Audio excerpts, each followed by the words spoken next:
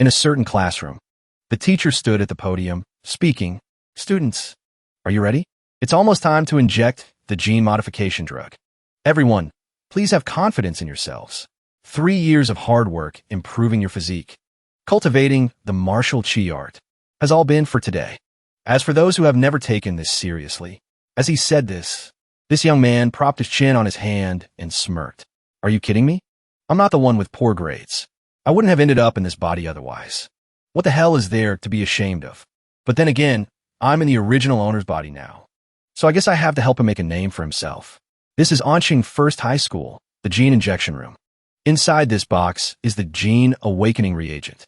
It contains the primordial genes of all the demonic beasts the human martial artists have collected. After injection, the body will absorb one of them to awaken. Usually, the stronger the physique, the stronger the demonic beast gene that awakens. The teacher picked up the drug and instructed, "Students, don't worry. After injecting the gene awakening drug, calmly accept this power." After that, students like Chen Bongfei and Mao Yinluo were called up one by one. After the injection, every one of them screamed in pain. Their entire bodies began to transform. He watched this scene, bewildered. After they injected the reagent, they all became very strange. They're even in pain. It seems this thing isn't easy to obtain. He decided to push everything aside and jab the needle straight into his neck. He was determined to risk it all. As soon as the drug entered his body, Yi's eyes turned blue, but something felt wrong. The teacher stared at him face to face, peered at him, and then spoke. "Student Yi, it seems like nothing has changed with you." He also looked dumbfounded and replied, "Sir, could the drug I injected be a fake?" Just then, a girl in a pink shirt stepped out of nowhere and taunted, "Haha. Everyone look, it seems he didn't awaken anything at all. A martial artist who doesn't awaken is like a bird without wings. Isn't he finished now?" Suddenly, a chill ran down his spine. His heart pounded. A strange sensation spread throughout his body. The system displayed a notification. Infinite monster template acquired. Host, Yi. Overall physique. Martial arts. Basic chi cultivation formula for students. Lanchan fist. Gang chi art. The girl in pink continued to step forward. Picking a fight. "What are you doing? If you didn't awaken, you didn't awaken. What are you pretending for?" At this moment, Yi's body trembled violently. His voice changed as he warned, "You all need to get away." The girl defied him. "Why should we? On what grounds?" Yi gritted his teeth and replied, "If you don't go now, it'll be too late." The moment he finished speaking, he let out a ferocious roar. A terrifying power erupted from him, sending her and the nearby students flying. Everyone was thrown into chaos. The impact is too strong. "Who awakened? I can't withstand this aura. What did you do?" Some people glanced over, thinking, "Is there someone stronger than me?"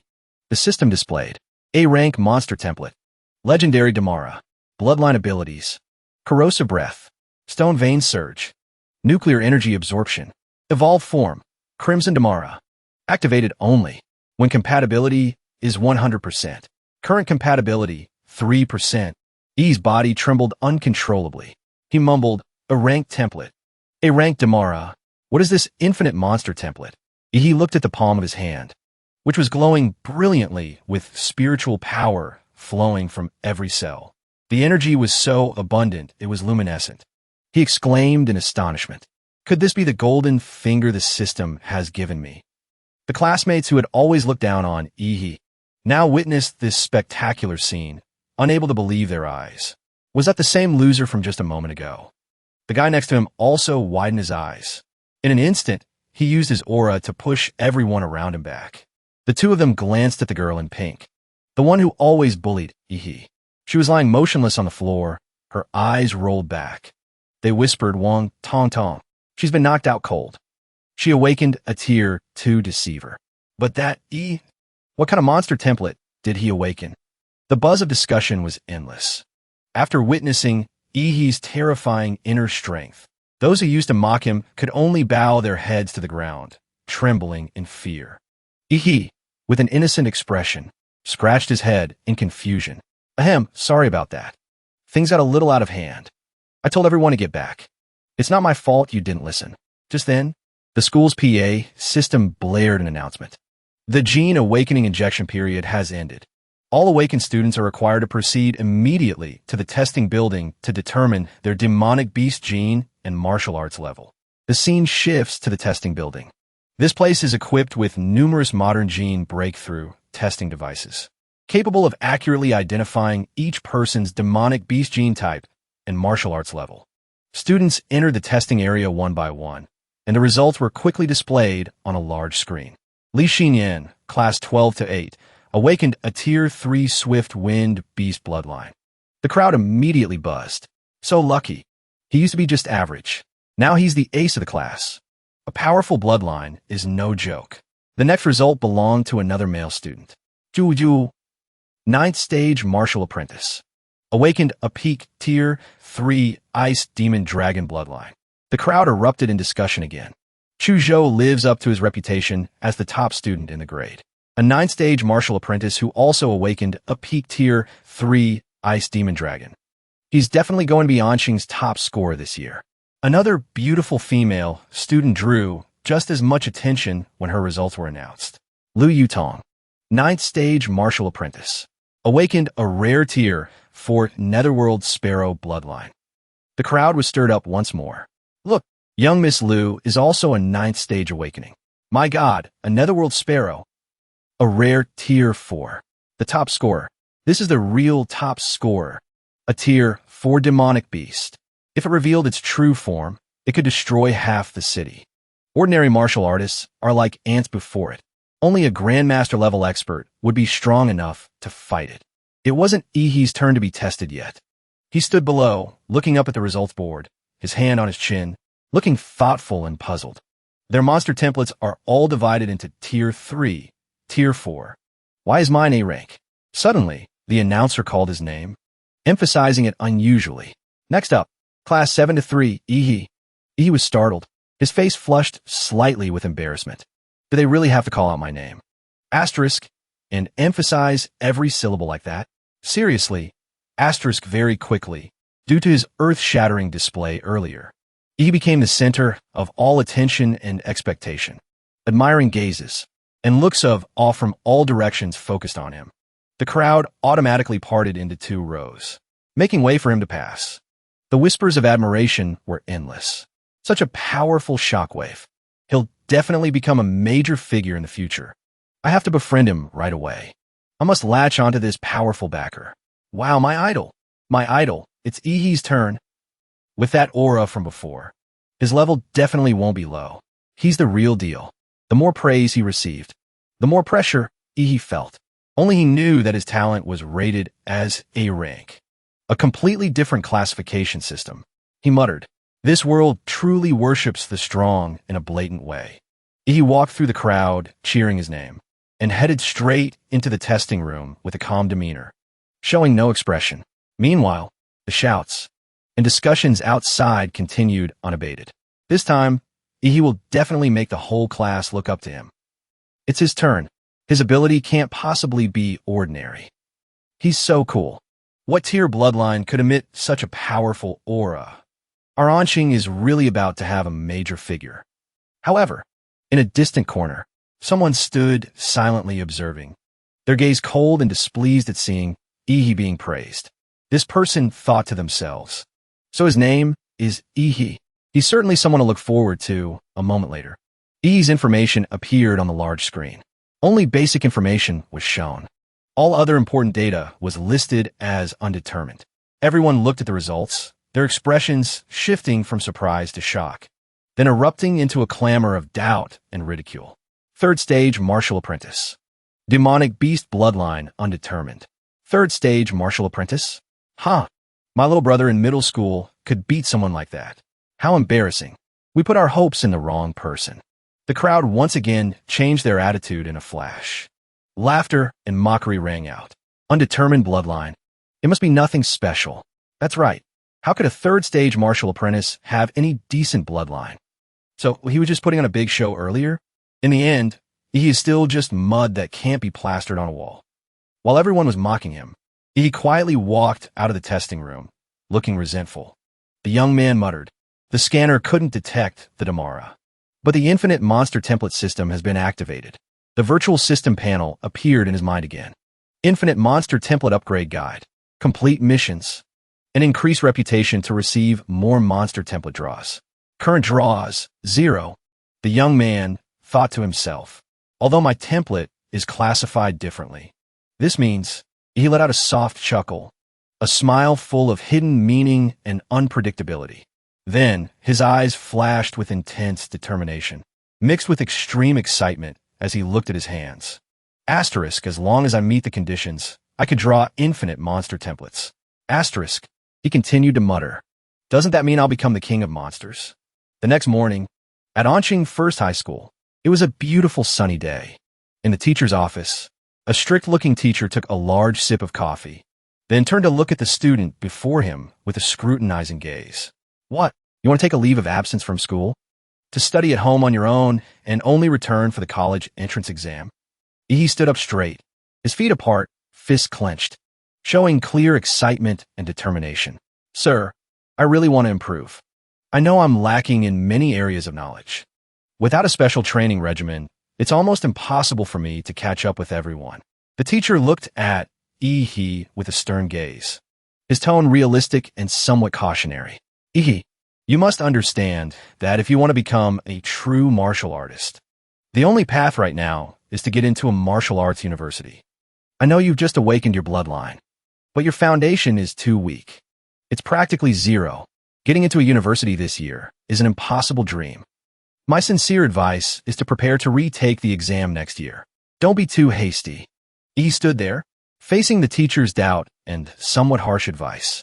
Unable to contain the determination in his heart, he immediately employed his ultimate technique of sincere pleading.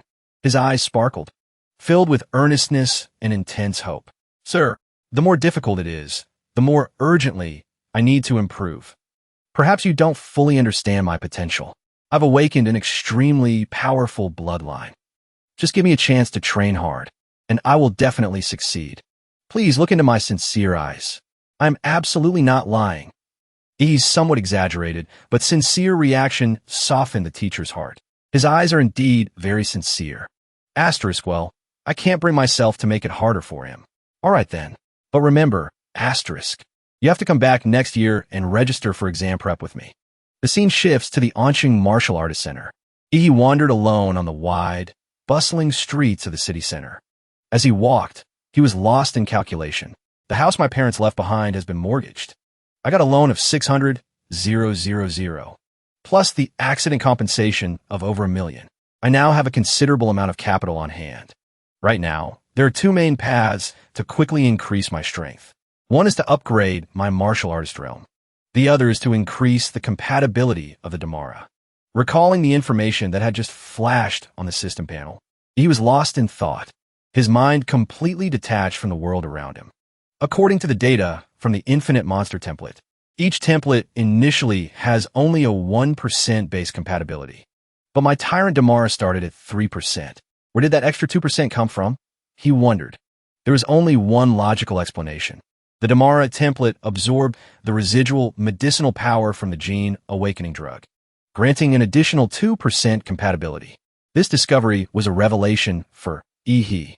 This proves that the common gene drugs in this world can enhance the abilities of my monster templates, he thought, compared to painstakingly training in martial arts step by step. The path of paying to upgrade compatibility seems much more suitable for me, having found a shortcut to rapidly increase his power. He couldn't help but feel excited. I have to buy gene-enhancing drugs as soon as possible. Entering the Martial Artist Center, he swiped his student ID at the security gate. At that very moment, a strange sensation washed over him. His eyes widened, his face showing extreme astonishment. In his special field of vision, he noticed that everyone around him was enveloped in a distinct layer of energy aura, clearly reflecting their awakened abilities. And most of the people here possessed powerful auras, a clear sign that they were martial artists with superior abilities. Unable to suppress his surprise, he exclaimed, "This place is full of martial artists who have awakened their bloodlines." After awakening the Tyrant Damara template, he discovered he possessed a special sensory ability. The Damara's life magnetic field could amplify his ability to sense the life signals of surrounding creatures. He could clearly feel the boiling blood and chi in their bodies, and even hear the primal growls of the demonic beasts latent in these martial artists' bloodlines. Immediately, a feeling of intense excitement surged in Ihi's chest. His eyes flashed with spiritual power. Asterisk martial artists. Demonic beasts. Asterisk. I can't suppress this boiling desire to fight. He chuckled softly, his voice a mix of confidence and arrogance. After all, the tyrant Damara is the king of monsters in this world, an emperor born to conquer every creature on this planet. Unable to control his emotions, he almost wanted to shout, "It's just that I'm too weak right now. I can only let the tyrant Damara endure for a little while. When I've grown stronger, I will show this whole world what a true king of monsters is." As he was immersed in his ambitious plans for the future, suddenly a hand gently tapped Ihi's shoulder from behind. "Hey kid, don't just stare at people like that, little one." Ihi jumped and turned around.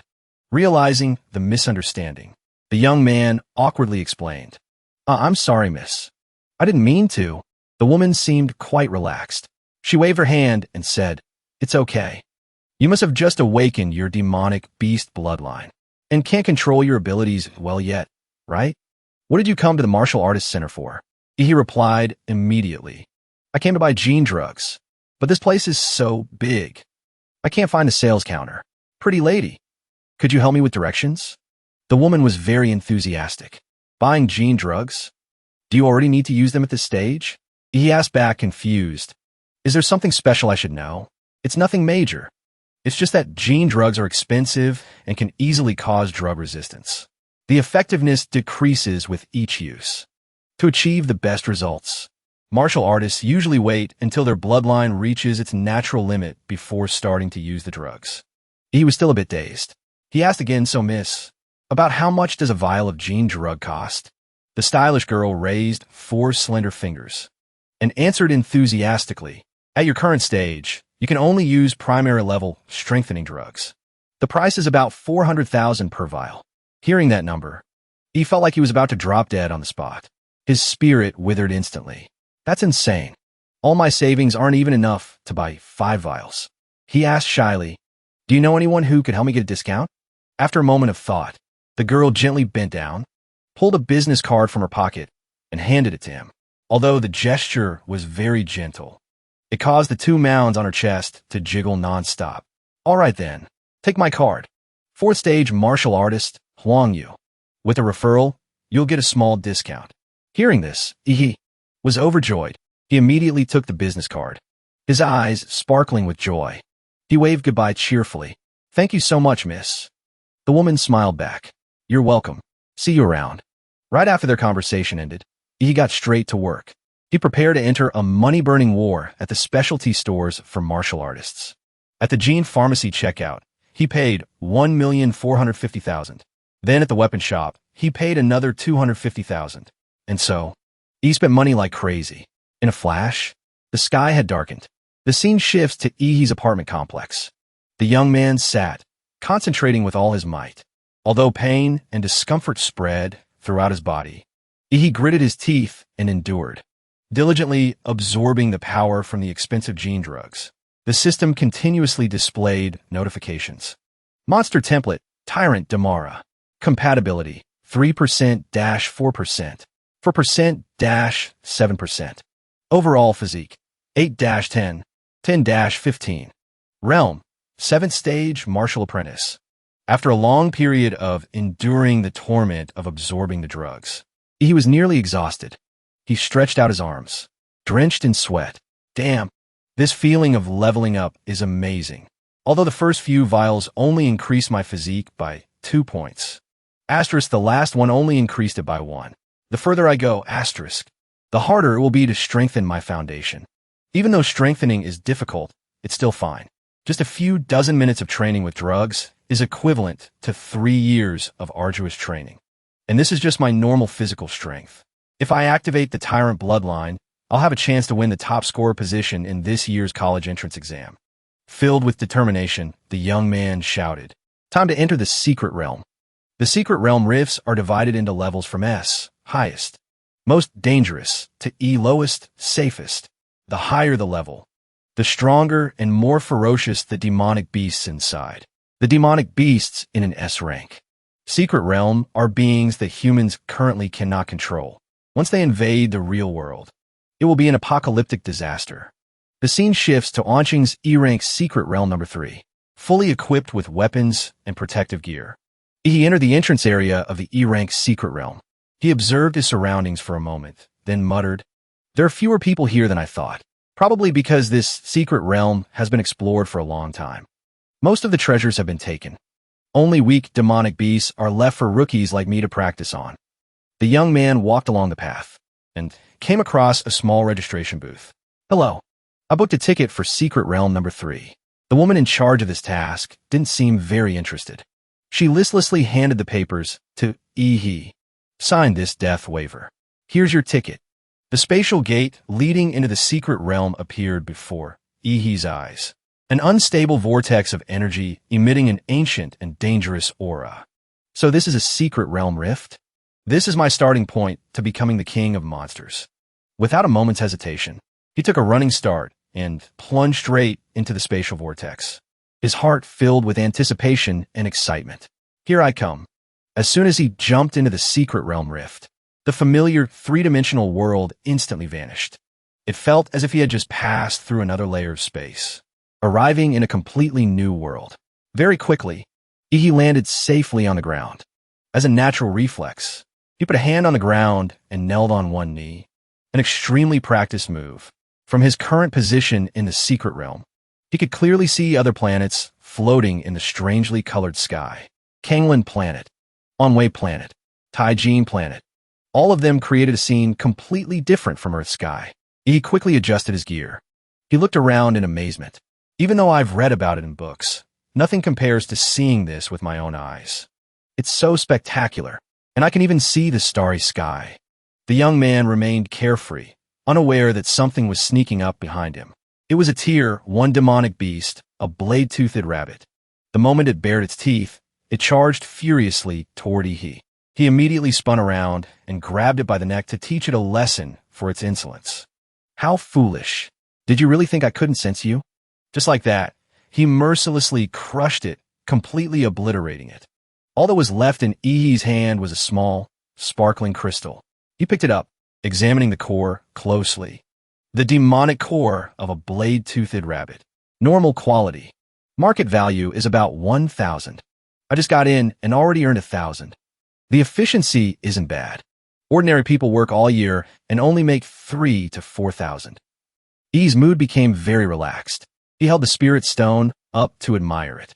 But collecting too many Tier 1 demonic cores isn't very useful. It's best to focus on hunting Tier 2 demonic beasts and above. But just then, behind him, an unusual movement underground made him jump and turn around. A giant, soft-bodied monster emerged. It writhed like a mutated earthworm, its body slimy, and hundreds of times larger than He.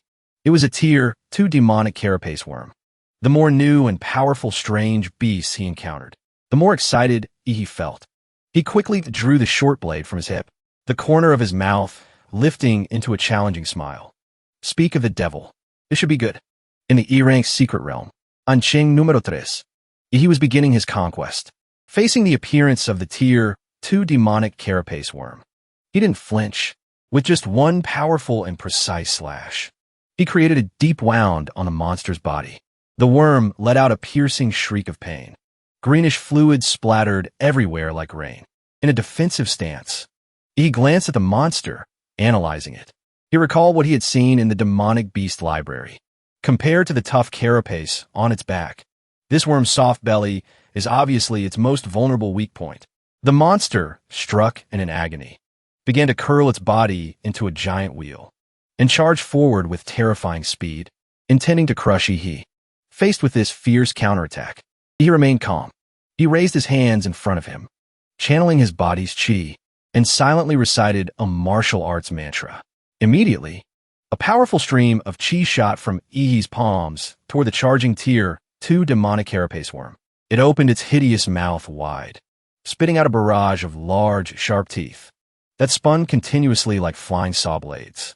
They flew toward He with dizzying speed, like a mobile guillotine. Getting hit by this would surely mean being cut in half. The young man seemed quite surprised. Whoa, it can even shoot its teeth to attack. After a series of incredibly clumsy dodges, Ihi's shirt got ripped. The young man was so annoyed he nearly went crazy. He roared and cursed. "You damn mutated monster! Do you have any idea how much this shirt cost?" He maintained a safe distance, his mind quickly analyzing the situation. Right now, a direct confrontation with this corpse worm is no small challenge. After all, without the support of my bloodline, no matter how strong my martial chi is, it's hard for me to unleash my full power. It's all because of that lazy original owner. His martial arts foundation is too weak. Now I can only go all out. After making his decision, I's eyes flew open. He pushed the chi in his body to its absolute limit. A powerful energy erupted outward. He shouted, "Tyrant! Damara Bloodline, activate!" Immediately, I's right arm transformed, covered by the hard scales and sharp claws of the Damara. A second later, I charged forward at an incredible speed, delivering a series of horrifying slashes across the monster's body. Its green fluid once again splattered everywhere like rain. Just like that, he had quickly dispatched the Tier 2 monster. He turned his head, wiping away his sweat and telling himself, "After my physique score shot up to 21 points, I can indeed easily deal with this Tier 2 corpse worm." He began to deactivate his transformed state. I need to disperse the nuclear energy accumulated inside my body. This feeling makes me feel like a jet engine. He looked back at his weapon. The short blade was already quite damaged. He picked it up and said in frustration, "This new blade is already corroded by the corpse worm's toxins. This 250,000 yuan piece of equipment is such poor quality.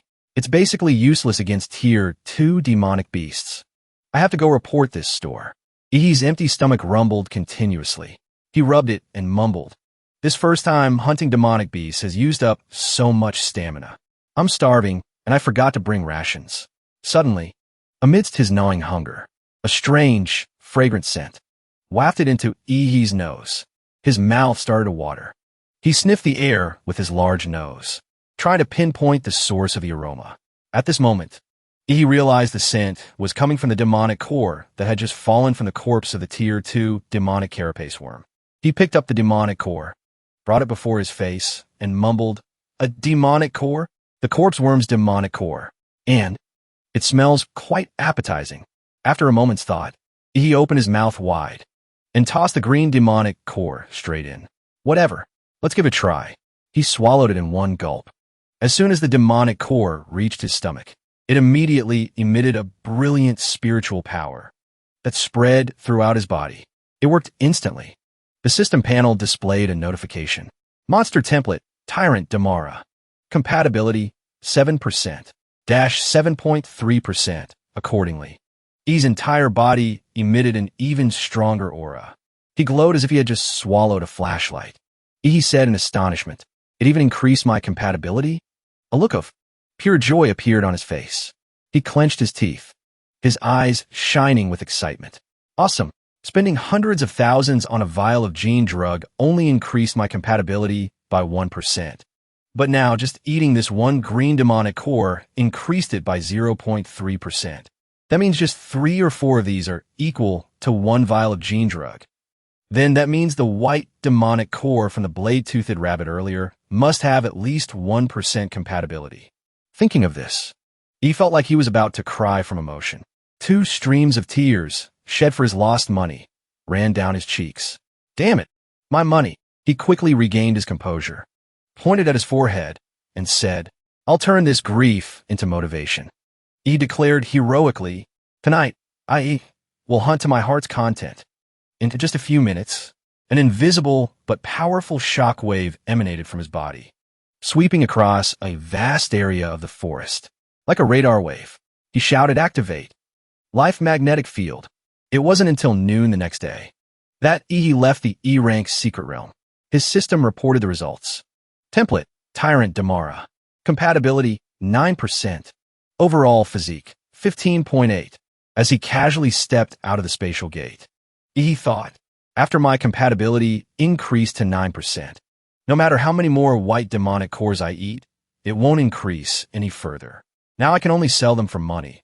a moment later, at the exchange counter in front of the secret realm gate, he poured out a pile of sparkling demonic cores. A total of 20 white demonic cores and 4 green demonic cores. The person in charge of the exchange counter was stunned by the quantity. Are you for real?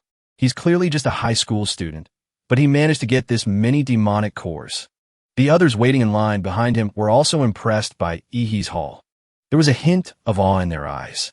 Ihi stood at the counter and said to the staff, according to government regulations, martial artists must hand over a portion of their harvest.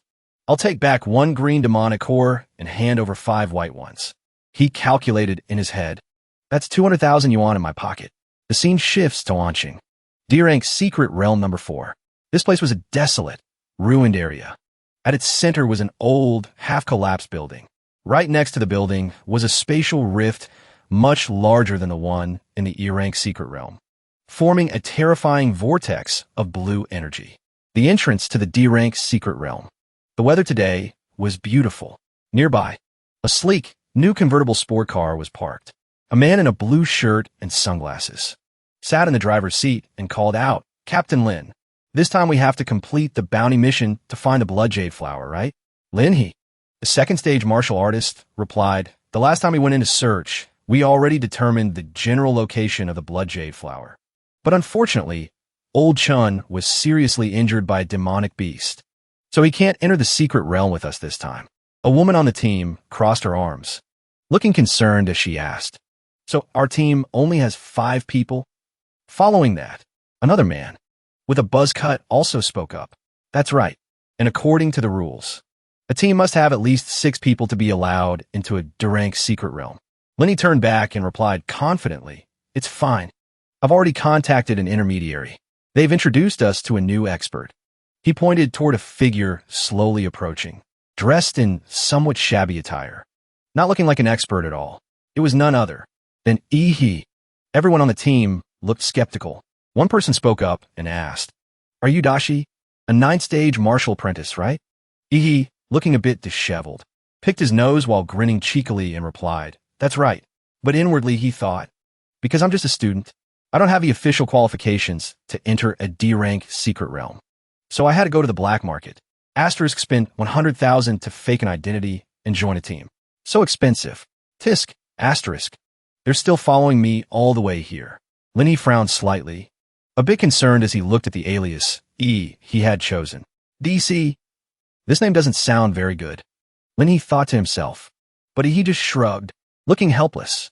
Can't be helped. Just read it however you want, Captain.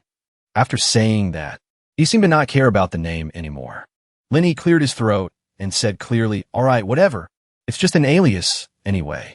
With your current 9th stage martial apprentice level, you're not qualified to enter a secret realm of this level. But our squad has decided to give you a chance to follow along and observe, to gain experience. In return, you are absolutely not allowed to get in our way. Understood, he replied curtly, his attitude indifferent. Whatever. He thought to himself again. A captain's responsibility is to explain everything clearly and carefully before a mission. He seems quite reliable, not like those people who just panic when something happens. With everything arranged, he and the other team members quickly boarded the off-road vehicle. All right, let's move out. This time, we must find a blood jade flower. Just a moment later, the whole team had passed through the spatial gate, setting foot on a strange planet. The ground was barren and desolate, with no green trees in sight. Captain Lin, he looked at the positioning device and announced, the blood jade flower is in the oasis ahead. Be careful. There's a tier 2 bloodline demonic beast guarding it. He sat in the vehicle, his chin in his hand, his gaze dreamy as he looked out the window. Last time, it was a tropical rainforest, and now it's a desert. These secret realms really do connect to very different worlds. Just as the vehicle drove deeper, a pack of demonic beasts resembling hungry wild wolves, with earth-colored fur, suddenly rushed out from both sides and chased after the vehicle. A team member in the back, on high alert, immediately reported, Captain, it's a pack of earth demon rats. They're approaching fast. Their target is us. Linhe remained calm, giving a decisive command. Huda, take care of them. Huda acted immediately. He raised his hands in front of his chest, and in a flash, Sharp short blades appeared on the backs of his hands. Buddha swung his arms back with great force. The daggers, filled with spiritual power, flew like lightning, embedding themselves straight into the heads of the earth demon rats, causing them to explode instantly. The spiritual power detonated on impact, shattering the rats' heads. Blood and flesh flew everywhere. Their pain screams echoed across the desolate desert. But Ihi's group's vehicle continued on at the same speed. Buddha sat back down, retracting his hands. His expression unchanged. He reported briefly. "They're dealt with." He glanced at his teammate, silently assessing him. Channeling martial chi into throwing knives. Asterisk, turning them into mini-bombs on impact. Faststern. This skill is truly formidable. The vehicle continued its journey. After traveling a bit further from a distance, signs of a lush, green jungle began to appear, completely different from the desert they had just passed through. The sky on this planet was strange. Many other planets could be seen clearly floating in the air, unlike the sky on Earth. Once they determined they were close to their target, the team decided to stop the vehicle. Everyone quickly got out, weapons at the ready, prepared to enter the dangerous area.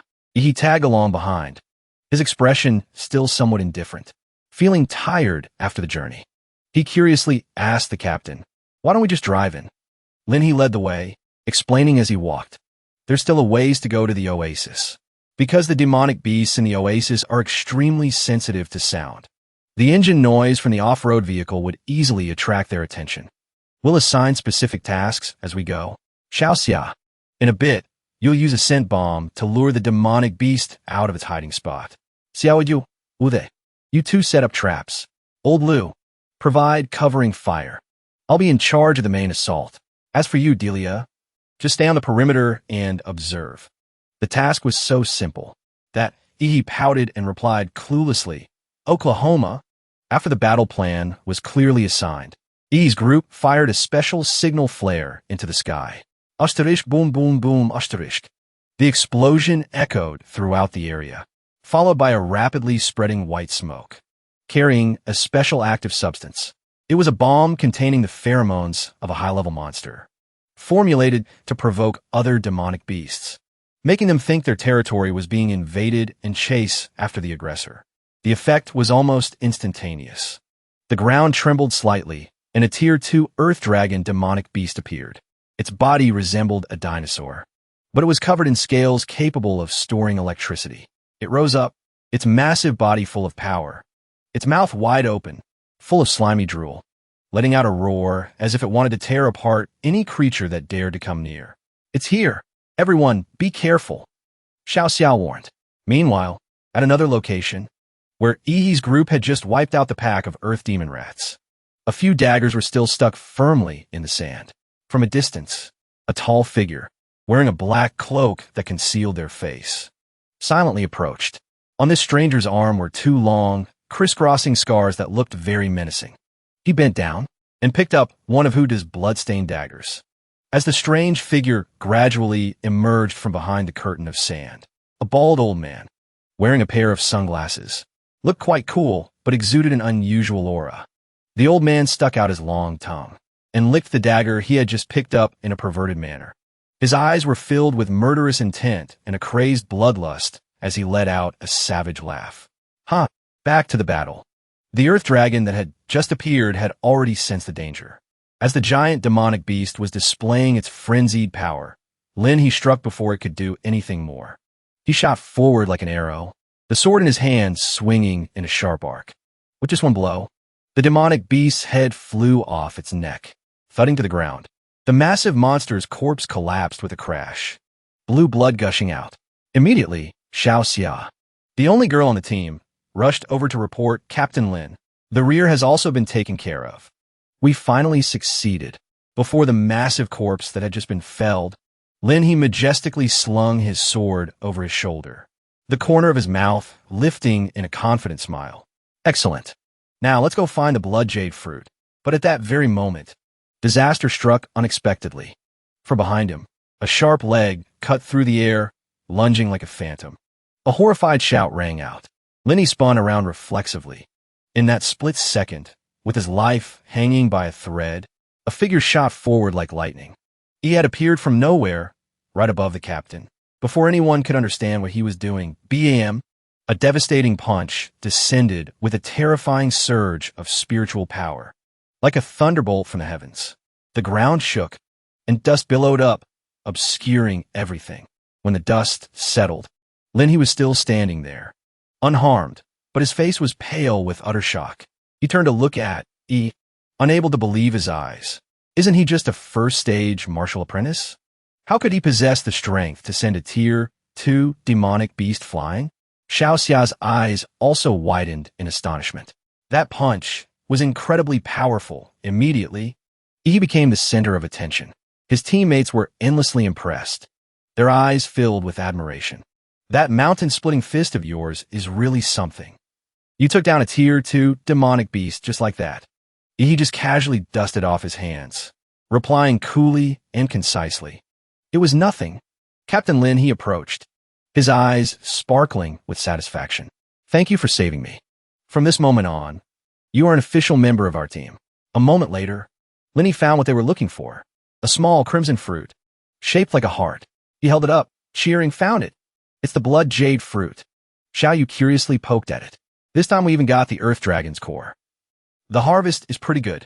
Xiaoxia looked at the bright red fruit, wondering, is this little red round thing really that valuable? Only Yi stood back, thinking to himself, I think that's the alias for the Sanus fruit. Linhee explained clearly, of course. This thing can significantly increase one's compatibility with their martial arts gene template. Although there were some surprises this time, in the end, we still successfully defeated the Earth Dragon and obtained the Blood Jade fruit. Just as Linhee finished speaking, a dry, stabbing sound rang out. The man named Huda, who had always been silent and walked behind Linhee, suddenly drew a knife and delivered a fatal stab from behind. He wore a gleeful smile, his voice filled with triumph. Haha, it's not that simple, Captain Lin. The sudden scene left the entire team stunned for a few seconds. Captain Lin, what's happening? Linhee immediately whipped his head around and used his hand to fight back. What the hell are you doing? Huda had been prepared. He quickly dodged and retreated a few steps. At that moment, a strange figure stepped out from behind.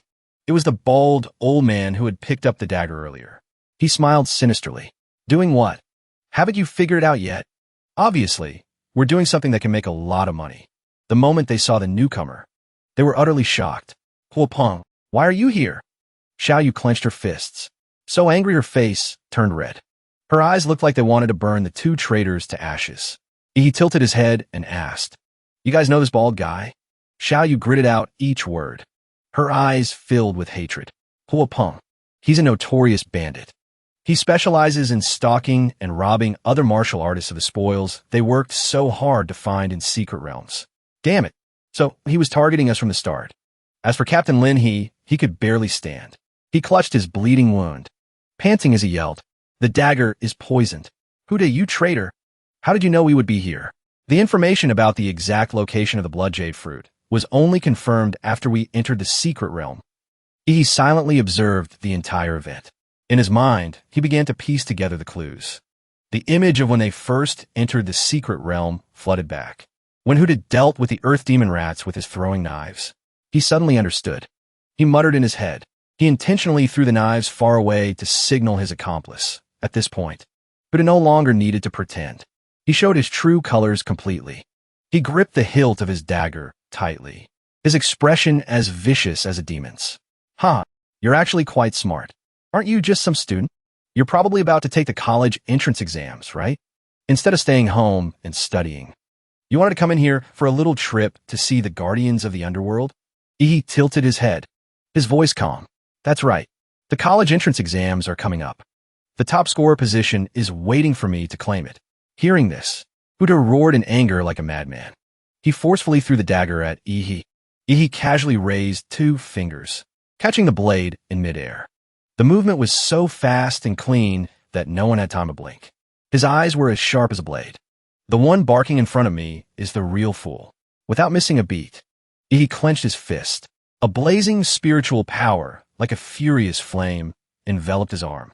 His face became chillingly cold. So filthy. Time to take out the trash. Seeing this, the bald Huopeng couldn't sit still either. He gritted his teeth. the veins on his head bulging. He roared in anger. "You're quite interesting. Ude, I want his head." Upon receiving the order, Huda didn't hesitate. He unleashed all his spiritual power, executing his most ruthless ultimate technique. Countless daggers shot out like a rain of metal, so dense and fast it seemed impossible to escape.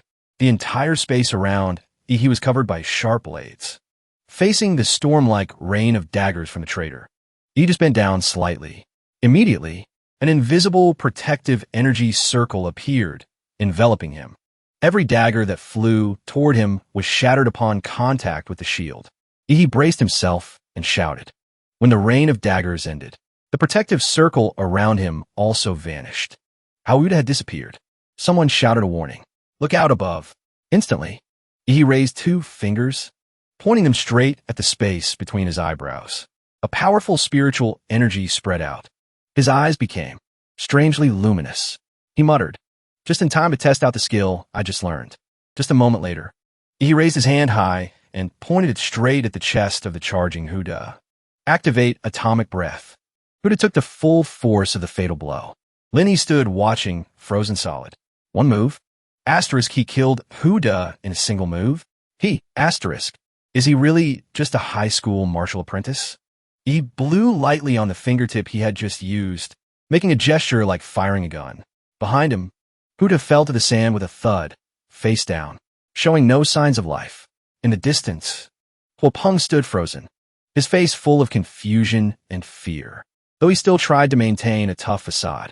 "Jeanart, you're a descendant of which great clan?" He casually stood up straight, his hands in his pockets. "Exudino amistakabli kuroha. Clan. I'm from the tyrant Damara clan. So, do you want to kneel and beg for mercy?" Right behind him, a faint illusion of a giant beast appeared majestically before vanishing in a flash. Hearing that sarcastic remark, Huapeng's face turned purple with rage. He roared in a fit of fury and unleashed his full power. "Kid, even if you have gene art, you can't make up for the difference in our martial arts realms." Immediately, Huapeng's body began to transform. A thunderous roar echoed. His muscles bulged and swelled, and coarse fur sprouted all over. In the blink of an eye, he had transformed into a giant, ferocious black bear. Behind him was the true form of a bear beast, its mouth wide open, full of sharp teeth. Without hesitation, Huapeng, in his giant bear form, charged straight at Yi, activating his martial skill, Mountain Shaking Strike. Yi remained relaxed. He first attacked his opponent's lower body. Right after, he used his familiar finger-pointing move again, shooting a stream of spiritual power from below, aiming straight for the leg. "Arg, my leg!" Huapeng roared in pain, realizing he couldn't defeat Yi that way. He changed his tactics. He crouched low to the ground, using his giant bare hands to sweep across, intending to grab his opponent. But he was as fast as lightning, leaping into the air, neatly dodging the attack. Not to be outdone, Huapeng also jumped up after him, determined not to let his prey escape his grasp. A second-stage martial artist is indeed different. Even though I unleashed a powerful blow with atomic breath, he still had to admit that it wasn't enough to completely melt that giant ankle. The 2 massive paws were closing in, now just inches away from him. The murderous intent in Huapeng's eyes surged, clearly showing his intention to crush his opponent without mercy. A loud explosion rang out as the 2 bare paws clapped together, creating a shockwave that kicked up dust all around. But he had missed. At that moment, he had vanished from his original position. He hadn't just dodged. He had used that moment to teleport behind Huapeng, his hand already charged with spiritual power, ready to strike. Done yet. Now at my turn. He clenched his fist, his entire body brimming with power. A blazing stream of spiritual power, like a raging fire, enveloped him. When the energy reached its peak, he attacked without hesitation. Huapeng's massive body, after being hit by the palm strike, reverted to its human form. His body was covered in scorched bruises. Yi's hands were still faintly steaming. Those who had once looked down on him could now only stare in astonishment. No one could have imagined that. The weak high school student they once thought he was possessed such terrifying power. So strong. But Huapeng still didn't know fear. His face was bruised. his body covered in injuries, yet he stubbornly forced himself up, roaring with resentment. You dare to infuse poison into your gene art. You despicable coward. A vile martial artist like you will surely be punished. I curse you. He had clearly misunderstood the nature of Ihi's power. And that curse was the last straw. Ihi's eyes flew open, a crimson light flashing in his pupils. He clenched his fist, his voice low and chilling to the bone. Many have wanted to curse me. What makes you think you're so special? At the Anqing Central Stadium, the biggest university recruitment event of the year was taking place. To celebrate this event, the state had even mobilized a squadron of performance aircraft. Banners were hung everywhere, and flags filled the sky. A passionate voice boomed from the speaker system. Welcome, everyone, to the annual high-level martial artist selection. I just want to say one thing. May your martial fortunes prosper. The person holding the mic was a handsome, dapper male MC, standing before a live camera. Behind him, the stands were packed with people. A fervent atmosphere spread throughout the stadium. This year, the exam will use a direct combat competition format on the martial arts stage. Contestants will be randomly matched. It's a single elimination tournament. Win and you advance. Lose and you're out. The exam will take place over 3 days. The first 2 days are the preliminary rounds. Each contestant must overcome 3 tough matches. Those who remain will enter the decisive 3rd day, competing to win the single top scorer position. You all carry the future of humanity. For yourselves and for humanity. Showcase your true strength. I declare the Anqing College entrance exam officially open. As soon as the grand declaration ended, the entire stadium erupted. The sounds of clashes and roars echoed from all 4 martial arts stages simultaneously. On the first few stages, the female contestants were no less fierce than the men, making the atmosphere even more breathtaking. However, an unexpected development caused thousands of eyes to simultaneously turn to martial arts stage number 6. Martial arts stage number 6? It seems something has happened. The MC looked at the screen in confusion, his hands quickly checking the controls.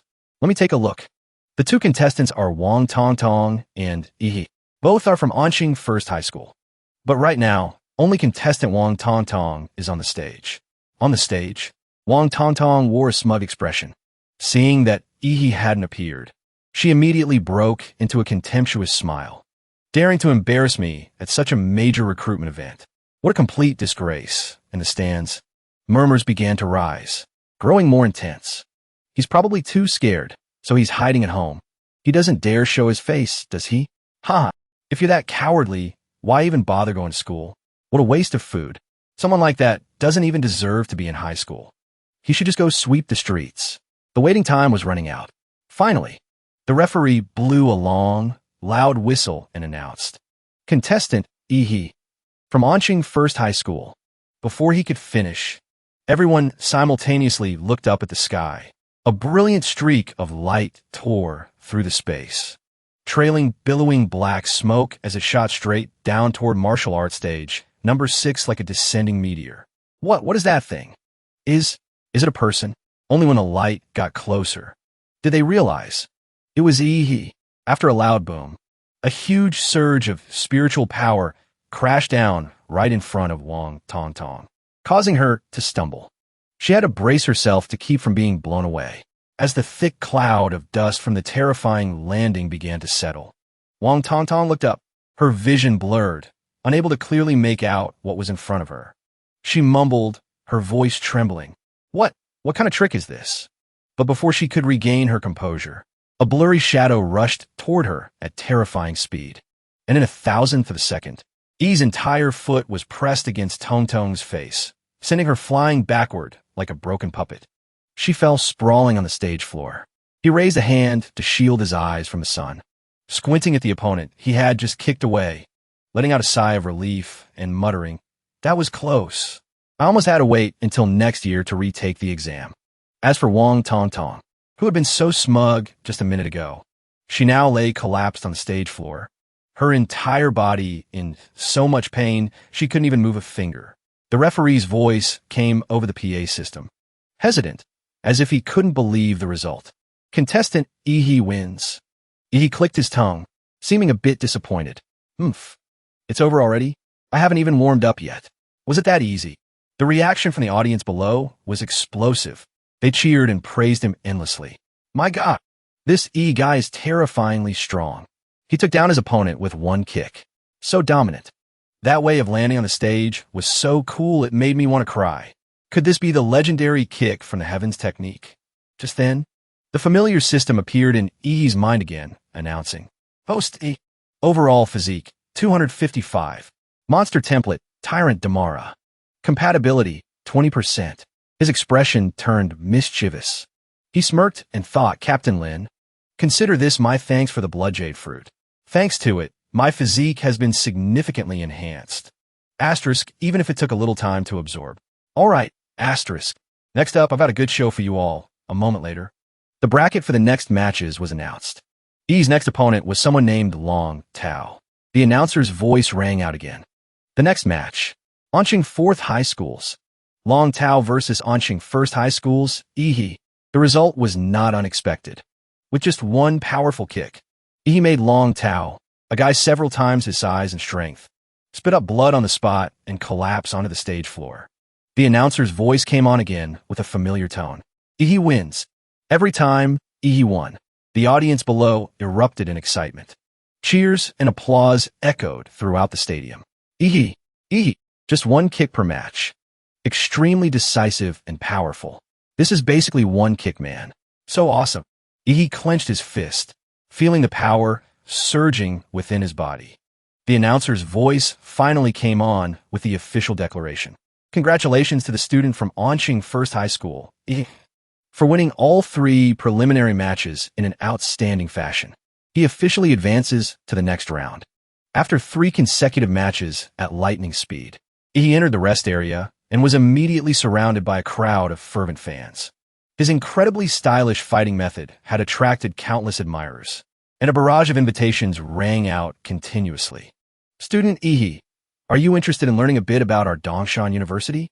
We have many great offers. Student Ihi, add me on Facebook. It's Tony. Student, although we're just a private university, our grants and scholarships are extremely generous. Take a look. Student Ihi, our university is in great need of powerful talents like you. Student Ihi, have you decided which university you want to apply to yet? Despite the many tempting offers awaiting him, Ihi seemed to have already made his own decision. He glanced around the crowd, his determined gaze stopping in the middle of them. His voice rang out clearly and decisively. My dream university? But my goal is to get into Huadu University. The moment he said it, the atmosphere immediately changed. The people who had been so welcoming before now did a complete 180. Their gazes turned cold. They began to make sarcastic and mocking remarks. Oh, you've only just made it to the regional finals, and you're already this arrogant? When you get eliminated, you'll come back begging us. Ihi, if you fail the exam, remember to contact me. There will always be a place for you then. The sudden change in attitude left Ihi bewildered, even a little startled. He muttered, You've got to be kidding me. You guys have that little faith in me? But Ihi couldn't blame them. Huadu University, the prestigious martial artist university of the Xian nation, was truly the holy land for all young martial artists. However, a strange smile appeared on Ihi's face.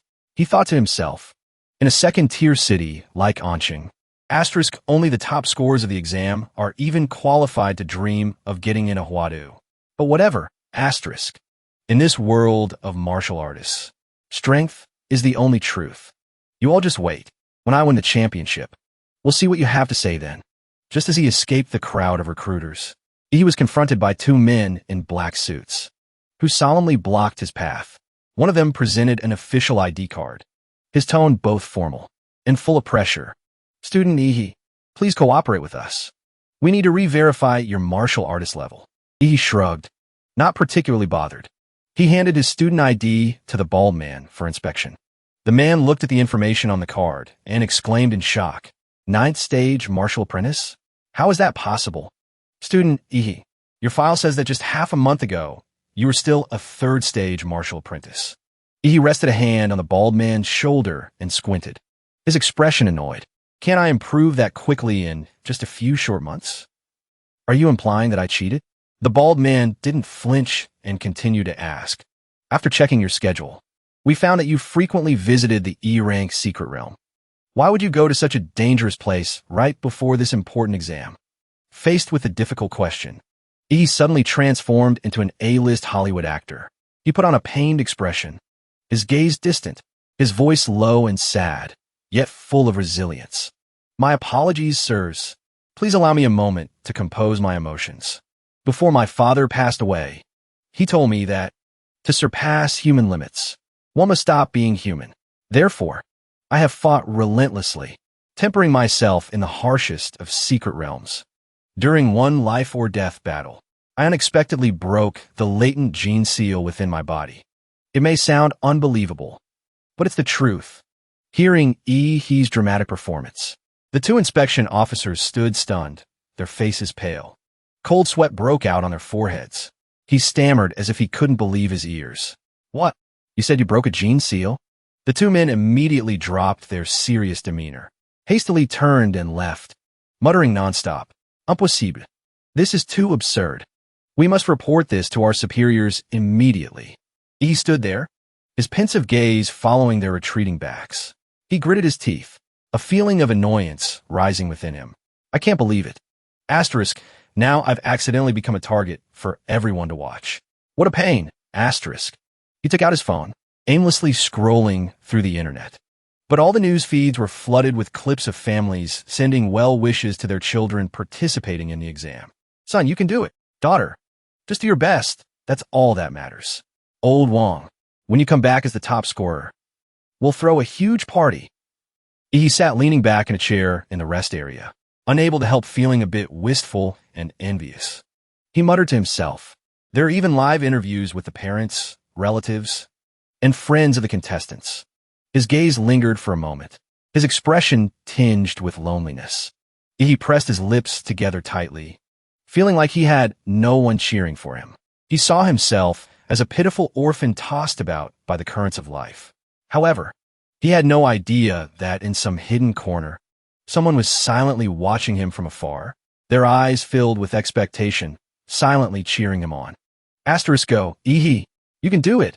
Asterisk. It was his homeroom teacher, the one who had agreed to let study at home.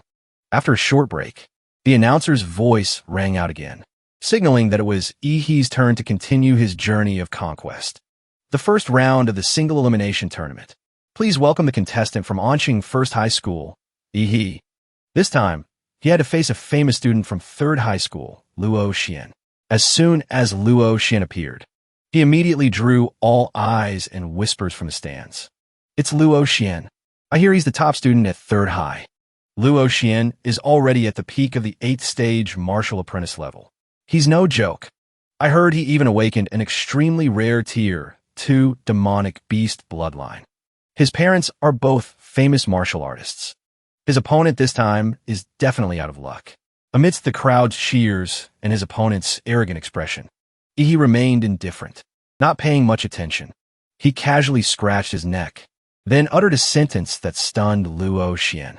You can go first. This challenge, full of disdain, was like a hard slap to Luo Xian's face, making him feel deeply humiliated. Luo Xian gritted his teeth, his voice growling, murderous intent radiating from him. Huh, do you not know who I am? Faced with that furious aura, he just shrugged, replying in a tone so casual it was almost provocative. Whether I know or not doesn't affect the outcome of the match. Luo Xian completely lost control. He roared in anger, the spiritual power within him erupting so violently it seemed about to explode, making the entire stage tremble under the immense pressure. Huh, you're not wrong. But in the end, I'll be the one who wins. As soon as he finished speaking, he channeled all his power into his right arm. His fist clenched, emitting an intense light of energy. Like a rampaging beast, Luo Xian roared and charged forward. I hope your luck is good enough. At least enough to not die right here. In that instant, he activated his rare bloodline ability. His right arm transformed completely, becoming a giant, pitch-black demonic beast arm, covered in steel-hard scales and razor-sharp claws. In a flash, that terrifying arm shot straight toward Ihi's face. an attack that seemed intended to end the match instantly. But he wasn't scared. He didn't flinch at all. He casually raised his hand, using his bare hand to catch the charging demonic beast hand. E's voice was low, just loud enough for the two of them to hear. Your aura isn't bad, but it's a far cry from that old bald guy, Hopong. With what seemed like a simple squeeze of his hand, he caused Luo Xian so much pain that his face turned pale. Cold sweat broke out, and he trembled as if he were facing a real monster. My hand! He could only stammer in terror. He didn't miss the opportunity. He raised his other arm, gathered his strength, and brought it down in a chop like a falling axe. A terrifying force, accompanied by a brilliant surge of spiritual power, crashed down. Luo Xian's entire body was slammed into the stage floor, causing the ground around him to crack like a spiderweb. He stood there, a cold smile on his face, cruel and arrogant. He didn't look like a contestant at all. And just like that, the referee announced, launching first, he wins. The murmurs grew louder and more frequent, and the spotlight was now entirely on He. Just one move, and the person he defeated was the seated contestant, Luo Xian. Damn! Luo Xian's aura was pretty strong. How did he end up on the ground in a flash? His strength is on a completely different level from the other contestants. The gap is just too big. He, ever the nonchalant one, stood there wiggling his fingers as if it were nothing. The girls in the audience went wild. So handsome. Hubby, I want to have your babies. The entire stadium erupted. Even though he used his hand this time, it still only took one move. So strong. He lives up to his name, one kick wonder. I'm starting to like you. He can definitely make it to the finals. One after another, injured contestants were carried off the stage, some barely conscious, others completely knocked out. In a hidden corner of the competition area, a student watched silently, his gaze intense, as if he had realized something. He muttered with a mix of doubt and respect. Is that he? He's worthy of being someone I admire. I will definitely defeat him in the final match. Right then, in the special monitoring room of the Huadu University Admissions Committee, E's explosive performance had also immediately caught the attention of many important figures. A man of authority pointed at the large screen, his sharp voice ringing out. Within half an hour, I want his entire file. Immediately, his subordinates complied in unison, acting without a moment's hesitation. At the same time, in another arena, the atmosphere was heating up by the minute. The MC shouted excitedly into the microphone. The second match of the promotion round is about to begin. The center of the audience's attention were two beautiful and outstanding girls who caused a stir throughout the arena. Damn, a battle between two genius beauties. I have to keep my eyes peeled for this. One of them was a girl with long, wavy hair and a trendy short skirt by Shaoling, the queen of second high school. Her crimson lips curled into a disdainful sneer. She pointed directly at her opponent. Young Miss Liu, I absolutely hate that robotic expression of yours. Facing her was the aloof flower, Liu Qingzhu from first high school. In contrast to the provocation, she remained coldly silent, her eyes like a frozen lake. The stands below were buzzing with excitement. I love watching beautiful girls fight. I'm drooling. All you perverts, shut up. The referee's whistle blew decisively, signaling the start of the match. Qingzhu's silence only fueled Xiaoling's anger. Without another moment's hesitation, she immediately charged forward, unleashing a storm of kicks. All right then, let's see if you can maintain that expression. When I knock you to the ground. Qingzhu didn't let herself be cornered. She calmly raised her hand, transforming energy into a sparkling circle of spiritual power that appeared before her. She shouted, martial skill, Liu family's secret art, floating silk illusion. The layer of spiritual power swirled, shooting out to press down on Xiaoling's kicking legs. The dazzling light completely suppressed the force of the attack, even as Xiaoling continuously leaped high, attacking with both hands and feet. Qingzhu calmly parried her blows. During their spectacular mid-air battle, murderous intent flared in Xiaoling's eyes. She roared in anger. Get serious. However, it was clear that Xiaoling's offensive was not as effective as usual. The moment her hand touched Qingzhu's chest, her entire arm was immediately ensnared in the circle of spiritual power. Suddenly restrained, Xiaoling's face turned pale with panic. She screamed in her mind, asterisk, damn it. It's a trap. Asterisk. Unable to pull her hand out of the wave of chi. She completely lost the initiative. This was the golden opportunity to end it. Qingzhu said nothing more, focusing all her spiritual power into a punch that erupted with brilliant light. The battle between the two young women not only left the audience breathless, but also made the MC unable to contain his excitement. A Xuanhuang rank martial skill. A college entrance exam contestant has mastered a Xuanhuang rank martial skill. Talent like this doesn't need to be proven through exams anymore. She could be specially admitted to Huadu right now.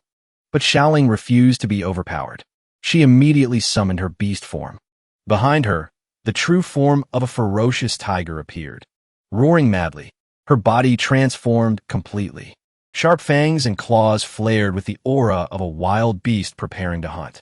This girl has tamed a Tier 3 King-level bloodline, the Phantom Tiger King. Before he could finish, the surroundings were already in an uproar. A King-level bloodline. They're already difficult to control. And it's a ferocious beast like the Phantom Tiger. This immediately made the other girl's strength a huge question mark that no one dared to underestimate. On the stage, while still holding the advantage, Xiaoling didn't hesitate to provoke her opponent. Let me see that Netherworld Sparrow bloodline of yours. But instead of a powerful retort, Qingzhu simply uttered a soft, dismissive phrase. This is enough. That reply was the last straw, causing Xiaoling to explode with anger. This is enough. How dare you say that to me? Who below the rank of martial artist can stand against me? The stage instantly turned into a fierce battlefield. Xiaoling threw a punch at her opponent's face.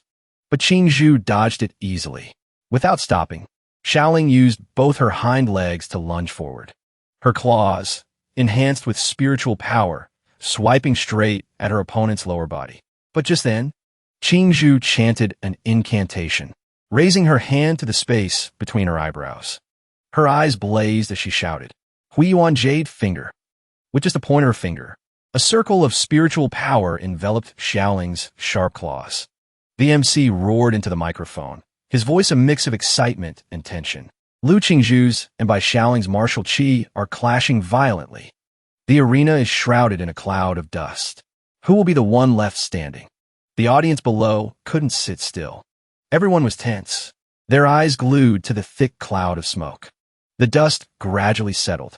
One figure appeared first. It was by Xiaoling. She stood there, her hair fluttering, her expression tough but somewhat weary. The MC shouted excitedly, It's by Xiaoling. She's still standing on the stage.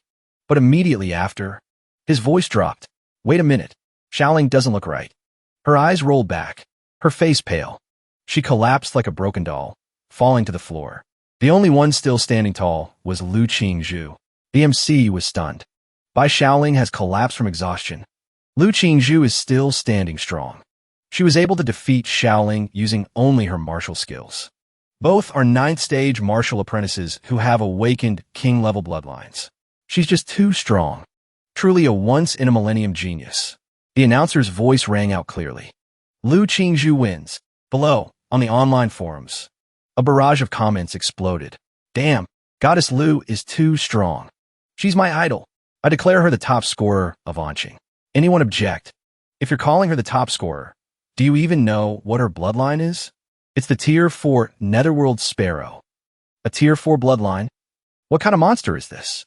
Even ordinary martial artists couldn't beat her. Next up was the drawing for the quarterfinal round. The announcer's voice rang out. Ihi, the representative of Anqing First High, was called. He stepped up, his posture calm, neither rushed nor tense. He simply put his hand into the lottery box and drew a ball with a letter carved on it. He held the ball up to his eyes, raised an eyebrow, and said, "Hey." Just as he finished, another student approached, a friendly smile on his face. Me too, eh? Looks like we'll be facing each other. The tall young man smiled and introduced himself, as naturally as if they had known each other for a long time.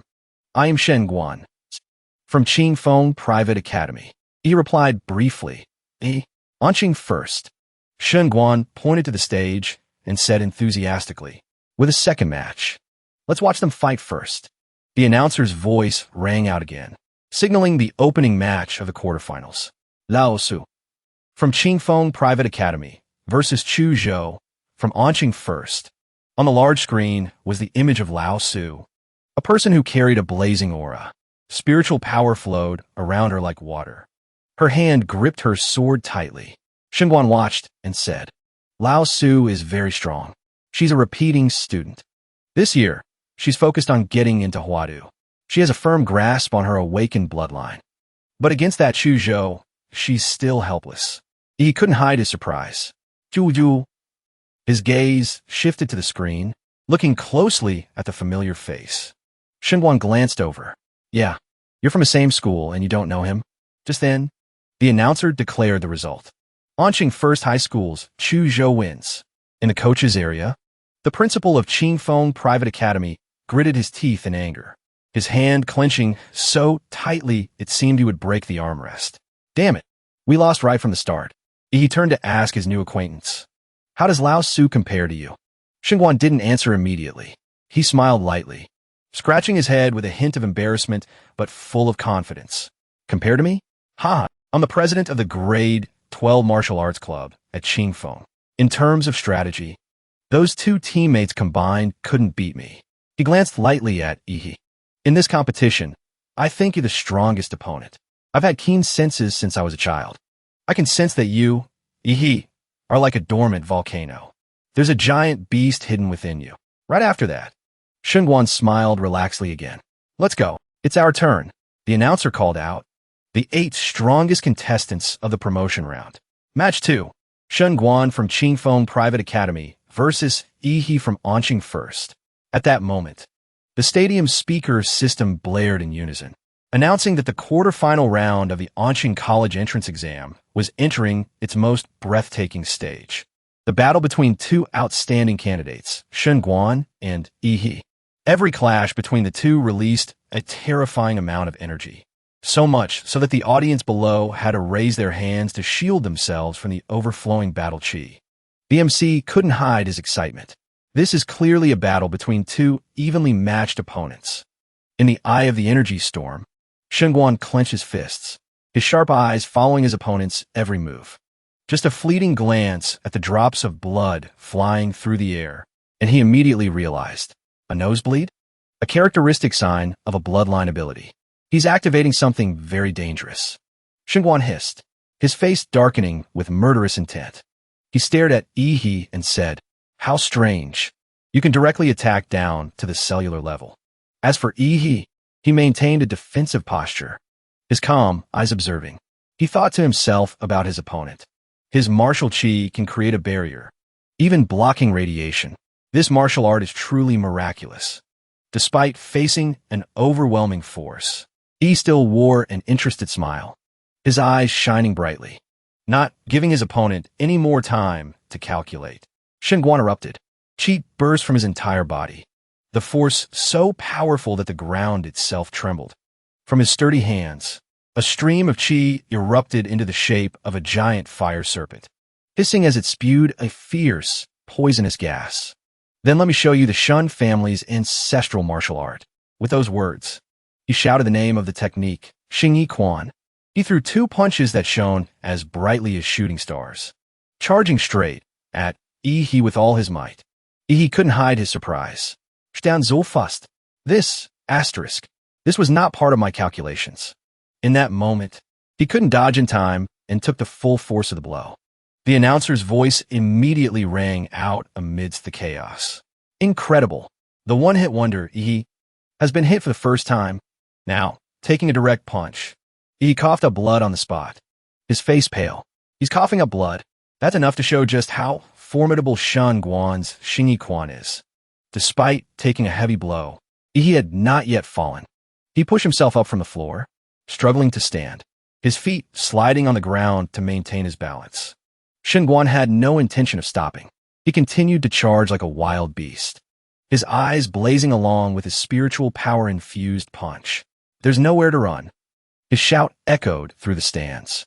Behind Shengguan was the image of a giant black bear, radiating à fiers mur de aura. His physique has been enhanced more powerfully than ever before. Every step he takes cracks the floor beneath him. He is forced into a defensive stance once again.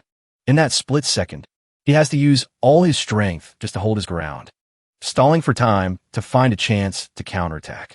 Not only is he physically strong, Shunguan is also fused with martial chi, dealing double the damage. The previous opponents were all mediocre.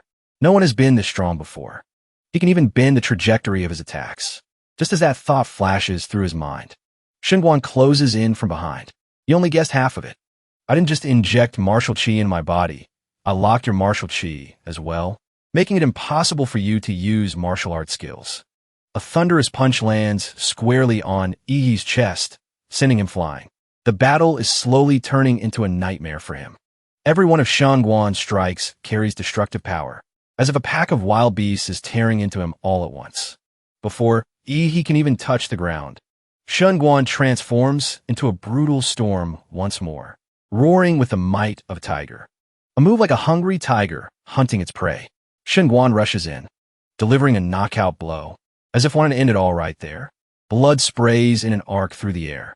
The heavy attack knocks Ihi out cold on the spot. But Shunguan doesn't stop there. A look of crazed satisfaction fills his eyes. From above, he spreads his arms like an eagle spreading its wings, his whole body radiating a dangerous aura. Ihi, you can't beat me. He only has time to raise both arms to block. The space trembles as a massive pillar of spiritual energy crashes down like a thunderbolt. As the dust slowly settles, Shunguan's silhouette emerges, arms crossed over his chest, smiling as if victory is already in the palm of his hand. Huh, that felt good. The loudspeaker announces, Shunguan's combo attack has left Ihi unable to defend. Medical staff, please get ready to enter the arena. Suddenly, a low, dull sound echoes from the thick smoke. Shunguan's eyes widen as he notices something. Something is moving. And then huff pant. A dark aura surges upward.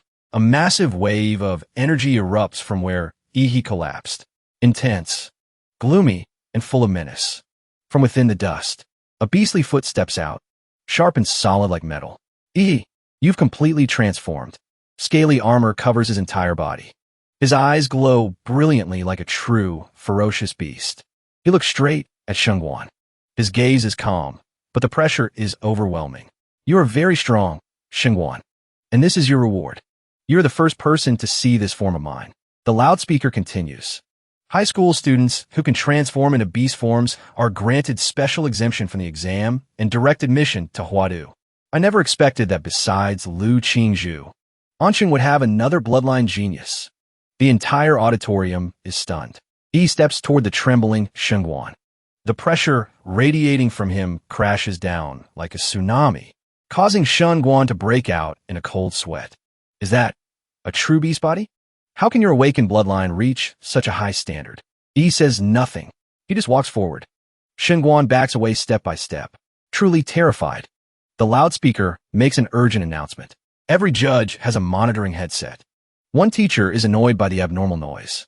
Suddenly, he stands up abruptly, his eyes wide with shock as he stares at the screen. What is this? Radiation levels are off the charts. The indicator displays 9,999,999. Right after Ihi unleashed his true beast body, the judges immediately detected the danger and didn't hesitate to cover the arena with martial chi, aiming to contain the leakage of the extremely dangerous nuclear energy emitting from his body. In the stands, the atmosphere explodes. Murmurs and shouts erupt everywhere. Is this Ihi's awakened bloodline? Holy crap. Does anyone know what bloodline he awakened? I study at #1 high school. I heard it was a nameless bloodline. How can it be nameless when it's this strong? Seeing this, Ihi glances over with arrogant eyes, smirking as he thinks to himself. It seems Blue Star doesn't have dim mola creatures. No wonder they don't know. Meanwhile, on the other side of the battle line, Shunguan is in a total panic. He wipes the blood flowing from his nose, gasping and muttering in fear. My nose is bleeding again. My layer of martial chi can't block his energy. It seems I can't drag this fight out. Driven into a corner, Shunguan no longer held back. He immediately unleashed his full power, awakening his own profession. Behind him, the image of his true form, a baboon with a ferocious red nose, appeared. It opened its mouth wide and roared, creating a fierce pressure. Shunguan's body tensed accordingly, strengthening to its maximum to prepare to fight back against Ihi. The announcer's voice echoed through the stands, as if declaring the arrival of a world-shaking battle. Another Tier 3 King-level bloodline. This competition is full of experts. Shunguan didn't hesitate. He combined the power of the baboon with the fiery punch of Python, pointing straight at E, unleashing the most intense attack of the match so far. But in the face of this frenzy, he remained chillingly calm. He didn't rush to dodge, but instead strengthened his own power, his surging spiritual power countering the incoming attack. As the two were about to collide, Yi shouted, "Martial Chi." Shunguan continued to charge, hoping to end the match with a decisive blow. As soon as the attack ended, Shunguan froze. My hand. If I hadn't dispersed the force of the blow in time, I'm afraid my entire arm would have been shattered. So much for my boasting. How embarrassing at this moment. He advanced with slow but powerful steps. You are excellent, but that doesn't mean you can change the outcome. The announcer's voice boomed across the stands, capturing everyone's attention. In this quarterfinal match of the college entrance exam, a Tier 3 King-level bloodline has appeared. And on the other side is a demonic beast bloodline, so strong it cannot be identified. This is truly a rare sight. On the stage, Shunguan frowned, concentrating intensely on his opponent. Damn. After awakening his bloodline, he is unpredictably strong. I can no longer suppress his martial chi. My only option now is to temporarily retreat. But while he was still thinking, he had already acted. Each footstep was like a clap of thunder, his aura surging as he closed in. He rushed forward, his sharp claws raised, his eyes cold. He spoke with a confident smile. Hey, big guy, stop daydreaming. Not giving his opponent a chance to react, he unleashed a series of combos with explosive force. Punches like thunderbolts rained down on Shunguan's massive body. However, Shunguan was not easily defeated. In a flash, he seized an opening to counterattack, unleashing a twisting, coiling punch wrapped in extremely powerful spiritual energy. The flexibility of the attack caught Yi by surprise. His arm was locked. Immediately, he used the momentum to leap into the air. Just a second later, a giant foot stomped down from above. The force was so great that the entire stage cracked. And yet, right in front of him, Yi stood tall, without a single scratch on him. His two eyes glowed brightly, his arms crossed in a majestic stance. Then he simply lifted his foot out of the collapsed section of the floor and said coldly, "Now it's my turn." Right after he spoke, spiritual power gathered around him like a swirling storm. Just as he was about to strike, his opponent dropped to his knees, trembling as he surrendered on the spot. The completely unexpected action made Yi freeze, a look of confusion on his face. Before his eyes, Shunguan was kowtowing repeatedly, muttering nonstop, I surrender. Big brother. I'm ready." A series of question marks appeared in Yi's mind.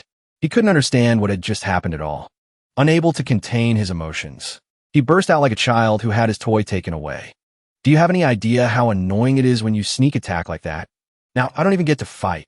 This is infuriating. Despite his anger, seeing his opponent kowtowing in surrender, he didn't strike. He let his hands fall to his sides, the spiritual power instantly dissipating. Then he sighed in frustration. Fine, whatever. Right after, he opened his mouth and exhaled a puff of the compressed nuclear energy within him, muttering as he breathed.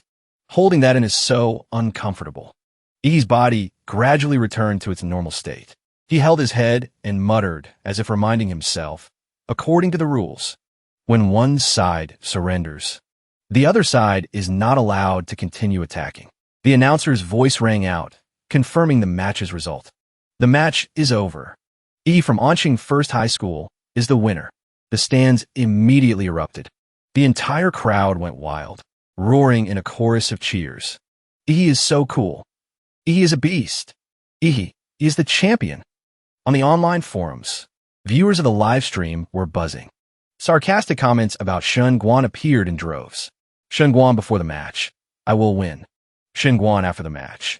I'm so sorry for not making Lord Yi use his full strength. A flood of Yi's highlight videos began to saturate social media. His most spectacular moves were compiled into highlight reels, complete with fiery explosion effects and captions. Yi's match compilation. Remember to follow me. A Ihi fan club was established instantly. The first QQ group filled up quickly, and the second and third groups were full just a few hours later. In the eyes of the netizens, he was this year's top scorer. Someone even boldly declared, neither Lu Qingzhu nor Chu Zhou are his match. Meanwhile, in the leadership area of Qingfeng Private Academy, the principal was so angry his face turned purple. He slammed the table and gritted his teeth. He lost immediately. I bet everything on you, Shunguan. How could you lose like that? When Shunguan quietly returned backstage, the principal immediately unleashed his anger on him. And you surrendered. Do you know how much money we invested in you? You ungrateful brat. If you don't pay back all the money, don't even think about going to university. Shunguan said nothing, just gently placed his large, sturdy hand on the teacher's shoulder. The principal recoiled in fear, stammering, "What do you want to do?" Shunguan looked down with a calm gaze. "I couldn't block that punch. I surrendered to avoid damaging my foundation. If I hadn't surrendered, you go ahead and block that punch. As for the school's support, I will repay it slowly in the future. But please remember this. You cannot threaten a martial artist who is stronger than you." Those cold words made the teacher tremble. He pressed his lips together, his voice shaking. "You have a point." Meanwhile, the tournament bracket was updated. The announcer's voice rang out amidst the boiling atmosphere. After a series of dramatic matches, the 4 strongest candidates have been revealed. Anqing First High School has become the biggest winner, taking 3 of the 4 spots in the semifinals. In the leadership area of Chuzhou School, First High, the principal was overjoyed, as if his heart was about to burst. He waved his arms about, smiling broadly. It seems old Lu has been working at the school long enough. It's time for a promotion. At home, E's homeroom teacher was as happy as if he'd won the lottery. E is amazing. The announcer's voice rang out again. This time, it's the drawing for the semi-final matches. E stepped up to the lottery platform with a casual expression, seeming rather uninterested. He raised an eyebrow and muttered, "Eight again." Another contestant laughed in response. "I'm a 2.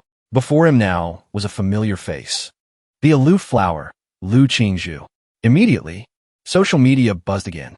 On the forums, a barrage of comments exploded like firecrackers.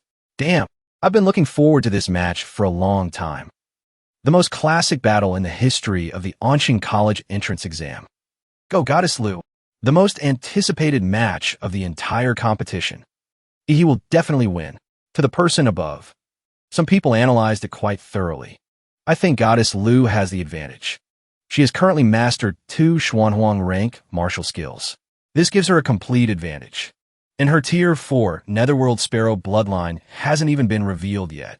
Shunguan had a Tier 3 King-level bloodline, and he was forced to awaken his bloodline, although it might be Tier 4.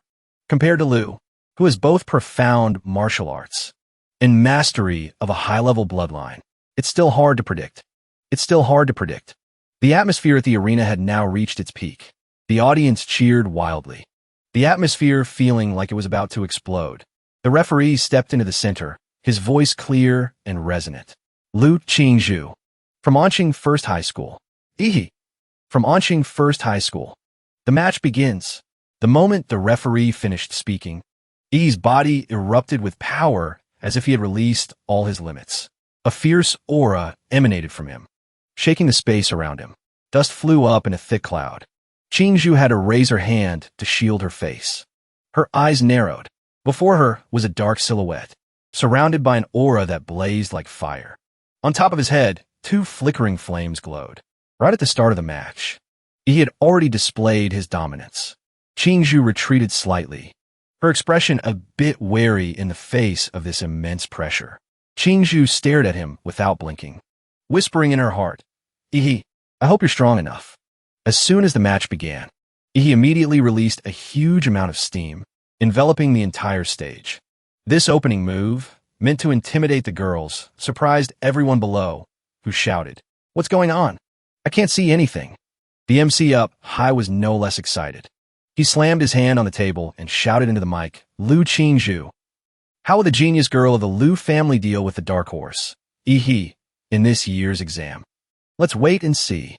Back on the stage, the atmosphere was extremely tense. He looked at his opponent, a girl with a perfect figure, appearing amidst the cloud of dust. Lu Qingzhu possesses superior martial skills, with mysterious techniques.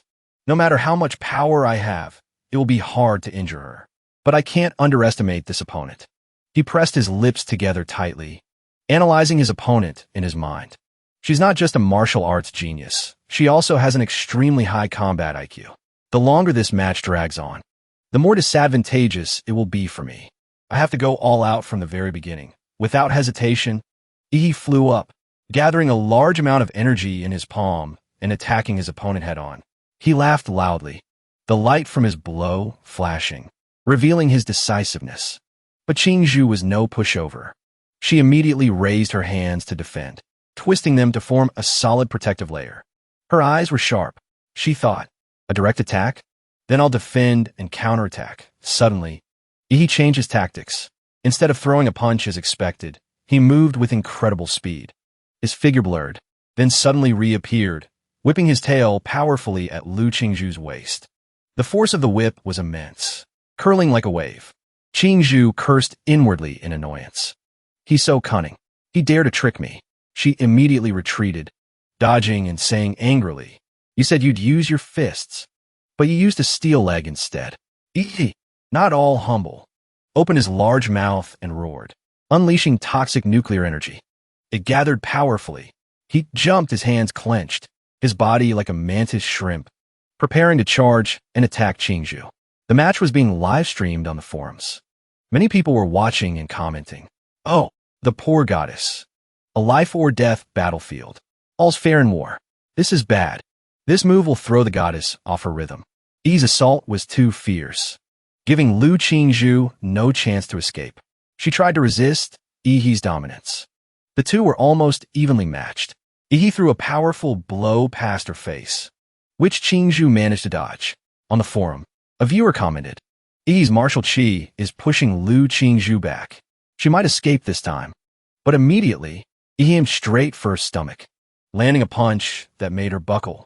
Yi didn't stop, continuing to create a shockwave of energy. Lu Qingzhu was sent flying, even though his opponent was a girl. He didn't hesitate to go all out. On the forum, someone commented, "There's no escaping his martial chi-infused claws." Yi's continuous attacks were aimed directly at her.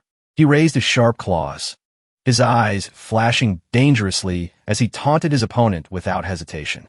"It's not that easy." The young man continued to spin and swing a powerful blow, a vortex of energy lashing out to attack Qingzhu. She had to constantly move back to avoid the damage. Yi's hand clenched as he grinned triumphantly. Qingzhu had been enduring a barrage of attacks since the match began. Her eyes widened in fear.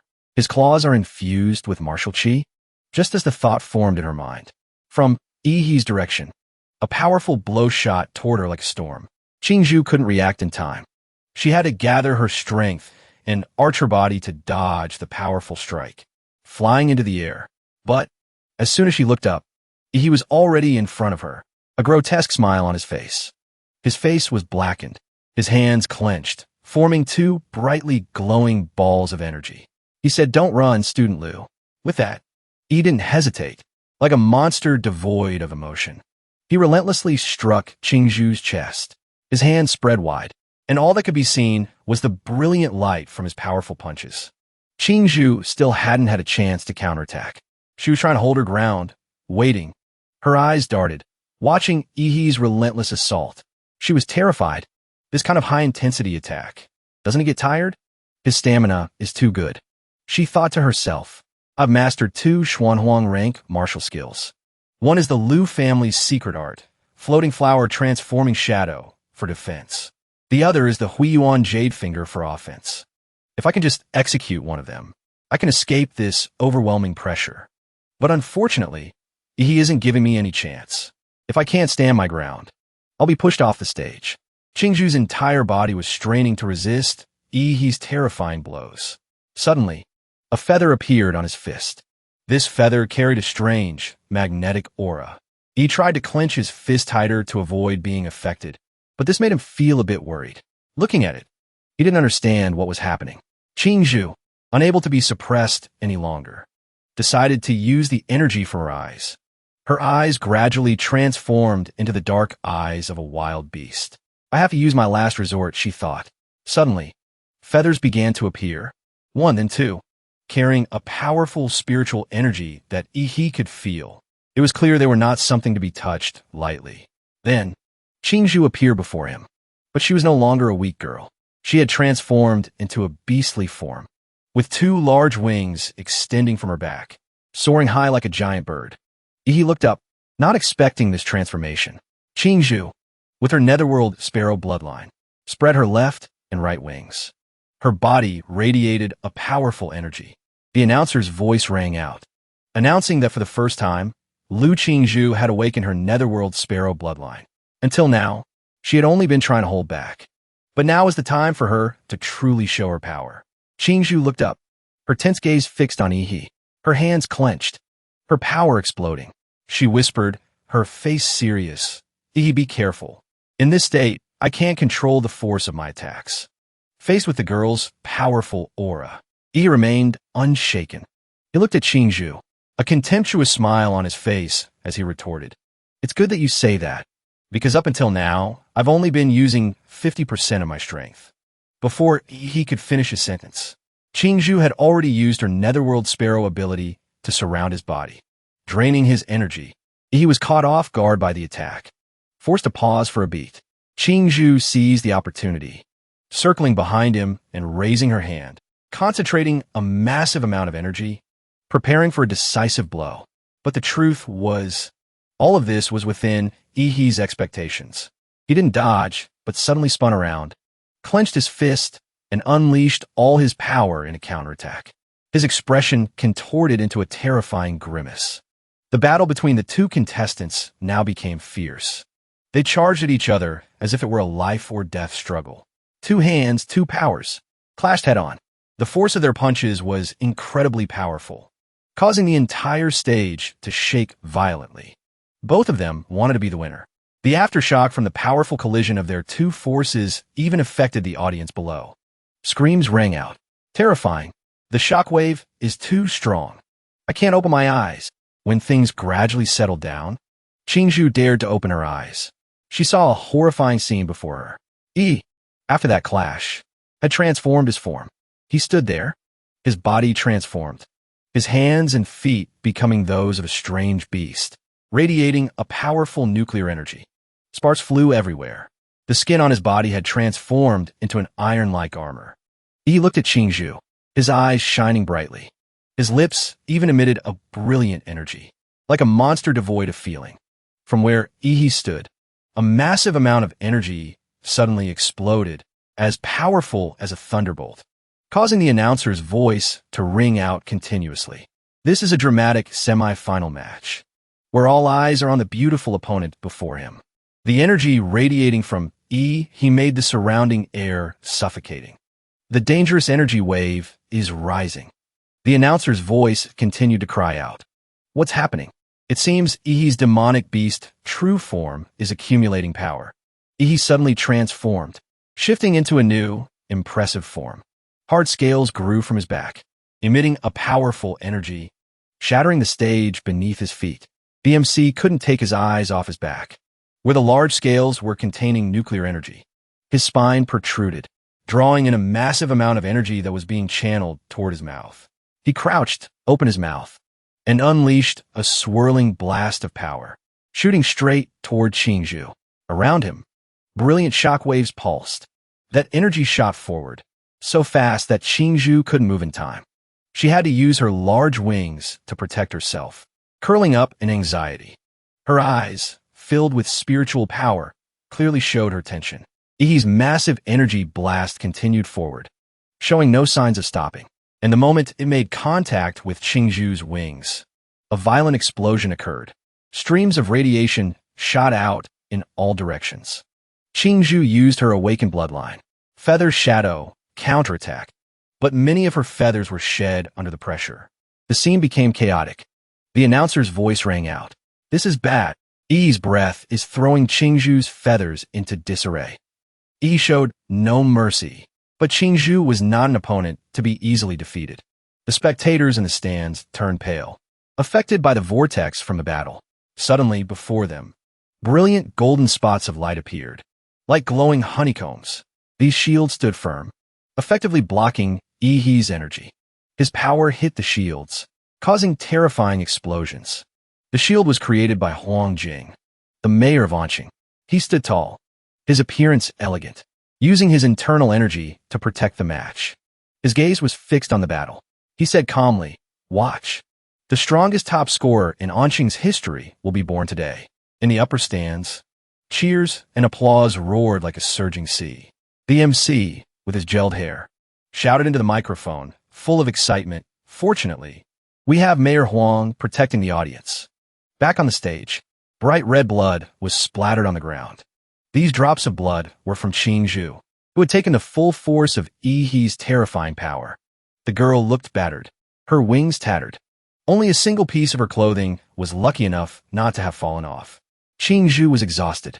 Her lips trembled, speaking each word with difficulty.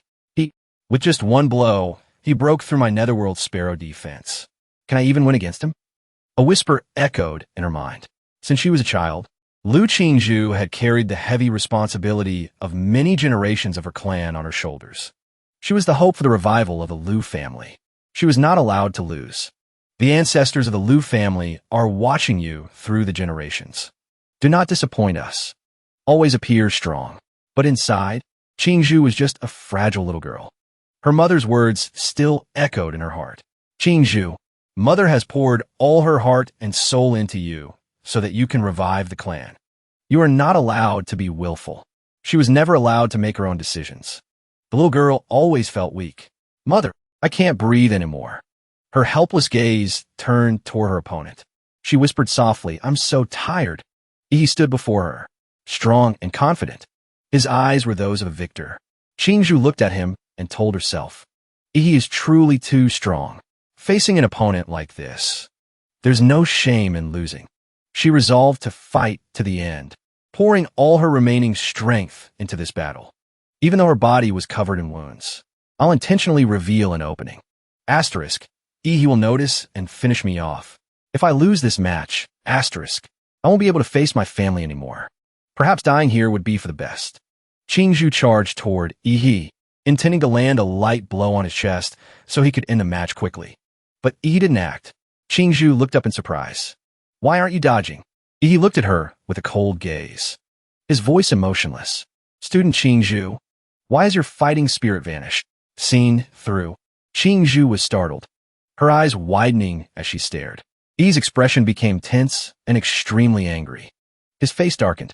"Are you even taking me seriously as an opponent? I don't want to win the title of top scorer in such a cowardly way." Qingzhu was stunned by Ihi's intensity. Her eyes held a mix of many emotions, a fear of what was happening before her. Ihi showed no restraint, rushing forward and swinging a powerful fist at Qingzhu's face.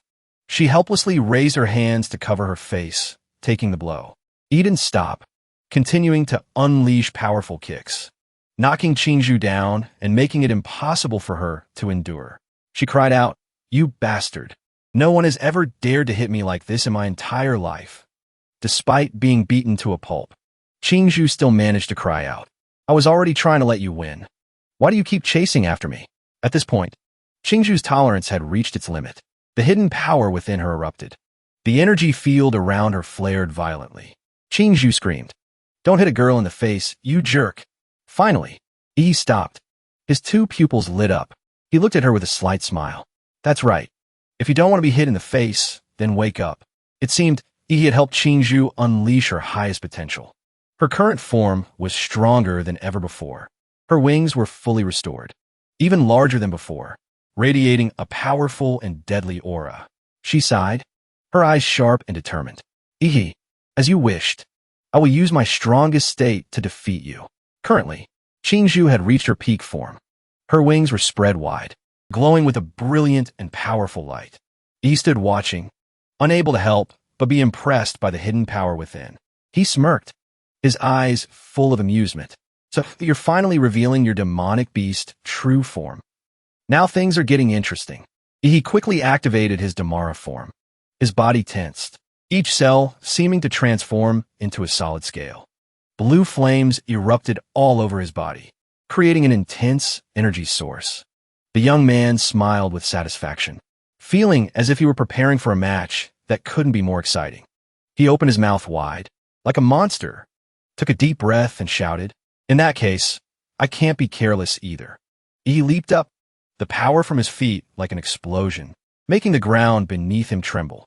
Lu Qingzhu didn't sit still. She quickly recognized Yi's impending attack. Her eyes became sharp.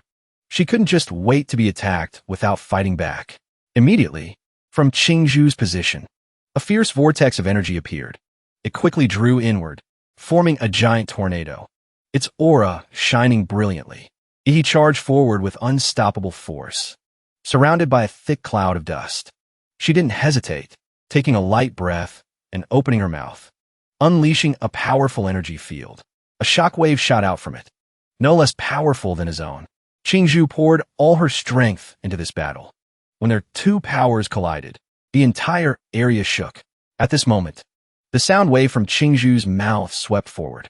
He reacted extremely quickly. He stared at her, his voice stern. "Did you think you're the only one who knows how to roar?" Qingzhu, accustomed to this move, she wasn't scared at all. She raised her hands, preparing to receive the blow, and said, "The same old trick. This time I won't back down. I will face you head on." Atomic breath activated. At the same time, Qingzhu poured all her strength into her hands, forming a sphere of energy. The sphere lit up, immediately transforming into countless arrows that shot straight at Yi. The battle between the two was becoming extremely tense. No one could predict the outcome. In the stands, no one could sit still. The announcer's voice rang out. Yi's atomic breath and Lu Qingzhu's netherworld bloodthorns are forming two fierce shockwaves. The spectators clenched their fists, anxious and excited, rising to their feet. This is bad. A collision of this magnitude is not something two martial artists can control. To protect the audience, the mayor of Anqing, Huang Jing, had to use his power to erect 3 massive barrier walls. This wall was created for protection, but when it collided with the power of both fighters, it shattered in an instant. After the 2 columns of energy made contact, the stands fell silent from the terrifying shock. Was that barrier created by the mayor? Everyone looked at the remaining rubble, astonished by the power they had just witnessed. Mayor Huang Jing saw the barrier he created shatter in an instant, and couldn't help but feel worried. If I hadn't intervened, everyone might have been affected. He thought to himself, these 3 layers of the Earth Vein Divine Wall were prepared too hastily this time. They weren't as sturdy as usual. Asterisk to let Yi's and Lu Qingzhu's attacks collide head-on. Who would have thought, asterisk, that this year's exam would produce 2 contestants who far exceed all expectations. Back on the stage, Qingzhu was in a tattered state. Blood flowed like water from her slender, weak hand. Her breathing was ragged, her face haggard, and her right arm completely useless. She had reverted to her human form, her body covered in wounds and weak, but her eyes were still resolute. Qingzhu struggled to speak each word. My demonic beast true form's power is also depleted. She lifted her head, her determined gaze fixed on Yi. Even knowing the situation was hopeless, she still didn't give up. I can still fight. He stomped 1 foot hard on the stage floor, appearing before her.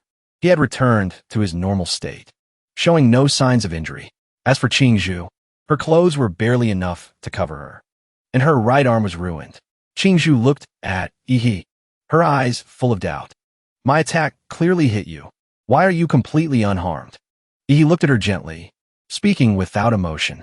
If I don't remove the radiation from your body in time, you'll be crippled in the future. These words proved that Yi had attacked, but it still left her a way out. Qingzhu bit her lip, trembling, and she looked up, her eyes wide, tears streaming down like a river. I didn't want to fight to this extent. After a moment of silence, Yi sat down gently, looking the girl up and down, not saying anything immediately. After a moment, he spoke slowly, his playful demeanor gone, replaced by seriousness. Do you really not want to fight?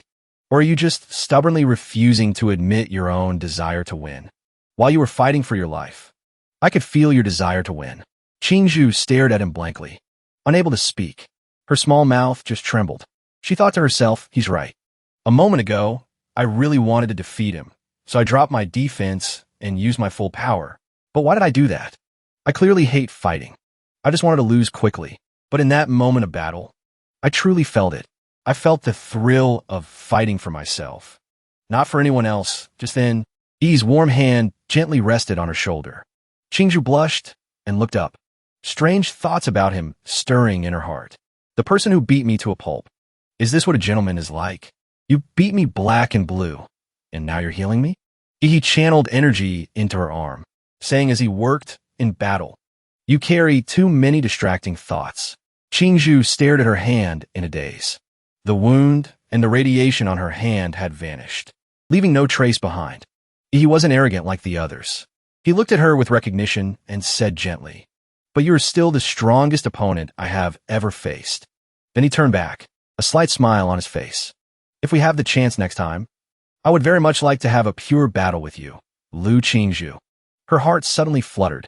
She blushed like a tomato, her sparkling eyes fixed on Yi, as if she couldn't look away. Yi stood in the middle of the stage, a perfect victor, earning the respect and admiration of everyone. As the dust gradually settled, the announcer's voice rang out. The first semifinal match is over. Yi, from Anqing First High School, is the winner. On the large screen, the image of Yi's next opponent appeared clearly. The announcer's voice rang out, full of suspense. After Yi defeated Lu Qingzhu, Chuzhou also won as expected. The entire stadium is heating up, and now, the high school level final match is approaching. This showdown between Yi and Chuzhou, two students from the same school, Anqing First High, has begun to attract a huge number of viewers. The number of live viewers has skyrocketed, reaching over 496 million people, creating a massive wave of excitement and anticipation. Zhu, after thorough preparation, stood tall, his hands tightly gripping his sword that radiated energy. His sharp gaze swept over Yi without a hint of hesitation. Please instruct me. Yi responded with a dangerous smile. His face lit up, his eyes excited and full of energy. Bring it on. Not making Yi wait long, Chuzhou was the first to attack. He swung his sword, executing techniques that gathered energy. His body soared high, his hand techniques powerful, creating a fierce attack. But he stood still, not worried at all. He crossed his arms, feeling no power from Chuzhou's attack. He shouted atomic, and immediately, a powerful column of energy shot out, shattering Chuzhou's entire attack. The powerful shockwave pushed everything away, easily overwhelming his opponent. Chuzhou couldn't stand firm, having to use his hands to shield himself to see clearly. He held his shining blade, a meaningful look on his face, trying to find my real body, using a simple brute force method to blow away all my clones. Chuzhou realized his opponent was too strong, and immediately felt the clear difference in their strength. My defense is fundamentally unable to withstand Yi. Among people our age, who can fight him one-on-one, he's truly a monster. Chuzhou was not discouraged. He focused his mind and resolved to change his tactics. His eyes changed color, showing his determination as he switched to a new strategy. If I can't fight at close range, then I'll fight you from a distance, he shouted. Bloodline awakened. In just a moment, Chuzhou's form changed, becoming a giant divine dragon, powerful and incredibly fierce. His body transformed, his hands and head both changing, presenting an incredibly imposing image. He focused energy into his hands, then unleashed a ferocious attack, shouting, Ice Demon Dragon. This astonishing scene made the audience gasp in admiration and comment wildly on the live stream. Chuzhou can create a giant mountain of ice. He's truly the reincarnation of the Ice Demon Dragon. Chuzhou hovered in midair, facing Yi, his entire body radiating a powerful icy energy. The audience cheered for him relentlessly. Defeat Yi, the great demon king. Go, the big brother who can create ice. The giant mountain of ice that Chuzhou created covered the entire stage area, completely sealing off Yi. The crowd in the stands trembled before Chuzhou's power. But as Chuzhou felt his own body being heavily affected by the power of the ice, he could only think to himself. Suddenly, The eruption of ice is taking a heavy toll on my body. Meanwhile, the announcer's voice rang out, making everyone even more tense. The mountain of ice is gradually melting. As expected, with his terrifying power, had begun to melt the ice mountain. A powerful column of atomic energy shot from his mouth, completely destroying Chu Zhou's ice mountain. Chu Zhou was stunned, his eyes wide with disbelief. How could it be broken so easily? Immediately, Chu Zhou reacted quickly, creating another ice mountain to block the blow. But the storm of energy continued to rush toward him. A massive explosion occurred. Everything was shrouded in energy and dust. After everything settled, one of Ihi's feet stomped hard on the stage floor, and he said coldly, "Your Ice Demon Dragon's endurance has no effect on me. It seems I have you completely suppressed." Zhu Sai, clearly aware of the difference in their strength. The power gap is too wide. Ihi, my final move. This is my ultimate martial arts technique. I was originally saving it for Lu Qingzhu, but now I will use it to defeat you. Chu Zhou tensed his body, his large sword glowing. Energy poured into the blade. Zhu shouted, and the powerful sword came crashing down. Sword intent, desolation. A loud sound erupted, shaking the entire stadium. A moment later, a drop of red blood began to fall onto the stage floor, signaling that the tension had not yet ended. He raised his powerful, spike hand before his eyes. Blood dripped from his hand, but his voice showed no fear. "Wait until you get a better sword. You might have a small chance then." But the biggest surprise didn't come from his words, but from Chu Zhou's face, which had now turned deathly pale. He couldn't believe the reality that his sword had been completely destroyed. My sword is broken. How big of a chance?" With his familiar, taunting smile, replied while looking at his nearly hopeless opponent. "A chance just slightly better than those begging for scraps." He was well aware of his own strength, and when he saw Chu Zhou realize the situation, with just a slight change in expression, he raised his hand high and declared, "I surrender." The battle ended as suddenly and gently as that. The announcer's voice rang out. "The Anqing entrance exam. He is the winner." He stood there, scratching his head in embarrassment, amidst the smoke and rubble of the stage. Never before had the livestream viewers been so excited. I knew I wasn't wrong about him. Brother E is awesome. Chu Zhou is strong, but he's nothing in front of Ihi. Praise flooded all social media platforms, and the image of Ihi's victory quickly spread. The number of likes continued to climb. Ihi, this dark horse is truly dark to the very end. Everyone joyfully shared news of this victory, especially the students of Anqing, who had witnessed this historic moment. With this victory, he became the strongest top scorer in Anqing's history. His name was plastered on all the billboards in the city. And now, as the forums boiled over, congratulations echoed endlessly. In the stands, people cheered nonstop, unable to contain their emotions. And at this very moment, the MC and Huang Qi take the stage, pointing at Ihi and speaking proudly. After 3 days of intense duels, the Anqing class of 24 exam has found our top scorer. That person is Ihi from Anqing number 1 high school. Ihi, with a shy smile, stands there scratching his head. The MC continues. "Student Ihi, I heard your strength comes from slow development, accumulated over a long period. So, student Ihi, do you have any words you'd like to share?" He feels a bit tense, thinking to himself, truly a cultured person. Even when Bulsh *King, he can speak so skillfully. A moment later, he calms down and smiles. Ahem. First, I must thank my teacher. He didn't give up on me even during my most difficult times. It was he who helped me regain my will. The camera cuts to the homeroom teacher, who is hugging the TV tight, tears streaming down his face. Boo-hoo. Honestly, I don't deserve your praise, Ihi. As a teacher, I didn't do a good job. I didn't notice your potential. I'm so sorry. Before he can finish speaking, Ihi hears the principal waving and calling him. The principal? He panics. What the? The principal signals him, then whispers, 2 million. Ihi, let me announce a little something from Anqing number 1 high school. We are awarding you a scholarship of 2 million. Ihi's eyes light up when he sees the amount, and immediately, he responds into the microphone. Oh, thank you, my beloved school. Thank you, beloved principal. Without your wise leadership, how could I be here today? Then, He raises his hand high, spirits soaring, and continues. Finally, I want to thank myself. Without my own effort and wisdom, I would not have this glory. Right at this moment, a system notification pops up. Congratulations, host. Achievement unlocked. Top scorer. Reward. Random ability, draw X1. He is surprised. His eyes sparkle. He exclaims internally. Top scorer title? Turns out there's an achievement system, too, in the stadium corridor.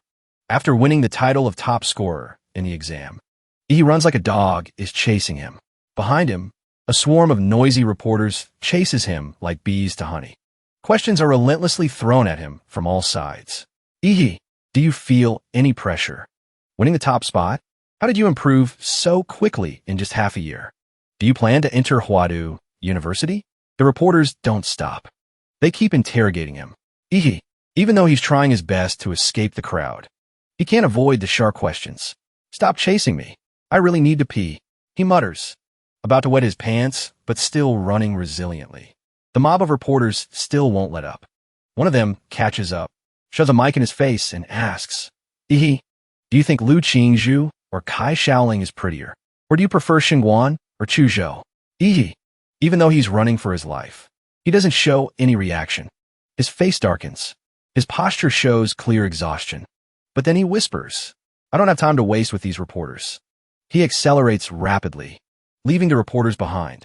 Regretful calls still echo back. Wait. Just one last question.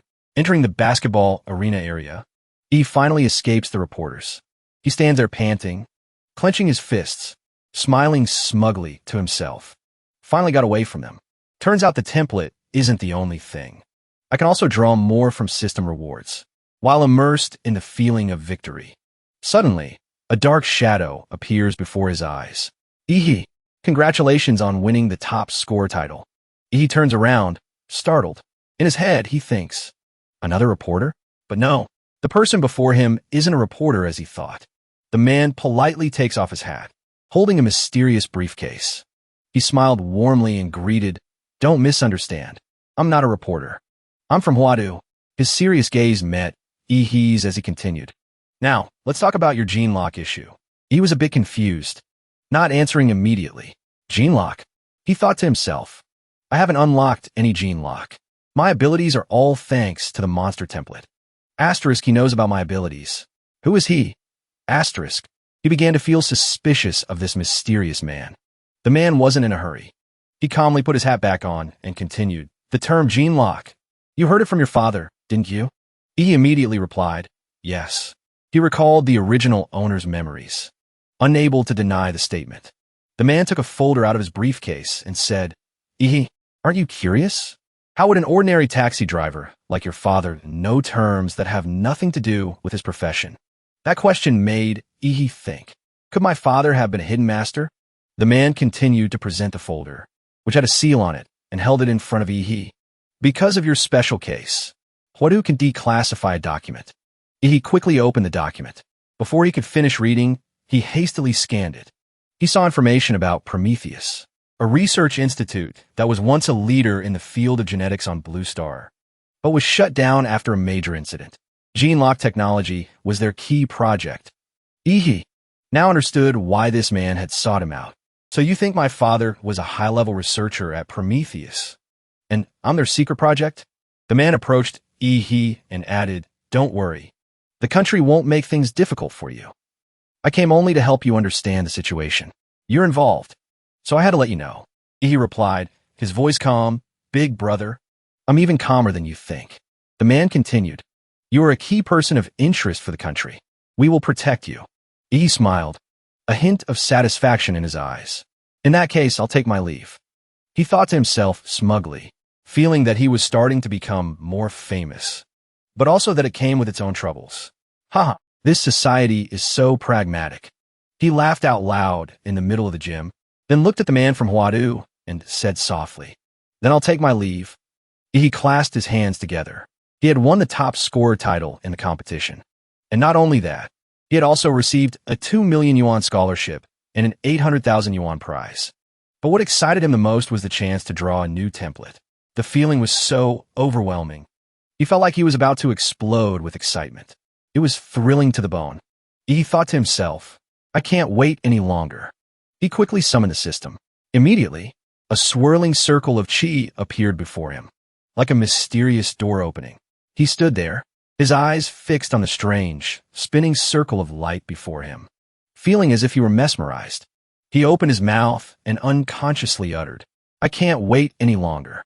Before Ihi, the spinning circle of energy emitted a fantastical light, enveloping the entire space. He stood there, his eyes wide, overwhelmed by the appearance of a supergiant humanoid. Its strange shape resembled a human skeleton, radiating a thick, misty smoke. The system continued to display its stats.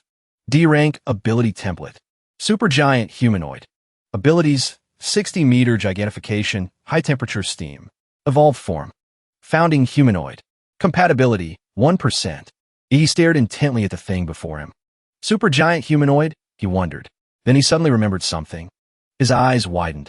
He thought to himself, if I combine this with the Tyrant Damara template, the abilities of different models can overlap. What would a supergiant titan combined with the Tyrant Damara be like? Immediately, the image of a giant titan appeared before Ihi. With the combination of the Damara, its body was muscular and mighty, with a long tail sweeping through the space. He realized he was standing before a true monster king. The scene shifts to a dark room, where a large man sits talking on the phone. Big brother Huolong, do you mean you won't be taking any more missions from now on? A worried voice came from the phone. The man replied calmly, that's right. Cancel all my appointments. The reply from the other side was respectful. I understand. On the table were marks from a physical impact, as if someone had caused a disturbance. This man then pressed his large index finger down hard, his rough face clearly showing his anger. He was in an extremely foul mood, as if trying to suppress his rage. A voice from an off-screen source announced, I'm sorry. We couldn't find your brother's body in the secret realm, but at the location where his last signal disappeared, we found traces of radiation contamination. The man was silent for a moment, then whispered, well, punk, I told you not to get involved with the underworld. Why didn't you listen? Mom told me to take care of you. On the TV screen, the results of the competition had been announced. Launching final match. He wins. The man looked at the screen with clear interest. He moved closer to the TV as if wanting to pat Ihi's head. Ihi is truly a rare genius of Anqing. Huadu will definitely be fighting for him, but he also admitted with regret, but unfortunately, they won't get to wait for him to enroll. Back at Ihi's house, a package had been delivered. He was practicing his martial arts and rushed out to get the package. Who would send me something right when I'm about to go to the secret realm to test my new template? He pulled out a letter. His name was written on it. The letter read, according to Huadu, Central Intelligence's investigation, a new secret realm rift will open this afternoon at Hongfeng Village on the outskirts of Anqing. It's predicted to be C rank. I plan to go explore it. Do you want to come along? Signed, Chuzhou. After reading the letter, he made a face of disgust, his expression scrunching up in disbelief. You got to be kidding me. People still use handwritten letters in this day and age. Is he a transmigrated too? The scene shifts to Hongshu Mountain in Anqing. The place was beautiful and majestic in its own way. Many people had gathered here. Not just many, but a whole lot. Everyone was preparing themselves for battle. He looked at the scene before him, his face paling at the sheer number of people. There must be 1,000 people. A new secret realm is really attractive. As soon as he appeared, Chuzhou noticed and approached him. He replied politely, Chuzhou. Chuzhou saw Ihi and broke into a bright smile. You've gotten stronger again, haven't you, Ihi? Although he forced a friendly smile. He thought to himself, I didn't expect this guy to be so perceptive. I used my scholarship money to buy a few vials of gene drugs to raise my compatibility to 35%. Asterisk low-level templates have their advantages. They're effective quickly. Asterisk, Ihi, after looking around for a moment, casually started a conversation. Which school did you decide to apply to, Chuzhou? Without looking at him, he closed his eyes and answered briefly, Huadu. This answer made Ihi smile. He continued, then we'll be schoolmates in the future. But he quickly realized that something was off about Chuzhou's mood. While Ihi was lost in thought, a crack suddenly appeared in the sky. A strange spatial gate opened, drawing the attention of everyone around. The secret realm is about to open. Excited shouts rang out. A shockwave suddenly hit as a monster emerged from the spatial rift. It was a three-headed vulture, with massive wings, charging out to attack the crowd below. A martial artist below excitedly pointed at the sky and shouted, "The secret realm is open. Brothers, let's take down this demonic beast. The secret realm is merging." The crowd of martial artists immediately gathered, channeling their energy, ready for battle. Their techniques were unleashed in unison, their presence like that of a mighty army. The vulture, though three-headed and powerful, seemed unable to withstand the strength of the group of martial artists. In just a moment, it was beaten to a pulp. The sight of the vulture, with only a few feathers left, falling under the fierce attack of the fighting martial artists. At this moment, he had entered the secret realm, stepping into a wild, unfamiliar forest. The trees here were different, and a scent of blood in the air made him mutter, "The smell of blood is too strong." Suddenly, he realized, it's a beast tide. These bastards have been waiting for us for a long time. He quickly issued orders to all the martial artists. According to national law, priority is to kill the demon beasts and resist the beast tide. In the blink of an eye, mutated monsters, with skulls for heads but bodies of flesh, began to leap in and attack. The martial artists who had just entered the secret realm showed no fear. Everyone was ready to fight, mobilizing all their energy to deal with the fierce assault. Chujo did not stand on the sidelines. He rushed into battle with his sword, raising his hand high and shouting, "Bloodline power, atomic blast fist." His powerful attack, combined with the strength of his sword, smashed straight into two approaching monsters, creating a giant mountain of ice to block their path. Just then, a monster tried to attack Chujo from behind. Seeing this, he quickly used his energy, firing a powerful beam of light through the monster, causing it to explode in midair. Chujo quickly turned around, grateful, and said, "Thanks a lot, man." With Ihi's help, the monsters were quickly wiped out. The ground was now littered with their broken bones and red blood. He turned to Chujo and said calmly, "None of the demon beasts in this secret realm know how to fight." Chujo looked at the monsters he had destroyed and couldn't help but feel terrified. "Ihi, you killed so many demon beasts without taking a scratch?" He marveled. "It feels like you're a storm of destruction, pushing back every living thing and destroying everything." He continued to move. The nuclear energy radiating from his body made the space around him feel completely cleansed. Everyone witnessing this couldn't help but be surprised by Ihi's overwhelming power. Good heavens, how is he fighting so fast? Is there a high-level martial artist helping them? Another martial artist said, "No, that's not it. Among them is the top scorer of the City University entrance exam. A university top scorer has this kind of beast-killing ability?" The crowd was stunned, realizing that Ihi was no ordinary beginner martial artist. People quickly gathered in front of Ihi, cheering and luring the demon beasts toward the top scorer. A moment later, a shout rang out. "The leader of the beast tide has been defeated. We won." The beast tide finally began to retreat. Chujo breathed a sigh of relief, sweat soaking his forehead. At least the first wave of the beast tide has been overcome.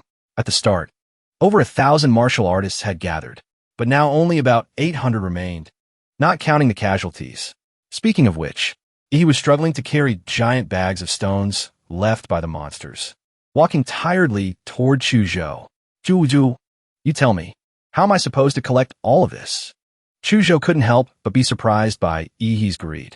He asked, "Why are you taking so many beast cores?" Then, Chujo took out a ring. "This is my spatial ring. Just put the stuff in here." He saw the ring and grinned with delight. "A spatial ring? That's worth 10,000 taels of gold. Chujo, I didn't expect you to be a hidden tycoon. Filthy rich." Just then, someone announced that Boss Wu Shun had arrived. Both looked in the direction of the voice. People around were telling the man who just arrived about Ihi. Luckily, he destroyed the leader monsters. Otherwise, we would have died of exhaustion in the beast tide. Everyone looked at the new figure with admiration. This person was tall, with many tattoos on his body. He spoke as soon as he arrived. "Hello. You're the top scorer of the City University entrance exam, right? I am the squad captain of the Silver Wolf Martial Corps branch in City." He approached proactively reaching out to shake hands. "I just heard the members recount your heroic actions. I wonder if you'd like to join our martial arts team. If you join, it won't affect your university studies. On the contrary, you'll receive many other benefits. I, Wu Shun, am ready to accept you as an S-Rank member of the team. Everyone gasped in shock. This is an amazing opportunity. Because without the support of a strong martial core, a martial artist career is very hard to sustain, especially in Korea, where wandering groups are also very strong. Moreover, S-Rank in the Silver Wolf team is something even Hwadu University students can't easily get. Just then, a girl riding a black tiger approached. She wore alluring clothes. Her strong appearance surprised everyone. She spoke up. Wu Shun, why are you so fast? Here to snatch people first, huh? Then, she turned to look at Yi and said seriously, Student Yi, join our Chungda martial corps. Although Chungda is smaller than Silver Wolf, I guarantee, if you join, you will receive 15% of our monthly cultivation resources. Her offer caused a stir in the crowd. Although both Wu Shun and the girl were enthusiastically inviting him, he kept a cool attitude. He turned away and said gently, Sorry, but currently, I have no intention of joining a martial corps. The young man shook hands with Wu Shun. Wu Shun, though a bit regretful, still replied politely, It's okay. I invited you to make friends. If you have any requests in the future, don't hesitate to contact the Silver Wolf team. The girl also spoke up. Our China Martial Corps is also always ready to help. He answered frankly, Even though I'm not joining, having more friends is good. However, Wu Shun couldn't help but wonder. You used that hand to wipe your butt just now, didn't you? He just laughed and replied, Don't worry about it. At this moment, Chuzhou approached Yi, speaking with confidence. The beast tide has been pushed back. Now we can explore on our own. This is a giant forest. First, let's get to the treetops to get a panoramic view. Then we'll discuss the plan. He simply replied with one word. Okay. As soon as he spoke, both of them leaped up, rushing as fast as the wind. Chuzhou couldn't help but be amazed by Yi's speed. He couldn't catch up. Too fast. A moment later, both stopped on the red leaf treetops. Chuzhou opened his eyes wide, looking ahead in panic. What the hell is that? In the distance, huge trees appeared. But what terrified Chuzhou were the giant monster shapes, dozens of times larger than the trees, stepping toward them through the mist. But contrary to Chuzhou's anxiety, he looked delighted. With an excited expression, the more difficult things he faced, the more he liked it. Like an addict, he said, It's not hard to imagine. We are still young. In a few years, it's not certain we won't be able to conquer the demon beasts in this secret realm. We might even find out the truth of this secret realm. Looking at Yi's confident expression, Chuzhou had to admit, Truly, Yi, worthy of being you. I feel fear before powerful things I don't understand. But you're confident you can defeat them. Chuzhou compared himself to Yi, only daring to think to himself. It seems, not only on the path of martial arts, but even on the path of will, I'm not equal to Yi. He is the true martial artist. At this moment, Yi turned back with a serious attitude. He used sound waves from his temples to scan and check. His expression changed completely. No longer the normal Yi, but a belligerent Yi, hungry for victory. Their beast cores will be mine sooner or later.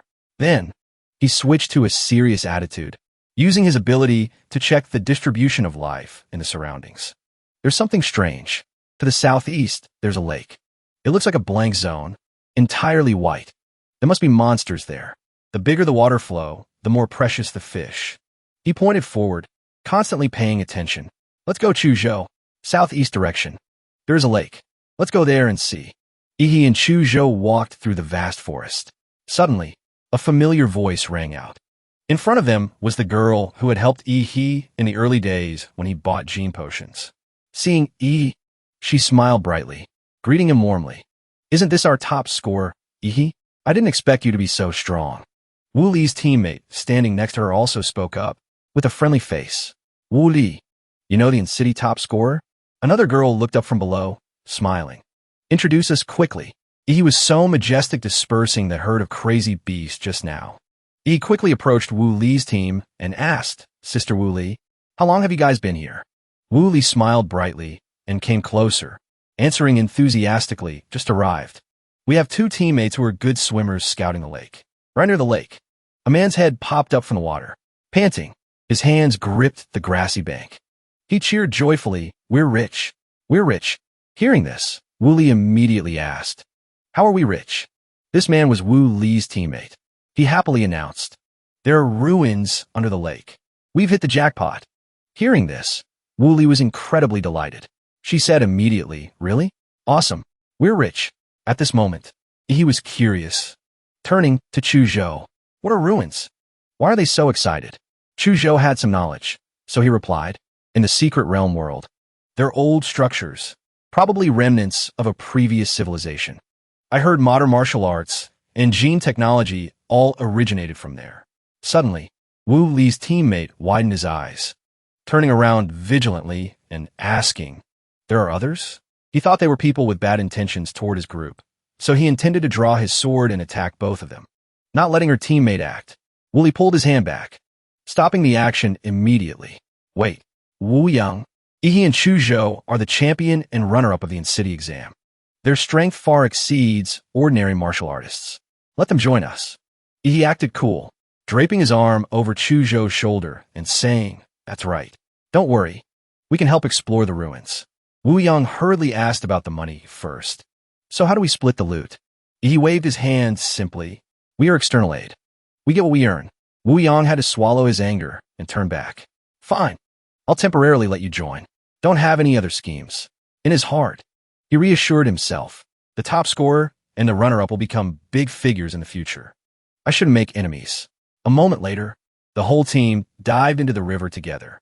The leader was Wu Yang, because he knew where the ruins were. They continued into a dark cave. Wu Yang said, "Through this cave is the ruins." When they surfaced, Wu Yang observed carefully and wondered, "Strange. Where's Li Wei? Didn't I tell him to guard this place?" The bald young man in Wu Li's team guessed and replied, "Maybe he found treasure and went ahead." Before that, Li Wei was assigned to guard this cave, but now he was nowhere to be seen. Wu Yang hurriedly tried to contact him. "Hello, Li Wei, do you copy? Hello?" Everyone kept silent to listen for any trace. Wu Li looked anxiously toward the cave entrance. "Did you see any signs of demon beasts in the cave?" Wu Yang replied, "Not at all. I lured the beasts away and didn't see any." At this moment, a girl in Wu Li's team became scared and asked, "It's too dangerous. Li Wei is missing. Should we continue?" Facing the anxiety of his female teammate, Wu Yang was very excited, determined to find the ruins. "Wealth is right in front of us, and you don't dare to take it? Be a low-class martial artist for life, then. If you're afraid of death, get lost. If you want to get rich, stay." Before these words, his three teammates were silent. They were both desirous and afraid. Then, Wu Yang spoke up. "If no one is retreating, let's go." Wu Li's group continued deeper into the cave, followed by Yi and Chu Zhou. After a while, Wu Yang shone his flashlight on the ground, discovering human footprints. Yi looked and became suspicious, turning to mouth a signal to Chu Zhou. "Something's wrong." Chu Zhou mouthed back, "Correct. The timing doesn't match." Wu Li said her team just arrived near the lake, which means only within 10 minutes or so. But to enter the cave under the lake, pass through the underwater cave, and find a secret path leading to the ruins. It's really like opening map view in a game. Clearly, there's a trap. Should we warn your acquaintance and leave here? But just a few seconds later, Yi smiled mysteriously and whispered, "I have an ace on my sleeve." Not long after, Wu Yang led the group to an area with a lot of moss. Long, sharp vines hung down from above. Everyone noticed these vines were tightly binding human skeletons. Wu Yang spoke up. "This is a beast core. It has lost its light. Looks like it was drained of power a long time ago. No wonder. We didn't see many demon beasts underwater when we came down. Turns out they were all devoured. Right behind." Wu Li glanced over and whispered, "Wu Yang, where are the ruins?" Before Wu Yang could answer, the other girl in the team gasped, pointing, speechless. The group looked in the direction she pointed, and a horrifying scene appeared. The body of their teammate was tightly bound by vines. His corpse was shriveled. His vitality had been sucked dry. Both girls in the group screamed in panic. "Li Wei is dead." Wu Li's face turned pale.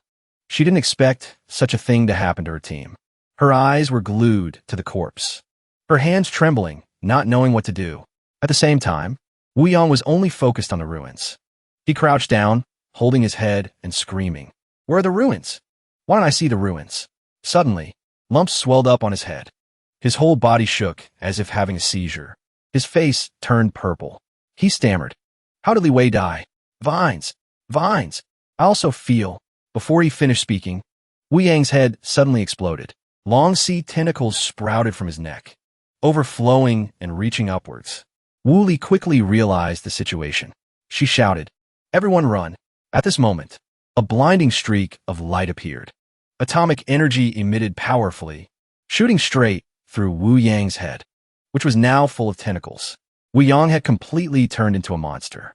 But before he fully transformed, he had acted quickly, stopping the situation. His mouth still smoking, he said, "I didn't expect the demon beast to be so smart. Catching two martial artists and parasitizing them. Controlling one as bait. We've been led into its lair." Just then, long tentacles reached out toward Yi. Right at the exit, a pile of rocks suddenly collapsed, blocking the way out. Everyone panicked. The demon beast has blocked the exit. It doesn't intend to let them escape. Chuzhou looked straight at the monster, speaking seriously amidst the crowd. "This is the Devil Vine, a Tier 2 King-class demon beast."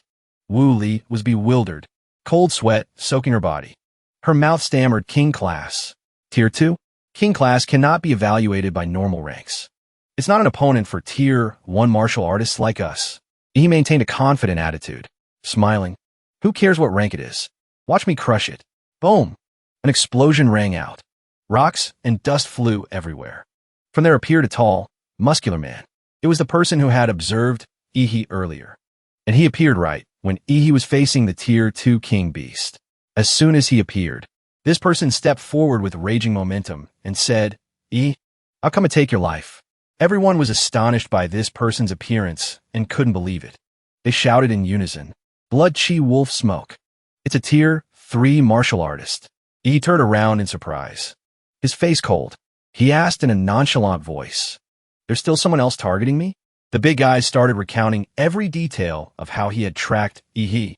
"I heard someone used radiation energy against the beast hide at Gongshu Mountain, and knew immediately it was you. I just had to follow the radiation trace to know where you were. I held my breath, tracking you all the way to this cave.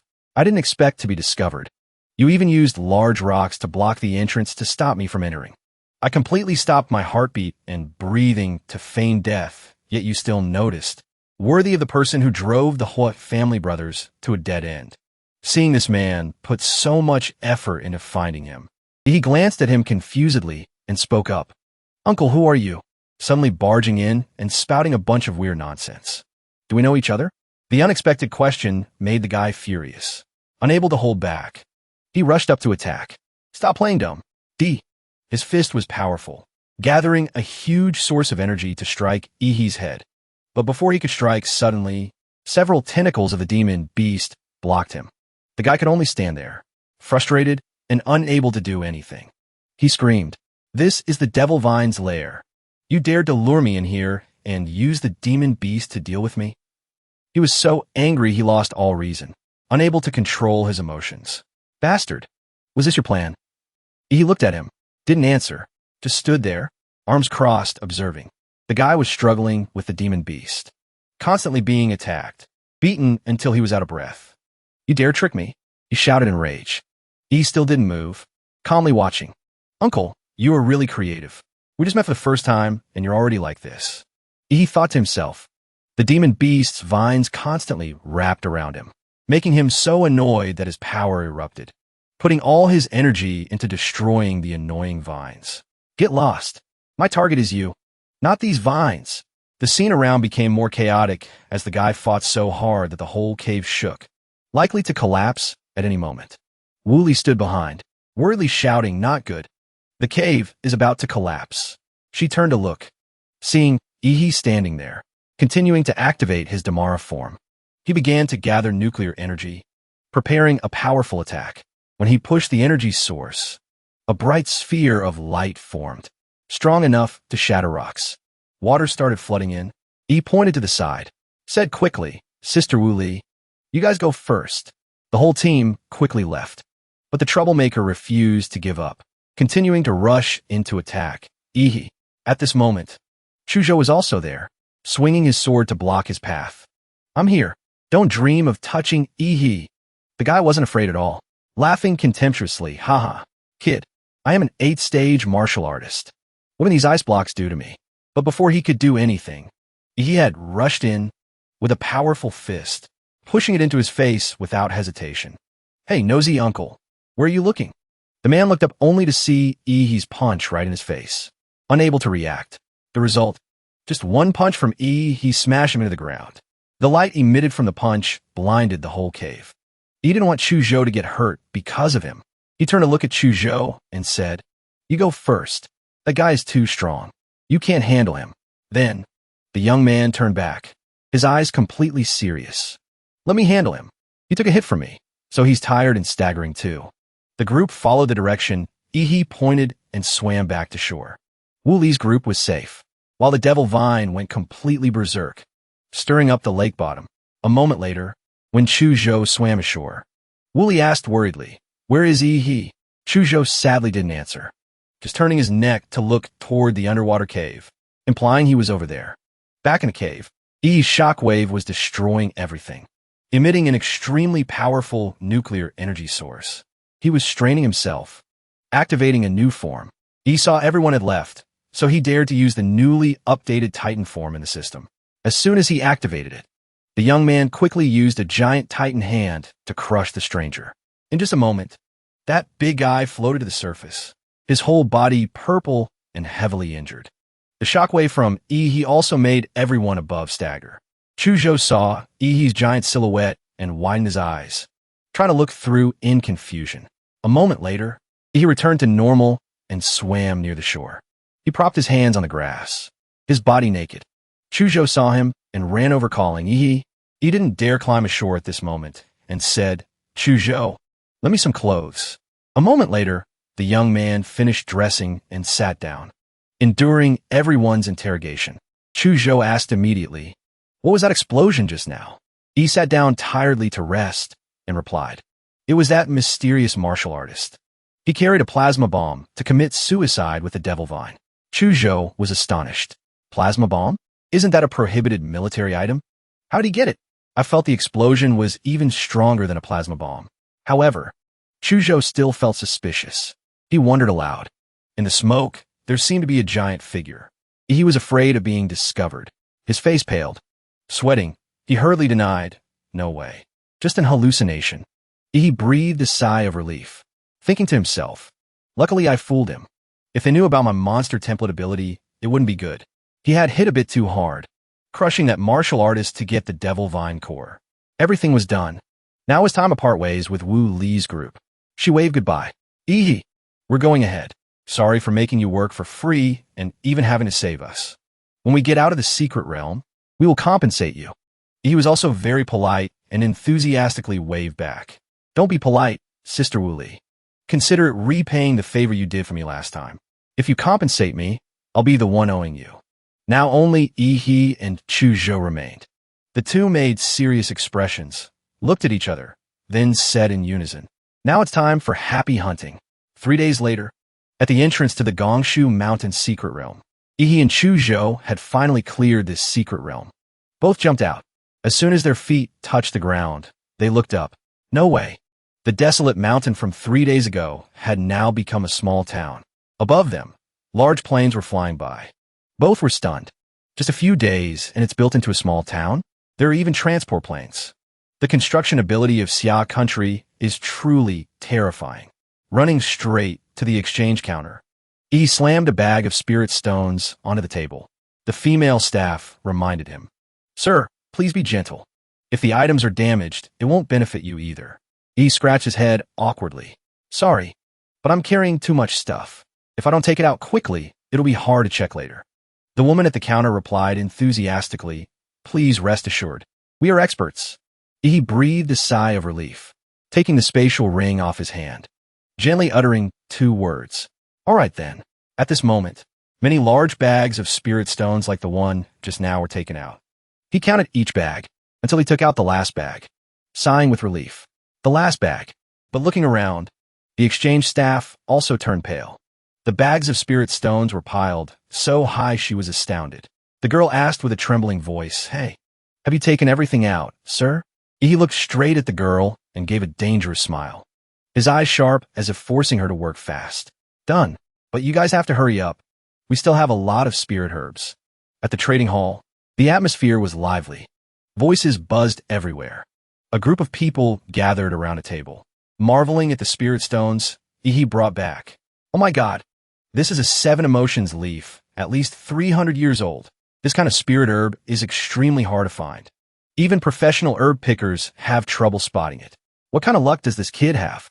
He even found a 6 harmonies flower, the main ingredient for refining chi pills.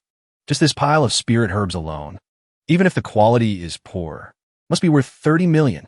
The rare ones are even more expensive. This martial artist is too lucky. Became a tycoon overnight. Old Su looked around, suddenly speaking up. "Are you senile? Earning this many spirit herbs isn't just luck. Someone like him absolutely shouldn't be offended."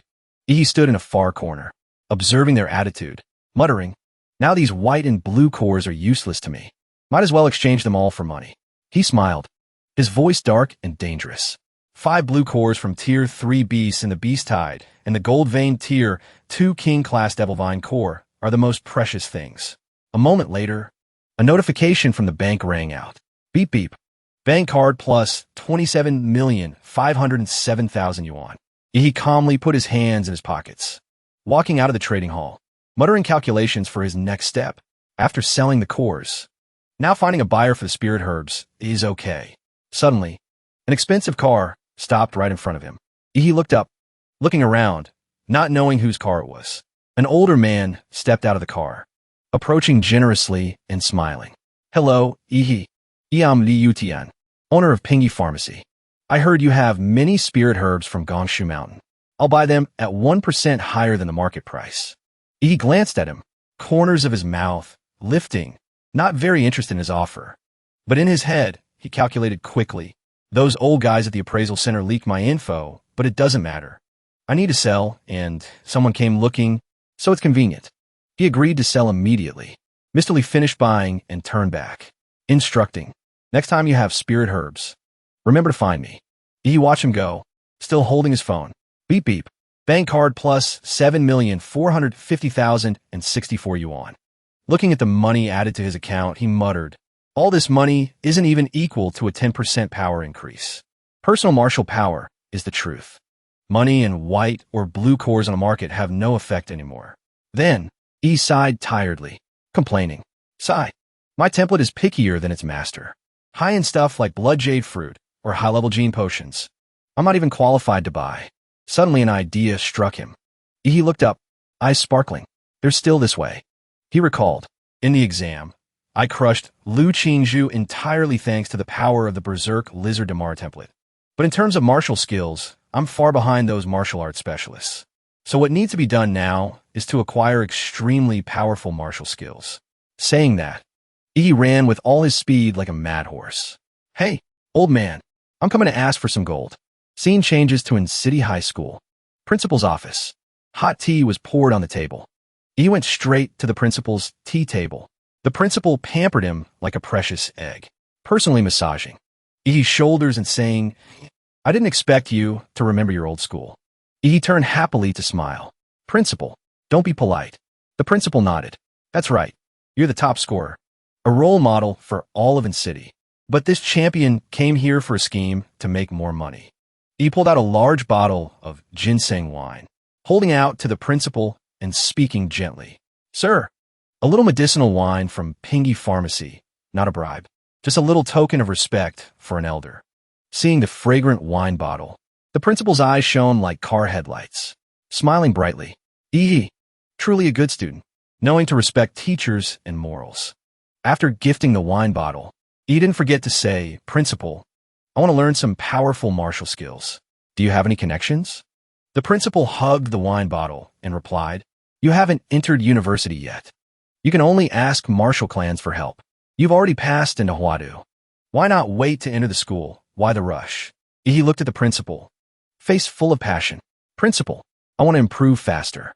The principal nodded in agreement. "All right, I can help introduce you a bit for this matter. After all, you are a special talent. We are educators, Naturally, we must teach students according to their aptitude. We can't just keep hitting dead ends. He leaned close and whispered a few sentences into the principal's ear, making him grin from ear to ear. Principal, you're right. Rules are fixed, but humans must live. Having someone like you who understands change is truly a blessing for the education sector. The old teacher twisted his body in delight. You flatter me, haha.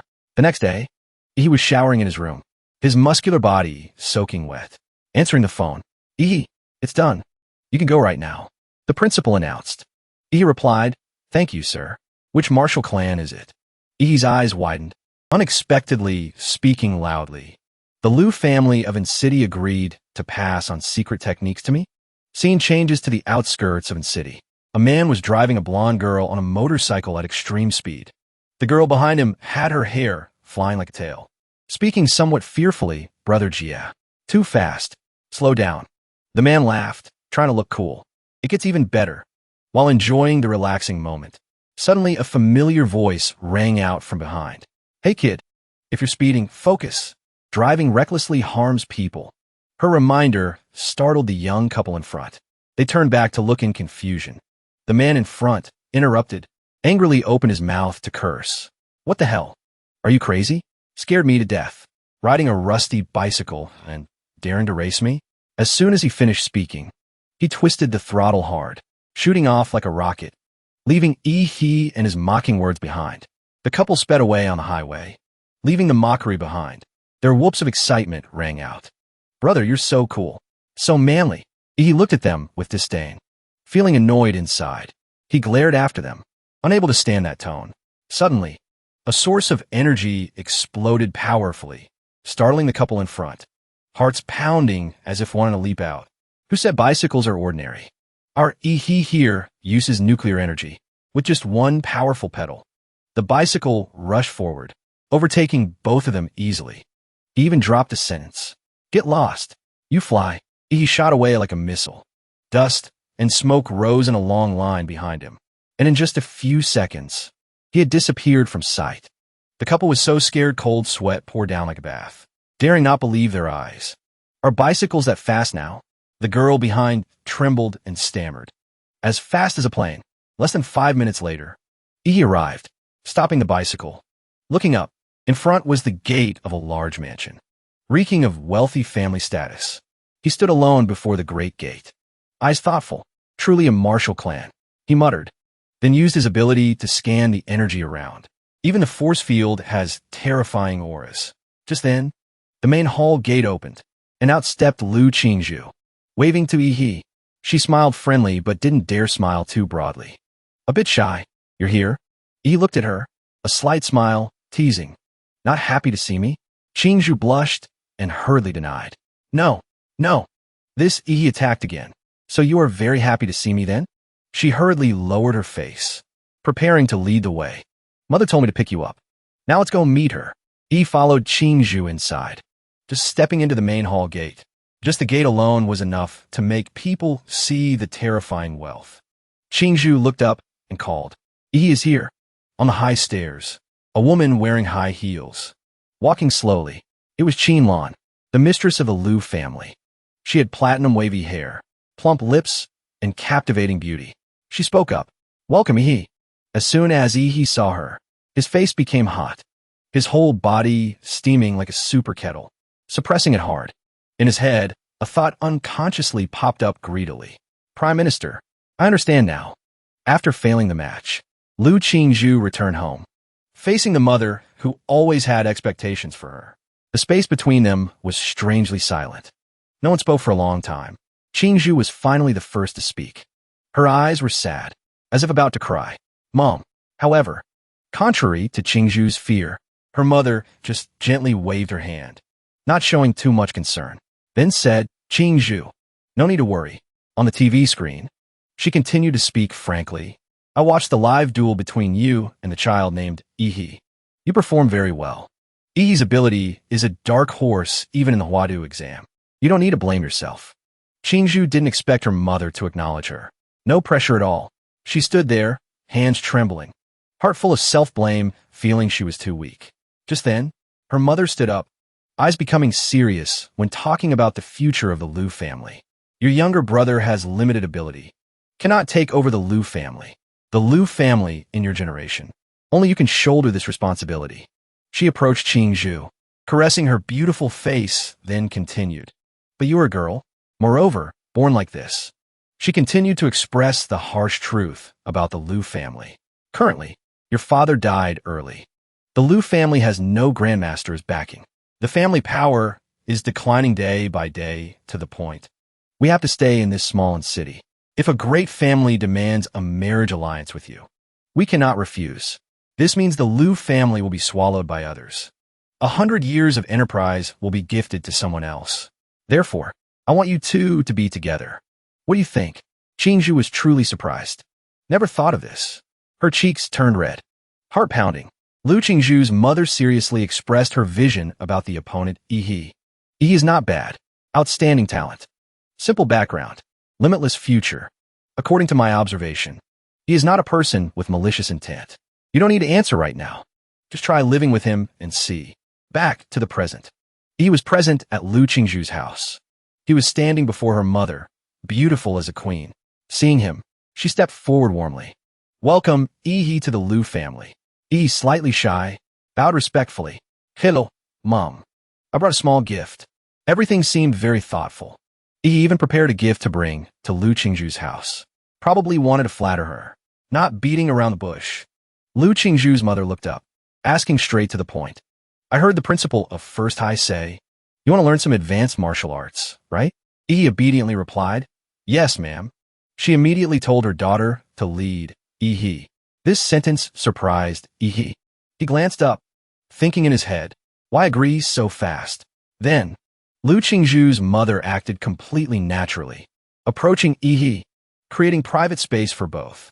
Qingzhu will lead you to the Liu family's martial arts pavilion. Inside are forbidden martial arts that cannot be taken out. Therefore, you can only learn there. Deep in the martial arts pavilion are 3 Xinhuang martial arts. Whether you can learn them or not depends on your ability. With her permission, Yi respectfully thanked her, bowing before the mistress of the Liu family. Thank you, Liu family. She glanced at Yi with mysterious eyes, then thought in her head, thanking the Liu family and not Xinhuang herself? Seems he has made a promise to the Liu family. Very good. Yi, in the future, the Liu family will let you fulfill your promise. Liu Qingzhu's mother smiled, looking at Yi with satisfaction. A very smart child. The more she looked, the more pleasing he was to the eye. While he didn't understand why she looked at him with such strange eyes, he just felt her gaze had something special. Qingzhu also noticed her mother's attitude, but dared not say anything. A while later, she led Yi to the martial pavilion floor. The path led to a dark tunnel. Qingzhu walked in front, leading the way. Yi trailed behind her petite figure. Suddenly, Yi stopped, curiously asked, Student Qingzhu, why do I feel your eyes are always avoiding me? Qingzhu was startled, not daring to turn her head, stammering, I don't, but Yi, with a mischievous smile, inched closer, continuing to tease, is that so? Qingzhu blushed purple, speechless, trying to create distance from Yi. She shouted, why the hell are you getting so close?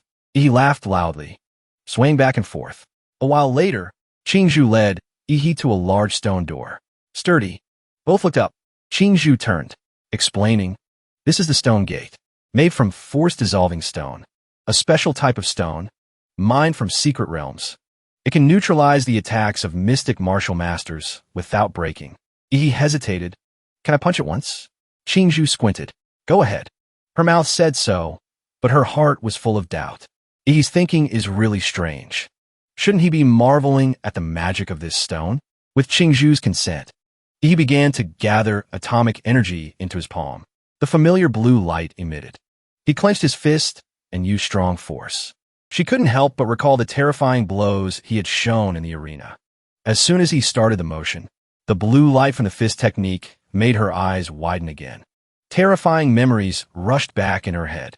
She dared not look, turning away and closing her eyes, fearing that this scene would scare her again. At this moment, the energy was fully gathered. He punched hard the solid gate in front of him.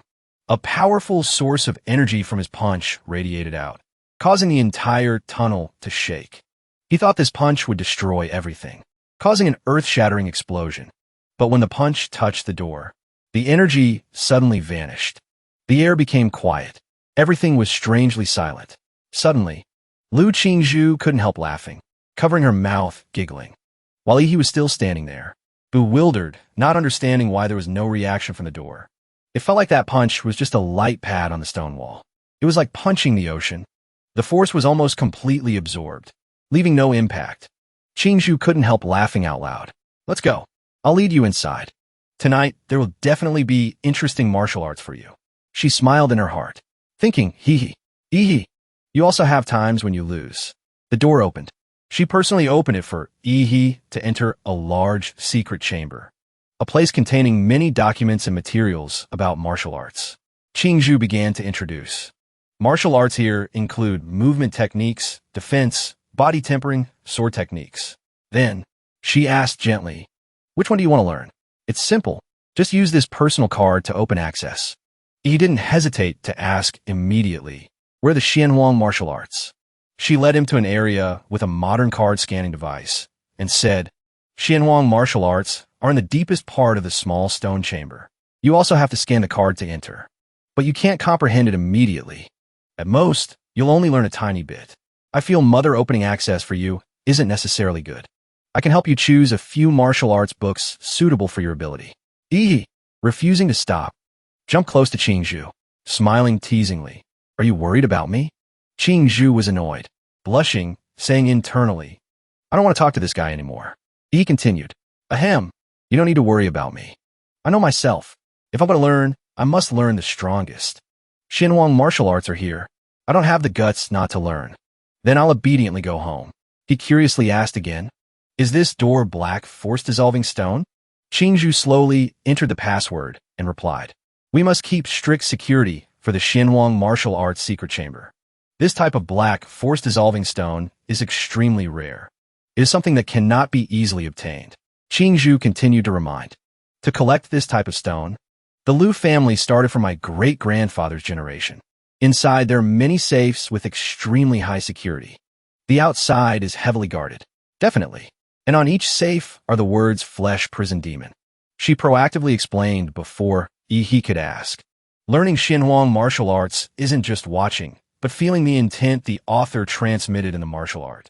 If you can't feel it, or the martial learner has conflicting attributes with its meaning, then you cannot cultivate it. Xianhuang martial arts are living things. It's not the learner choosing the martial art, but the martial art choosing the learner. Ihi, getting more and more excited, grinned widely. Then, Flesh Prison Demon. I'm a chosen one for this martial art. Then, a Flesh Prison Demon safe was opened.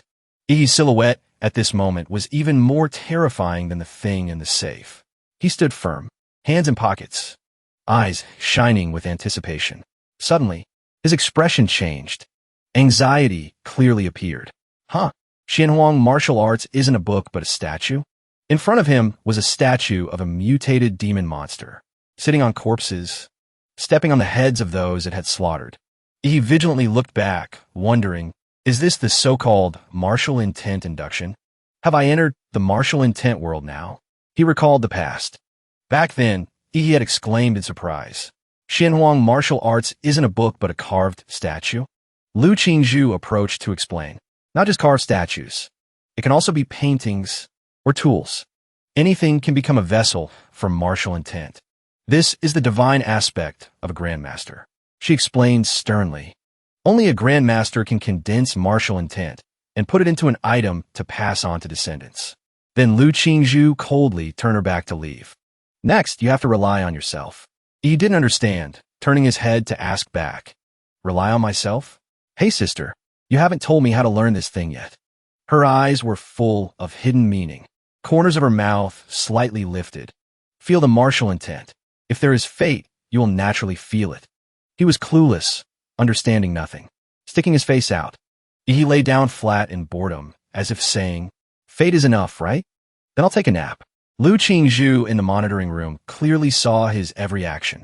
She trembled with anger, clenching her fists, scolding. Ihi, I can only say, worthy of being you. Back to reality.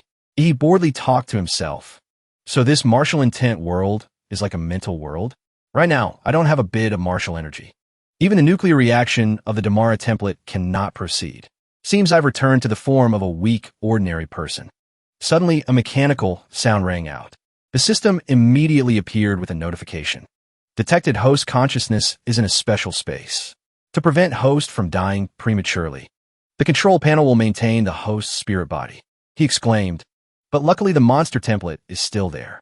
Suddenly a man appeared on the broken arm of the statue, laughing loudly and saying, "My martial arts can only be inherited by real men. Otherwise, I'd rather let it rot in the earth." He turned his head in surprise to look behind. Lu Qinghu looked down from above, smiling cunningly, challenging. "Kid, prove to me you are a real man." He gaped in surprise, exclaiming in his heart, "This person looks exactly like that statue." A bolt of lightning flashed across. The guy still stood proudly on high, saying, "Wait until the thunderstorm. There will be the night parade of 100 demons. Until then, guard this ruined temple for me. Don't let this bodhisattva face be defiled by evil demons. Success. I will reluctantly pass on the skill of guarding the house to you. Failure. You will go insane for being bitten by 100 demons. Never able to cultivate martial arts again. If you're a weak brat, then hurry up and hide." From the ceiling, water drops gradually dripped down, falling on Ihi's nose tip. He wondered, is it rain? Looks like the test has begun. Lu Qinghu disappeared. Raindrops began to fall more heavily. He slowly gripped the sword in his hand. Immediately, he was surrounded by demons. He showed no fear, bravely opening his eyes wide to glare back at them. The demons rushed to attack him like hungry tigers. He got into a fighting stance. He swung each sword strike, decisively destroying the demons. Ihi's eyes burned with killing intent as he slashed fiercely. He suddenly gave a cunning smile. Sure enough, the trial cannot let a martial artist fight 100 demons empty-handed. There must be hidden items. Finishing his sentence, he rushed in to attack the whole group of demons. Red lightning flashed across the sky. He swung his sword wildly, as if dancing among the demons.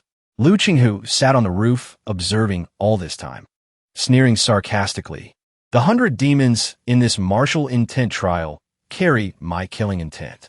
A tiny martial apprentice dares to rush out of the protection of the ruined temple, truly seeking death. Looks like the one coming for the trial this time is another fool. Martial artists truly are getting worse generation by generation. Every time I have to go collect their corpses myself. These demons constantly attacked. Suddenly one took advantage while he was unguarded to attack from behind. But skill is skill. Who's judging? He dodged that surprise attack. Even the guy couldn't comprehend Ihi's skill and had to exclaim, drifting like that without letting them get close.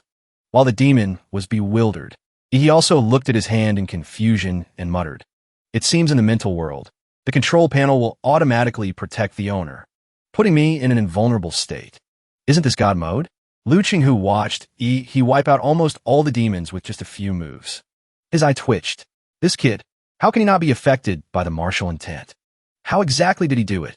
He pouted and retorted. Nothing special, just diligent hard training. The demons were somewhat terrified and gradually retreated. Lu Qinghu spoke up. Good one for a diligent hard trainer. If you can subdue the 100 demons, then naturally I won't go back on my word. I will pass this inheritance to you. But let's see if you can take it first. He just stood silently in the pouring rain. The statue just now suddenly shattered, revealing a well. Inside it contained mysterious small specks of light. He put one foot on the well edge and looked down. The guy continued to explain. In this well lies the essence of killing intent I condensed when I was alive. The flesh prison demon technique is also at the bottom of the well. If you can refine it, not waiting for Lu Qinghu to finish. He jumped down the well without hesitation. The guy was speechless at his brazen attitude. Had to say a few sentences to save face. Good. A junior with such personality. This is the first time I've seen one. In Lu Qinghu's memory, he himself was once top 1 on the server in his prime. A hero of the human world who stormed through S-rank secret realms. Success was thanks to Flesh Prison Demon. Death was also because of Flesh Prison Demon. With old age, blood chi began to weaken. The murderous aura of vengeful spirits that Lu Qinghu suppressed in his body began to backlash. Chi deviation. even harming people close to him. To make no more mistakes, I could only end myself. And before dying, Lu Qinghu mixed the murderous aura of vengeful spirits all over his body with martial intent, casting them together into this statue vessel. Although separated by 100 years, the killing intent in the martial intent space has dissipated a lot, but it is still not something a tiny martial apprentice can endure. If he can subdue this killing intent on the path of flesh prison demon, he can definitely surpass me. In the monitoring room, Lu Qingzhu and Qin Lan were also present.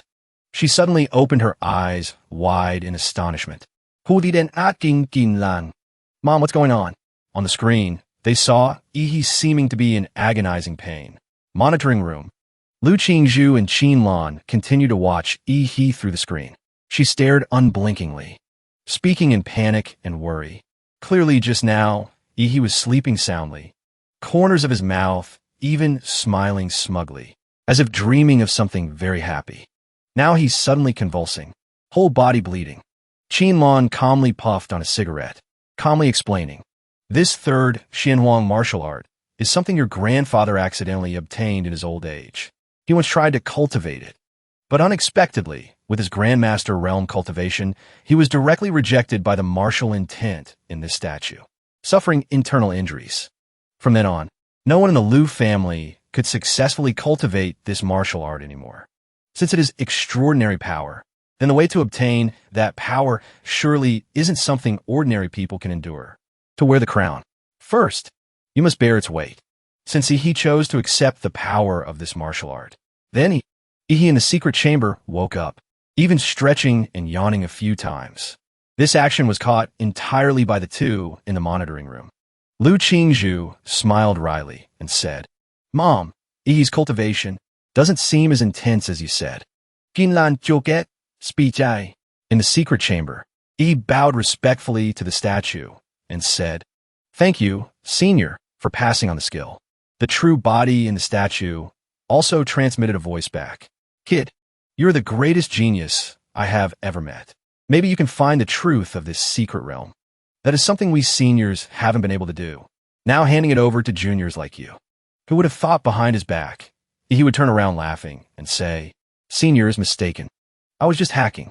He smiled smugly, his body surrounded by limitless power. He cracked his knuckles and said, "Flesh prison demon. Body like an Azura. Although the attributes on my status panel didn't increase at all. When grasping the Xianhuang martial art, my combat power is at least double what it was before." Outside, mother and daughter Lu Qingzhu rushed running. Entering, Qin Lan asked, "You succeeded?" He acted cool, waving his hand and grinning. "That's right. I succeeded." She couldn't believe her eyes, saying in shock, "How is that possible?" Even with Qingzhu's talent, to grasp the basics of a Xianhuang martial art, she had to stay awake in the martial intent space for a whole week. How long did you take?" "Only an hour. Really just slept a nap. And could learn it?" Lu Qingzhu just stood observing Yi's calm demeanor, silently admiring, thinking, "Others call me a genius, but the real genius is right here." He confidently showed off. "Seems you two don't believe it, huh? Then let me show you." Yi just needed to flex once. Powerful strength enveloped the entire space. This is the killing intent I comprehended from the martial intent world. If I have to explain, it's like an enchantment effect in a game. It can be applied to my weapons, greatly increasing the weapon's damage. Saying that, Yi swung his fist. The muscular arm carried destructive power, even sparking a few bolts of lightning. Lu Qingzhu was mesmerized, standing in a daze, thinking, "The fluctuation is so strong. Seems I can hear the screeching of evil demons in it. Perhaps this is the killing intent Yi mentioned." Witnessing that terrifying power, Qin Lan felt rejuvenated. Her hand pressed to her cheek, saying seductively, "You really are?" Yi found her too exaggerated. Corner of his mouth twitching, thinking, "Ma'am, your daughter is still standing here. Can you restrain yourself first? I don't want to be labeled as Prime Minister." Lu Qingzhu spoke up asking, "Student Yi, since you've grasped one Xianhuang martial art, do you want to learn the remaining two? You still have a day to learn." She blushed, smiling shyly. Qin Lan stood aside, holding her face in disappointment, thinking, "My good daughter, are you pretending to be stupid or really stupid?" Mouth says you don't want to be with he. Yet turning around, you hand your family assets to him? Although investing in he meant preparing to accept him as a son-in-law. We can't just give all the Liu family assets to him at once like that. He bluntly refused. No need. Student Qingzhu, one Xianwang martial art is enough for me to digest for a long time. I won't learn more martial arts. Andy, I'm a bit tired. Moreover, I have some things to handle at home.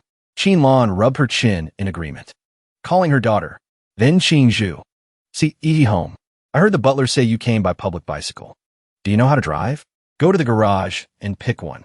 It's convenient for you anyway. Hearing this, he remembered meeting a street racer on a motorcycle teasing him for being poor when he arrived. He thought bitterly. A vehicle, huh? Speaking of which, I met a pretty cool guy riding a motorcycle just now. Both cool and stylish. He asked naturally with delight. Auntie, do you have a motorcycle? Kinlan Zipli? He likes motorcycles? Just like my son who always worries others. I'll give you his most precious one. Outside the grounds of Qinlan's house, Jie was wandering around muttering to himself. Heard butler Aunt Hong say Mom invited another live-in son-in-law. Let's see what kind of character this is. Sister is talented and beautiful. A rare genius beauty in 100 years in a city. Not just any ordinary person is worthy. Suddenly he thought of immediately scolding angrily. That kid riding the public bicycle earlier was really annoying. Scared the girl I just picked up away. Don't let me meet him again. Finished speaking, a motorcycle zoomed past Jie. His face twisted, eyes wide, stammering. The thing that just passed. Isn't that the bicycle guy from earlier? Moreover, what he's driving is my motorcycle. Night fell when he arrived home. He left the motorcycle outside. He quickly prepared dinner. On the table was only a bowl of beast cores and a bowl of dipping sauce. Last time swallowing beast cores raw. The taste was boring. He proudly held chopsticks, saying expectantly, this time adding a bit of soul dipping sauce to enhance the flavor. He picked up a beast core soaked in dipping sauce and put it in his mouth. Eat a blue one first. Mechanical sound rang out again. The system appeared. Host, Composite physique, 23.8. Monster template, Berserk Lizard Damara. Compatibility, 21%. Monster template, Super Giantification. Compatibility, 85%. Distributable points. His body was now overflowing with energy. He sat reading the system panel, muttering, attribute panel increased. Can distribute points now. Last time in Gongshu Mountain Secret Realm using Super Giantification monster template. Height was about 50 meters, although considered giant compared to normal demon beasts. Compared to the mysterious spirit creature in Gongshu Mountain Secret Realm as big as a mountain range. Still too small.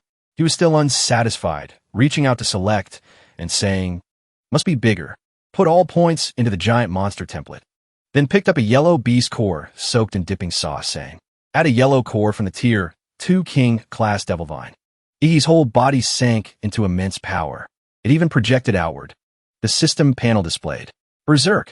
Lizard Damara monster template. Absorbing gene chain of special plant organism. Generating special mutation. Ask host if want to stop mutation process. His eyes stared in surprise asking mutation. He returned to normal state, rubbing his chin muttering. Mutation means becoming a monster template with different attributes. If it becomes a beneficial attribute, that's good. But if it's a detrimental attribute, it's reverse evolution. Thinking for a while, he decided, but too much is the same. Risk it once. Bicycle turns into motorcycle. Then press the yes button. System panel displayed. Congratulations, host. Unlocked S-Rank isotope monster template. Immediately, a huge demon monster appeared.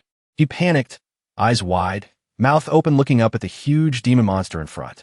System panel appeared again with notification. When Berserk Lizard Damara template reaches 100%, there is a 2% probability of job change to Stellar Damara. The Damara looked extremely ferocious. He read the information on the system and laughed happily.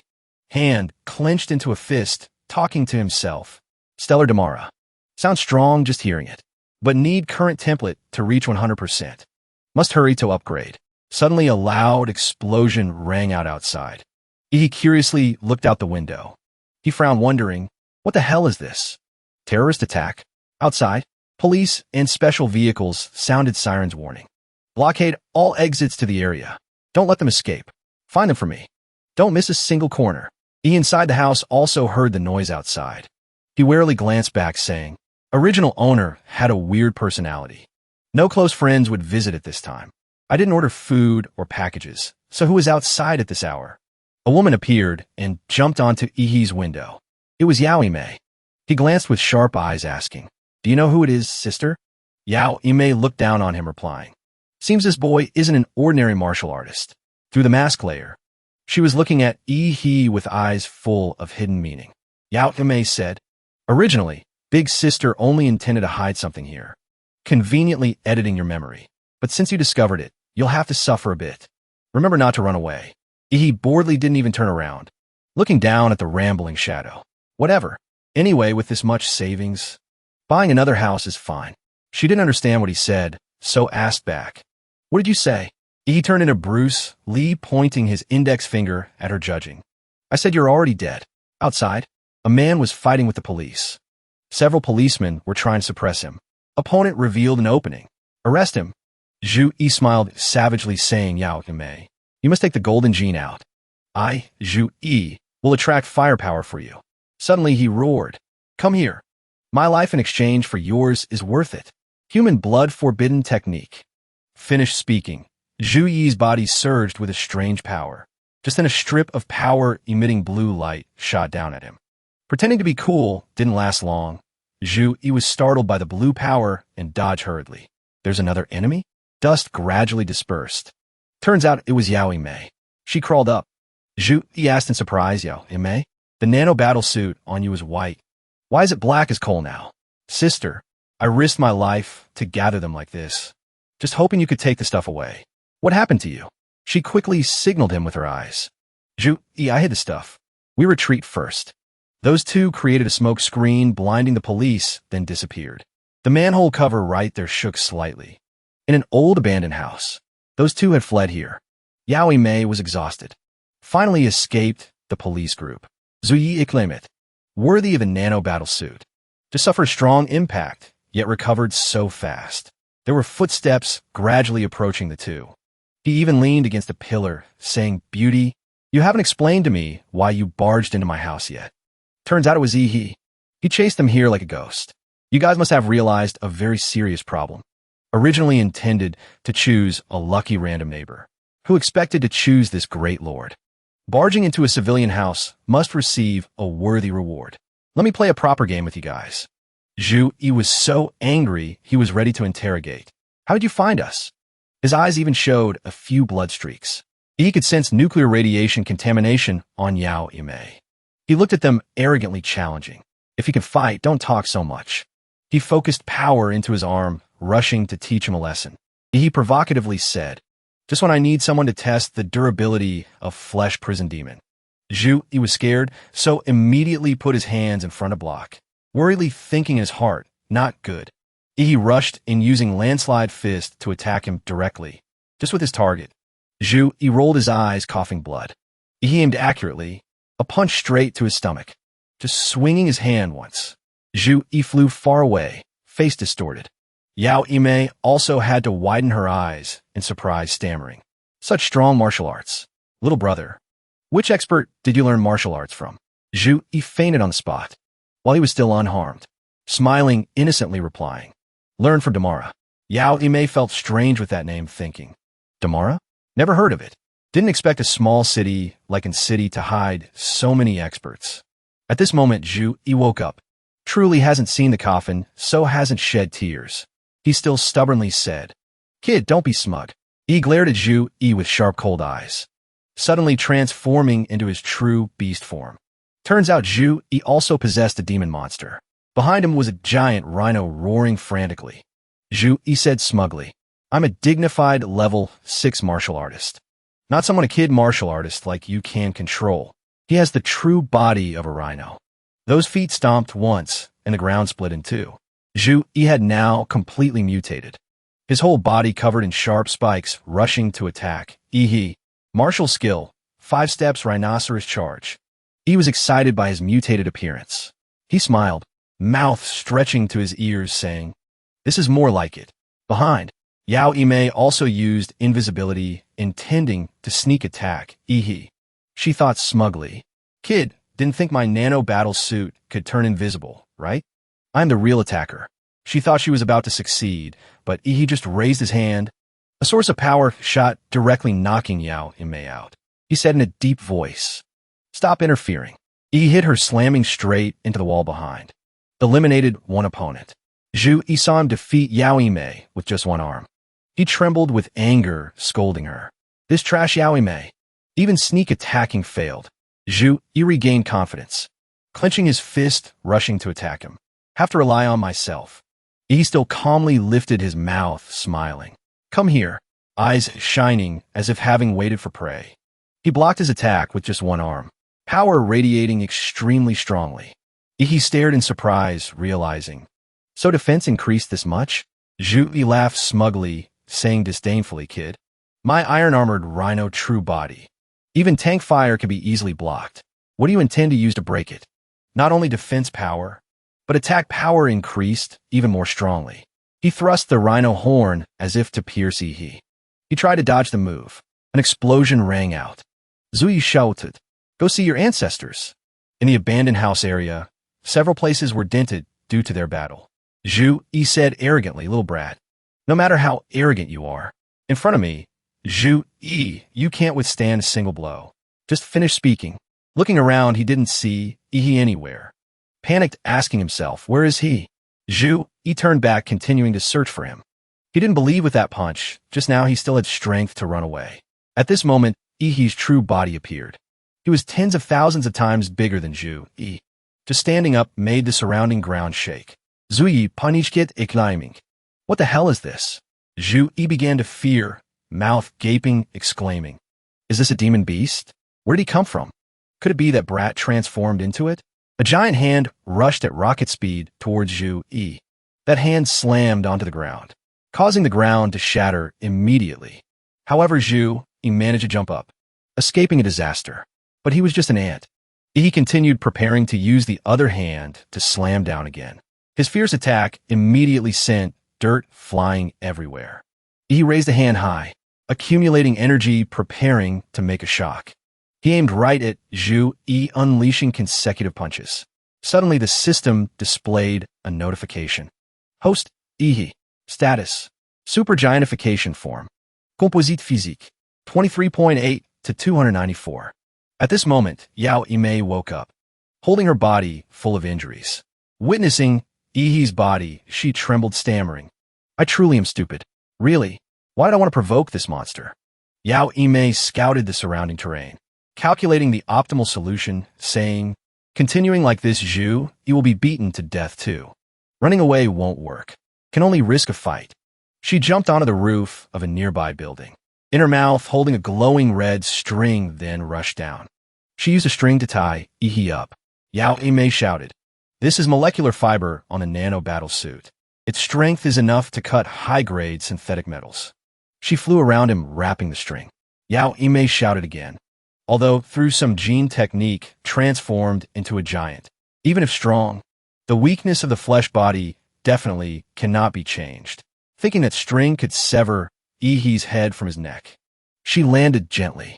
That head fell right in front of Yao Imei. She quickly retracted the string. Thinking she had defeated Ihi, she breathed a sigh of relief. Success? Life is not like a dream. That head could still function. Ihi opened his mouth. A sphere of power prepared to attack her. Yao Imei trembled, stammering, monster. Only saw a huge source of power piercing through the building. The last image in Yao Imei's memory was an endless blue light. Smoke and dust flew blindly everywhere. Took a long time to disperse completely. He returned to normal form, still smoking. He walked leisurely step by step. He approached Zhu Yi, who was lying gasping for air, eyes full of disdain. He looked at him, saying, your turn. Zhu Yi was covered in blood. Difficulty opening his mouth, whispering, that monster name. He looked at him with glowing devil eyes. Those who kill are prepared to be killed. This is very fair. Zhu Yi bowed his head before him. Suddenly outside there were lights and sounds of police cars. He knew he couldn't escape, so said, if I have to die so early, then I must drag you down with me. Yao Imei, the woman just killed by you. Hid something in your room. Called the Golden Gene. His face now looked extremely twisted and hideous. Screaming, now it belongs to you. You will face endless pursuit. Hiding like a rat. I wait for you in hell. He, full of disgust, didn't bother listening to his rambling. He kicked Zhu Yi straight, sending him to sell salt. He added a sentence. Talk too much. He also saw the police were near. Muttering, police arrived. Must quickly dispose of the bodies. Looking at the ruins, he caused himself. Yi said, this time was a bit too much. Returning to Yi's housing area. It was now midnight. He sat on the bed, using his phone. Aunt Sheen, how is the police questioning going? The person on the phone replied, nothing but Yi. Recently, it hasn't been peaceful. You should still behave and wait to go to Huadu University to study. He immediately replied, don't worry, Aunt Sheen. You understand me. I am very decent. That person replied, that's good then. He stood up, throwing the phone aside, sighing with relief.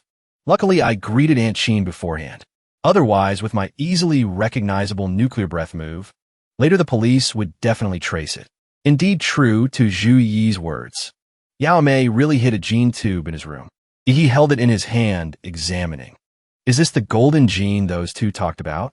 On that gene tube was a symbol of a large animal. He recognized. I've seen this symbol in the Prometheus file the person from Huadu showed me before. This is the symbol of Laserbird, a giant in the biotechnology field. He thought about the two earlier and vaguely guessed the reason. Seems those two stole this thing from Laserbird. On the way escaping, encountered all kinds of pursuit. Thinking of his despicable face, he guessed. Hearing his meaning, this thing was thrown to me. He looked outside. In front of the window was a large hole created by him. He put his hands in his pockets, calculating. Seems I have to move house. Tonight find a hotel to stay temporarily. At a B-rank secret realm. Deep in Swan Lake's secret realm. The girl standing on the wolf's head asked, how is the harvest on your side? The man replied, SOSO. Earned a little. Suddenly a loud noise rang out, attracting everyone's attention. The girl called out in surprise, not good. Captain looked quickly. They heard her call and looked into the distance. A huge wild beast appeared. Following it was a herd of wild beasts rushing fast, looking terrifying. Herd after herd rushing like a storm. In that crowd was an extremely huge demon beast. He was the Tier 5 Overlord class demon beast, blood-eyed black ape. People ran in panic. They urged, quick, go report to the military. There is an Overlord class demon beast leading a large-scale beast tide coming. They were anxious and hurried. And city cannot withstand this. Must let the nation send Grandmaster or Great Grandmaster level martial artists to reinforce. Damn it. High-level demon beasts are clearly very rare, leaving their territory, coming to the area where low-level demon beasts operate. Why is it like this? The wild beast with a terrifying face stared straight ahead. Suddenly his eyes turned bloodshot. Then from there emitted an immensely huge source of energy. Large rocks fell continuously. People panicked, running away while calling for help. Emergency situation. Swan Lake's secret realm appeared an Overlord-class demon beast. Beast tide is spreading. A man just screamed in fear, requesting reinforcement. Then a large rock fell on him. The man was crushed by the rock. Along with that, a mechanical sound responded. Receive news of Overlord invasion. Please answer. Please answer. The wild beast stretched up, looking truly massive. He roared loudly. Attack at full speed. A large black hole appeared in the sky. Inside the city, everyone was afraid when the announcement speaker rang out. Large-scale beast tide in B-rank secret realm Swan Lake and City is about to attack. Citizens trembled in fear. Combat troops quickly gathered. Voice from the loudspeaker. Expected to break through to City in 20 minutes. Currently, the military has been deployed to the front line to resist the beast tide. Loudspeaker voice. I call upon all martial artists in City to come reinforce. All martial artists, please come reinforce. In the train station. Loud shouts of people. Everyone, please don't push. Please maintain order. A small child was lifted high along with loud crying. Beast tide attack. Currently, the train only allows children and students to go. Children are the hope of the future. If City falls, then we must send City's future away. At the mayor's office, two people sat before a computer talking. I told you to ask for reinforcement from other cities. Which cities agreed to send troops here? The woman replied, Mr. Mayor, This time, not only in city is invaded by a large-scale beast tide, but many places across the country have beast tide invasion warnings. Right now, they can't even take care of themselves. The woman pointed at the iPad in her hand and said, cities where beast tides haven't occurred say they need to build defensive fortifications. Precaution against possible beast disasters. The mayor looked worried, asking, what did Huadu say? Can the Grandmaster-level martial artists we requested come to reinforce? Even one person is fine. He leaned back in the chair, continuing, Guanshan City, next to Huadu, appeared an S-rank secret realm. All martial artists of Huadu have to go to Guanshan City to stop the expansion of the S-rank secret realm. The mayor frowned, saying, there is no time to waste for us. The battle to protect in city has begun. We can only rely on ourselves. Scene changes to Chu Mansion. In the yard, the silhouettes of two men training. He landed a punch on the person opposite. The other person lost balance, retreating a distance. He looked at him, praising, not bad. Blocked one of my attacks. Juju Wipet, sweet, hot ging.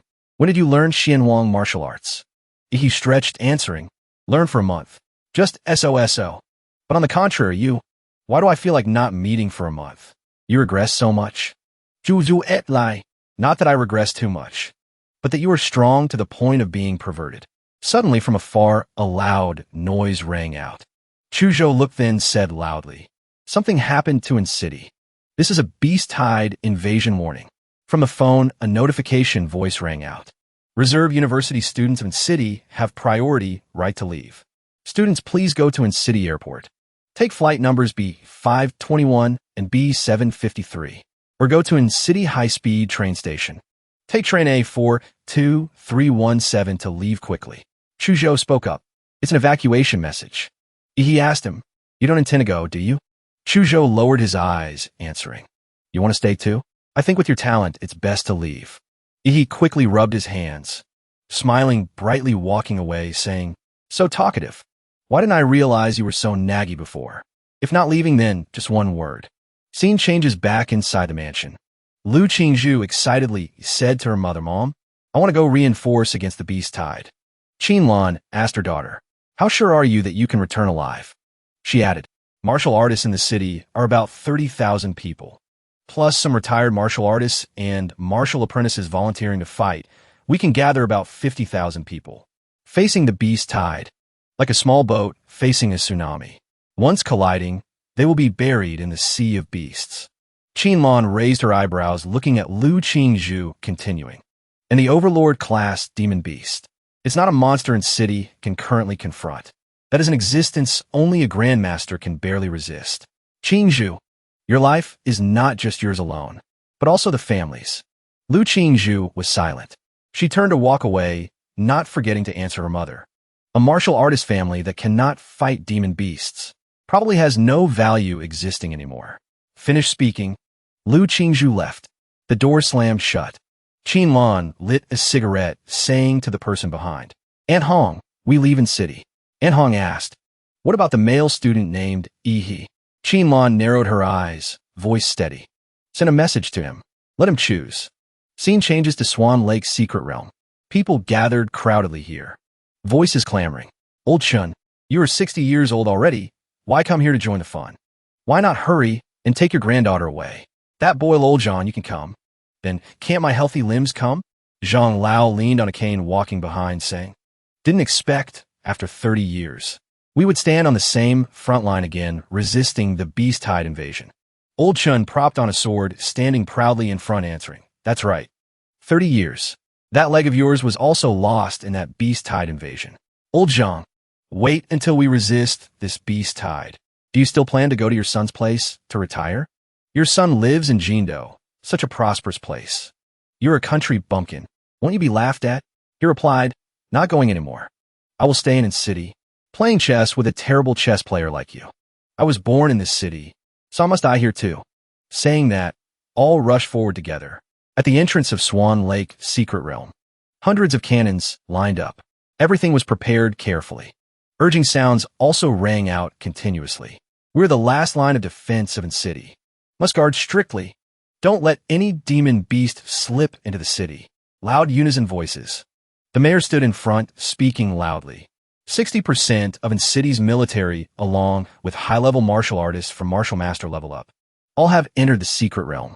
They are called the Vanguard Team, and they only have one single mission. That is to investigate basic information about the Beast Tide and try to probe the strength of the Lord-class demon beasts. Even the Overlord class in there, after that, must survive to bring the information back. Suddenly, he startled, looking forward. A man covered in wounds walked step by step with difficulty. The mayor hurriedly ran over, calling medical staff. Emergency aid. The man fell down, mouth struggling to call continuously, "Mayor." He used all his strength, trembling, to hold up a USB, speaking with difficulty. In this USB contains all the results that the Vanguard Team obtained. The mayor worriedly shouted, asking, "Where are the others?" He looked up, saying two words that made him freeze. "Dead." The man screamed in pain, crying and speaking, "All dead. Trampled by the Beast Tide. Even the bodies couldn't be brought back." His pupils full of bloodshot veins, shouting, "Must be careful of that blood-eyed black ape. It plotted against us. Otherwise, at least a few thousand of us could have come out alive." From the black hole, countless sharp rocks rushed down. Something pierced through the building along with a loud scream. Danger! Several strange things appeared on the ground. The mayor suddenly thought, its target is the defensive mines placed under the building. Consecutive large explosions occurred along with a scream. Its target is to detonate the mines to destroy the defensive structures being built. Cannons also attacked. The mayor's loud scream mixed and rang out. "Damn it! It's an attack from the secret realm side. Tank battalion. No need to hesitate. Aim straight at the secret realm rift and fire." In front of him, a terrifying explosion occurred. The mayor frowned, clenching his fist, speaking up. "Not releasing demon beasts, but using long-range attacks first to deplete our forces. Since when do demon beasts know how to use military tactics like humans?" He angrily cursed. "Hateful. Damn beast." From the black hole, a wave of rocks continued to fall. A loud scream. It's the second wave of attacks. This time the number of stone pillars suddenly increased. A machine crawled away. A few soldiers walked cautiously. A wild beast appeared. The soldier cautiously shouted, "Careful! Enemy attack!" Just finished speaking, he lightly lost his head to it. Then consecutively other ones appeared. Everyone tried to attack, to stop them. The mayor reached out, trying to shout. Stone pillars are used as drop pods for demon beasts. They fly out of the secret realm rift through those stone pillars, then drop directly into the rear line of the battlefield to destroy. Damn it! Don't let those stone pillars fall. Block all these stone pillars for me. The wild beast leaned back. Another one spoke up. Almost enough. Humans no longer have the strength to resist. It roared loudly, then rushed up. Warriors, crush that land for me. A horde of monsters rushed towards the cannons. Many explosions rang out consecutively. The scene was extremely chaotic. A foot stomped the ground.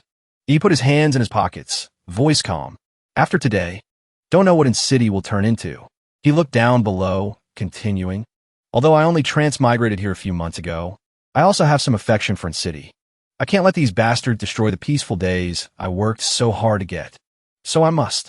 He quickly rushed down, armor revealed around him. He excitedly shouted, "Start a massacre." In the city, several columns of smoke rose.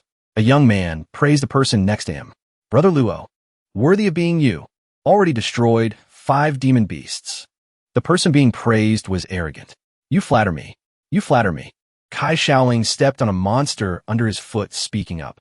Just killed a few low-level demon beasts and already starting to brag. Luo Xian, you're just SOSO. The title of number 1 in City 3rd High is indeed a bit exaggerated. The guy clenched his fist angrily. Gai Ling. At this moment, footsteps rang out again. Chu Zhou appeared, holding a spirit stone. Someone wondered, Zhu Zhu, the blue beast core in your hand. You single-handedly took down a tier 3 demon beast?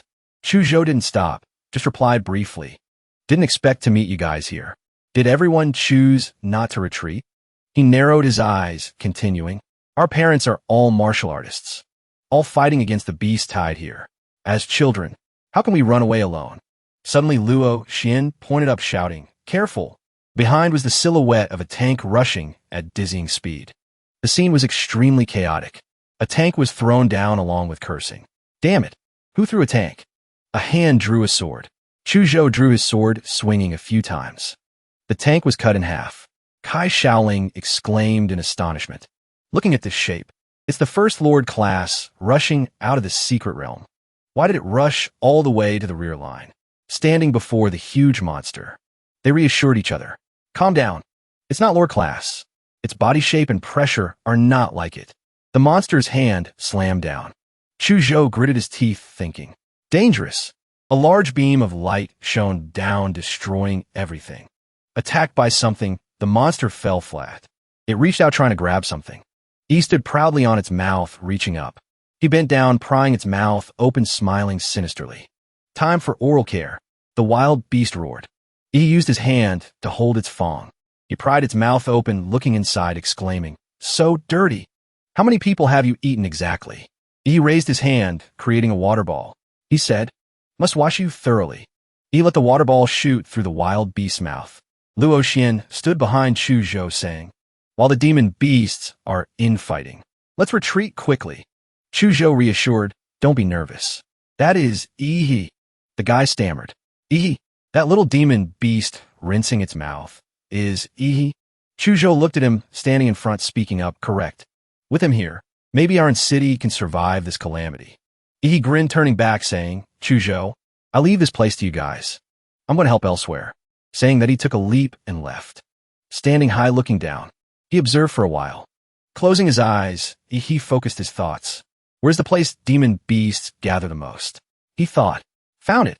Down below, a huge elephant walked and swept everything. The soldier threw away his gun, shouting, Guns are useless against this bastard. Fixe bayonets. Others quickly dropped guns, assembling something. A group of people holding swords rushed up simultaneously. Unexpectedly, all of them lost their lives to the sharp spikes on its tusks. Its stepping foot didn't know how many people it trampled to death. Soldiers looked worried, shouting, Captain, run away quickly. Can't defend here. We are just ordinary soldiers. Cannot fight these demon beasts. Someone still didn't give up. Hold on.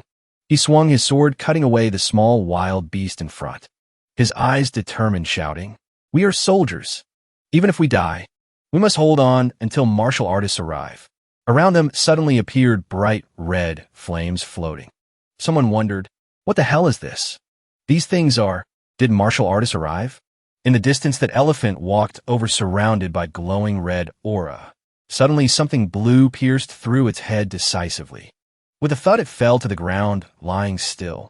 Other wild beasts, seeing this, began to raise their heads, growling. A loud shout. Nuclear rage, martial release. He rushed down fast from above. A light shone down, piercing through the cloud layer. Other war zones were also dying. The man wondered, looking at the fleeing demon beasts. Demon beasts are running away, feeling like they want to run to another place. The woman standing behind spoke up. It's Ihi. And city top scorer, Ihi has joined the battlefield. Demon beasts everywhere seemed to be surrounding the top scorer to sweep him. The man turned his face, determinedly said, No, we cannot let Ihi be killed by the beast herd like Martial Master Lu's group. We go help him. He is still a child. He is the hope of our city. Then he walked away with a loud voice. Ambush the demon beasts. Protect the top scorer. Monsters just baring teeth had their skulls blown off. Cruel battlefield, with what remained being monster corpses scattered everywhere. A powerful beam of light pierced straight down, causing the surrounding land to be destroyed. The spiky hair man, seeing this, immediately shouted, Careful! A lord class has eyes on Ihi. Protect Ihi. Everyone fought with all their might. Motherfucker. Want to kill the top scorer of our city? You guys step over my dead body first. Then he said. Someone shouted loudly, We are saved. While the whole city exploded. Shouting sounds. Echoing. Humans won. You bastards, all go to hell. Hold on for me. Our top scorer will arrive immediately. No need to wait for the top scorer. Seeing our stronghold destroyed. Chase all these demon beasts out without leaving a single one for me. You old guys aren't even equal to a high school student. Don't let the junior laugh at us. At this time, a monster with dinosaur shape stepped out. Its eyes emitted horrifying light. The dinosaur rammed hard into the barrier wall in front of it. That wall was the Earth Vein Divine Wall, erected tall in the middle of the city. The mayor hovered in midair. He raised his hand, chanting a spell. This Earth Vein Divine Wall can only surround a part of the demon beasts. To completely resolve this beast tide, must destroy the overlord. However, the Earth Vein Divine Wall still couldn't stop a few monsters wanting to bypass the rules. The ugly monster with thick fur ferociously flew up. The mayor didn't say much, clasping hands creating a seal. From the seal emitted a blinding golden light. Here one could see the length of the monster's arm. A confrontation unbalanced in size. His eyes looked behind, out of the frying pan into the fire. Appearing before eyes was a monster with even more terrifying size. The mayor's face was sharp cold, not a bit afraid, telling himself, Sunken Mountain, giant crocodile. Tier 4 king class lord. Suddenly he realized, Mount of the blood-eyed black ape. The overlord's mount has acted. Seems that monkey couldn't sit still anymore. Thinking done, the mayor gently landed on the Earth Vein Divine Wall. He transmitted energy into it, creating vibrations. Technique: mountain landslide tsunami. Those vibrations made space distort. Everything twisted. On the monster's body were countless glowing eyes. The monster had a body like a centipede. It looked up at the dazzling vortex the mayor created. While slowly climbing up, he asked, Do you know why I had to use the Earth attribute attack you were most proficient in? The monster was afraid. Seemed to clearly understand its end.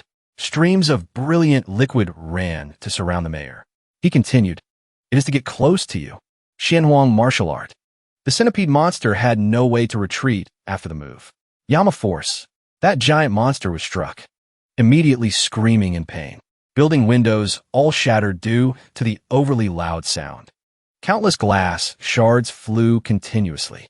Under the ground was also equally disturbed. The monster's rage made the ground scream. The monster ceased, not its pathetic cries. At this time, the whole city no longer had its original appearance. And the mayor's thoughts immediately relieved. Luckily, I received intelligence about the Sunken Mountain giant crocodile early. Just right to distance from the martial artist group. Otherwise, don't know how many people would die here. While worrying, he revealed, If all your main bodies enter in city, then perhaps I might be 3 parts weaker than you. But you only revealed 1 head. That is just a goat waiting to be slaughtered. Behind the mayor grew more than a dozen arms. The monster stood tall, relying on large appearance advantage. Each of its eyes observed the mayor's every move. He used his arms to weave through each of the monster's spikes to climb up. The monster's back was like a high mountain piercing the sky. The mayor at this time lost all strength, having to fly up to observe. Worthy of being the king of Earth attribute. Still able to grow stone spikes on its own body. Behind was a fierce gaze, silently observing him. The mayor immediately realized. Ambush. Blood-eyed black ape reached out, a giant arm, grabbing the mayor like a toy. He was emitting killing, intent questioning. Tiny human, what are you doing in my mount? This moment in the mayor's eyes was regret, mixed with astonishment. It's the blood-eyed black ape, actually hiding inside the stone spike. Blood-eyed black ape opened wide, 2 glowing eyes looking extremely eerie. Now, let me crush your head, to let you know how tiny humanity before my eyes is. He just finished speaking, then threw the mayor straight to the ground, causing a loud noise. In the city, buildings were all skewed by the crowding of sharp stone spikes. Blood-eyed black ape shouted while his hand was still smoking, although able to avoid the explosion in a split second. But I confirmed it. This whole city of yours has no stronger martial artist, so I can kill with peace of mind. The mayor emerged from the ashes. He looked truly miserable. The mayor was silent, not speaking. Then he raised a hand to the sky. Immediately, the mayor regained his form. Streams of light ran around his body. His power created a dragon-shaped spirit beast. Night, eagle storm. Blood-eyed black, ape's face fierce with sharp teeth. He disdainfully assumed, Human, your resistance has no meaning at all, just delaying the time of death. In blood-eyed black, ape's ideal appeared the image of humans living in fear. This battlefield no longer has natural enemies. Now turned into a game making humans terrified and desperate. I really look forward to seeing the desperate and fearful face of the strongest human. However much psychological attack the opponent dealt, the mayor responded with just as much physical attack. Although suffering light fragments hitting his body, blood-eyed black ape was not hurt at all. He frankly criticized, Speed not bad, but power too weak. The mayor, not discouraged, continued to launch attacks. This time, Blood-Eyed Black Ape smugly judged. Power not bad, but speed too slow. He quickly crossed all the ruined buildings. Walking towards the mayor, Blood-Eyed Black Ape pressed his menacing face close to him, shouting, "Kneel! I don't like creatures lower than me looking straight at me." In the mayor's eyes was only a bit of startle. Seeing that expression, Blood-Eyed Black Ape angrily threw a punch. At this time, he was extremely confused. The ground bore the mark of the brawl. However, the mayor was still safe and sound. That collision even made his gaze sharper. Blood-Eyed Black Ape was momentarily scared by the power. Why do you have no fear at all? It was the mayor's turn to act. He placed his hand on the ground. Demon beast, you think yourself smart, but you still calculated wrong. In the end, just an arrogant wild beast. The stream of light the mayor used immediately turned into a rope, wrapping around Blood-Eyed Black Ape. Human blood forbidden technique. At this time, he regretted too late. You intentionally led me into this trap? Formation named Earthvein Seal. In the originally clear blue sky, replaced by endless tornadoes. Seemed like doomsday. Blood-Eyed Black Ape was being sucked into that tornado. He wondered, is this the ace of the human? Want to seal me underground? Too naive, human. Blood Ape switched to threatening. You cannot imprison me forever. Just need your sand flow to loosen even a little. I will rush out and tear apart all humans in this place. What a pity. The mayor played the final ace card. This is not an ace card, but a hymn. He opened his shirt, revealing a 5-pointed star scar. The mayor's voice rang out clearly. It is the hymn of humanity. It is the epic of courage.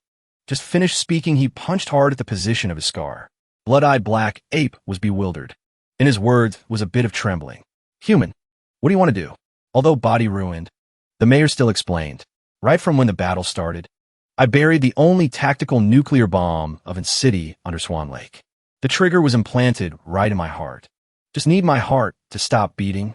The nuclear bomb will be activated. Hearing this, Blood-Eyed Black Ape despaired.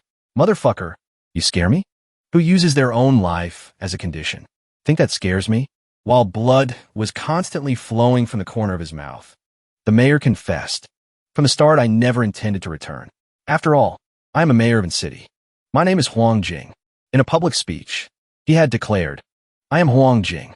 I am willing to dedicate everything to an city and the people of a city, including my life. The mayor began to close his eyes and pass away. Now I consider it done, right? Blinding light mixed with the screaming of Blood-Eyed Black Ape. He was sealed. That light simultaneously swallowed the mayor's body. The light of hope covered the whole city area, simultaneously causing a huge explosion like a nuclear bomb. Seeing the message, the mayor left. The soldier was moved to tears. Emergency notification. All soldiers and martial artists immediately withdraw from the Swan Lake secret realm entrance area. Nuclear tactic is about to detonate. Emergency retreat. The soldier couldn't control his feelings. Perhaps very grateful. Soldiers one by one saluted as a farewell to the mayor. Chu Zhou and Shaoling also spent a minute of silence. Everyone stood from afar, observing the heroic scene. A giant mushroom cloud like a tombstone suddenly rose in midair. Martial artists who received the news early and withdrew from the nuclear explosion influence area all bore deep respect. Can be considered, this is a grand funeral. The explosion shook the entire relevant land area. Blood-Eyed Black Ape had all flesh burned off, leaving a giant skeleton. From a void appeared a fireball. That fireball unexpectedly transferred energy to him. Each cell of Blood-Eyed Black Ape was reformed from scratch. Blocks of muscle and flesh wrapped around his skeleton. Just like that, the mayor's effort went down the drain. Blood-Eyed Black Ape opened wide, red eyes looking straight into the deepest heart of humanity. He slowly stood up, muttering, didn't expect. Almost got overturned by that lowly human. Ignoring the not yet fully recovered body, Blood-Eyed Black Ape shouted, I want to kill all humans in this city. I want humans to die in the cruelest way. He dragged his partly crippled body. First return to the Sin domain. Wait for me to recover blood chi, then we'll flatten this place. Known that, Sin domain is the way to call the demon beast secret realm. A voice spoke up, shattering Blood-Eyed Black Ape's delusion. Where do you want to go? At the moment, humanity stood on the abyss. He appeared like a god. Blood-Eyed Black Ape gaped. This human, I remember. This is one of the biggest obstacles of this beast-tide invasion. A terrifying human genius. He only regretted not arriving at the right time. Finally found you. Pity came a step late. He rushed in, reaching forward. Nuclear bombardment fist. Unexpectedly blood-eyed black ape dodged. Moreover, awakening some power for him. His eyes looked towards him, carrying a few parts confusion and panic. Blood ape gained the upper hand. Stupid human genius. Important battle like this you don't hide behind, but act smart standing in front of me? This is the best chance to destroy you. There was one thing he still didn't expect. He smiled, responding, if you want to run, my mini nuclear giant might not hit. Now, please accept another one. Blood-eyed black ape cornered could only helplessly exclaim. Human, you really are? Shockwaves flooded in. Blue electricity surrounded him, leaving no escape. In blood-eyed black ape's chest appeared a sphere, and it was about to explode from inside him out. Another massive explosion witnessed by the whole city. Seeing the scene before eyes, everyone panicked. Look, why? Is there another nuclear explosion? What is happening there? Could be the backup plan Mayor Huang Jing left behind? They mistakenly thought. Worthy of Mayor Huang Jing. The pathetic appearance of blood-eyed black ape appeared behind the smoke. Even he himself despaired. Blood ape groaned. Monster. He transformed into the appearance of a demon beast. Executing Emperor Armor Giant. Blood-eyed black ape unfairly questioned. You guy, why do you look more like a demon beast than me? Normally Lord-class demon beasts don't have aura like you. He had completed transformation. He disdainfully replied, I'm not like the hairless monkey like you. At this time, Ihi's size was thousands of times blood-eyed black ape. He easily crushed him with just a flick of hand. Blood-eyed black ape was tormented out of shape. He mocked, don't run, little monkey. While doing that, he unleashed a move. Landslide fist, black flash. Blood ape gathered the last bit of strength to fight back. Motherfucker, don't look down on an overlord. Two fists clearly unequal. A stream of electricity was created between them. The sky-shaking explosion blew away the whole sky area. He had some admiration. After all, is an overlord-class demon beast. Even though heavily injured, skinny as a monkey, originally is a monkey anyway. Although an opponent, he still expressed respectful attitude. Under Damara giant form, my composite physique exceeded 30 points. It still couldn't overwhelm you in strength, even injured by you on the arm, but still not enough to make me struggle. Blood-eyed black ape lay on the ground as if wanting to give up everything. Took my full power, causing damage, yet you recovered that fast? Suddenly, he seemed to wake up. Blood ape muttered, no, I can't beat this genius. He turned tail and ran, mouth chanting continuously. Can't beat, can't beat, can't beat. How can you escape? He right behind decided not to leave him a way to live. He transformed back into human form. He told himself, you bastard animal, how can you be worthy of Mayor Huang's life? He didn't say much, unleashing a move. Nuclear breath. Blood-eyed black ape's body disintegrated amidst cursing. Hateful human genius. At this time, in a desolate ruined place. Damara was standing there, then spoke up. That monkey burrowed underground, feigning death. He inside Damara's body spoke seriously. But feigning death also means it is afraid of being discovered. It has been injured heavily like never before. This is the best chance to kill it. Overlord demon beasts can hide aura, making others unable to detect. Then E's eyes suddenly changed a bit. He said slightly worriedly, if I could find it sooner, Mayor Huang wouldn't have. Suddenly Damara's foot glowed. The ground immediately cracked, then He continued. But now it is heavily injured. Even with hiding ability, it will be affected. Anyway, just need a faint life signal. I can also sense it. The situation at this time was full of tension. He inside Damara's body quickly spoke up when seeing something. Found you. Damn monkey.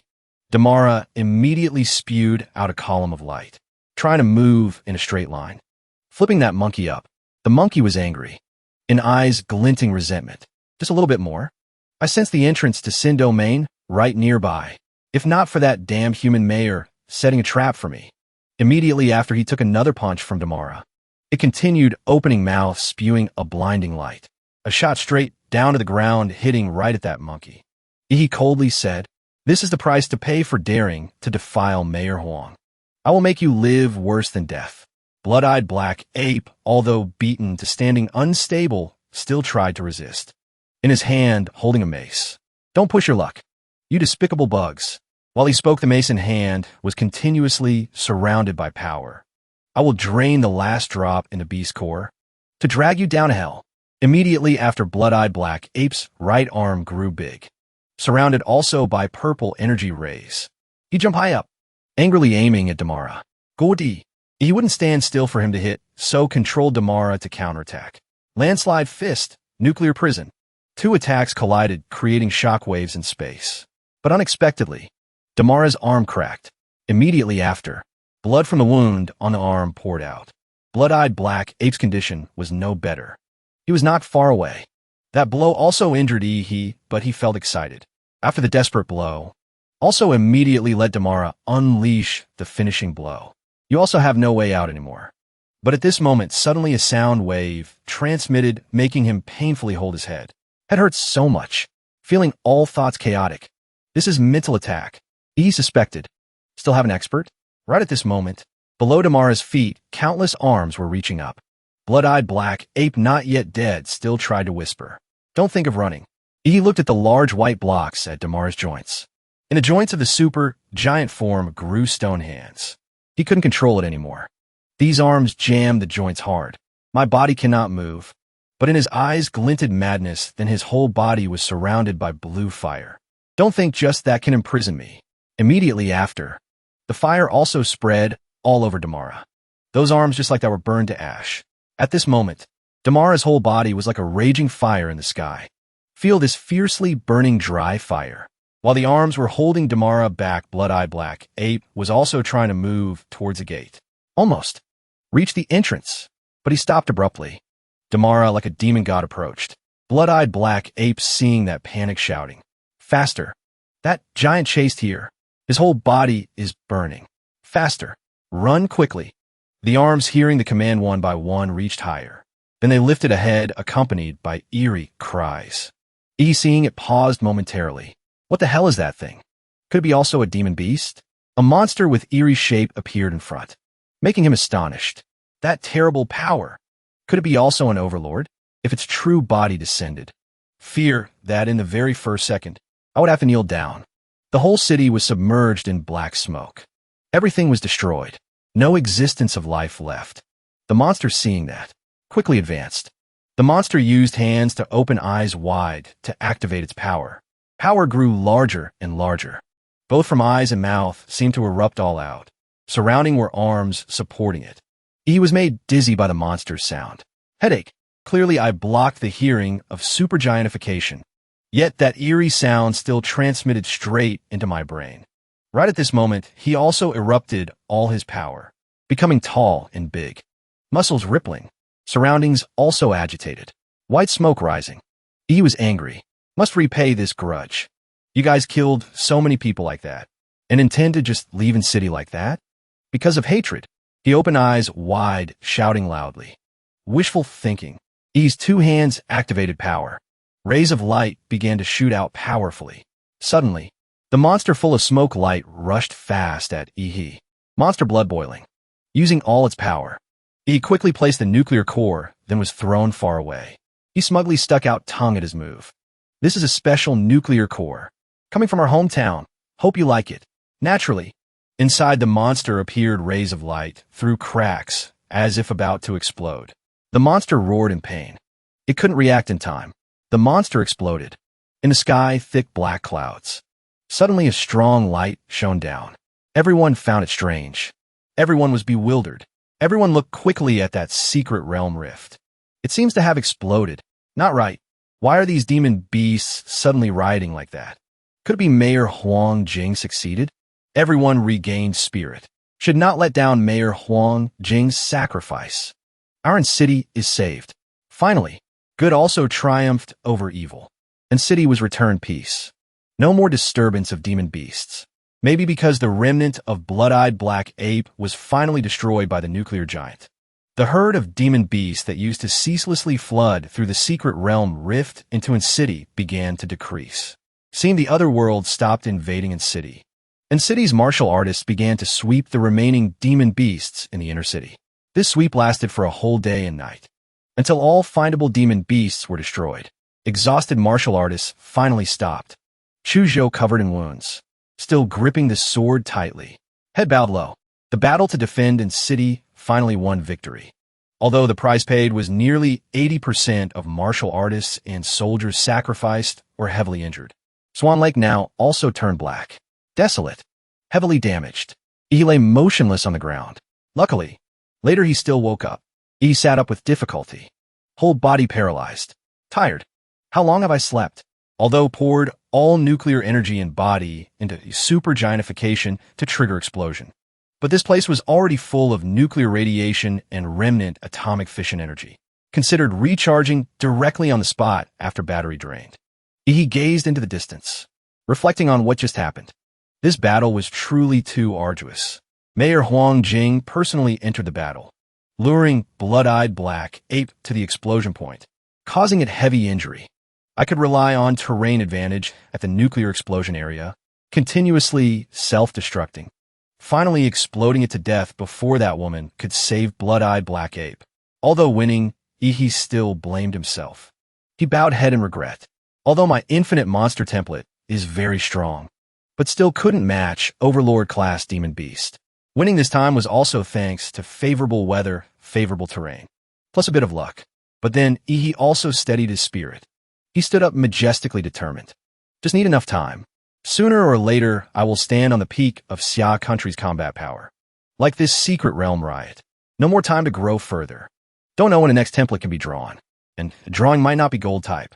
Fusing with Stellar Damara template is the fastest way for me to become a peak powerhouse. So I can only speed up collecting plant attribute beast cores with high compatibility with that template. He thought, evaluating everyone's martial ability. And Xianwang martial arts. If infinite monster template can help me cheat in martial intent space, then I must also grasp the transcendent martial artist system.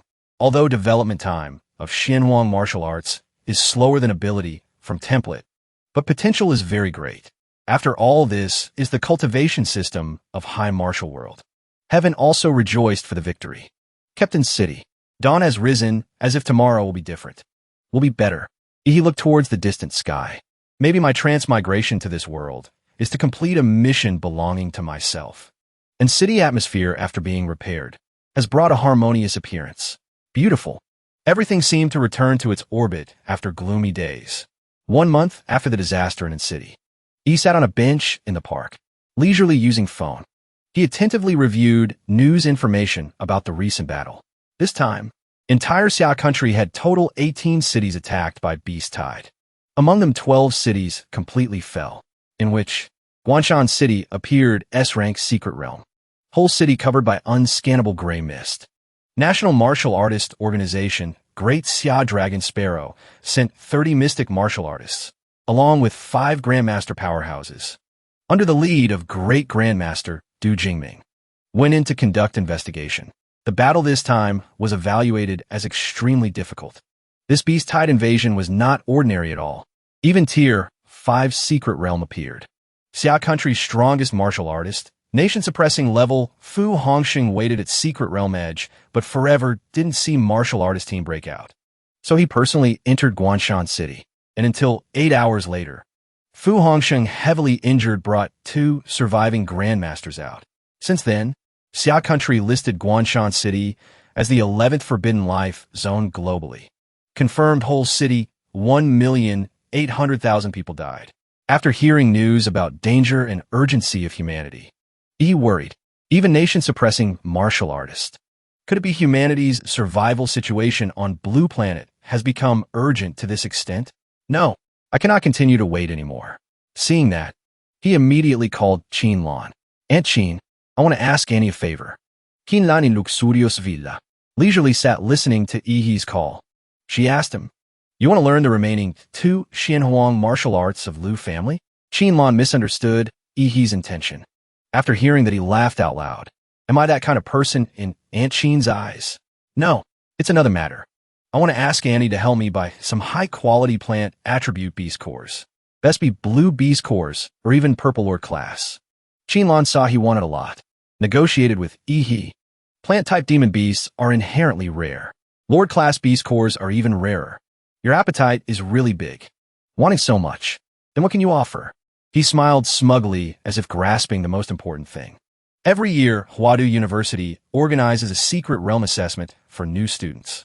I can form a team with Lu Qingzhu. Help her win first place. As if hitting Qin Lan's black heart. She looked with sharp eyes, full of doubt. You underestimate the top scorer geniuses from other provinces too much. Annie can only tell you. Qingzhu's strength, compared to previous years, at Hwadu University only ranks upper middle. Hasn't touched the top excellent group, although you overwhelmed Qingzhu in the previous match. But compared to real monsters, you are still a bit inferior. He smiled smugly. But Aunt Qin, isn't it that now Auntie only has the way to bet Lu family's revival on me? I can write a debt note. If don't win first place freshman, later I will come to Lu family to work like ox and horse. Take care of Andy's retirement. Qin Lan heard finished.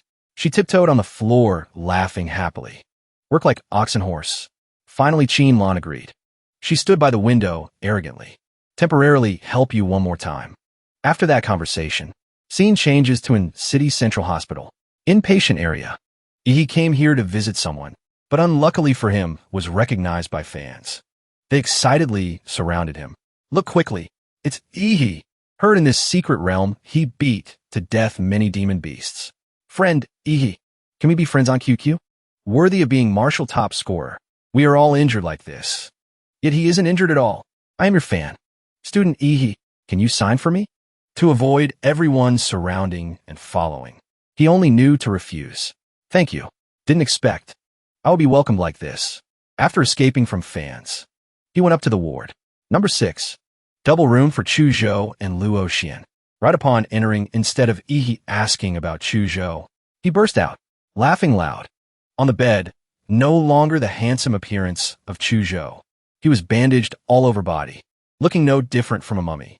He said with teasing voice, Isn't this Chu Zhou the most handsome in city? You also have this day, although knowing you came to visit. But what's with the stuff in your hands? Gifted by fans on the way. Luo Xian in the next bed also raised hand to greet Ihi. This is Ihi, right? Maybe very long time no see, so Ihi was a bit unfamiliar not knowing. Who are you? Luo Xian reminded of past events. I am Luo Xian, your first opponent in the promotion match. Why forget me so fast? After hearing that, Ihi's face covered in sweat. Remembered. Seeing Ihi seemed tense, Luo Xian teased to let him relax a bit. Don't look at me like that. This leg of mine hasn't healed yet. Why look at me as if I'm done for? I can perform limb restoration surgery. If really can't, then can also install latest combat prosthetic limbs released by Laserbird. Contrary to that, he became admiring of this young Luo Xian. To protect in city at young age, lost a leg.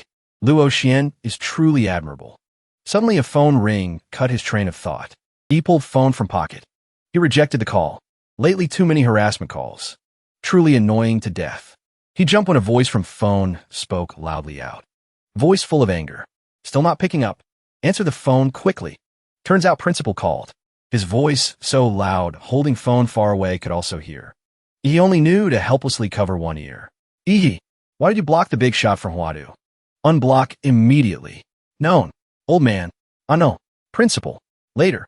From inside phone was a woman's voice. Hello. Student Ihi. I am Wang Tao, person in charge of admissions of Hwadu University. This time is to inform you. Hwadu University will start earlier by a month. 3 days later, there will be a special train to pick you up. Do you have any other requests? Chu Zhou's side also received a phone call. But voice was a man. Hello, Chu Zhou. I am teacher Lu, admissions person of Hwadu University. Both listened and received their mission. Only Luo Xian left sitting in next bed. He thought seeing everyone talented. All obey organization arrangement. Clear. I will definitely arrive on time. Thank you, teacher Lu. A 3-person ward. Except me, everyone is talented. Seems I shouldn't be on the bed. Maybe under the bed. Face full serious. Excuse me leaving first. Still have things to do. Back to the city. Few days later. At Swan Lake nuclear explosion site. Due to giant mushroom cloud created by nuclear explosion throwing hundreds of tons of dust in a cloud layer. Sky of Swan Lake area and tens of km around at this time covered by thick ash clouds, making the world below sink into eternal night. In the clouds, blue light emitted. He had transformed into another person. He was huge with muscles having claws. Face cold. He surged power, making all smoke clouds covering surround. In Ihi's eyes flashed a speck of light. His entire personal information panel appeared. Infinite monster template. Host, Ihi. Composite physique 27.4. Berserk lizard Damara body template. Compatibility 38.9%. Super giantification compatibility 90%. Ihi alone stood majestic amidst sea of smoke. He was considering situation here. In battle with blood-eyed black ape. Compatibility with Berserk Lizard Damara template increased by 1.5%. This is already a very high number. Plus nuclear radiation and remnant atomic fission energy here. Truly a cultivation holy land. In past 3 days of cultivation, compatibility increased more than 6 points. Progress extremely significant. Ihi's foot stomped hard on the ground. But pity. Suddenly, he was just a ray of light flying away. I have to go. To scene at in city station. Announcement broadcast. Dear passengers, train G66, departing from current station. Destination is Hwadu West Station. Still 5 minutes to departure. Passengers who haven't checked tickets, please quickly enter station. Silhouette of Chu Zhou holding suitcase standing in middle of station. Suddenly, he turned abruptly. Discovering something. He arrived. A ray of light flashed from sky. He rushed down next to where Chu Zhou stood. He opened eyes wide.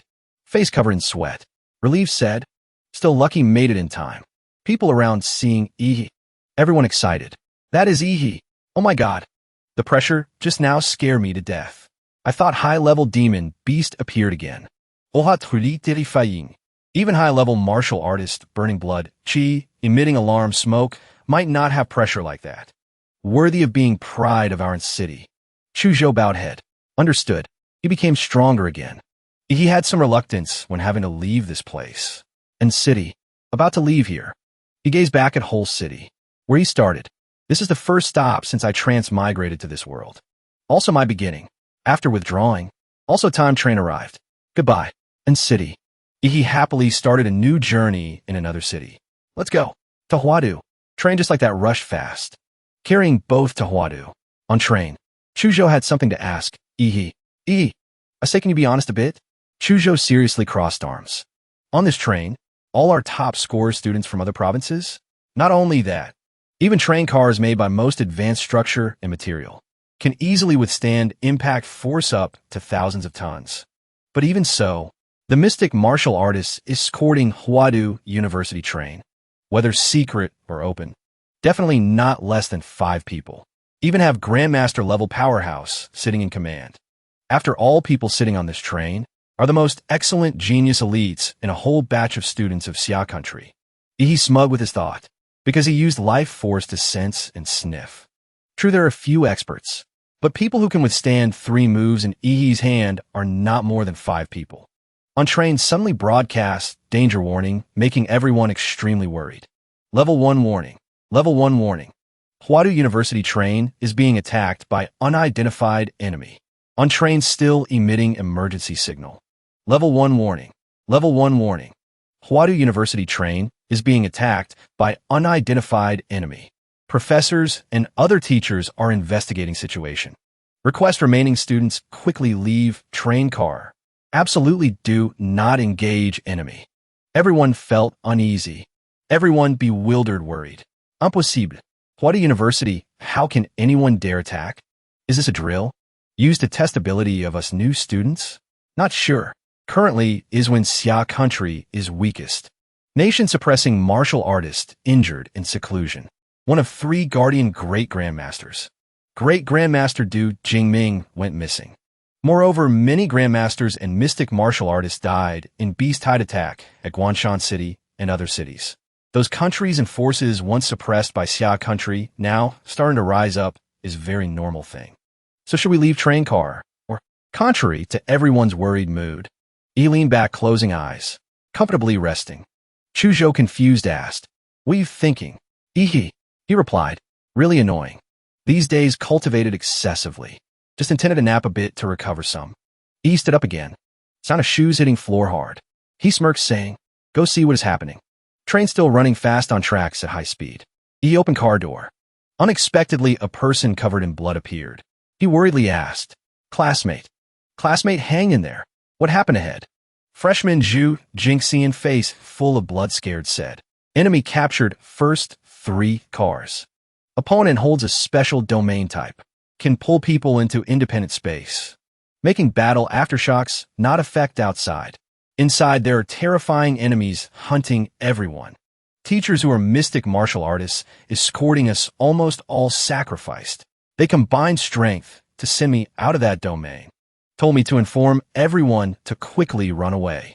This is not a drill." Everyone hearing finished, all sweated, worried. But person behind, he didn't believe. He questioned, "Where's proof? You say ahead is dangerous, must show proof. Token teachers gave you, or other injured people. Why only you alone ran out? I have acquaintance in front car. His strength enough to compete for top freshman position. I don't believe he can come out." But he cannot come out. People behind also felt convinced, chiming in. "Makes sense. This line head guy is right. Move aside. I want to go forward." Even though blocked by Zhu Jingxian warning, still wanted to risk going. He only knew to stand behind, holding everyone back. "Don't go." But Yin Zhengxiong ignored, running hurriedly. "Wait. I speak truth. Ahead, truly very dangerous. Why don't you guys listen to me? Don't seek death anymore." At this time, Zhu Jingxian noticed. He asked, "You are Ihi?" He was surprised. From this life magnetic field, felt this classmate very abnormal. Then he replied, "It's me." "Why do you know me?" Zhu Jingxian told reason, knowing Ihi. "There is a girl named Lu Qingzhu. Show me your picture. She asked me to tell you. Absolutely do not go forward."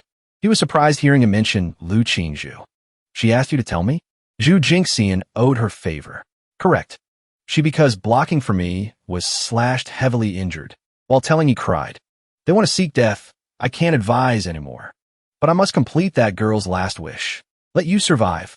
Hearing that, he was furious. Punch him one shot in head painfully. "Person still here. Not dead yet. Don't you curse death." Chuzhou behind asked, "You still want to go?" He helplessly replied, "Useless. I promised her parent." Specifically, Zhu Jingxian insistently blocked in front, not letting him go. "No, I definitely cannot let you go over." He immediately scolded, "With this damn appearance of yours. How did you receive Huadu admission notice?" He got mad, calling, "Zhu." He drew power sword out, threatening Zhu Jingxian. But he still wanted to hold back. "I am saving you guys. Why are you guys so unreasonable? Speaking not agreeable, want to attack already. Student Qingzhu is such elegant person. How can know 2 rude guys like this?" Zhu Jingxian touched He's limit. He gave him a punch straight to stomach. "Don't talk nonsense anymore."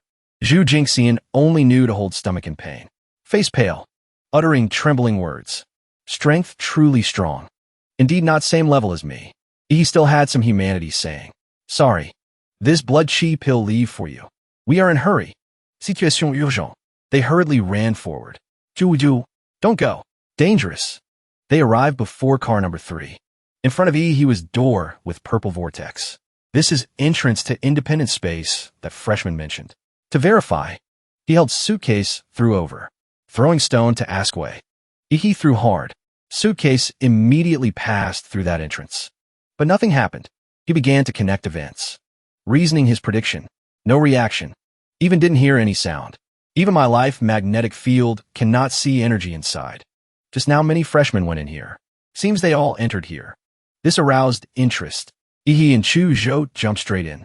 Interesting. Directly go in. After going in, something made him frown. Sigh.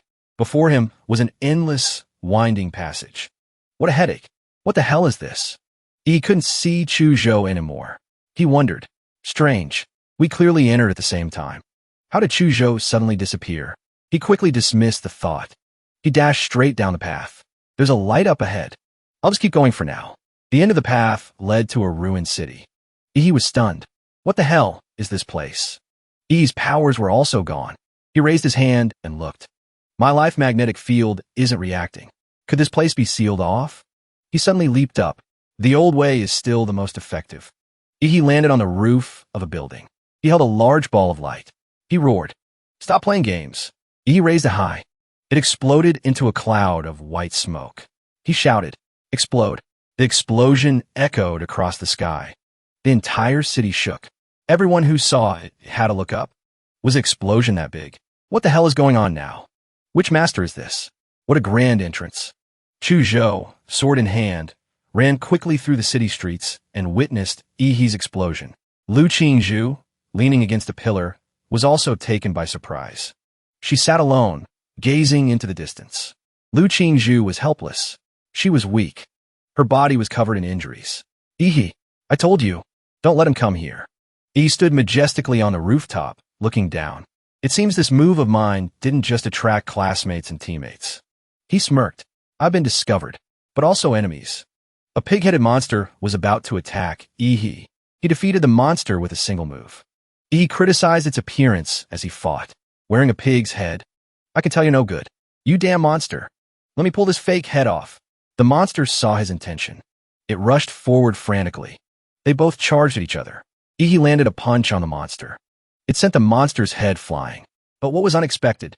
The monster could rapidly recover from its wounds. Yihe was surprised. You took my nuclear punch, and you're still fine? The monster wouldn't give up. It thrust its weapon straight into Yihe's stomach. The monster was also surprised by his abilities. Yihe smirked. His wound had also healed. Didn't expect my self-healing ability to be so fast, did you? I can clamp down on your weapon just by flexing my muscles. Your strength isn't that great, but your weapon is very special. It seems to be able to pierce through any defense. What the hell is that thing of yours? Strange. Yihe pried open the monster's mouth to look. Let me take a look. Open your mouth. He channeled his power straight into the monster's mouth. Eat my phlegm rocket. It's nothing. The monster fell for the trick. Yihe grabbed the monster's head. I'm a man of my word. If I said I knock you down, I'll do it. He noticed something strange. Is there something inside this head? He pulled out a necklace. It had a jade green stone pendant. It's a pendant. So this really is Hua University's trial? Killing monsters drops items? The monster's weapon suddenly shattered. It vanished. The weapon of this masked guy must have been enchanted with the martial energy of a master. That's what made it so incredibly sharp. Once the martial energy dissipates, these weapons become ordinary again. What is this pendant for? Do I have to find a bunch of these masked people and take the pendants from their fake heads? Suddenly, from behind, an arrow was aimed straight at Yihe. So it's really a survival game. He used his power to break the incoming arrow. The next monster leaped out. Yihe saw it and said, "The next one's here already?" He smirked and rushed forward. The one thing I hate most is a sneak attack. Surprise. He was blocked by an arrow. He was momentarily confused. The monster used its power. A volley of arrows was aimed at Yihe. He was hit by every single one. They pierced through him painfully. But Yihe just gave a dangerous smile. Is that all it takes to kill me? Too naive. Yihe transformed into a green giant, majestic and towering over the monster. Shattering pillar beauty, he unleashed his power, leaving the monster to just stare up in awe. It had no way to fight back. The entire building began to shake. Nearly half the city collapsed. It made the people on this side confused, worried. What on earth is happening over there? The whole building collapsed. He was furious. I need to see clearly who this character is that almost turned me into a kebab. The rabbit-headed monster, holding a spear, jumped down right in front of him. A rabbit head? Could it be the 12 zodiacs? The monster landed and took a fighting stance. The monster leaped up, weapon in hand, charging towards Yihe. Too bad for the monster. Still too green. He was kicked away before he could even react. But the monster came back. It launched a kick from above, catching him by surprise. What the? It even knows kung fu. The spear was nearing Yihe's eye, only a few millimeters away. Yihe seemed unable to do anything. Suddenly, someone's ice wall power saved his life. After the powerful shockwave, the city continued to crumble. The monster was now surrounded by an ice barrier. It turned out Chu Zhou had arrived just in time to fight the monster. That was close, Yihe. Leave this rabbit to me. He swung his sword down, but the monster leaped high into the air to counter. The monster smirked. It unleashed a move that shattered Chu Zhou's ice barrier. This time, it might be a tough challenge. The monster used its spear to counter. It pierced through the ice barrier. Chu Zhou used his power to push the monster far away. Not giving up, the monster got up and unleashed its strongest move. It took a stance with its spear. Some force made the monster freeze. A stream of power was aimed straight at the monster. It made it tremble in fear. A larger monster had captured it in an instant. Finally caught you, little cutie. A beam of light shot down, blowing up a corner of the city. Rewind to a few minutes earlier. In an abandoned building, someone was talking. Why is there no movement over there? The guy who entered the battle so flamboyantly isn't dead, is he? He must be dead. Those masked people were surrounded by more than 10 of us, and were completely unharmed. The weapons in their hands can pierce any defense. They're not opponents we can handle at this stage. It turned out to be a woman and her companions talking. The guy who just shot a flare into the sky is too arrogant. He's probably just a student from some small place who got into Hawaii University. A frog in a well. He thinks he's all that. Her eyes gazed into the distance. Like you said, to be honest, the top students from major cities are on a completely different level than those from small places. I heard that Yin Zhengxiong and Ouyang Zhe from Mo City, Lan Yusi from Shun City, and Xian Shun from Lioli Island have all started hunting the masked people. I really don't know how they do it. A golden leaderboard appeared. The woman and her companions were checking who caused that explosion. Are they that strong? Then this year's freshman leader will probably emerge from among them. No. The freshman leader every year is always a local from Hua City. Compared to the prodigies of Hua City, students from other regions of the Xia Kingdom are simply no match. The martial arts resources they've had access to since childhood are worlds apart. Just as he finished speaking, a loud explosion caught their attention. Both of them turned pale, terrified. What was that beam of light just now? It was so powerful. An electromagnetic cannon? Don't be ridiculous. How could there be an electromagnetic cannon here? Zheng Xiong and Ouyang Zhe stood there. Both saw the strange explosion for the first time. Zheng Xiong asked him, Zhe, what do you think? Ouyang Zhe wasn't surprised. He just replied, that kind of attack doesn't fit the style of the masked group. It's most likely a move from one of the freshmen. A monster had already fallen to Ouyang Zhe's blade. In his hand, he held several emerald pendants. Proof of how many monsters he had killed. A freshman? Besides the few from Hua City, who else could have such ridiculous power? We have to go check it out. After all, we've already collected 4 pendants. Rat, dog, monkey, and horse. Lan Yusi from Shun City has at least 1 goat pendant. Aoyang spoke coldly. Xian Shun from Lioli Island also has at least 1 snake. And a freshman named Lu Qingzhu is said to have defeated the ox head and obtained the ox pendant. If the mask group is really based on the 12 zodiacs, then there are only 5 left: pig, tiger, and dragon. Suddenly, his eyes turned dangerous. As for the dragon, Ouyang Zhe spoke of the final monster. It's terrifying, and its moves are incredibly powerful. And you already know about that monster. It's the type of existence where you die if you touch it. You can only run, not fight. It's a boss. He seemed to understand the rules of the game here very well. As for the remaining pendants, the freshman who just shot that blue beam of light is definitely holding a few. Xian Shun and Lan Yusi will most likely be drawn there as well. Xiong, this game has entered the final round. His eyes suddenly lit up, but his face darkened. If we want to win, we can only take them from others. Back to Yi. He held out the pendant. Then he sat down, explaining what had just happened. This is, before you arrived, I defeated a guy wearing a pig mask. Then I got a pendant carved with a pig from inside his hood. If I'm not mistaken, this challenge requires us to collect all the pendants from the animal heads. Chuzhou saw it and asked, so we have to actively seek out the masked group? Yi's gaze was distant. That's right. Just now on the roof, there was a guy who sniped at me. He must be one of the masked ones too. He must have run off. He had come up with a plan. Since his arrow hit me, I can follow that trace to track him. Let's go. The scene shifts to the city where the battle just took place. The 2 of them arrived at the battle site. Yi noticed. There are signs of a fight here. Someone beat us to it. He was smart. He crouched down to examine the ground. These scorch marks, they're still warm. The other party can't be far. Based on the clues, Chuzhou thought. They're nearby. As if sensing something was wrong, he quickly drew his weapon. He created a thick ice wall in that direction. It turned out to be Lan Yusi. Oh, she emerged, clutching her arm in pain. My optical camouflage was discovered again. A tall building with a cracked structure tilted to one side. A dark figure silently approached. The sword glinted with a cold light. It drew an arc, cutting through the wind. Hiding nearby, with ill intentions. Xian Shen's eyes immediately darkened. His voice was hoarse but firm. Get out of the way. Freshman. Lan EC. Flame art. Flame, demon battle form. His hand suddenly shot forward. Spiritual power surged and gathered. A blazing red light erupted like fire, scorching the surrounding air. Flame Prison Field. Xin Chen raised an eyebrow slightly. His expression remained calm. He took out a cigarette. So I've been discovered. Lan EC. Your optical camouflage is pretty pathetic. Do I need you to worry about me? He put his hands in his pockets and strolled forward. You two were ambushing us? Yusi spoke up, flustered. Little brother, you've misunderstood. We just took care of a masked guy with a chicken head. We were just hiding to lure out the other masked ones. He lightly touched the cigarette, but in his mouth with his finger. A spark ignited. He narrowed his eyes. His gaze darkened threateningly. Is that so? Then what's the meaning of this? He charged forward.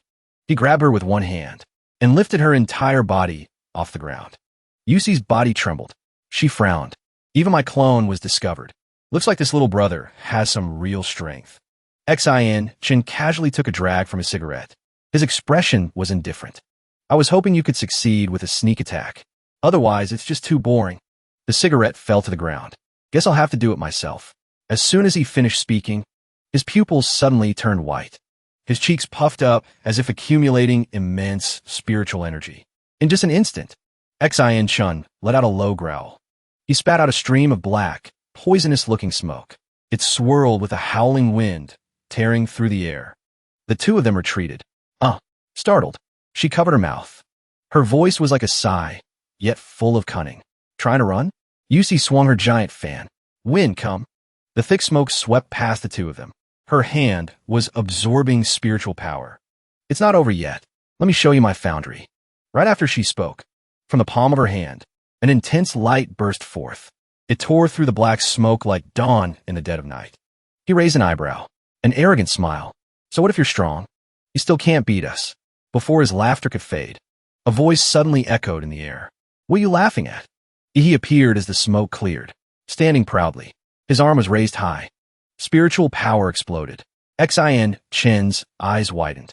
A look of horror. Just a normal clap, and it can dispel my fire cloud? He muttered. What kind of power is this?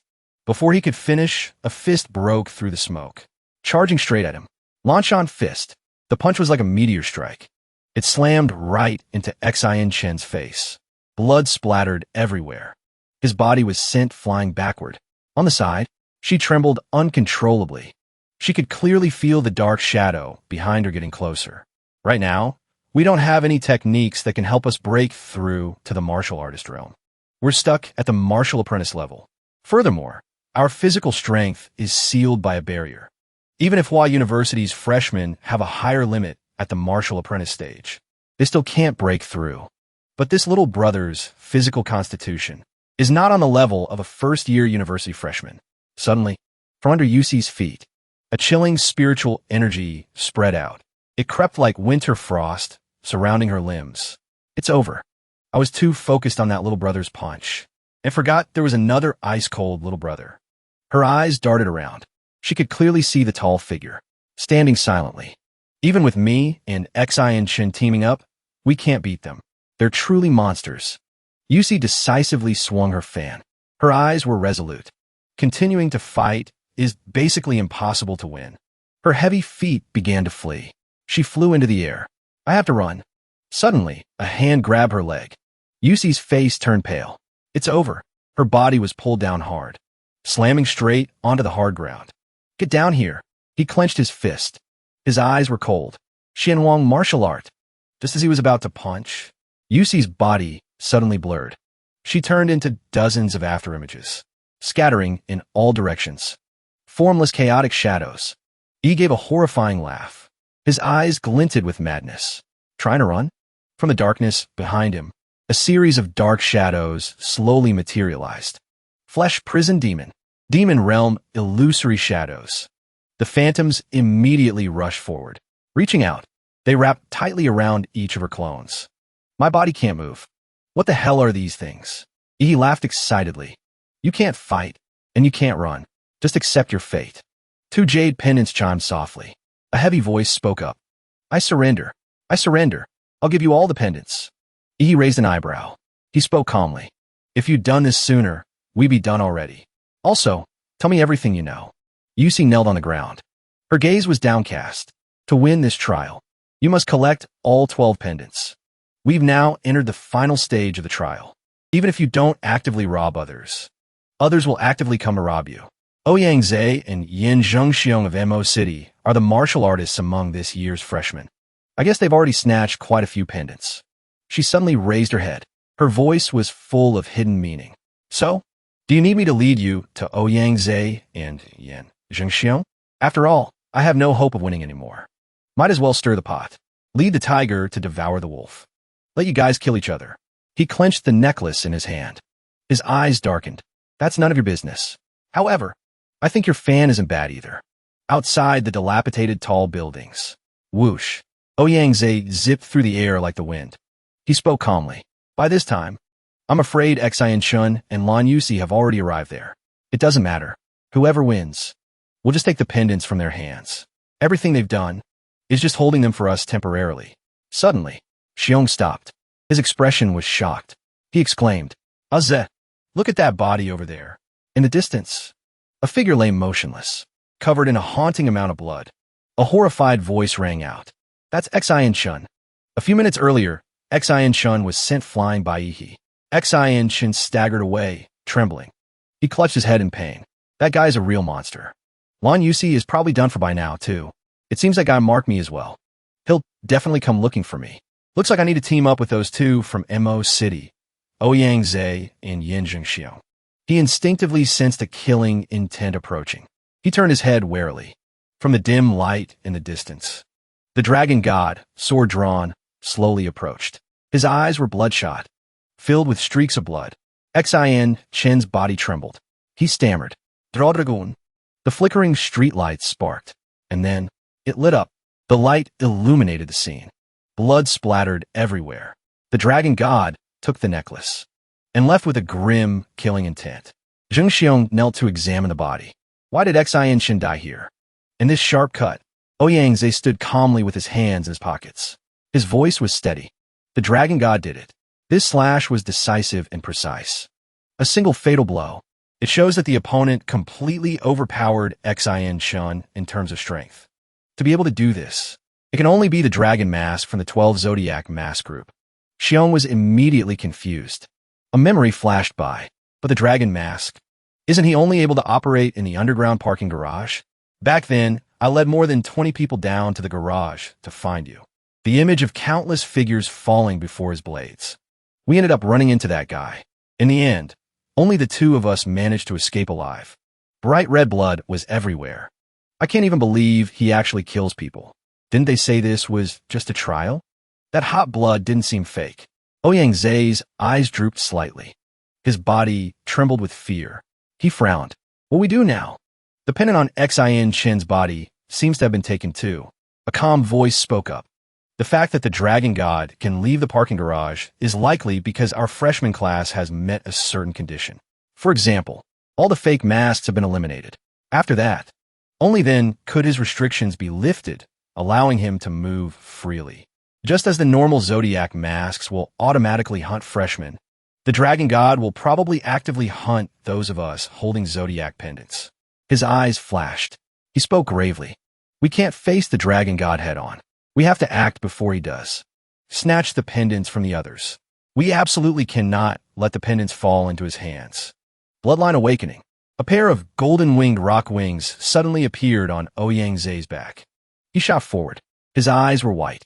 What we need to do now is to actively send a signal, lure the other pendant holders here, and fight a battle of life and death. The spiritual power from his wings enveloped the area. Somewhere in the dead city, a figure appeared from the shadows. A heavy voice spoke. I was supposed to be taking a car to Hawaii University, but somehow I got dragged into this so-called dead city. Many freshmen have already been killed by the man in the dragon mask. Qingzhu's eyes drooped slightly. Me and one other survivor met a teacher. The teacher said he could only get one person out. But not me. I can't leave yet. At such a dangerous time. She gazed intently at the photo on her phone. I have to tell that idiot he not to get involved. Qingzhu rubbed her head wearily. Her voice was tired. I wonder if the classmate who got out managed to find he. Unfortunately, I don't have the strength to look for him right now. With his immense power, As long as he doesn't run into the dragon mask, he should be fine. She suddenly froze when she saw a brilliant golden light filling the space. Qingzhu's eyes widened. In shock. Have I been discovered? A figure moved towards the front of the parking garage. She silently calculated. In my current state, I definitely can't escape. The opponent has locked onto my consciousness. They will definitely come to take the pendant in my hand. Although I don't care much for this thing, I have a feeling he will definitely need it. Right now, I can't face them head on. I can only lure them to that place. Ouyang Zai's eyes were white. Xiong, it's Lu Qingzhu. Sensing something, he paused. During the university entrance exam, I heard that the declining Lu family had produced someone with an awakened Nether Sparrow bloodline.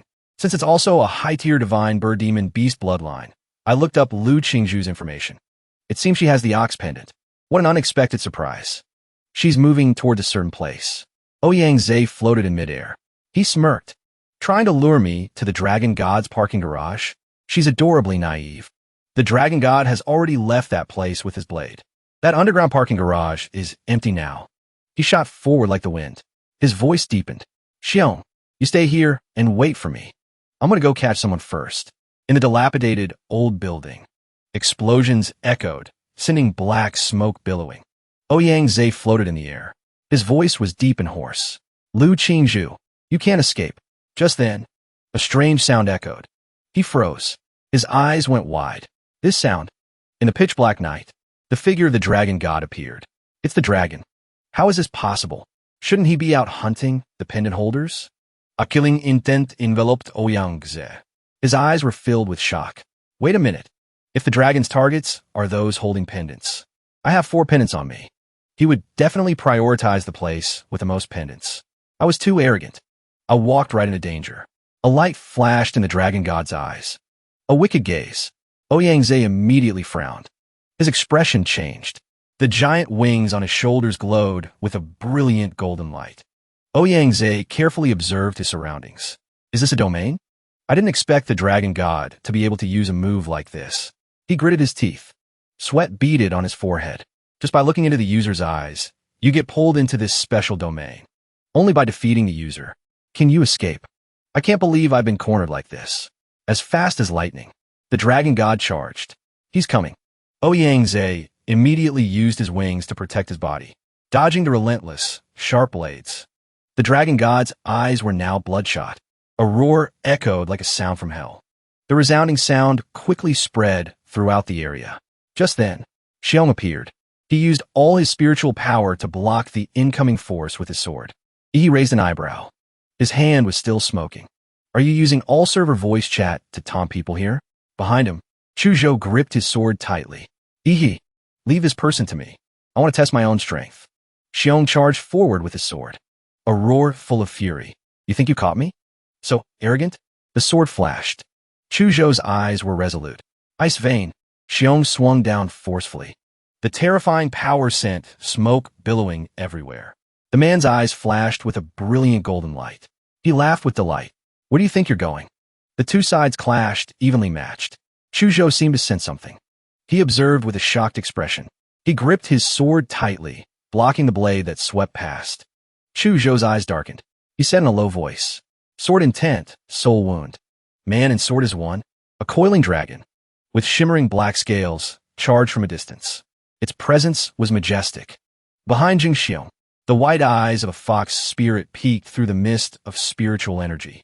Staring straight ahead, killing intent filled the air. He stood between the two spirit creatures. His presence was overwhelming. Killing intent surged. He just sat calmly, observing from a distance.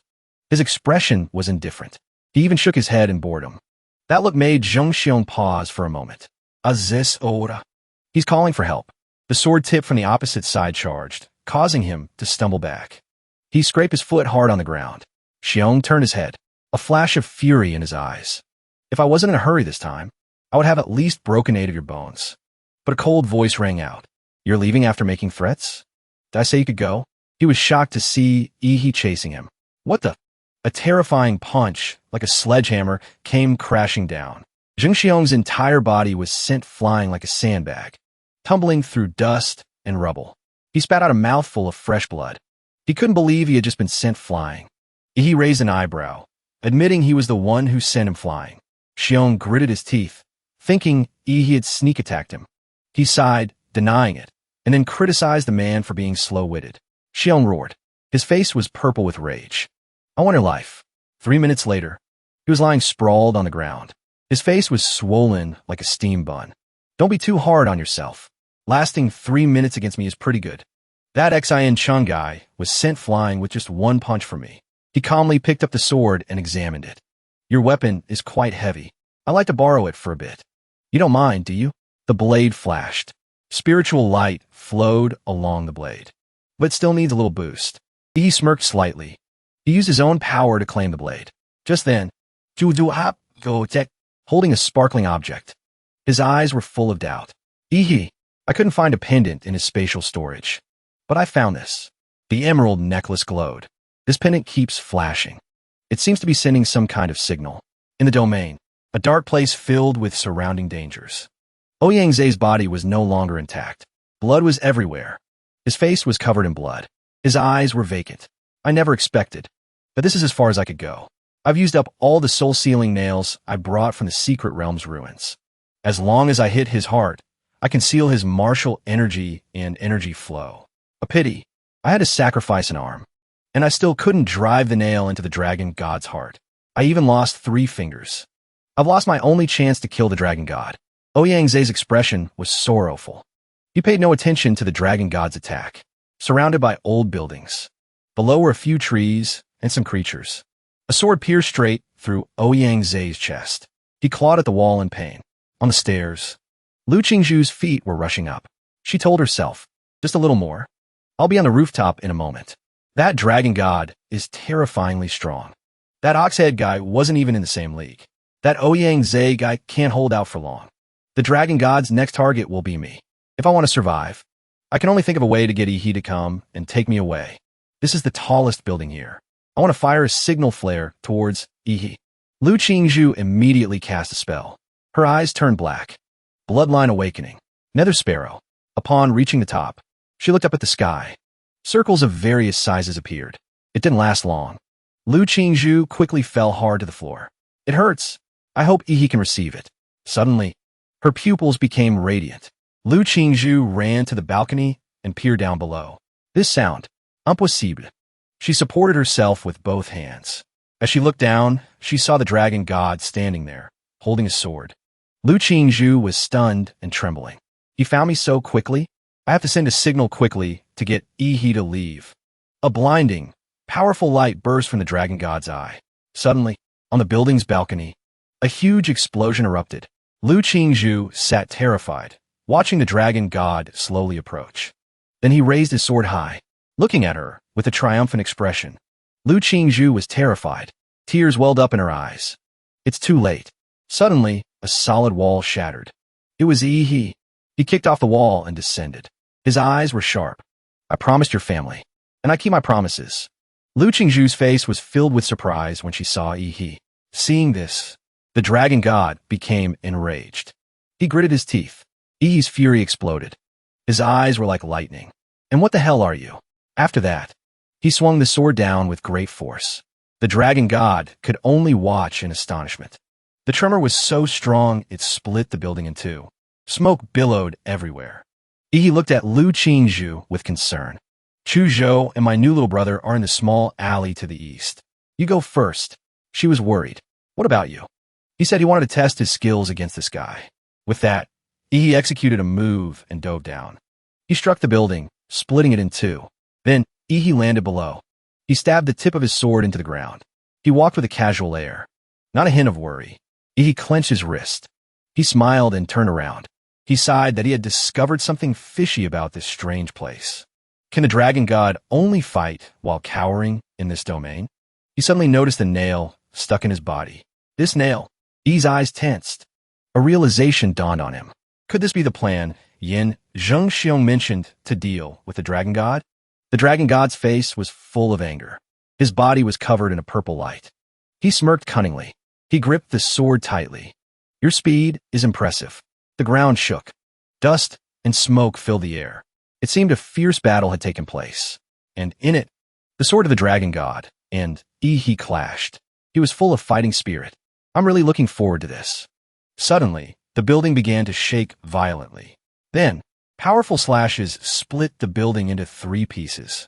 A massive earthquake destroyed an entire area. Smoke billowed. There! The dragon god and he were fighting fiercely. Neither would back down. He angrily bared his fangs and curled his tongue. On this side, he was just as fierce. He gritted his teeth, trying to hold on. The dragon god swung his sword, sending he falling. Smoke billowed, covering the area. Looking from above, only a mixture of blue and purple smoke could be seen.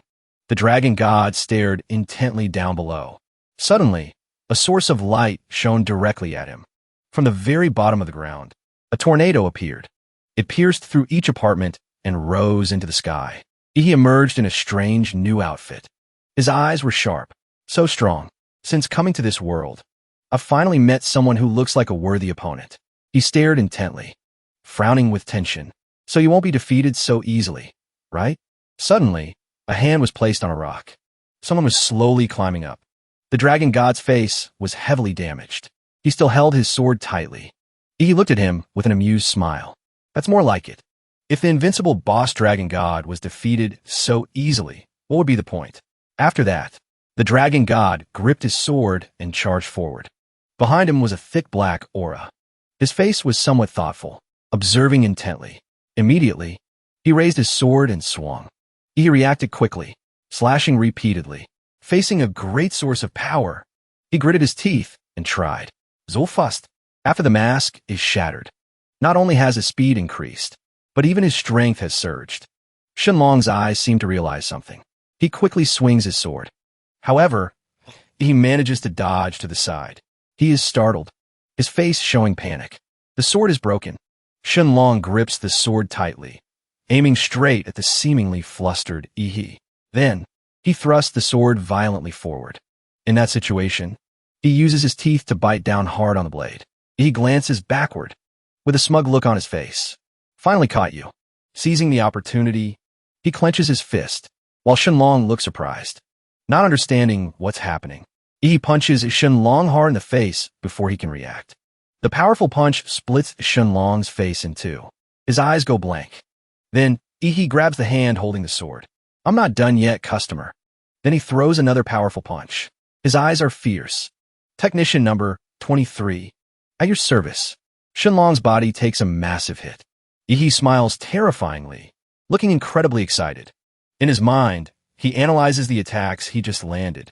Temples, throat and heart, spine and groin. All are fatal human weaknesses.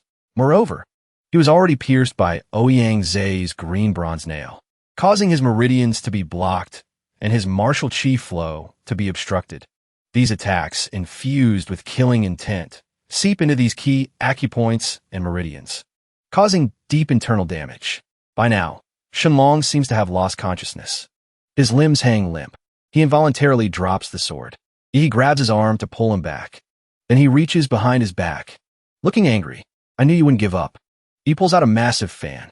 The only chance you had to kill me was right when I first arrived, exploiting the information gap to trick me. Only then would you have had a 30% chance. E's face is full of indignation. Fly up for me. A dark red tornado suddenly erupts, destroying the surrounding area. The unconscious Shenlong is engulfed in the whirlwind. This fan, enhanced with killing intent, is far stronger than when it was in Lan Yuxi's hands. He flies up from below, determination in his eyes. I'm not done yet. Limitless. He raises his fist, using all his strength. Nuclear fission punch. First strike. An explosion erupts, shaking the entire sky. Shenlong falls slowly, unconscious, his body smoking. Not finished yet. He rushes in, surrounded by powerful energy. Second strike. He charges and punches him in the face. Lanchan fist. Huh. He attacks Shenlong from one spot to another. Finally, he pins him down on the shattered ground. Blood splatters everywhere. From a distance, he observes. What kind of dragon? I thought you were strong, but you're just a bug. Suddenly, Shenlong opens his eyes, holding the sword in his hand. Seeing this, he rushes forward and slashes his face with a green bronze sword. Then Shenlong's head quickly falls off. He looks at the necklace in front of him, contemplating. The dragon pendant is in my hands now. Time to end this game. A moment later, Yin Xiong looks down intently, extremely tense. At the gathering point, many people have arrived. Suddenly, Lu Qingzhu's face freezes. Gasp. He shouldn't have gone to fight that masked dragon guy alone. Chu Zhou looks up and replies. His expression calm. Except for E. If we went, we'd only cause more trouble. Hearing this, her eyes turn sorrowful. Chu Zhou is right. I'm injured to the point where I can't even use martial skills. Saying we'd support Ihi, but in reality, it would just distract him to protect me. If only I could become stronger, I wouldn't drag Ihi down. Suddenly, Ihi appears from nowhere, waving his hand. What are you thinking about? Lu Qingzhu looks up in surprise. He opens his hand. The ox pendant. Do you want me to just take it? Lu Qingzhu shyly fumbled for it. So many similar necklaces. The characters were placed on the floor, in the order of the 12 zodiacs. Let's try arranging them from rat to pig. Chu Zhou crossed his arms and watched. Nothing happened. Could the order be wrong? Yi's face was thoughtful. He rested his chin on his hand. Yin Xiong thought this dragon god pendant was the most special. Unlike a masked person who could be hunted, he was a hunter created specifically to hunt down pendant holders. So under normal conditions, there should be no need to include the dragon pendant. Then, one of the necklaces was lifted. Lu Qingzhu turned around, stunned. Did it work? Yin Jingxiong's face was panicked. Did we trigger some kind of mechanism? In the sky, a golden light appeared, shining down on the buildings. He looked up, stunned. Look, what is that in the sky? Suddenly an eye, surrounded by thick smoke, appeared in the sky. He watched. His eyes were filled with astonishment. What the hell is that? Suddenly, a figure fell from midair. It was He. His face was filled with panic. He woke up with a start. His eyes were wide with alarm. Back to the present. The entire train car was noisy and bustling. Everyone had just experienced the same dream. An announcement came on, reassuring everyone. Students, please do not panic. You were all just pulled into the demon eye artifact, into the dream illusion it created. This was this year's freshman assessment for the Imperial Capital. Please remain calm. Special announcement. In this freshman assessment, Yi from City, along with his team members Chu Zhou and Lu Qingzhu, have collected all 12 zodiac pendants and won first place. Among them, student Yi's performance was outstanding. A special reward will be given after enrollment. End of announcement. Everyone was discussing who Yi was. Are all the students from City? Some doubted his identity, while others wanted to befriend him. At this moment, Yi's face suddenly lit up. It's finally here. It seems as long as I meet certain conditions, I get one draw. A notification appeared. Congratulations, host, for surpassing all freshmen in the Imperial University's Demon Eye assessment. You have received one monster template draw. Yi finished reading, covered in sweat. Chu Zhou, give me a wet wipe. I have to clean my hands thoroughly. I can't have bad luck this time. A spatial gate opened, along with many mysteries. There, he had to face the terrifying Lacus. A notification provided information. Level 3 monster template. Vampire Lacus. Bloodline abilities include Ho Transformation, Infection, Blood Control, and Immortal Body. Compatibility 1%. Evolutionary form. The world. Zavarudo. The high-speed train was departing. It was the Hawaii University Express. Inside, Yi's mind was still racing. Although the vampire itself isn't much to speak of, the monster template's evolutionary form has a time-stop function. That heaven-defying ability.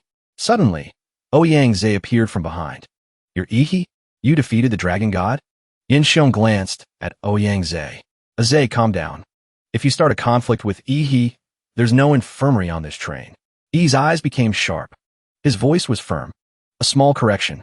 It wasn't defeated. It was slaughtered. He was stunned, silently repeating, slaughtered? Right after that, Ouyang Zhe made an offer. I plan to form a new society at Hawaii University. I hope you can join. I'll make you the president. For years, the positions of top freshman and student council president have always gone to Hawaii City students. Ihi, your strength shows me an opportunity to break this Hawaii University tradition. Join us. The other students excitedly whispered a few words, surprised that Ouyang Zhe invited Ihi, thinking this was a historic moment. However, Ihi didn't care at all. He refused. Sorry, things like power struggles with the student council or forming organizations. I'm not interested. I prefer being free and on my own. Everyone who heard was disappointed. What a pity. Then Ouyangze slowly took out a card with a few promises. It's all right. This is my business card. We will always be waiting for a chance to cooperate with you. Time passed. The sun was about to set. Chuzhou informed him. We've arrived. He squinted, observing the scenery through the glass, looking at the massive buildings. He couldn't help but be amazed. So this is Hua City? It really is a big city. The train stopped. Everyone lined up to leave. Listen up. Staff are waiting to guide you. New students of Hua University, please go this way. Ahead is Hua University. All the students quickly moved forward. Suddenly, something happened that surprised everyone. Before them was a huge aircraft parked there. The flight attendant's voice came on, requesting the students to follow instructions. Students, please board the aircraft in an orderly manner. Please find your seat number, which corresponds to your seat on the Hua University Express train. Students, please board the aircraft in an orderly manner. Suddenly, Yi started teasing, making Lu Qingzhu jump. Little Zhu. Qinlan's instructions suddenly appeared in her mind. You and Yi are fiancés in name, but not yet married. When you're outside, don't be too intimate. Don't let that brat take advantage of you. You must protect yourself. Instantly, she angrily shouted. What are you doing? We're in public. Yi explained with a bored expression. What public? I wanted to ask you why we have to take a plane. Hearing the question, Lu Qingzhu was so exasperated she didn't want to answer. Why did my mom marry me off to a country bumpkin like you? Despite that, she still took a moment to explain thoroughly. Because Hua University is in the sky. It's a sky city. He became even more curious. A moment later, the plane was about to land at the school in the sky. Hua University. The plane is currently passing through a strong barrier. At the same time, he also saw it. He guessed himself. This electronic network is to prevent demon beasts from entering, right? After entering, even the detection range of my life magnetic field hasn't been reduced. As expected of Hua University, the staff below continued to remind them, guiding everyone, please keep your student ID card safe. He then took out his student ID and studied it. Hua University. Name, Yi. Gender, male. Year, first year. The next destination for the students is the station. Please go to the levitation station to take the train to the student dormitories. After that, they arrived, currently admiring the huge buildings with their own eyes. He was excited. He pointed and laughed loudly. We've arrived at the highest city in the world. Everyone, however, the people around him just felt contempt. Groups of people entered the elevator to go to their rooms and rest.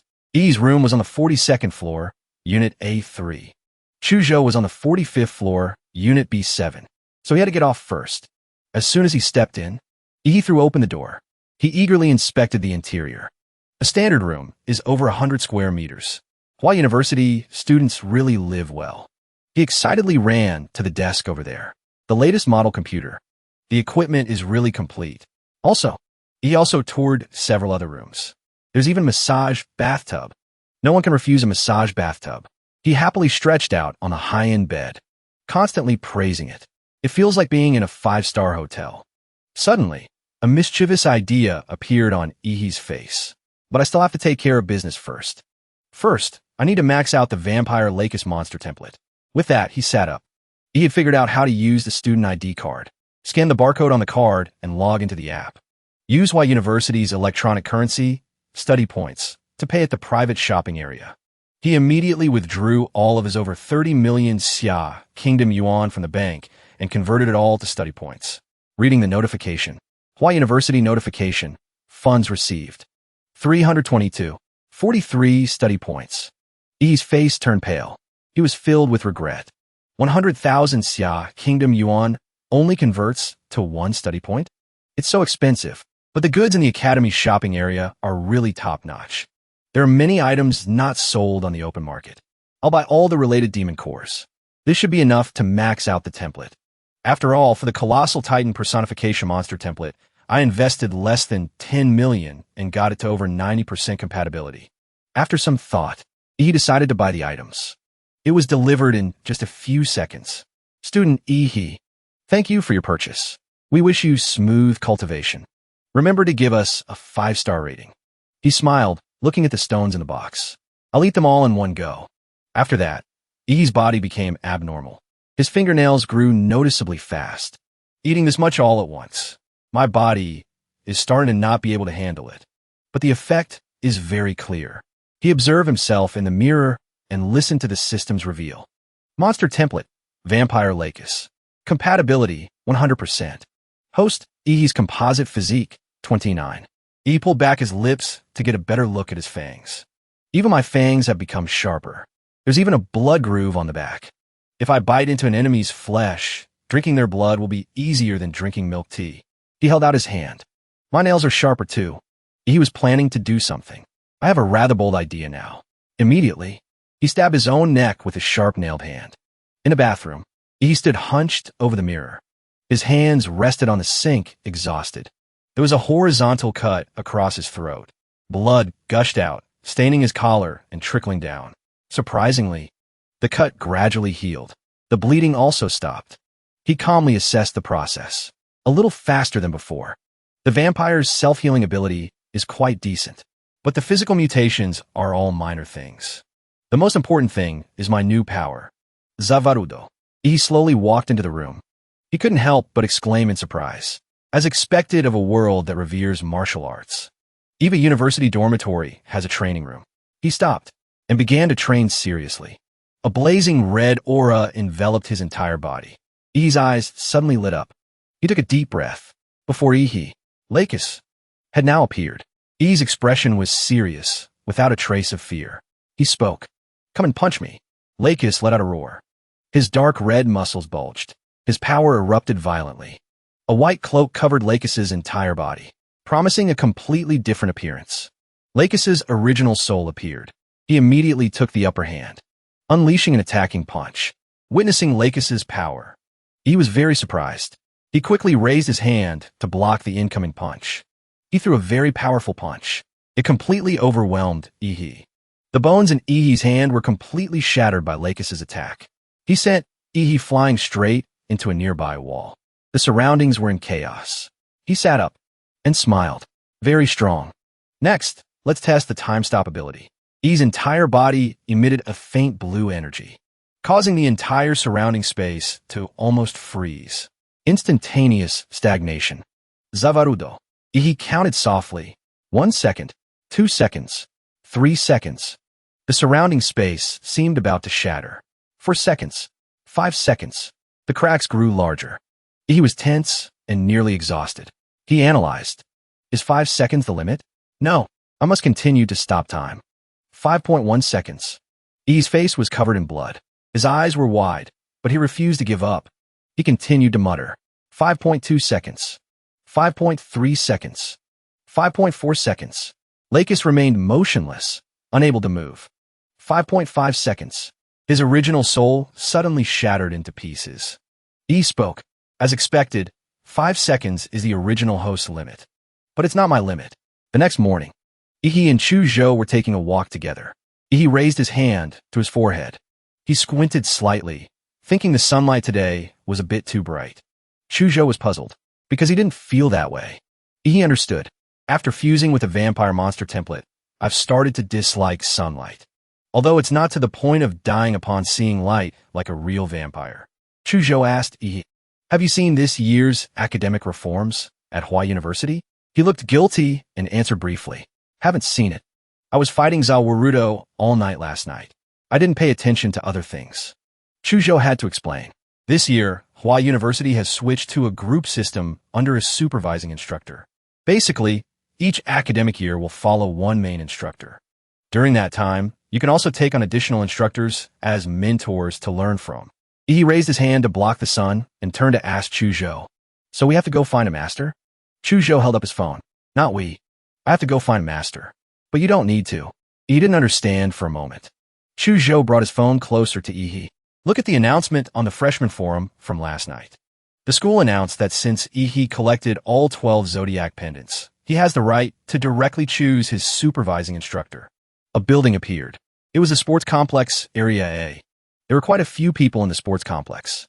It seems they go in groups of 3 for testing. Then the instructors will turn on their lights to select someone.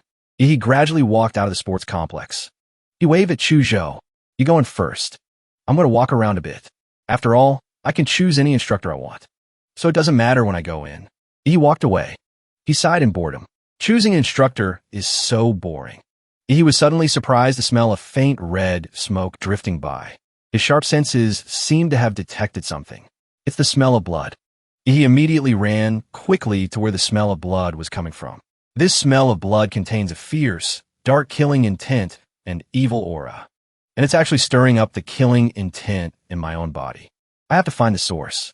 E's face showed extreme surprise as he witnessed something. E broke out in a sweat. He was bewildered to see it was a girl. Gonka was preparing to enjoy something on a pedestrian street in the city. The scene was very deserted. He was as scared as if he'd seen a ghost in broad daylight. This cute little girl is the source of that vicious aura? I must be mistaken. Gonkiskiviko reekted marpli. She immediately glanced over, probing. She also voiced what she sensed. Kid, you've practiced the flesh prison demon, haven't you?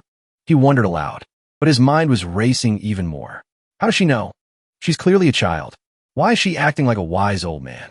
And she's calling me kid. Gonku revealed while munching on a sweet potato.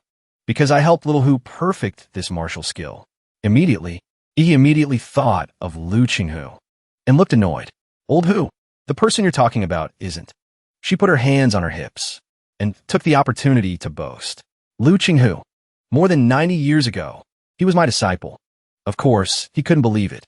Are you messing with me? The lifespan of a martial artist can indeed exceed human limits. A grandmaster can still maintain a youthful appearance at the age of 80 or 90. But what's with a little brat like you whose breath still smells of milk? He seriously sized up Gong Ke. He thought to himself, for a martial artist practicing special techniques, it's not impossible to adjust their bone structure to the size of a child. But this white-haired lowly in front of me, her appearance, to put it nicely, is innocent and pure. To put it bluntly, is foolish and ignorant. Unless she's an Oscar-level actress, there's no way she could be faking it. She replied with sharp eyes. What's wrong? You don't believe me? He acted crazy. What a joke. Believing you is like believing I'm Qin Shi Huang. Suddenly, an image of him about to be executed appeared. In an instant, his head was severed from his body and fell. Gonkiskivi go etroefith. She looked cruelly at Ihi's head floating in the water, half submerged. After that series of images ended, his face was pale as he tried to piece things together. Was that an illusion? Such a high-purity, killing intent. It made me hallucinate being beheaded. He was scared out of his wits. Suddenly, she stuck a lollipop in his mouth, leaving him stunned. Here's my favorite strawberry-flavored soft candy for you. Gong Ku transformed into a cute, pouting girl. Her childish voice explained. Sorry, kid. I think I went a little too far. Please don't report me to the school. Right now, I can only go out for fresh air for an hour or two a week. It's so pitiful. He was still sucking on the sweet candy. He took the opportunity to investigate. Who are you? She didn't hesitate to reveal it. Her expression was very bright. My name is Gong Ku. I'm an extremely powerful grandmaster. Let me tell you, the principal of Hua University, that guy Shi Jinwen, when he was little, I beat him until he cried. As soon as she finished speaking, he trembled and knelt on the ground, which surprised Gong Ku. He thought for a long moment. Then he clasped his hands and spoke with flowery words. I have drifted through half my life without finding a worthy master.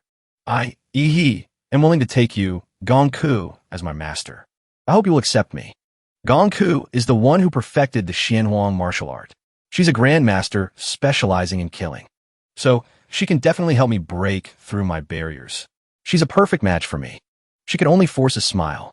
At another location. At the gymnasium. At the long table. Shi Jingwen and 4 others sat with solemn dignity. Preparing for today. I can't believe the deans of the 5 major academies at Hua University are the instructors for this year's freshmen. All the students were sweating bullets. Many were whispering excitedly. If I get chosen as a disciple by one of these deans, I'll be set for life. What are you thinking? Those are the 5 great deans. These deans must be here for Ihi. The freshmen had no idea. The Zodiac competition was broadcast live. The audience was the entire faculty of Hua University.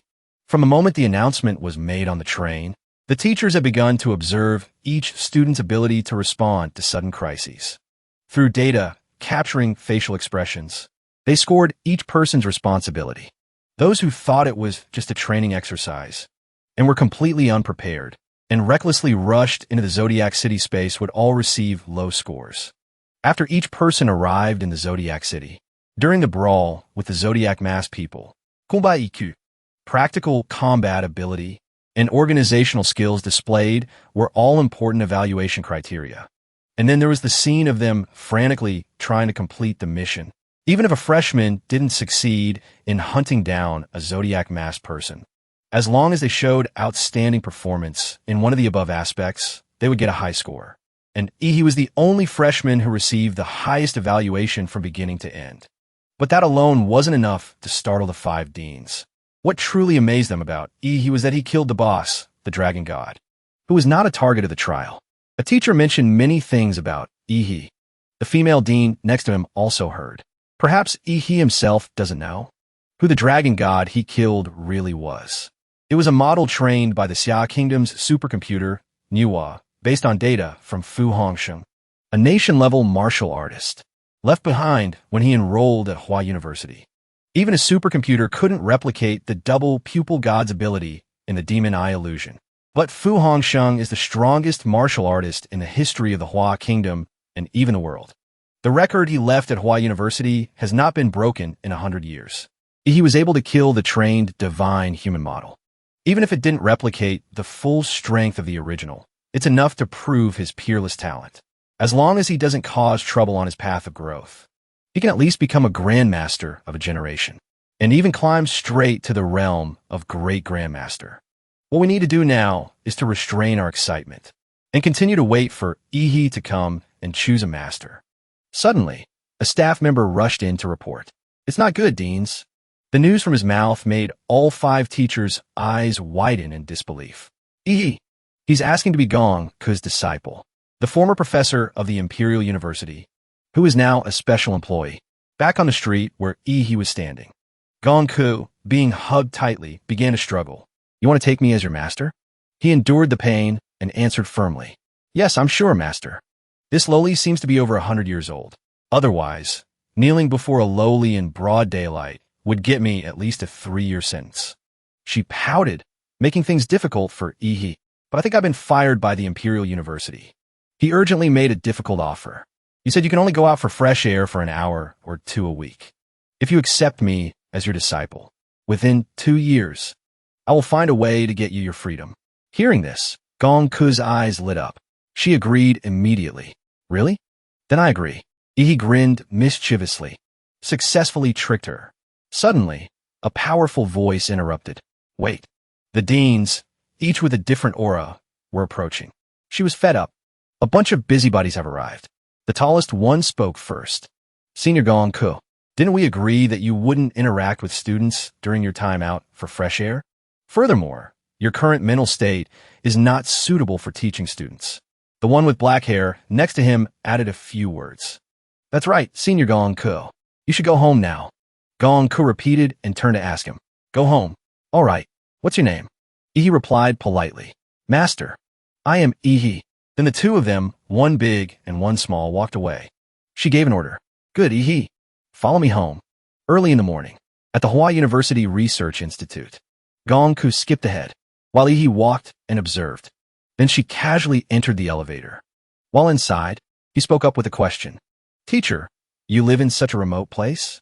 Gong Ku explained everything in detail. "That's right. Mainly because a few decades ago, I had a bit of an episode. I often injured people. After that, Hua University arranged for me to live under this research institute. In recent years, I've been able to control myself. I finally have a chance to go out for some fresh air. Thanks to that, he also figured it out. Am I your first student in decades?" She looked confused. She looked up, seeking an answer. "Your way of thinking is really strange. Aren't you scared?" His imagination ran wild. He broke out in a cold sweat. "Scared to chop me up?" The vertical bar of the elevator showed strange numbers. Looking at the hallway, he became nitpicky. This research institute is so big. Why is the hallway so narrow? Gonkiskiviko replit nonchalantly. Because only I can walk here. Next, he curiously mentioned the large number. "There's a number on that door, too. Is it countdown?" That made her panic. She ran as fast as she could. "Crap, we're not going to make it." Quick, rush in. E's brain froze on the spot. Teacher, what's that countdown clock? Gongke's eyes widened. She explained hurriedly. Every time I go out, the electronic clock starts counting down. If I don't return within the specified time, the alarm will go off in the Hua University principal's office. At that point, I'll be hunted by all of Hua University. In the end, both of them managed to dash to the end of the hall successfully. The few seconds on the clock hit 0 right at that moment. The iron door behind them immediately slammed shut, and at the same time, a strong barrier was set up. That was close. Coincidentally, he had noticed this anomaly. This place seems to have a special magnetic field. It's hard for my martial energy to gather outside my body. In other words, when I use martial skills here, the effect will be greatly reduced. Only when she was in her room did she relax. Of course, because this place is my temporary prison. To keep me from getting out, that brat Shi Jingwen and his group built me a 3-story house. Gongke led Yi deep into the living room. Then she threw her coat onto a battlefield of food and drinks. Then she lay down on the sofa. Entertainment. There's everything you need for martial arts practice. But at the same time, a high-power magnetic field was set up to restrict a martial artist's martial energy, to prevent me from breaking down the door and running out of boredom. He took a deep breath to ponder Gongke's words. She calls it a prison, but this place is really a luxury apartment. All living needs are met. It feels like they're worshipping teacher Gongke here. Back at the freshman school, Hua University, all information was being collected and reported to Shi Jingwen, the principal of Hua University. This is not good. He has taken Gongke as his teacher. Despite that, the old man remained calm. Don't worry about him. Remember, the goal of our current reforms at Hua University is not to train a bunch of mid-level pillars, but to cultivate a top-tier expert who can shoulder the Xia Kingdom, shoulder the fate of humanity, under the condition of providing sufficient resources for geniuses. Let the geniuses develop freely. Just let Yi learn from Gongke for now. The new batch of students at Hua University is about to finish their special summer camp training. At that time, this whetstone, test the newly forged blades. The assistant immediately complied. I understand, principal. That is. The old man shifted his gaze to the computer screen. Principal, sure. Freshman, he has entered the prison cell with Gongke. Everything is stable for now, but according to big data calculations, special grade strategist Gongke, when sharing a room with someone for a long period, still has about a 5% chance of losing control. Student he has an 89.7% chance of not being able to hold out until reinforcements from the imperial capital arrive. And after being rescued, there's a 95.3% chance he won't survive. The old man left his chair and walked to the transparent glass. He said, the so-called special grade strategists are either powerful martial artists on suspended death sentences or powerful martial artists who, for various reasons, cannot control their own power. Normally, the state restricts their freedom until the Xia Kingdom faces a serious crisis. They will be sent to the front lines as a national defense force, facing this terrifying existence. I think student E is mentally prepared. If you're not prepared to be killed, how can you go far on the path of slaughter? The Xia Kingdom doesn't have much time left. Those fools in the Northern White Federation and the crazy cultists in the Divine Kingdom of God's Descent who are obsessed with secret realm civilizations are all making moves. Suddenly, the old man's voice became earnest. Young generation, grow up quickly. On Gongke's side, she brought Yi to a place in her territory. It was the third-floor training area of the prison cell. I haven't taught anyone in decades. Let's have a little match first to see what your strength is like. He asked slowly, will you suppress your cultivation to the martial apprentice realm to fight me? Gongke was too lazy to face him. She said as she walked away. I almost forgot I had to suppress my cultivation. He cracked his knuckles. He turned to see her warming up as well. He announced, Teacher Gongke, I'm ready. He thought. He steeled himself and took a firm stance. I really don't want to remember that guillotine from before. Without a word, Gongke shot forward. Seeing her hand about to touch his neck, he flinched slightly. She's aiming straight for a vital spot. Didn't you say this was just a test? Yi's pupils reflected the image of Gongke looking like she wanted to kill him. I've already simulated dodging in at least 5 different directions. But every one of Gongke's hand chops predicted my move. The only option is a direct confrontation. Instantly, he unleashed his ultimate power. Nine-tailed sea light. Ihi coiled his spiky hand, preparing to deliver a fatal blow. She had already anticipated his move. She opened her mouth and sneered. Try to use your bloodline awakening to increase your speed? Defending against my attack while counterattacking me? Gonka moved in a flash, as if tying Ihi's hands together. Kid, that means I'm even faster than you. Then she twisted his arm behind his back, leaving Ihi unable to resist for a moment. The impact sent pain shooting through his bones. He cried out loudly. After leaving Ihi's body covered in blood, Gon could jump back a distance. His whole body was a mess. He also looked up and sneered. You're really not holding back at all, are you, teacher? My bloodline awakening was even beaten back to its original form. She didn't feel guilty. She excitedly licked the blood off her face. It's been a long time since I've tasted fresh blood. He gave a cold smile.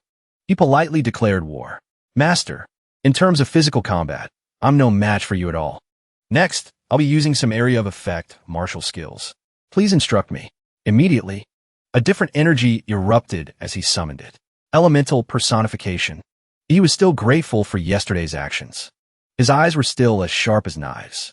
Luckily, I maxed out the super colossal personification monster template last night. Gonka praised him silently. A martial skill with this much power is really being used by a martial apprentice? It seems I've taken on a terrifying monster as a student. She was extremely pleased. Reading a secret technique stance. If that's the case, then your teacher here has to show off a bit of kung fu. With that, Gonku slashes down at the floor, sending a series of cuts rushing forward. Flipping blade. The two variations are about to clash fiercely. On his side, the power source is reacting to the impact and stirring.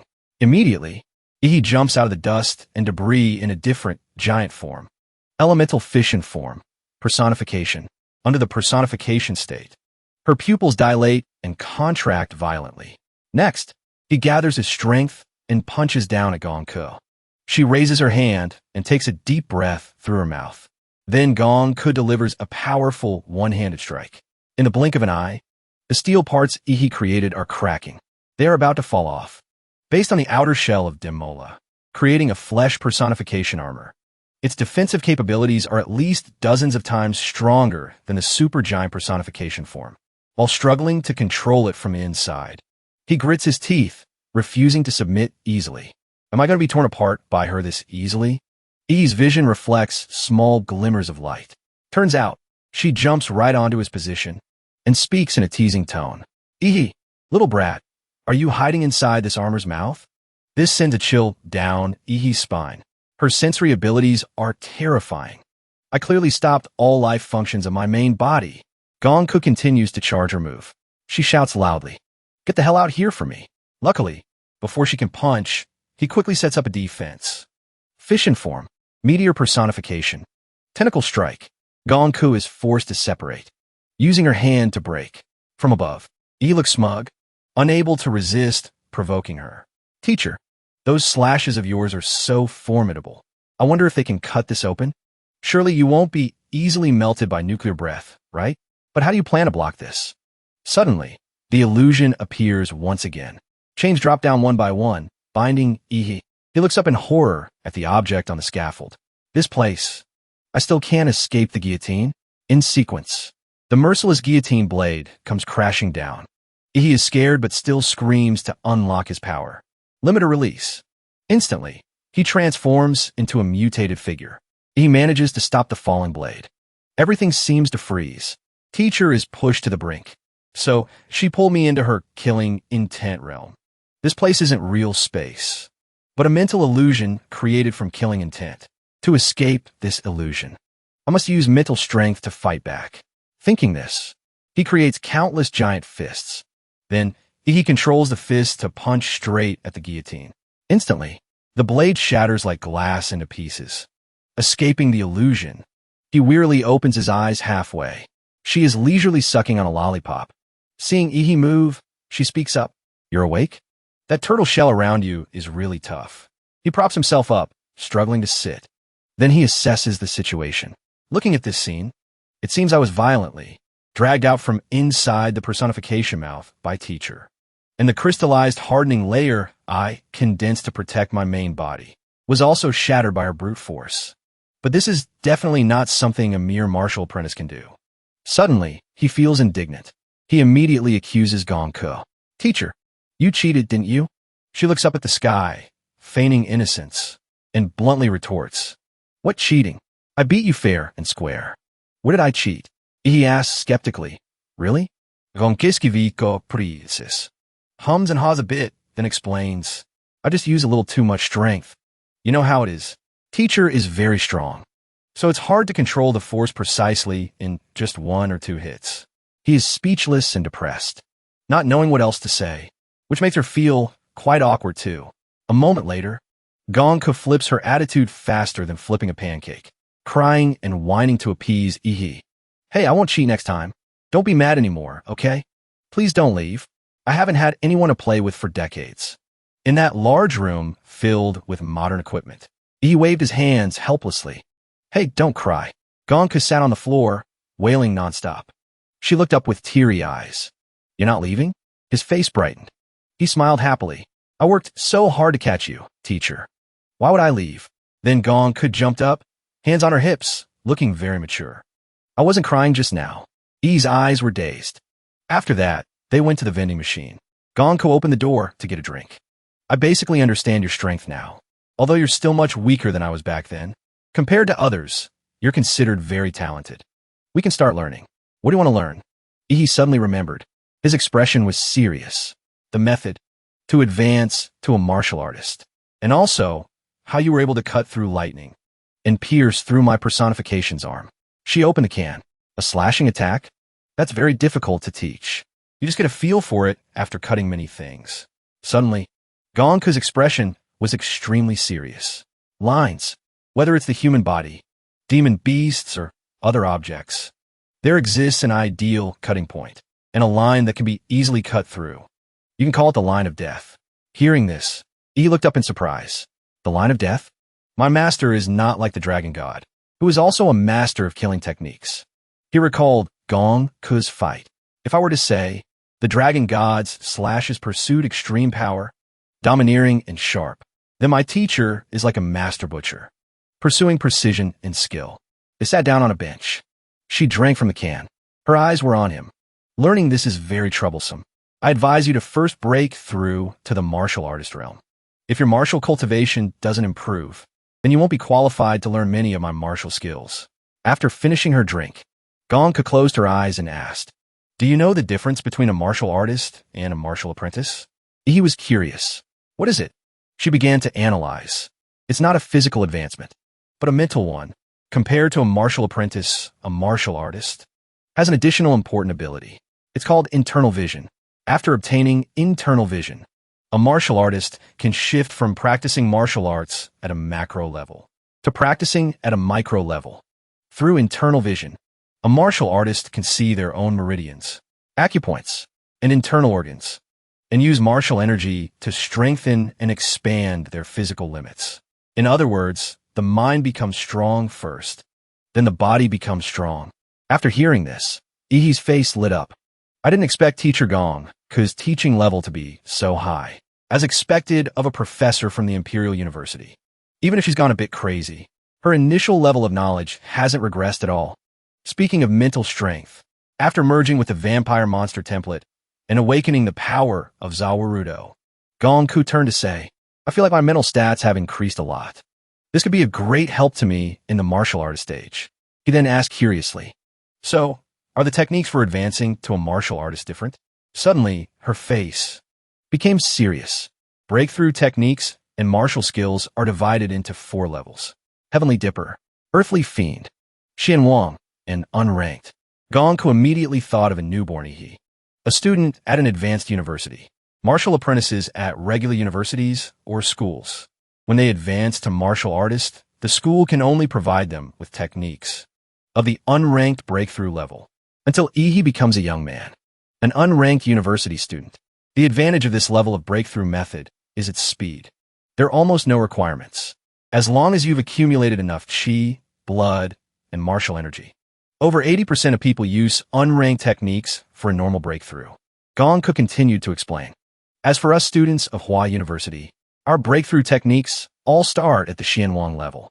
Hearing this, His face was thoughtful. He rested his chin on his hand. What about the Heavenly Dipper and Earthly Fiend levels? Her eyes were focused. Heavenly Dipper level techniques and martial skills are almost all rare ancient copies brought out from Secret Realm ruins.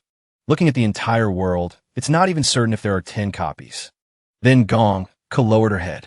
Although our Imperial University has 1 copy in its collection, with your current abilities and authority, you definitely can't access it yet. Suddenly, she looked up and smiled with delight.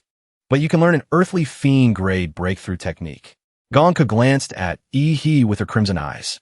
She suddenly mentioned a book, The Slaying Heart Bodhi Sutra, the Earthly Fiend grade breakthrough technique that I possess. And Little Who's flesh prison demon was inspired by this technique of mine. Hearing this, Yi was thrilled. His eyes lit up. I want to learn it. Gonka tossed the can into the trash and agreed. Then let's start now. Feel the killing intent realm that I create for you carefully. His eyes widened in shock. Sweat dripped down. Not this again. Again? At this moment. He was in a different scene. He stood there, astonished. Gonka licked her lips. Her face was excited. I love blood the most. In a certain city at night, a place filled with smoke. A few people were walking on the street after school. Suddenly, the gray-haired young man noticed the person in front of him. It was Chu Zhou. His eyes were full of concern. Hey, Yi, how was your first day of school? I heard you've taken. Before he could finish, a blade was held to Chu Zhou's neck. He quickly drew his sword. His eyes were sharp, ready to fight. Yi in front of him remained silent. His body was filled with killing intent. Then he turned around with a surprised look. Saw the Zhu. I got a little carried away. Chu Zhou was stunned, as if he couldn't believe it. Yi, in his eyes at that moment, Yi appeared extremely cold and grim. What on earth happened today? Rewind to more than 10 seconds ago. An illusion. A horde of zombies was screaming and charging. He calculated. You're not allowed to use any martial skills or special abilities.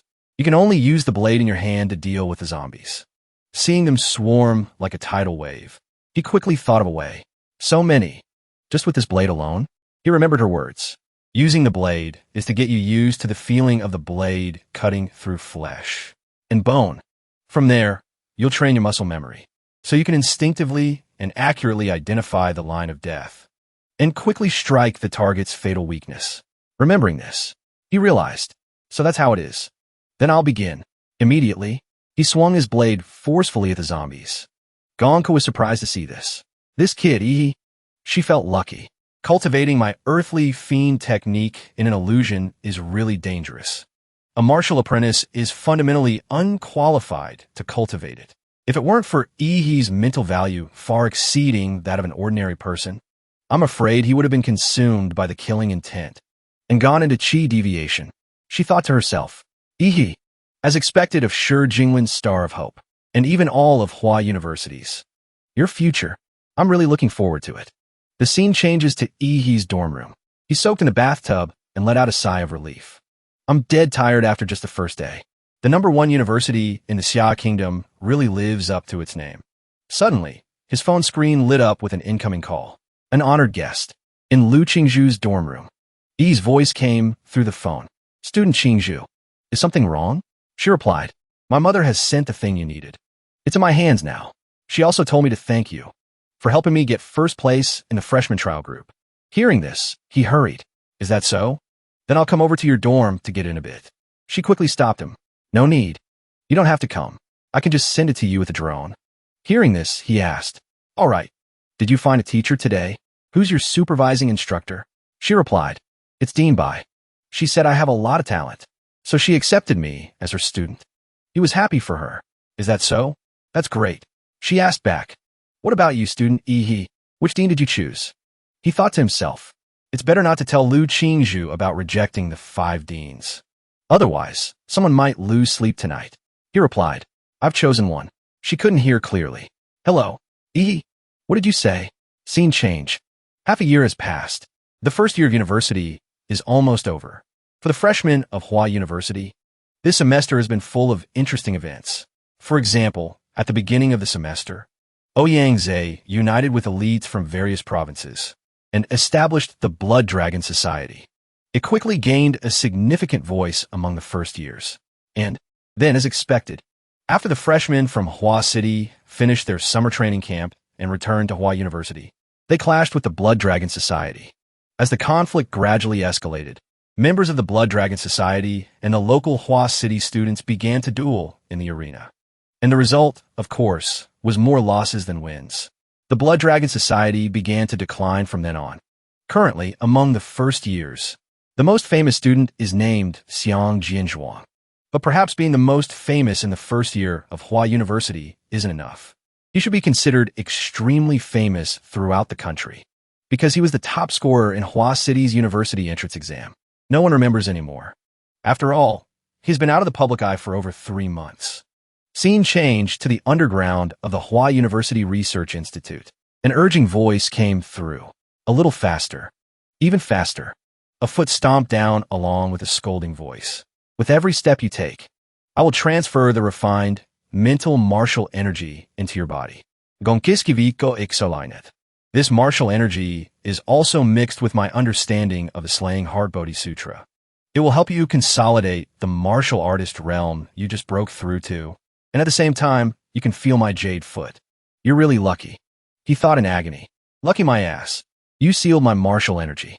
Doing push-ups like this is no different from doing them with a mountain on my back. My teacher's martial energy is running all over my body, and it's unbearably itchy. She teased. You little fish. You can't take it already? It's not even 1,000 yet. He gritted his teeth and retorted. Who are you calling a little fish? Watch me speed up. Hearing this, she jumped high, preparing to stomp down hard. Good. Come on. Faster. Faster. Use your strength. More strength. He used all his strength to push his body up. Sweat poured down like rain. But she still didn't stop. Instead, she jumped repeatedly. While doing push-ups, he felt it. This feeling, his muscles were now bulging. Radiating strength. He realized.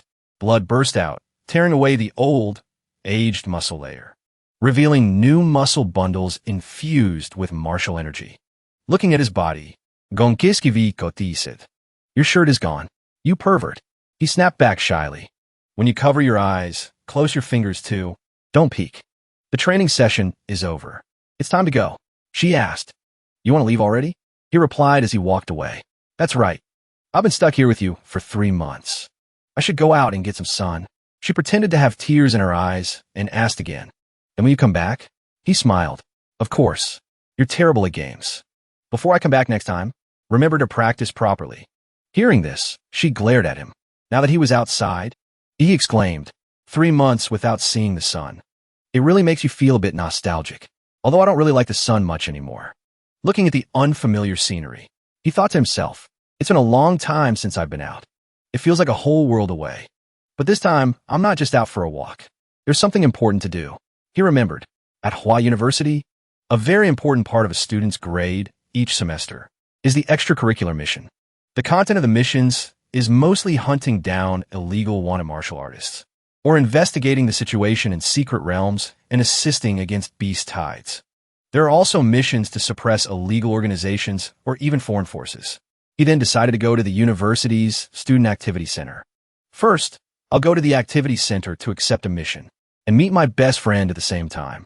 As soon as he saw the person, he greeted them. Long time no see. Ju. He looked at him and replied, You're finally out of seclusion. You kept me waiting. Ehe. E's voice was calm. Ju. How's it going? How much has your strength improved? He replied slowly with a firm voice. I broke through to the martial artist level 2 months ago. In that moment of observation, Chuzhou thought to himself, this is the first time I've seen Ehe in 3 months. It seems that Ehe's aura and physique haven't changed much. The thought echoed in his mind. This is the most terrifying change. How much has his strength improved? Can I keep up? 3 days ago, I was invited to watch a private match between Xiang Jianzhuang, the representative of Hua City's new students, and Ouyang Zhe, the vice president of the Blood Dragon Society. That made Chuzhou's heart sink slightly. The result was not surprising. Ouyang Zhe only fought with Xiang Jianzhuang for 10 minutes before he was defeated. Faced with this result, I could feel that Xiang Jianzhuang hadn't used his full strength. Can Ehe fight against Xiang Jianzhuang? Perhaps even the current Xiang Jianzhuang is no match for Ehe. The somewhat heavy atmosphere lingered. Qingzhu ran over and said softly, Sorry. She looked up. Her eyes were somewhat worried. Then she continued to explain. I'm late. He looked at Qingzhu for a moment. Then he nodded slightly. Qingzhu, what else? She asked with some hesitation. In that instant, a voice echoed in Qingzhu's mind. Qingzhu, remember this. You and Yi are a couple now. So you should also do what a couple should do at school. For example, that thought made her heart flutter. The things a couple should do I have to do them right now? He looked at her and asked, confused. Do what?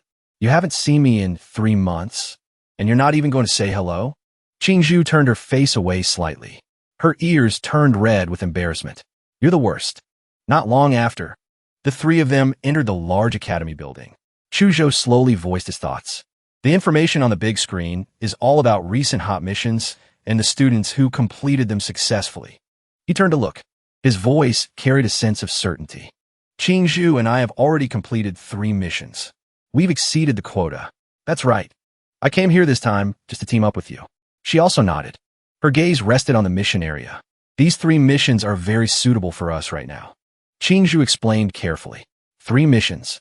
The serial sicko killer in Hengqin, investigating the beast tide phenomenon in Lianqing, and the anomaly in Linshui County. They were all initially level 2 missions. But the mission in Linshui County has been upgraded to level 3. The off-campus missions for Hua University students are divided into 5 levels. The higher the level, the greater the difficulty. First-year university students usually only take on level 1 missions. The only level 2 mission Chuzhou and I have ever participated in was a 10-person group mission. If a small group of 3 first-year students participates, it's usually very difficult to get a level 2 mission. Hearing this, Yi just smiled faintly. It's fine. I have special privileges. He remembered Gong Ke's words. Little He, you can handle things on your own now. In the first and second years, there aren't many people who can compete with you. What you need now is to find some high-difficulty missions to practice. With this, you can freely accept any university-level mission in the school. However, don't just randomly accept level 4 or 5 missions. Those missions have too many variables. Even Schwamla-level martial artists have a risk of failure. She couldn't help but ask directly, where did you get that special privilege from? He was flustered. At this moment, he spoke up. Ihi, these 3 missions. What do you think? He sighed in relief inwardly. Good thing Chuzhou changed the subject. Then Yi began to analyze. Benefits and risks always coexist. The first mission is purely a manhunt. Personally, I think the efficiency of this mission will be very low. After all, this is a cunning rat that the criminal investigation team has been chasing for months without catching. The difficulty of this mission lies in the investigation, not in killing it. The second mission is to assist in an investigation. I feel it will be very difficult for us to gain any experience or progress from it. With the Great Xia Dragon Guard there, we will definitely only be assigned very simple tasks. Whether it's combat or primary reconnaissance, it won't be our turn. The third mission is one where the 3 of us control the entire process, although there are no guarantees, which leads to many major variables. The higher the risk, the greater the reward. He concluded, if we're always afraid of danger and grow up in a glass cage, then what's the point of being a martial artist?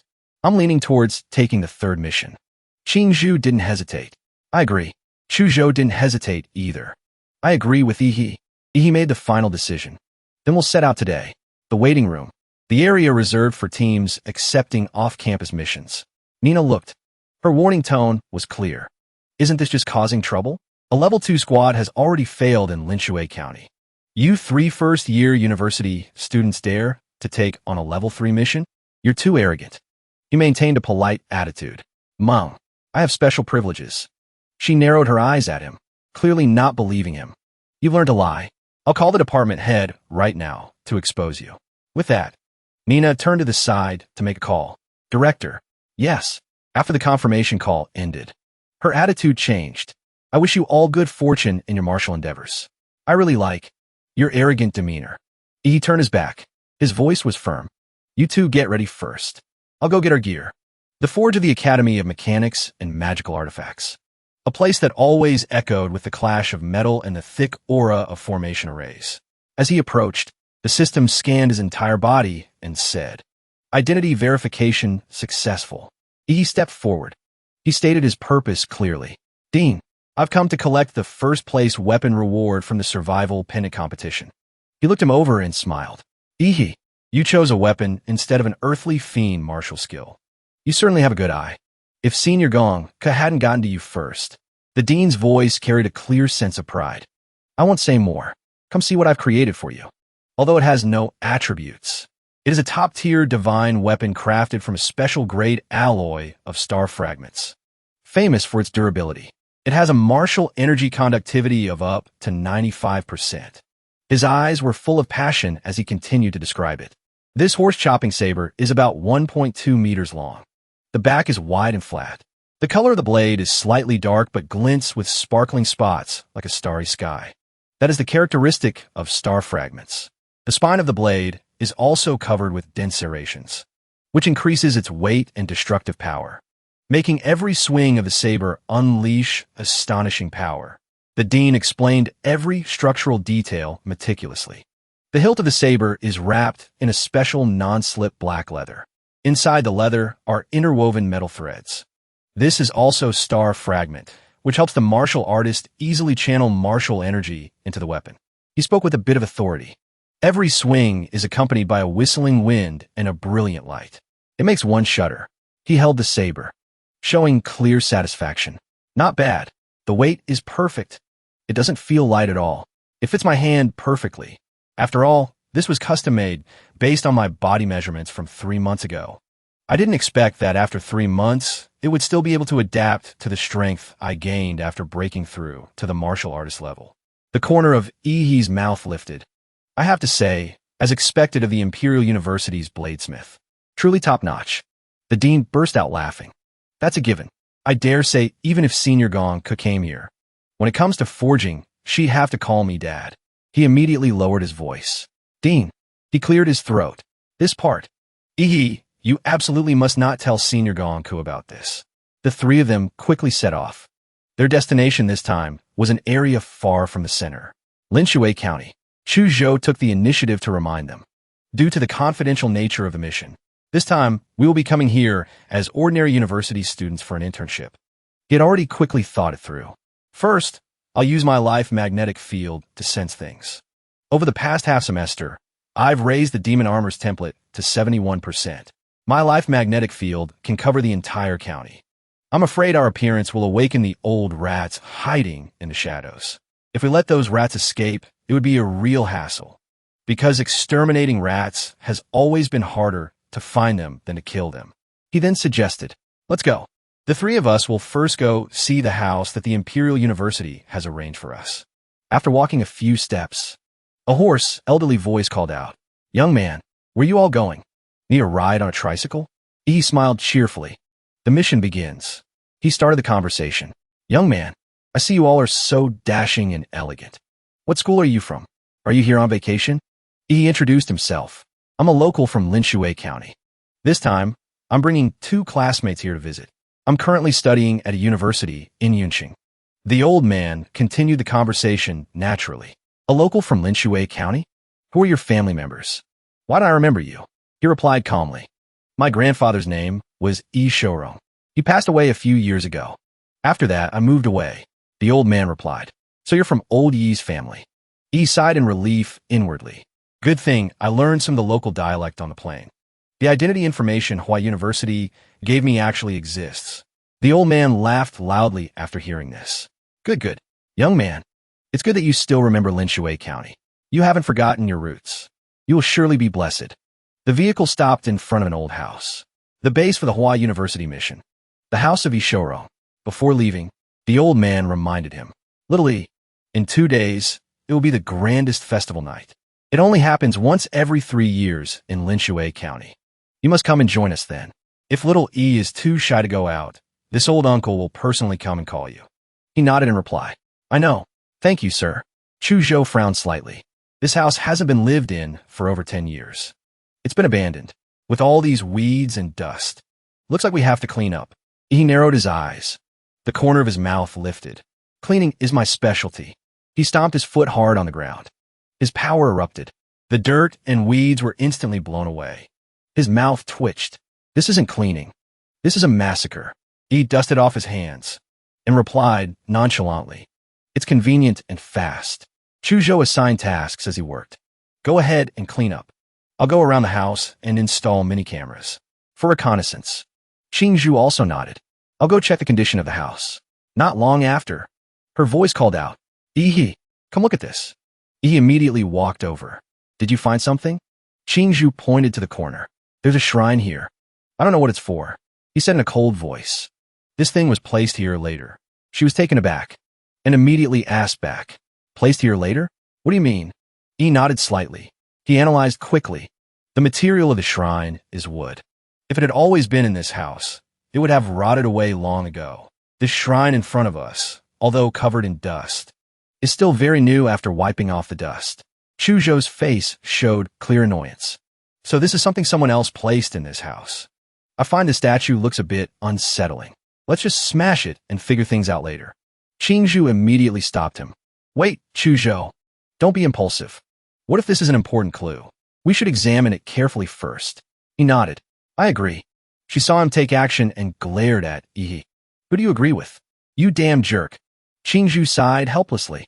"All right, before we smash it, let's see what's under the mask of this mud statue." She reached out to pull the bamboo curtain in front. The moment the curtain was lifted, he immediately felt the aura in the room change drastically. He frowned tightly. His voice lowered with caution. "Something's not right." In just an instant, I's eyes turned cold. As expected, it's a filthy thing. "Ju, smash it." He didn't hesitate. He immediately swung his blade forward decisively. The moment the blade touched the statue, all three of them were stunned. Qingzhu's voice trembled with fear. "The statue, it's bleeding. What the hell is this black liquid?" In that instant, he sensed a consciousness trying to escape. "Where do you think you're going?" He immediately summoned. He shouted, "Unleash the technique. Zavarudo." His arm shot out. He fiercely squeezed the struggling monster. The monster let out distorted screams. Its body thrashed wildly.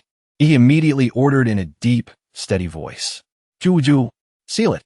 She couldn't help but exclaim in fear, "What the hell is this?" He immediately turned and called her name in a low, urgent voice. "Qingzhu." Yi's eyes scanned for any changes. "Are you okay?" He immediately thought, Qingzhu has been infected by that thing's mental energy. I need to transfer some pure martial energy to her. Qingzhu shook her head slightly. "I'm fine," she felt. Suddenly, the feeling of fear from just now has disappeared, and my body feels warm. The monster was completely sealed by Chuzhou. The aura in the house also gradually subsided.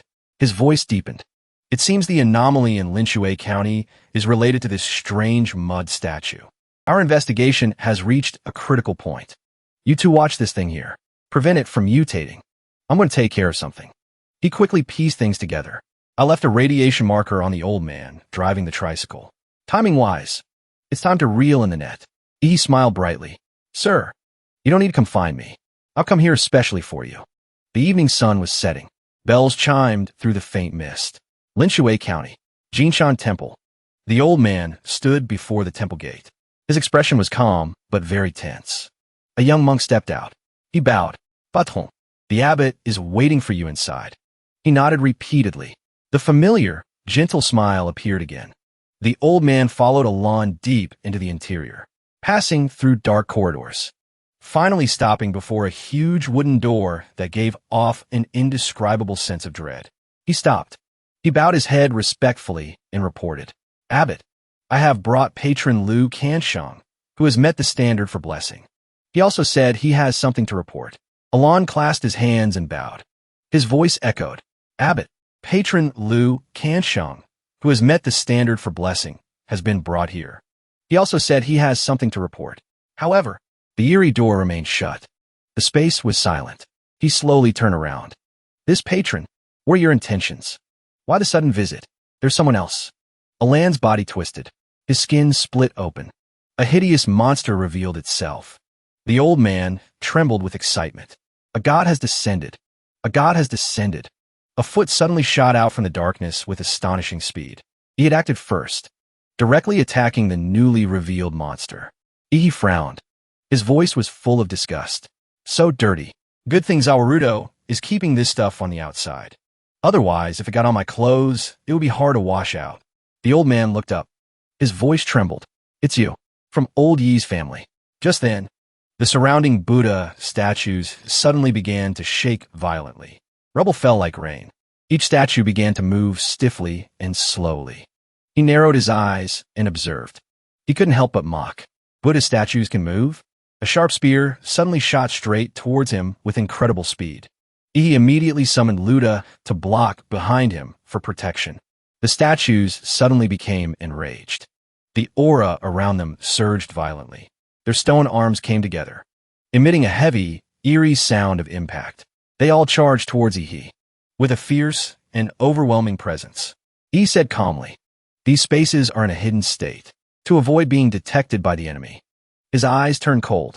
Estarfal slashing saber. The saber was drawn by Yi in an instant. The steel glinted coldly. He charged straight into the midst of the strange statues. Without any hesitation, each decisive slash brought them crashing down onto the stone floor. He dodged and sneered. "You can even shoot lasers from your eyes? Are you guys really Buddha statues?" He tilted his head to avoid it. His voice was full of contempt. "Too bad this laser is too slow." He raised his saber high. His eyes were cold. "Let me see if your bellies are filled with straw or something else." A single slash cut through the statue's body. Metal and components exploded. The old man screamed in panic. His voice was broken, like someone who had completely lost their mind. But right after that, he was still hit by the aftershock. His body shook violently. The old man and the statue collapsed onto the cold ground. A heavy thud. His voice deepened with certainty. As expected, they're not living creatures. From the start, I didn't sense any life aura from these two bodhisattva statues within my life magnetic field. He frowned. But in a backward county like Linshui, how could there be creations of such advanced science? He chuckled softly, as if he had found the key. The answer? Is it all behind that door? He gave an order. Zavarudo. After all, I'm a university student. I should at least have the courtesy to knock. At his command, Luda swung its giant fist, slamming it hard against the wooden door. He was still very polite. He called out towards the inside. "Is anyone in there?" The door was smashed to pieces. Wood splinters flew everywhere, revealing a dark passage behind it. He stepped inside. His eyes warily scanned the dark space around him. His eyes widened when he saw the space inside. "There really is another cave," he said with astonishment. "To think there's such a large underground palace here. And they even built such a large statue." He took a step forward and said, "Hey, the guest is already inside. The host. Are you still hiding and refusing to come out?" A low, deep sigh echoed through the cold, silent underground palace. He slowly stepped out. "This temple has no grudge against you, patron. Why have you come to trespass upon this temple?" He narrowed his eyes. The corner of his mouth lifted in a mocking smile. "A robot like you. Are you addicted to pretending to be human?" As soon as he finished speaking, he raised his saber and slashed forward. The glint of the blade tore through the surrounding air. On the other side, Alon appeared again. His voice was still monotonous, as if reciting scriptures. "Patron, your killing karma is truly too heavy." He shouted angrily. His killing intent erupted violently. "Cut the crap." Just then, the ground beneath his feet suddenly trembled. Cracks quickly spread out. He lost his balance. His body immediately fell straight into the dark abyss below. He landed steadily. He quickly looked up and scanned the entire space. He looked around and muttered, "This place looks like a sewer. There are 18 doors. Is it a dam?" In the damp darkness, pairs of green eyes opened simultaneously, staring coldly at Ihi. His eyes narrowed. More of those lizard monsters. There's so many this time. Each one has the power of a level 1 to 2 martial artist. He gave a cold chuckle. Furthermore, the life wave frequencies of these humanoid monsters are similar. It seems they were all mass-produced. So they're also artificial mechanized creatures? Trying to crush me with a brute force army? The last guy who tried that, the grass on his grave, is already a meter high. The aura around him suddenly exploded. Xuanwang saber technique. Azura, 3 sabers. He let out a low shout. Killing intent flared. First saber, first path of hell. A single slash tore through space. The monsters in the front line were instantly crushed. The remaining monsters immediately froze. Their fierce momentum suddenly halted.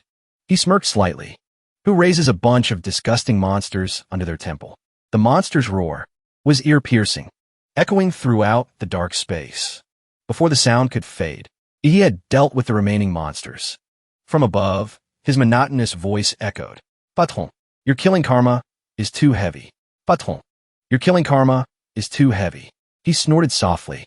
A brain-dead, mechanized creature. Its head has been chopped off, but it's still repeating a pre-recorded line. Who is the manipulator behind the scenes? Still not coming out? Another deep, muffled voice spoke up. It seems we've run into a formidable enemy this time. However, that's as far as you go. The ground split open. A bronze statue rose from beneath the earth. Its red eyes locked onto Ihi. It glared at him with hatred. The energy around its body quickly gathered, surging violently. Then the bronze statue focused all its power. Its aura surged violently around its body. It roared, Patron, you are beyond saving. Ihi burst out laughing. Not bad. It can even transform. The bronze statue roared fiercely. The sound shook the space. Fall into the cycle of reincarnation. It raised its giant hand, bringing it down with terrifying weight. He wasn't scared at all. His sharp eyes stared straight at the bronze statue. Come on. The bronze statue's hand slammed into the ground. Dust billowed up all around. Right after that, a mechanical voice echoed from within its body. Warning, warning. Energy detected exceeding burst range. Right hand overheating. The system continued to report. Error, error. Energy continues to heat up. The bronze statue roared. What the hell is this? In a thick cloud of dust. His body suddenly transformed. A violent aura surged around him. He clasped his hands together. His deep voice echoed. A heavy pressure enveloped the space. I'm about Buddha. Then he continued. The relentless attack gave the opponent no chance to counter. In that instant, he shot up. A heavy blow landed squarely on the bronze statue. His arms stretched out unnaturally. He gripped the opponent's head tightly. The force was terrifying. He continued his attack. The corner of his mouth curved into a gruesome smile. It's not over yet. The next blow was like a thunderclap. Take my hard, black knee. The system's voice sounded urgently. Critical warning. Multiple damages detected on the head section. It struggled amidst the rubble. Its whole body emitted the sound of scraping metal.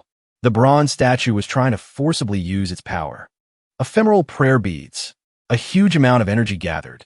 A dazzling light shot straight forward. It still struggled violently, gathering its energy and firing it straight at him with fierce aggression. Fire everything. A violent explosion rang out. The shockwave sent rubble flying everywhere. The bronze statue's voice was a mix of anger and terror. What kind of monster is this guy? To think he'd force me to use this many weapons to destroy him. But right after that, its metal body suddenly froze, motionless. His cold eyes stared at the opponent. These toys of yours, to be blunt, they're all just firearms, and they're useless against a martial artist. It roared. Its voice was distorted with static. Your restless soul, watch me grant you salvation. The bronze statue forcibly activated its final power. Meteor personification. Ihi's voice deepened, carrying a cold, killing intent. You fake monk should disappear. He shouted. Nuclear core breath. Dust billowed up. He mocked. I've destroyed your original mechanical model. My apologies. He looked up and around the cave. To think they dug such a big cave in the mountain. It seems what's inside is either a divine dragon or a mobile great Buddha. He smirked faintly. It seems the one behind this is most likely a mad scientist who likes to do random research. I's gaze stopped ahead. As expected, there's a passage leading down here. Let me see where this lotus throne leads. Half an hour ago, in the cold laboratory, the white light cast a blinding glare. Yang Guang looked at the screen in front. Doctor, that kid has dealt with the mechanical bodhisattva at the entrance. But don't worry, sir. This door uses our latest materials and structure. He absolutely cannot get in. Seeing him enter, he tried to explain. It's okay. Doctor, we still have the clone army. Over 10,000 clones, even against a great grandmaster. We can wear him down to death. And it also helps us clear out our clone inventory. They both looked at the camera, witnessing Ihi annihilate all his opponents. Yang Guang explained, flüstert. Doctor, we still have a trump card. Trust in our design. This great Buddha mecha was specially built to deal with large-scale Lord-level demon beasts. Dealing with a small martial artist should be as easy as flipping a hand, right? But in the very next moment, the image showed the bronze statue completely destroyed. The room fell into a dead silence. Only the sound of machinery echoed. He continued to speak. "It's okay, Doctor. We still have." Dr. Feng cut him off. His voice was hoarse. "Except for that, don't say anything else." A strong sense of unease rose in his heart. What kind of heaven-defying brain is this? The opponent has already pushed right to your doorstep. And you're still saying it's okay? The guards above can probably buy me a few minutes. Dr. Feng ordered. "Retreat quickly. Get out and activate this base's self-destruct program. We absolutely cannot let the information here leak out." It turns out, Dr. Feng was formerly a level 3 researcher at the Prometheus Institute. He was later secretly recruited by Lei Shijiao.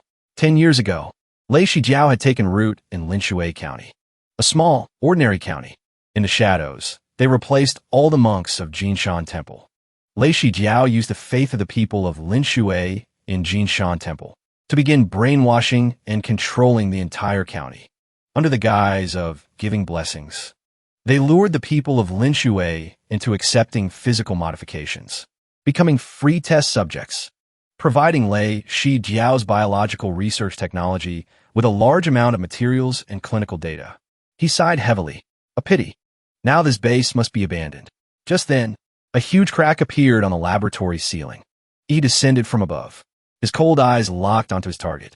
He gave a cold smile. His icy gaze stared straight ahead. "Abbott, where do you think you're going?" Young Guang showed that. While leading Dr. Feng away, he said, "Protect the doctor's retreat." He charged forward. He acted decisively, quickly taking down all the remaining subordinates. Then he took slow steps, approaching Dr. Feng with a cold gaze. He backed against the wall. His voice trembled. "What do you want? We could talk about this slowly." A desperate thought flashed through Dr. Feng's mind. "I just need to press the watch to activate the self-destruct program." Lei Shijiao has installed microbombs in the bodies of every key researcher and person in charge. Our family and friends are also under Lei Shijiao's surveillance. This is to ensure the absolute obedience of the staff, so they don't dare to reveal any secrets. He saw through the opponent's intention. He quickly grabbed his hand. He used his hand to clamp Dr. Feng's mouth shut, preventing him from making any sound. After that, he used all his strength to lift Dr. Feng high into the air. His pain cries were only muffled groans in his throat. Then, he let go, letting him fall freely. He landed with a loud thud. He said, "Next, I want to know everything you people have done in this Linshui County." Dr. Feng fell to the floor. He sat up. His eyes were full of fear and panic. The underground laboratory. He had his hands in his pockets. He lowered his voice and demanded, "Tell me, did you kill 3 young martial artists before? What the hell are you up to here?" Dr. Feng's expression had begun to change drastically. It was strangely pale. He opened his mouth. A stream of green smoke came out from the base of his teeth. "The experiments here cannot be told to you. I have a signal listening device in my brain. If I say any keywords related to the company's secrets, the bomb in my body will immediately explode. I knew I was going to die sooner or later, so I'll choose a quick death." With that, the liquid took effect, ending Dr. Feng's life. Grabbing his neck, he immediately saw the problem. Is that a sign of poison in his mouth? Are all the people from Lei Shijiao this reckless? Before he could think much, a red alarm sounded behind. His heart has stopped beating. Therefore, the self-destruct program here has automatically activated. He lowered his head slightly. His eyes were thoughtful for a moment. But what a pity. In front of me, even death is a luxury for you. A sharp tentacle pierced through Dr. Feng's neck, ending his existence. Dr. Feng's heart was also gradually being pulled out, moving from his chest. A vampire can infect humans or corpses, turning them into living dead. But unfortunately, after becoming a living dead, except for a few individuals with special talents, most are no different from zombies. They have no ability to self-recover. They become mentally deficient. Their bodies will rot. He was completely helpless. He raised his head and screamed in despair. But in my hands, I have the power of elemental beauty, combining it with the power of a vampire. A change occurred. Dr. Feng's hair was gradually growing long and black again. His glass eye had also fallen to the ground. marking a major turning point that was about to happen. After a long process, a man bowed before Ihi. My lord. Looking at him, he smiled faintly.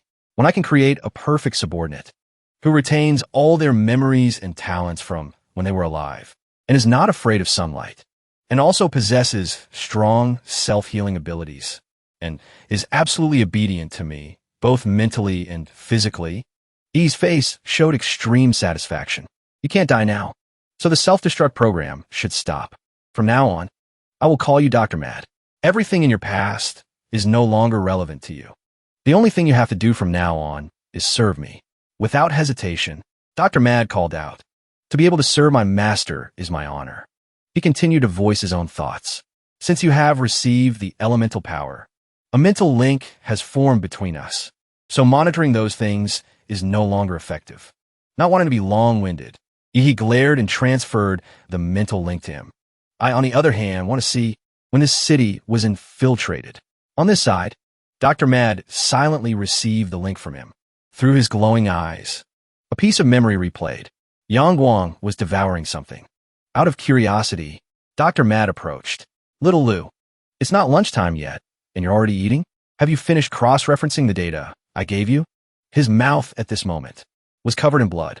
Sorry, Professor Phone. I'm just so hungry. After that, a plate of raw meat was placed on the table by Yang Guang. Is today's meal raw meat again? Your teeth aren't good. Eating this is very difficult. Yang Guang argued with him without stopping. Professor Phone, these were all brought by the people in the county as offerings to the Buddha. I heard they're newcomers to the town. 3 young men. They're delicious. But he was immediately scolded by Dr. Phone. That's not right. Because he remembered, not far away, in front of the temple gate, an old woman was sitting there silently. She's fallen asleep. This time, she actually fell asleep right in the Buddha hall. She was kneeling alone on the coal bodies that had collapsed to the ground. There were people who even fell asleep while kneeling. Yang Guang was excited. Isn't that great? Doctor, we can just take these people directly to the lab for storage. It saves both time and effort. The question was posed by himself through observation. They suddenly came here to pray for blessings. Why did they all suddenly fall asleep? A question whispered in Dr. Mad's ear. Doctor, what's wrong? Isn't sleep a basic human need? But he was immediately snapped at. Something's not right. Back to the present. A pair of hands respectfully offered to the Buddha. Divine Kingdom of God's Descent. Divine Kingdom of God's Descent. As he bowed his head, on Dr. Mad's hand, a series of numbers appeared. What is this? Why is it carved on my hand? It looks like a number puzzle. He was quick-witted. He quickly took out a piece of paper and a pen and wrote it down carefully. The answer is a file code string. That's the company's internal file format. Even though all the characters from before were entered into the computer login screen. Enter document code via 4B25612. This is... Dr. Mad was startled. He shouted loudly. Wrong. Wrong. My memories and perception have been altered. An image of Dr. Mad with his experiments replayed. Who is it? Who dares to treat me as experimental material? Treat me as a guinea pig? It wasn't until I saw the document on the computer that I woke up. That number puzzle was left by myself before I was infiltrated. I believed that even if my perception was altered, when I encountered the math puzzles on my body, above his head were tentacles constantly observing. I would still be curious enough to solve it and would definitely believe it. The main purpose was to tell me about the cannibalism, the somnolence, and those strange clay statues. There's someone behind all of this, pulling the strings. The divine kingdom of God's descent. Back to reality. Thanks to Dr. Mad's memories. He muttered. So the so-called eating raw meat was actually cannibalism. And this so-called divine kingdom of God's descent. Just hearing the name, it sounds like a cult. The remaining memories from him were pouring out. This place was originally chosen by Lei Shijiao as a secret experimental base, but it was secretly taken over by this cult and controlled in reverse. Just like the people here, their perceptions were changed, allowing them to be manipulated. All of this was heard by the person next to him, who stared wide-eyed. So the 3 martial artists from Hua City before were also eaten by you? It seems Qingzhou and Chuzhou and I were not outside your notice either. We were also considered prime ingredients in your eyes. Continuing with Dr. Mad's life. Tied to his desk. This is the 8th year I've been in charge of Linshui County. The Jinshan Temple base is now fully constructed. The biochemical human modifications are also basically mature. They can now be put into mass production. He will usher in a new era. In the future, martial artists will be replaced by biochemical humans and mechanical creations that are more efficient and powerful. The path of Prometheus is the right one. Above his head were tentacles controlling all his activities. After discovering the anomaly, based on investigation and comparison, the time of the anomaly's outbreak in Linshui County was in February of last year. By March of last year, this anomaly was first discovered, and staff were organized to conduct experiments and investigations. But every day, my perception was being subconsciously altered until I was completely assimilated. Although during the process, many times, thanks to the wisdom of a scientific researcher, I discovered logical loopholes and successfully restored my perception. But in the end, I couldn't escape the fate of being assimilated. The computer screen suddenly showed a large symbol. Information leakage prohibited, because our Jinshan Temple research base has been too deeply assimilated. It's very difficult to escape or resist that will. In the county at this time, the people were tearing each other apart frantically.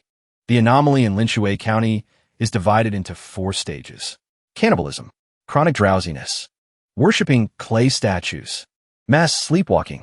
Cannibalism is the physical mutation after the mind is first affected by that will. They are no different from soulless zombies. Drowsiness is due to a deeper level of mental mutation. Worshipping clay statues means that the body and mind have been heavily contaminated. It's almost impossible to cure, but they're also food offered to those tentacles. Mass sleepwalking means that one has become food for that will itself. Back to Dr. Mad. He looked helplessly at the glowing red screen not far away. Inside that round sphere was a strange fetus. I thought that we, those who conduct illegal human experiments, were already cruel enough. I didn't expect to be far inferior to a cult. They actually want to offer an entire city as food for that will. Later, I finally found out what they use to contaminate the minds of the people of Linshui County, and at the same time, devour their life energy. Listening carefully to his words, he whispered, "It's probably a demon fetus brought out from a secret realm ruin. According to calculations, tomorrow, the fetus will be fully mature, which is..." He opened his eyes wide, emphasizing the time. "It's on the night 2 days from now." The image of the old man driving the car to deliver the news was recalled by Ihi. "Literally, in 2 days, it will be the biggest festival in Linshui County. It only happens once every 3 years. You must come and join us then." He turned slightly and looked up. That old man driving the tricycle really provided me with some very important information. In a research room, with all the machinery and the large screens and such at this time, E's eyes suddenly widened. It seems he remembered something. Since the goal has been achieved, E turned around. All useful memory information has been retrieved. Suddenly, he glanced back. This base belongs to Lei Shijiao and the so-called Divine Kingdom of God's Descent Demon Fetus. The whereabouts of those 3 Hua University martial artists, leaving the motionless Dr. Mad behind, his soulless eyes still kneeling behind him. He gave a triumphant smile. "Thanks to you, I also learned some of Lei Shijiao's secrets, including the crazy experiments you all conducted. Right now, I don't have the strength to go to Lei Shijiao. I'll leave it to Hua University to handle later." There was also an unexpected surprise. That is, before you died, you participated in the Golden Gene research. So you understand the use and effects of the Golden Gene. I'll deal with this after handling the anomaly in Linshui County. The results screen has also appeared. Mission complete. Although according to Hua University's requirements, clarifying the truth means I can choose to end the mission. But what I want now is not Hua University's mission reward. Without hiding it, E's face showed a cunning plan. I also want to hijack the victory of the Divine Kingdom of God's Descent. Crossing his arms, he gave him a task. "Next, you will go into hiding in Linshui County. I will provide you with my blood. You find an opportunity to put it into the domestic water system of Linshui County. In short, you must ensure maximum infection." Hearing his request and agreement, Dr. Mad's eyes lit up with joy. "Insane. Truly insane. I understand. Master, you want to compete for believers with the demon fetus of the Divine Kingdom of God's Descent." With glowing eyes, he added a reminder. "Currently, all residents of Linshui County have entered the 4th stage of contamination. There's almost no chance of them returning to normal. My transforming them is somewhat self-serving. But after this storm passes, I will do my best to help them return to their former lives. At least under my control, they will not harm society. On that day, in a rather simple house, the old base house, from the door, E strode inside. I'm back. Everyone, eat this because the food in Linshui County. Qingzhu's face darkened. Looking at her expression, he also understood. It seems they also know what the food in Linshui County is. Beside her, Chuzhou broke out in a sweat and spoke up. Just now, Qingzhu and I also went out to investigate a bit. We discovered that the residents of Linshui County are suspected of cannibalism. You probably knew about this for a long time. Ehe. In short, the entire city is enslaved by something due to some distorted perception. Listening to his analysis, he was quite impressed. Not bad. This killing star is 80 to 90% correct. After hearing the story, she glared. An illegal experimental base has infiltrated Linshui County for many years. Why is Linshui County in such chaos? Unlike Qingzhu, Chuzhou was extremely calm, meaning a powerful biotechnology organization has also fallen into the abnormal situation in Linshui County. Without a moment's hesitation, Qingzhu requested, "This has exceeded level 3, hasn't it? Do we need to call Hua University for support?" His face immediately fell. Are you kidding? If you call Hua University, how am I supposed to hijack their plan? To reassure them both, he clenched his fist and declared, "Don't worry. I have a plan. This mission is only difficult because it's so bizarre. It doesn't pose a threat to our safety. Don't scare yourself. If you think about running back to call for backup the moment you face danger, then what can you even accomplish?" He thoughtfully placed his hand on their shoulders to reassure them. "Next, we won't act for the time being. We wait until nightfall. Currently, the anomalies in Linshui County that we've experienced include eating raw meat, worshipping clay statues, and there is one final anomaly we haven't experienced yet. Mass sleepwalking." Having said that, E's gaze deepened. Perhaps this heavily mutated city will reveal its true nature at night. Sure enough, that night, the evil capital, Laser Bird headquarters, board of directors, 3 mysterious figures looked at each other, discussing. Half an hour ago, headquarters received a notification that the self-destruct program at the Jinshan Temple base in Linshui had been activated. But within tens of seconds, it was canceled. Something is definitely wrong. Currently, we cannot contact the Jinshan Temple base. The board is meeting this time to determine how to handle this incident. The figure of a man took the lead. His voice was cold as ice. Very simple. Better to kill by mistake than to let one escape. Activate the stamp bombs inside all research personnel in the base. Avoid leaving any living witnesses. After that, dispatch the special task force to Linshui County immediately to investigate the specific situation. Not far away, at the water treatment and supply facility, Linshui County Central Water Plant. From inside the plant, an explosion occurred, destroying everything in the vicinity. The mad doctor stepped out, clutching his bleeding chest. "Master, Laser Bird just detonated the bomb inside me. Luckily, I removed it in time. I am currently recovering." Given their style, a Laser Bird special task force will arrive in Linshui County immediately. Receiving his information, he signaled, "No problem. Continue with the plan." The mad doctor gritted his teeth and continued. "As you command." Elsewhere, it was getting late. The space was silent. Linshui, Linshan, Linhai, beside the railway tracks. Specifically, the waiting platform for the trains. The train finally arrived. It quickly docked safely. The doors gradually opened. A pair of large feet stepped down, moving with some difficulty. A tall, burly man. He smiled with satisfaction. So quiet. The company was right to choose this place as a secret base. Nianyu.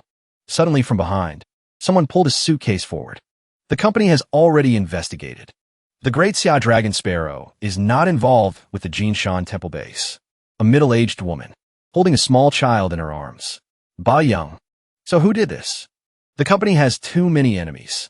Following the two of them was a young couple. Let's go to the base and check first. Jinshi, Qingdiao, and a person wearing thick glasses, looking quite eccentric.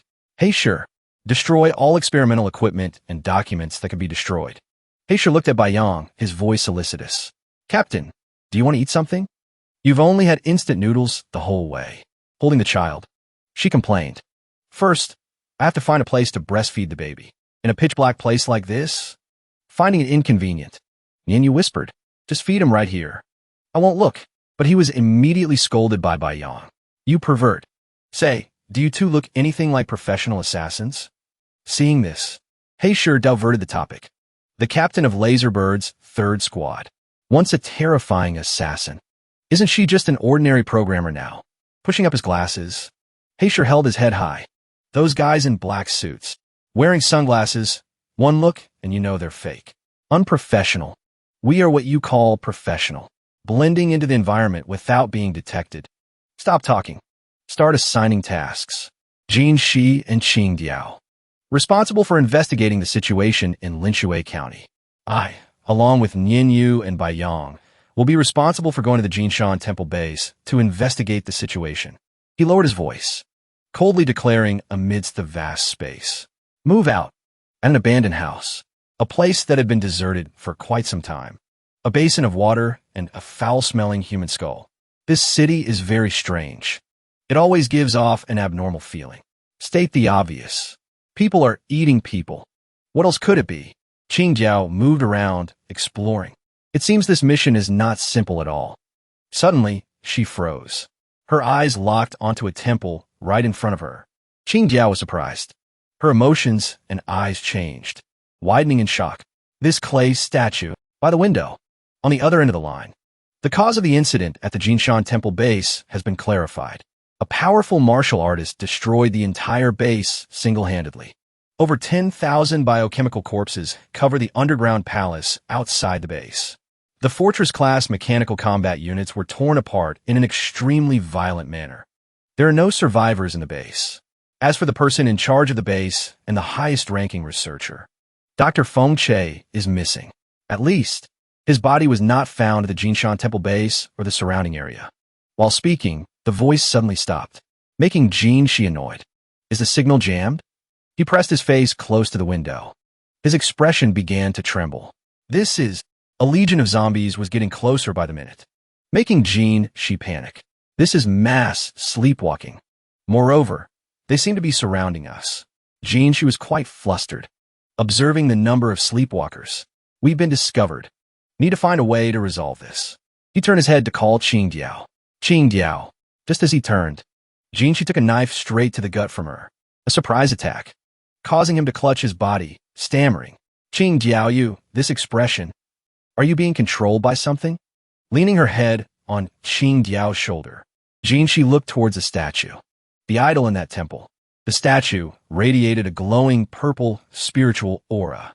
It was brought out from the Moon Nightmare's secret realm. Barrows, not far away, on top of a large tower. The figure of a man was standing there. He held his head high. He looked up. The moon is so big. I always feel like my life magnetic field is easily overshadowed. Without hesitation, he used his phone to update. Position immediately.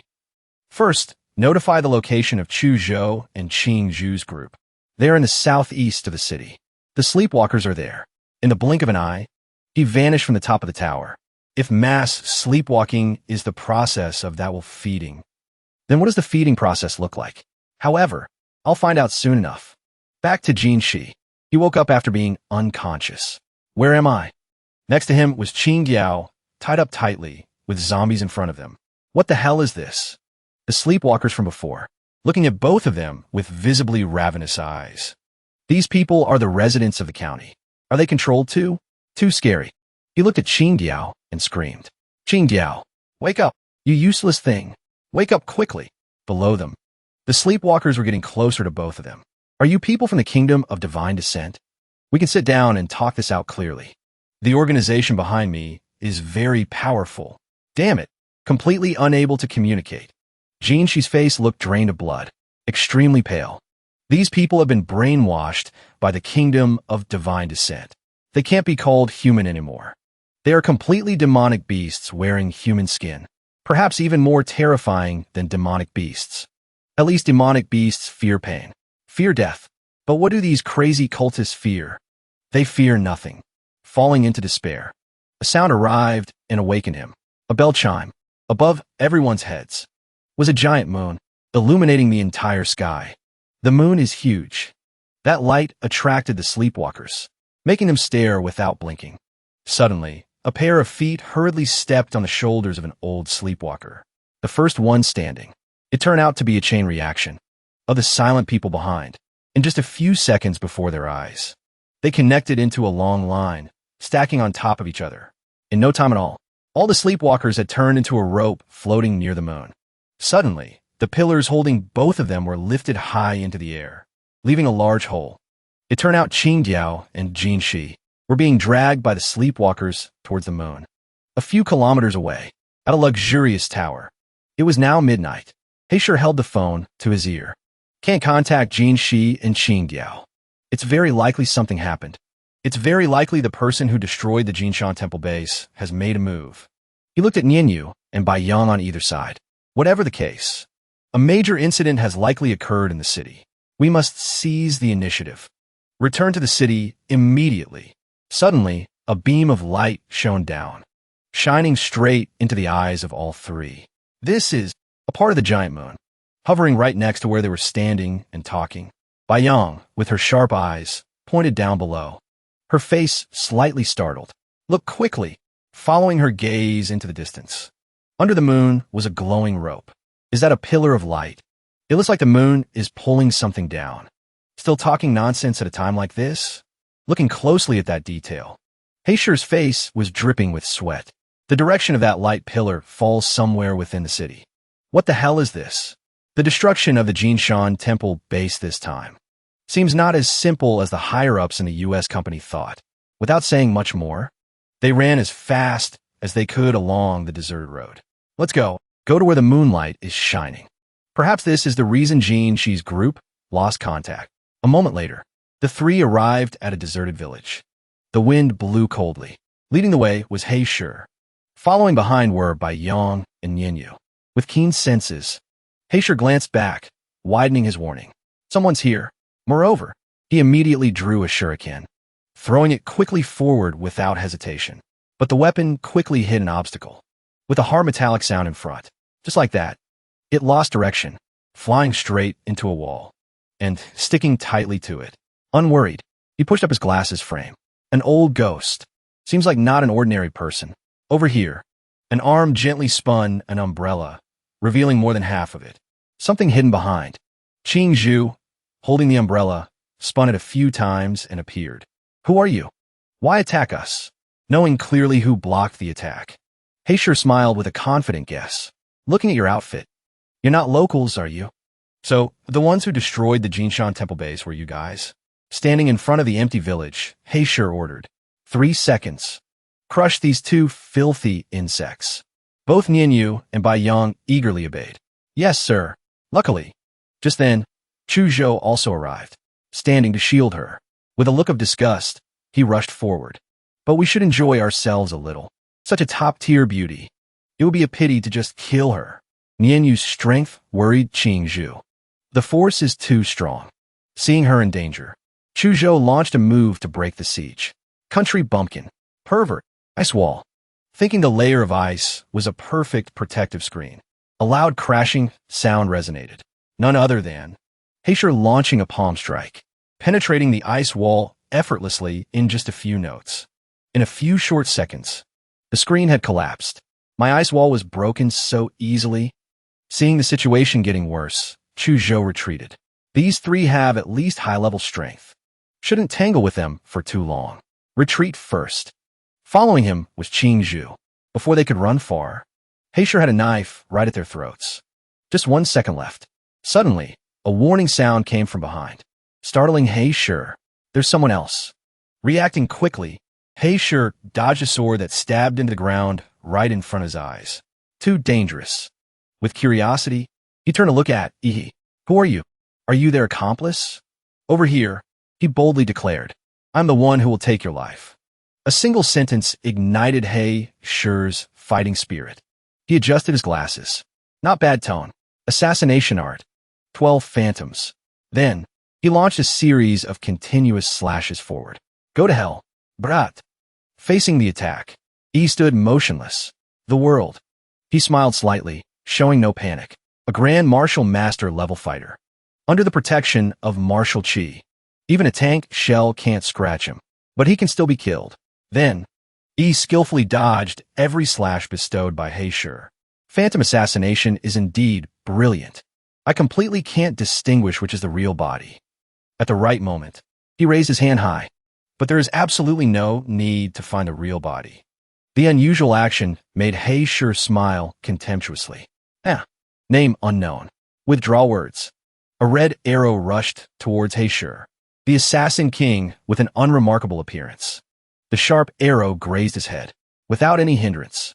Finally, he tumbled to the ground in bewilderment and was done for. Seizing the time, E lifted Heisher's body. Must hurry while the body is still warm. Your blood can help me surpass the martial apprentice realm. Devour spirit martial artist. A stream of bright red blood gushed out, causing everyone present to panic. His body and face began to wither. No sign of life remained. Just a few seconds later, Heisher's body turned into a pool of blood at his feet. Not bad. Advanced to martial artist 8th Dan. The scene made Nianyu tremble. What exactly happened? The captain was killed by that brat in the blink of an eye. Holding the child, Bai Young Stamret. He even sucked the captain's blood. Truly a monster. Opening his eyes wide at both of them, he introduced more. Not done yet. Next, let me show you something interesting. Having said that, immediately, a hand rose from the pool of blood. Corpse demon prison. Blood fiend devil. The surprise unfolded, making her stare wide-eyed. That is... Heisher in skeletal form awakened. It's the captain. Damn it. What kind of monsters are these? Why is each one scarier than the last? Is he really just a martial artist? Immediately, Baiyang calculated in her head and deployed a plan. Leave it to me. She took a stance. Then, through the bewildered baby she was holding high into the air, the child began to change. The whole body grew part by part. Finally, it transformed into a grotesque monster. Baby, block them. The opportunity arose. Nianyu and Baiyang quickly ran away. Now, retreat quickly. Looking at Qingzhu and Chuzhou, he assigned them a task. Zhu, Qingzhu, you two coordinate with my shadow clone. Stay here and deal with this biomonster. Everything was ready. He curled his lips slightly. I'm going to hunt down those two martial masters. Hold his head high, Chuzhou shouted. Another version of him appeared. Bloodline awakening. Ice demon dragon. Obeying by Young's instructions. The monster opened its mouth and roared. It raised its hand high, attacking Chuzhou's transformation with sharp claws. Back at the deserted village. It was now the dead of night. Chuzhou stood aside launching attacks. Xianwang martial art, dragon shadow. Seeing the danger to itself, the monster raised its fist forward. Neither side gave an inch. An evenly matched battle to the bitter end. Seizing the moment it was distracted, Chuzhou raised his sword high and plunged down. Take this sword. A clean slash cut horizontally across the monster's neck, shocking it. The way it reacted. Statan Chuzhou. With a body this size, how can it react so fast? He squinted at the monster's neck full of wires. That wound, is it a mechanized organism? Losing momentum, Chuzhou landed on the ground, retreating backwards. Too fast. Just then, the Heisher shadow clone that Ihi summoned entered the battle. Shadow clone mobilized. He leaped down from above, ambushing the still bewildered monster. A gentle slash was executed by Heisher on its body. On the other side, her angel-like wings were spreading in the sky. Qingzhu hovered in the air. One hand rotated forward. Power accumulation complete. Genetic art. A purple sphere with her immense power rushed forward. Purple nether sun sphere, aimed straight at the monster. Its feet were frozen to the ground. Don't even think about running. Monster. It could only watch helplessly, staring wide-eyed as her power got closer. Finally, a terrifying explosion of light, covering the entire empty space. Not far away, where the water current was rushing through a hidden stone culvert. Thanks to the monster holding them back, Nianyu had saved his life. Damn it. The last time I ran away in such panic was on the battlefield of the Black Triangle Drug Warlord. With keen senses, he felt a chill down his spine and glanced back. A blue light like lightning was right next to Nianyu's body, accompanied by a familiar voice. making his face turn pale. Sure enough, rats like to hide in sewers. Elsewhere, high-rise buildings interwoven on the deserted street. After sneaking around for a while, she finally got out. Bai Yang gathered momentum and rushed out. Before she could rejoice, looking ahead, she was shocked. That direction, it's Nianyu. Bai Yang's face gradually revealed clear fear.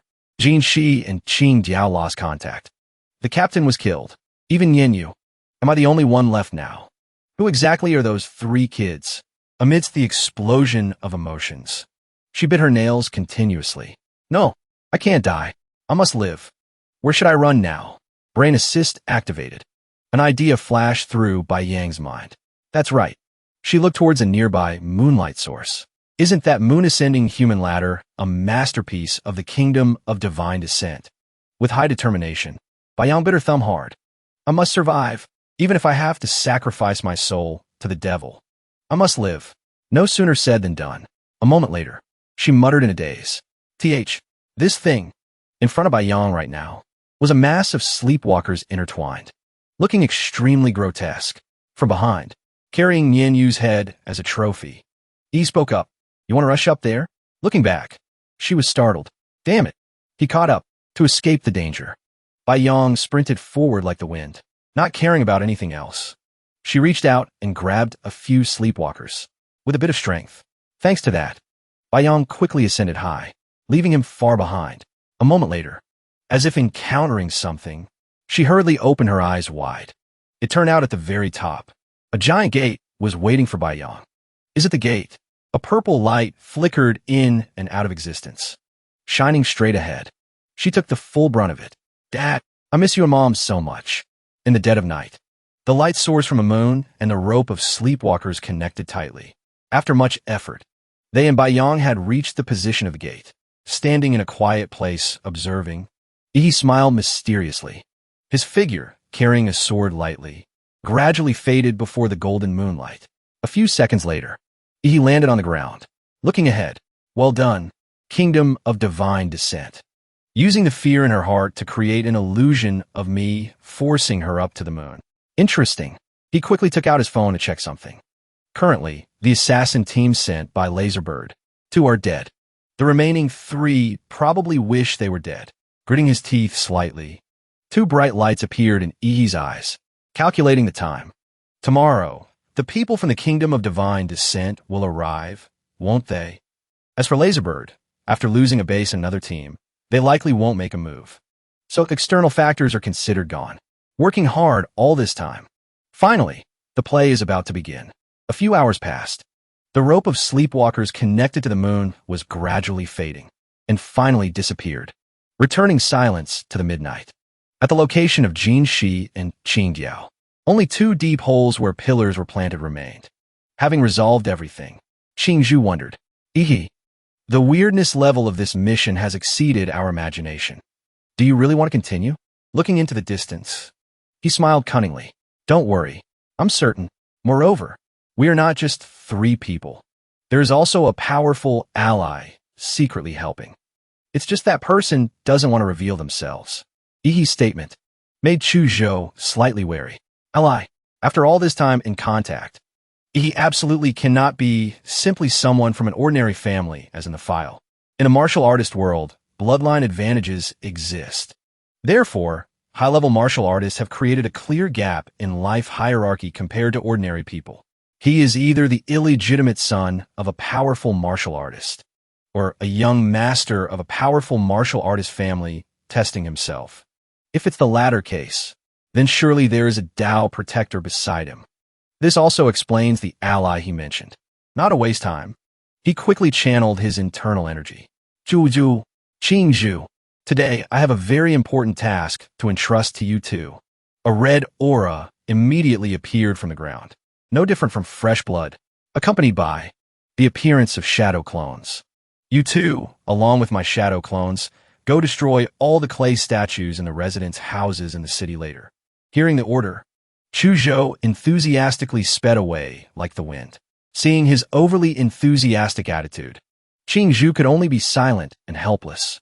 She also intended to leave, but was called back by Ihi from behind. Qing Zhu, with a confident face, he assured. Qing Zhu, trust me.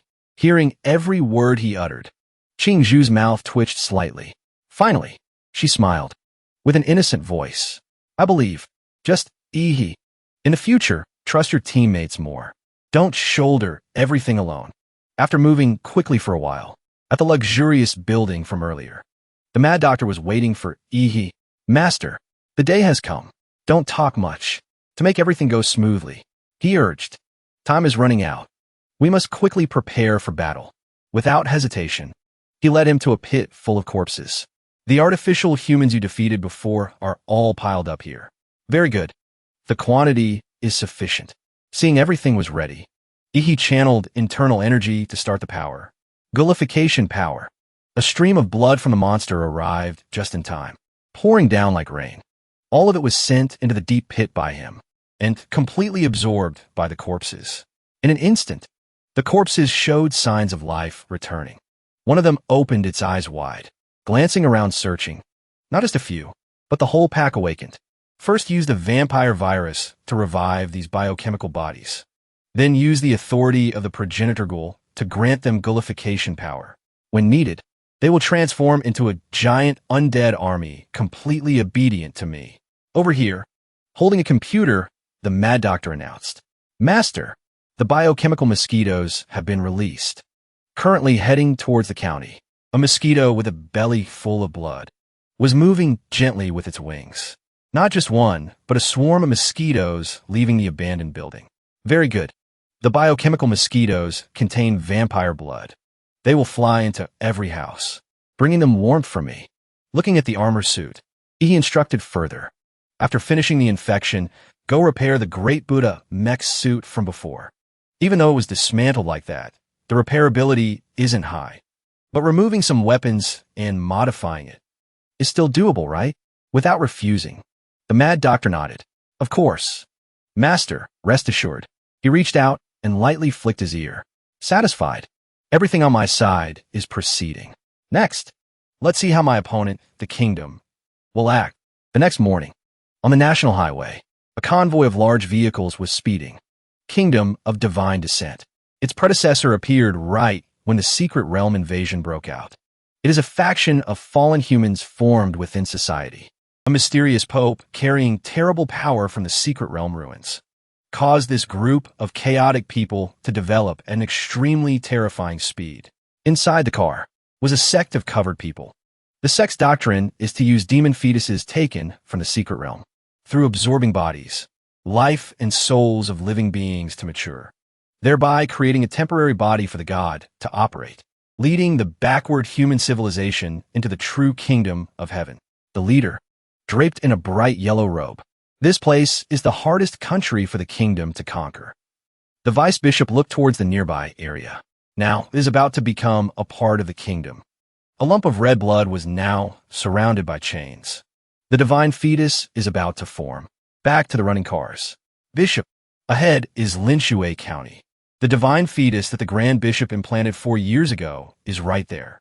A believer looked at the vice bishop. Grand Bishop, he dedicated so much to the divine sect. In the end, he was harmed by those foolish dragon sparrow people. In the end, he couldn't even see the divine fetus he worked so hard to implant mature. This is truly a terrifying world. Another one chimed in. A good person with firm faith.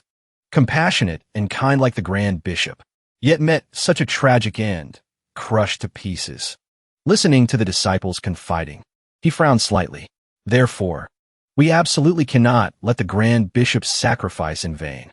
Cannot let this world be occupied deeper by those foolish people. Otherwise, this place will become the second sin realm. A sentence from the vice bishop stirred up the whole group. Welcome the God's descent. My children, this is a liberation. We are saving humanity. Even the car. Everyone raised their hands in a welcoming gesture. God descends upon the world. Heaven on earth. God descends upon the world. Heaven on earth. Fight for God. Just like that. Until the second midnight. The rope of sleepwalkers continued to connect to the moon. The vice bishop stood in a place, quietly observing. So inspiring. Throughout the history of the divine sex development, only 2 divine fetuses have hatched successfully. He took off his hood. smiling a bizarre smile. Now, I will go down in the history of the divine sect. Memories flooded back to him. A shocking explosion. The first hatching of the kingdom caused global climate anomalies. Tsunamis and volcanoes erupted, birthing disasters, causing hundreds of millions of people to be injured and displaced. This was just the result of the god being active for 1 minute. A fragment of memory continued.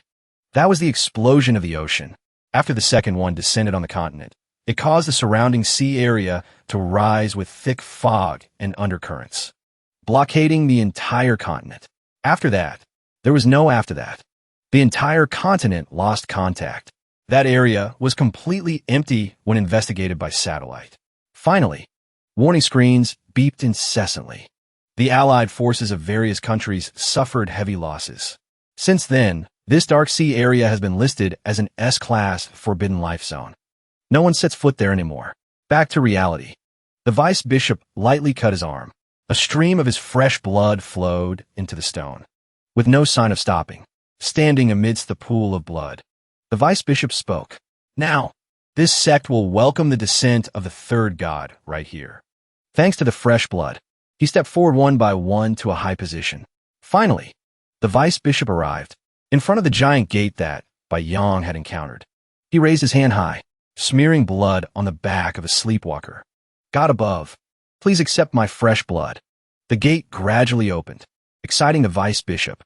Moving forward, with bare feet, he walked step by step forward, standing under the stairs. The vice bishop saw the coffin.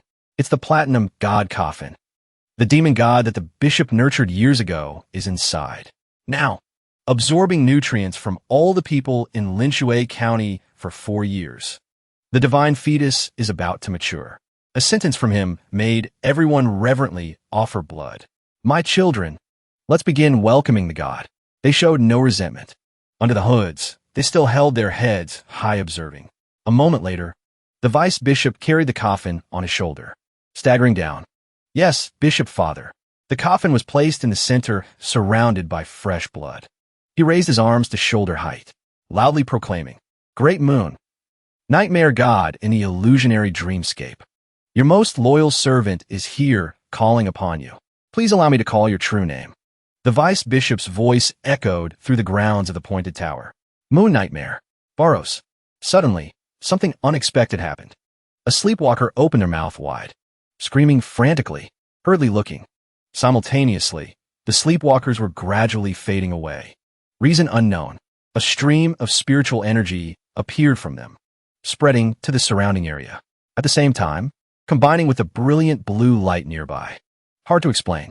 Both merged together, creating a spirit body with a mysterious color. Standing observing, the vice bishop was shocked. What is happening? The originally pure, white spirit body turned blue.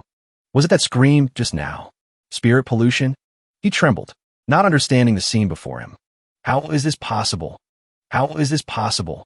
How can the divine fetus's spirit body be polluted by a nameless scream? Who exactly is playing tricks? A series of spirit bodies rushed like the wind towards the coffin lying on the ground, all quickly absorbed into it. Damn it, the ritual cannot be reversed. These polluted blue spirits are plotting to pollute the divine fetus. Because of carelessness. From behind, he got close to him, kept you waiting. Lord Bishop, looking at him, the vice bishop was bewildered. He stammered, asking for identity. Who are you? With glowing eyes, blue aura. He lowered his tone. In this situation, you still don't recognize who I am? Having said that, he unleashed countless slashes at once. He moved like lightning, rushing at a speed hard to see with the naked eye. Azura, 3 blades. First blade, killing intent. Ihi, 1 sword. A slash split the moon into 2 pieces. Moon of slaughter. I am the demon. When the bell of that pointed tower resonated, a terrifying sound. It was also when the vice bishop's mouth overflowed with splattered fresh blood. Moon Demon Baros. Even the moonlight he respected was stained with his blood. Great. Finally, the vice bishop collapsed to the ground. He smiled slightly. So weak. Even with 3 life-saving demonic tools on you, it's useless. Suddenly a voice rang out, making him cautious. Truly an incredible sword strike, young man. From afar, a man walked over, wearing a bright red cloak. Do you want to join the divine sect? Taking off the hood, he smiled and opened. Allow me to introduce myself. I am Lin Chi, currently the highest leader of the divine sect in Xia country. The person you just killed was my vice bishop. Lin Chi looked at the vice bishop's corpse. You surely understand, right? Leading the divine sect is an extremely dangerous job. So usually, letting a subordinate pretend to be the superior for a bit is reasonable, right? Squinting slightly, he also understood the issue. Turns out it was a body double. He gathered momentum, then holding his weapon, rushed quickly towards Lin Chi to attack. Over here, he raised his hand high with a liquid flow like water. A sacred place to welcome the divine. Not a place where you can come and go as you please. Want to come, just come. It turned into a series of long ropes. Whipping Ihi's body. He was squeezed until he sweated. Feels like being grabbed by something. Is that telekinesis? Because it exceeded the limit. Ihi screamed, summoning the road roller. Road roller da. Lin Chi's eyes widened observing. The figure behind you. Could it be you also practice divine arts? Above, Ihi slightly curled his hand. Are you summoning something? Instantly, black aura burst from his hand. Divine arts my ass. The reason I wanted to leave is because I just didn't want to fight near this damn coffin. A monster with a snake-like head, sharp teeth rushing in. Do you really think I'm afraid of you? Standing still in one spot. He sneered slightly. These filthy evil things don't dream of hurting me. Just like that. A monster, and he began to confront each other. However, its strength was too great, knocking Lin Chi to a very far position, dragging him a long distance beyond telling, from one building to another. After a while, Lin Chi returned, his whole body scratched and bleeding. Lin Chi gently raised his recovering arm forward. I told you, you can't hurt me. In an instant, he returned to his normal appearance. I am someone blessed by God. Standing observing the event, he was extremely calm. You can recover quickly too, then it's troublesome. Suddenly from behind him, busy footsteps approached. God descends upon the world. Heaven on earth. God descends upon the world. Heaven on earth. Ihi, with high vigilance. Look back. It turned out to be Lin Chi's disciples surrounding him. Almost forgot about you guys. They held sharp knives. Raised high. We are justice. Simultaneously, sharp points pierced their hearts. Blood sprayed like rain. The scene shocked Ihi. Mass suicide? These crazy people only have this much trickery. The way these cultists think is truly hard to understand. His eyes constantly observed the trembling disciples of Lin Chi. Let's see what other devilish tricks these lunatics have. Suddenly next to his ear, a red aura seethed. Here it comes. I sense a cold spiritual energy, sticky and wet, from a neck of a cultist. A sharp hand tore through flesh. A monster crawled out from that corpse, eyes glowing brightly, looking closely at its appearance. No different from a demon coming to catch people. Ignoring the monster, he held his head high and smiled. In the end, it's just some foreign devilish thing called evil. He covered his face. He spoke with a helpless voice. These cultists, truly risking their lives. He looked towards the demons. He exposed the cultists to summon demons, yet using their own bodies as a passage. Is an explosion? A blue lightning bolt struck down. He said, what a pity. Now I also have soldiers to command. Giant lizard men appeared. He said, I didn't revive those lizard men for nothing. They are the conductors for gullification. Red-horned demons were rushing forward very aggressively. But before they could reach Ihi, blood was spilled. Limbs of the demons scattered everywhere. Giant lizard men surrounded the demons. They launched a total attack. Those aggressive demons were torn to pieces. Ewing frowned in worry seeing this scene. The bishop was killed inexplicably. Now a series of giants appear. Who exactly are they? Ewing suddenly remembered something. He immediately placed his hand on his forehead, then used spirit vision. He muttered, wait, where is that leading young man? Quickly used spirit vision to search. Ewing found him. He was standing next to the coffin. Ewing was surprised. His target is the divine fetus. Stand still. Don't come closer. Chuzhou and Qing Zhu appeared at this moment. Chuzhou looked down at Ewing and spoke loudly. Your opponent is us. Ewing gritted his teeth, thinking with panicked eyes. These people obviously came prepared. Could they be Dragon Sparrow agents? Discover the divine sex plan here long ago. He was secretly calculating. From the beheading to the demon army being blocked by the giant army. Now even I am hard-pressed to escape. The divine sex mission this time is likely to fail. On this side, he was approaching the coffin. He exclaimed, "Wow, just getting close. I can feel a coldness like freezing the soul." He rubbed his chin. He said, "The guy in this coffin seems to have great hostility towards me. But it's obvious. Who told me to usurp this god?" Right now, the system panel appeared in front of Ihi. Notification. Host receives 5 points of special divinity energy. It continued to display. Because in the final stage of the Kingdom of Divine Descent ritual, the power of faith that the kingdom prepared for 4 years finally gathered, used to condense the body. Half was polluted by host E. This polluted power of faith was also taken by the demon fetus, constituting a body that can help Moon Nightmare operate in the human world. This caused that when Moon Nightmare was born, a part of divine power was stolen by host E. He listened and realized. So that's it. Then he reached out to touch the coffin. But having said that, these weak people of the Kingdom of Divine Descent, I don't even care about them. My enemy from start to finish is the god related to the moon and this dreamscape. But even if divine power was stolen by me, even if you are a premature, malnourished child, it's time for you to wake up. He used one hand to flip the coffin lid. He shouted, "Why keep hiding in the coffin?" But then when the coffin was opened, he looked inside. He was extremely surprised. Looking at the empty coffin, he asked himself, "What is this? Why is there nothing?" He opened his palm. He spoke to the air, boasting to be a god but still have to hide. He held his weapon. He realized the surrounding space. Too quiet. The sound of slaughter. Roaring between giants and demons. Don't know when it disappeared. The battle between Chu Zhou, Qing Zhu, and that vice bishop is also nowhere to be seen. As if the whole world only has me left. Suddenly right now, there was an unexpected call from behind. He was surprised. Somewhat. He looked at the large person in front. He was a bit unsure. "It's you," Lin Chi asked. "Have you forgotten this venerable one?" He opened his eyes wide. He spoke with a trembling voice. "Moonlight, it's an illusion." "Since when exactly?" Lin Chi curled his lips. He spoke with a sarcastic voice. "Guess since when you enter the dream." Scene change. Returning to a starry sky. The neighborhood immersed in the quiet night. Qing Zhu and Chu Zhou were fighting a super giant greater demon. Its combat power was more durable than the others. Yuing gritted his teeth. He said, "Can only use the greater demon to hold them back." Then Yuing used spirit vision to check the situation. Don't know how Bishop Lin Chi is doing. But he realized, not right. That brat's state is abnormal. I can't sense the bishop's spiritual power. Could it be? Yuing felt the situation was unstable.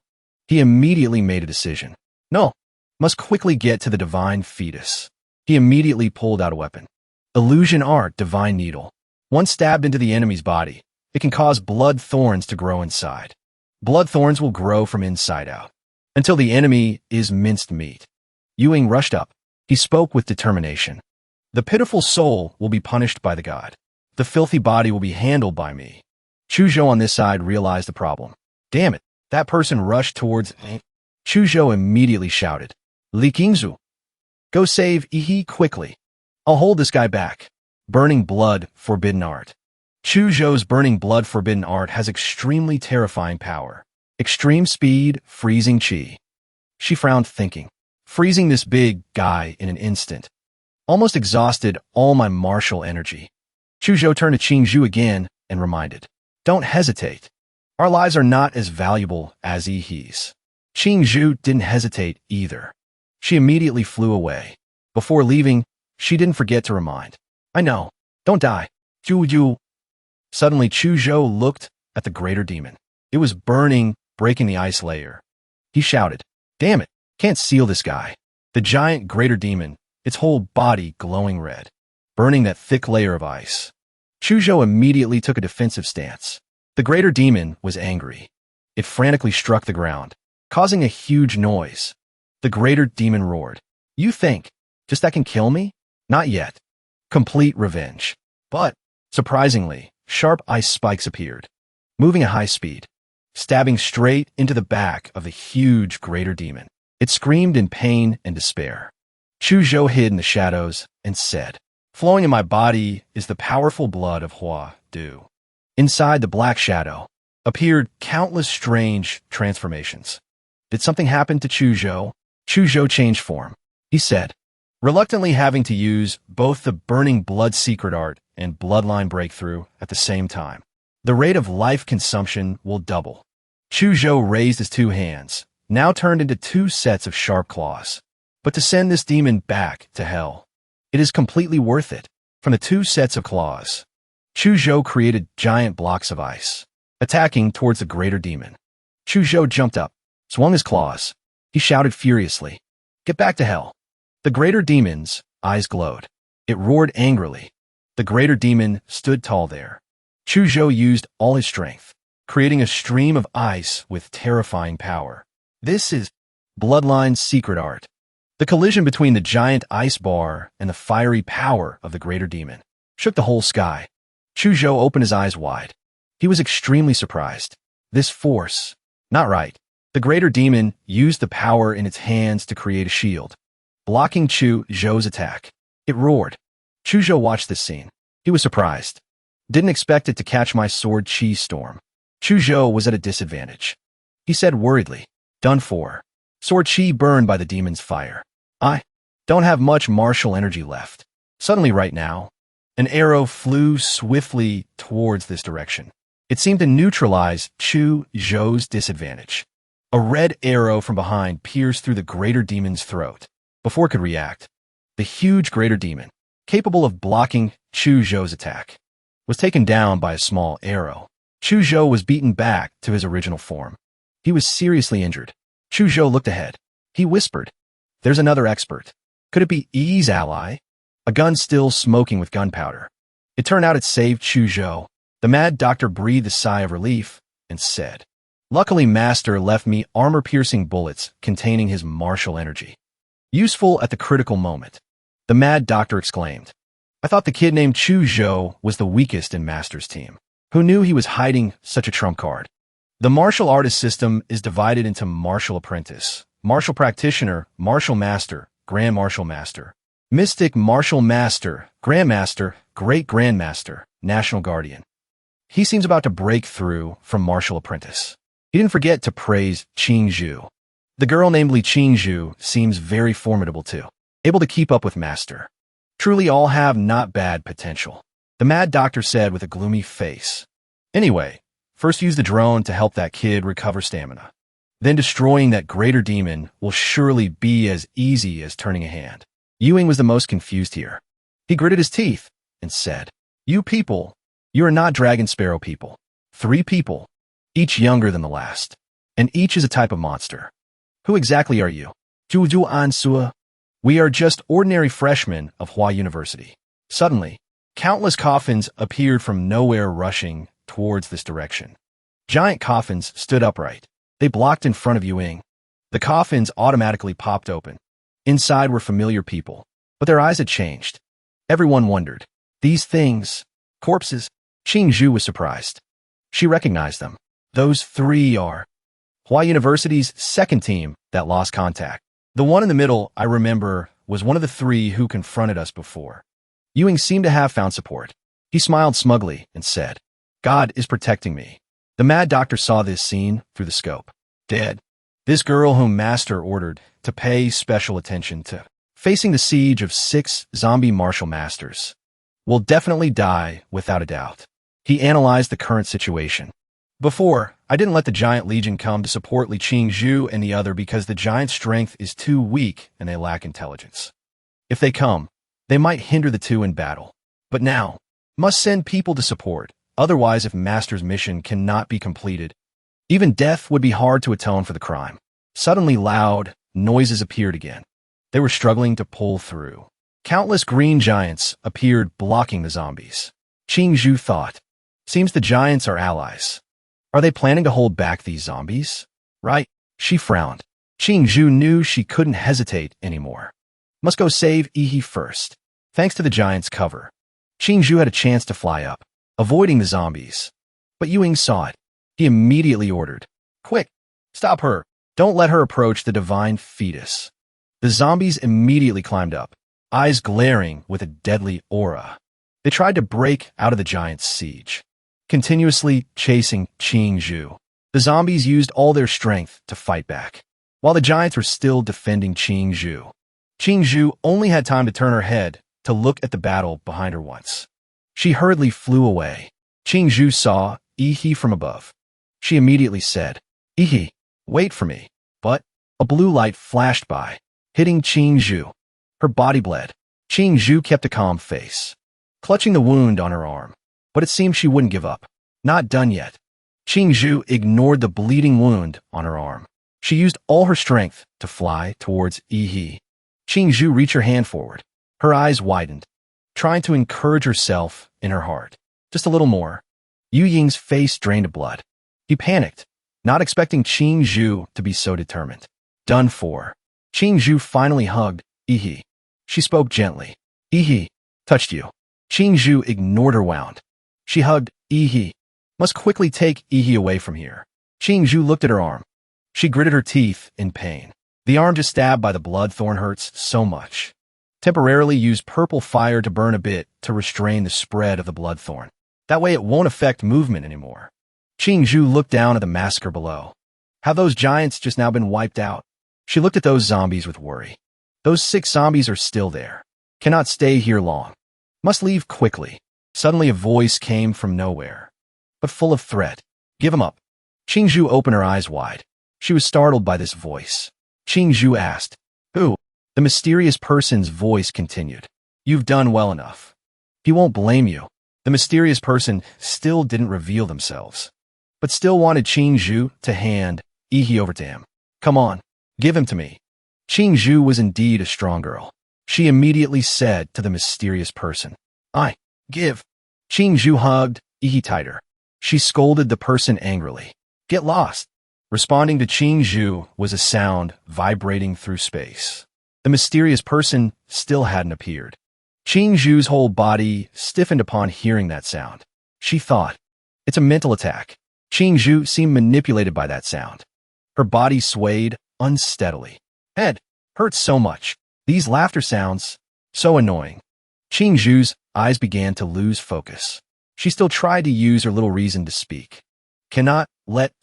Qingzhu tried, but couldn't resist. She tried to finish the sentence. Finish the sentence. Qingzhu's body along with he fell freely to the ground. The zombies standing below saw this scene. They immediately moved their necks. Then the necks grew longer. The zombies simultaneously stretched their heads high up. The necks suddenly accelerated. They rushed like spears with sharp heads.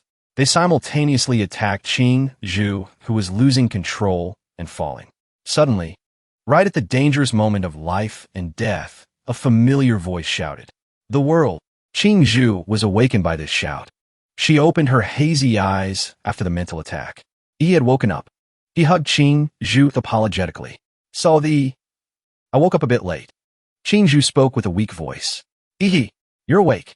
Qingzhu tried to force a reassuring smile. She whispered, "That's great. Not late." He carried Qingzhu in his arms. He whispered, "Qingzhu, rest well. Leave the rest to me." Ewing saw this scene and was extremely angry. He roared, "Damn it! How did this guy escape the god's illusion?" But even so, he can't deal with 6 believers of the moon god at the same time. The heads of the zombies were still rushing fast towards Yi. "Let's attack together." Ewing spoke frantically. He can't resist the siege of 7 martial masters at once. He first had to protect Qingzhu. Brought Qingzhu to a safe place. Released the world. Ewing with murderous eyes. He wanted to take Yi's life. But just as he gave the order, a giant foot from the sky panicked him. The zombies couldn't help but panic too. The giant lowered his huge foot to the ground, crushing what was below. Yi asked Ewing with a threatening and challenging voice, "What are you barking at?" Lin Shi on this side was sitting cross-legged, his whole body trembling, groaning in pain. Lin Shi's face was now full of tears. He wailed, Don't torture me anymore." Lin Shi recalled that battle. He didn't understand. Clearly this illusion was created by me. Why can he blatantly slaughter me? Every time I'm slaughtered, I can feel that tearing pain. Lin Shi trembled all over. He looked at Yi's back and wondered, How did he escape the dreamscape? Or is the dreamscape completely useless against him? Sure enough, he is a demon god. Even the god cannot punish him. Lin Chi looked up and said, "So the Lord Moon God, I can only actively close the dreamscape. Push him out." The voice of the one assumed to be the moon god ordered, "Lie into the divine coffin." Lin Chi panicked, stammering, "Moon god, Lord." The voice rang out again. "I can only use your lowly body to complete the host." On this side, E's giant crushed the obstructing zombies. He spoke with a disgusted voice. "Even if you gain power, in the end, it's just a pile of flesh. Currently, the believers of this evil sect have been wiped out by me." At this moment, a pair of slender legs slowly descended from the sky. E saw it. He realized this was his real opponent. Not right. Still one left. A white figure was slowly descending amidst the bright moonlight. It turned out the mysterious person just now was Moon Nightmare. He was slowly looking at Ihi. Ihi smirked. He said, "Moon God, or Moon Nightmare, finally showed yourself." Moon Nightmare walked slowly. Every time he took a step, stairs automatically formed in front. He didn't care much, because his attention was attracted by the scene under his feet. This is, under Ihi's big feet. The ground from before had disappeared, replaced by a familiar cratered surface. The entire space from before had changed. Ihi suddenly realized, turned into the moon. He thought, but this can't be the real moon, because I completely don't feel the extreme cold of space, nor the lack of oxygen. He slowly analyzed the situation. Probably a slaughter intent realm like Master Gong Ku. Intent realm is different from illusions that touch the spirit and soul. Intent realm is like a domain covering reality. The injuries caused are real injuries. After understanding the problem, he came to a conclusion. Therefore, in the intent realm, I don't have the immortal armor. Moon Nightmare didn't walk further. He hovered in the vast space. Moon Nightmare flew close to Ihi. He said, "Ihi, I admire you very much. In a sense, you are the most outstanding human I have ever met." Moon Nightmare exclaimed, "Especially since you stole a part of my divinity. The compatibility with me can reach over 96%. Truly the perfect other half for me to complete my body in the human world." He didn't respond. He thought, just let him say whatever. Anyway, my plan to save people is done. Now I just need to stall for a bit more time. Moon Nightmare said, "Ihi, I promise after using you for nourishment, I will give you the right to retain consciousness. You will step from mortal into the realm of gods. Perhaps you don't know how vast and boundless this world really is. Whether it's Blue Star or the Sin Realm, or the Secret Realm, as you humans call it. Currently, you have only seen the tip of the iceberg. Your talent is the ticket for you to enter a higher level." Moon Nightmare began to manipulate Ihi. "Come here. Step onto the moon. Together with me, transcend the 9 heavens." Ihi raised his middle finger in response. The invitation and promise of a god. I'm afraid not even 10 humans across Blue Star could refuse. But I refuse. I thought mysterious gods like you could be so arrogant. He looked at Moon Nightmare. He continued, "Result, just a group of intelligent creatures with a higher life level. Because in a crippled state, you can't threaten me. So first drag a useless person out to supplement. Then resort to threats and seduction. Going back and forth, it's just those few tricks. Not much different from humans. Can't say. I really overestimated you." But Moon Nightmare wasn't angry at Ihi's rude words. He said again, "I forgive your rudeness. Human, after my mortal body is supplemented, even if using a body with over 20% compatibility for temporary supplementation, it's not something you can resist." Moon Nightmare changed his gaze. He looked at Ihi with a superior look. "I only asked for your opinion out of formality because of admiration." Saying that, Moon Nightmare raised his hand. Calmly continued, "But your opinion is not important. No matter what, the final outcome cannot be changed." Moon Nightmare's hand just raised. Ihi's huge body immediately disappeared. He was extremely surprised by this power. Just raising a hand tore apart the giant humanoid body. Ihi's giant body was torn apart. This power also created giant vortexes in front of Ihi. He looked at the finger in front of him. Ihi realized the seriousness of the problem. Body can't move. Moon Nightmare looked at Ihi's white eyes and said, You are just a meal prepared to be enjoyed. But Moon Nightmare was a bit suspicious. Why can't I sense his consciousness? Right now, he laughed loudly and scolded. Fool! You discovered you absolutely cannot touch my soul, right? Although physically I can't beat you. He paused a bit, then continued. But mentally, I have support from the control panel. I anticipated early on that with a god like you. I probably couldn't resist physically. He didn't stingily tell Moon Nightmare. So I utilized the extreme recovery ability of the vampire template. He remembered the image of half his body lying on his operating table and said, left half of the body with the mad doctor. It's the half body split vertically. This can ensure after my main body is destroyed, consciousness will be activated in the remaining half body. Moon Nightmare heard Ihi's entire plan. He couldn't say anything. You! Suddenly, a crack appeared in the dark space. A piece of golden metal appeared. Following that, it tore through space and came out to Moon Nightmare's astonishment. A figure in armor with long hair and large build appeared. Who is this? Here to help Ihi or another faction? After the blinding light faded, seeing clearly the person in front was Qing Long. He introduced himself. Head of Dragon Sparrow, 1st Division. National Guardian Great Grandmaster Qing Long. Here to seek advice. He looked at Qing Long and smiled cunningly. He thought, finally arrived. Luckily, I reported this ruined place to Dragon Sparrow. At first, I didn't think I could defeat this Moon Nightmare guy. Just wanted to steal the divine power that descended into the human body. Moon Nightmare asked seriously, this level of body, really human? Seems the evaluation of your race's potential needs to be raised. He said disdainfully, are you really an aberrant demon? The purity of the body is this low? Too impure. Back when the first aberrant demon in human history descended. When I was still a sect leader, I participated in that battle. That was the first time I realized what a scene of destroying heaven and earth looked like. Compared to it, although you have a similar aberrant demon aura, the gap is too big. Moon God thought in his heart, isn't it Lin Chi's inferior body? Truly an ultimate humiliation. Then he continued, human. Have you ever been hit by the moon? Moon Nightmare raised his hand, bringing Ihi's whole body close to him. He said, your body is mine. I won't let this battle hurt you. But suddenly, Ihi's whole body was pulled backwards quickly, along with a terrified scream. Qing Long watched this scene and said, does this aberrant demon value that young man this much? He frowned. Whatever. After suppressing this aberrant demon, I'll go ask that young man.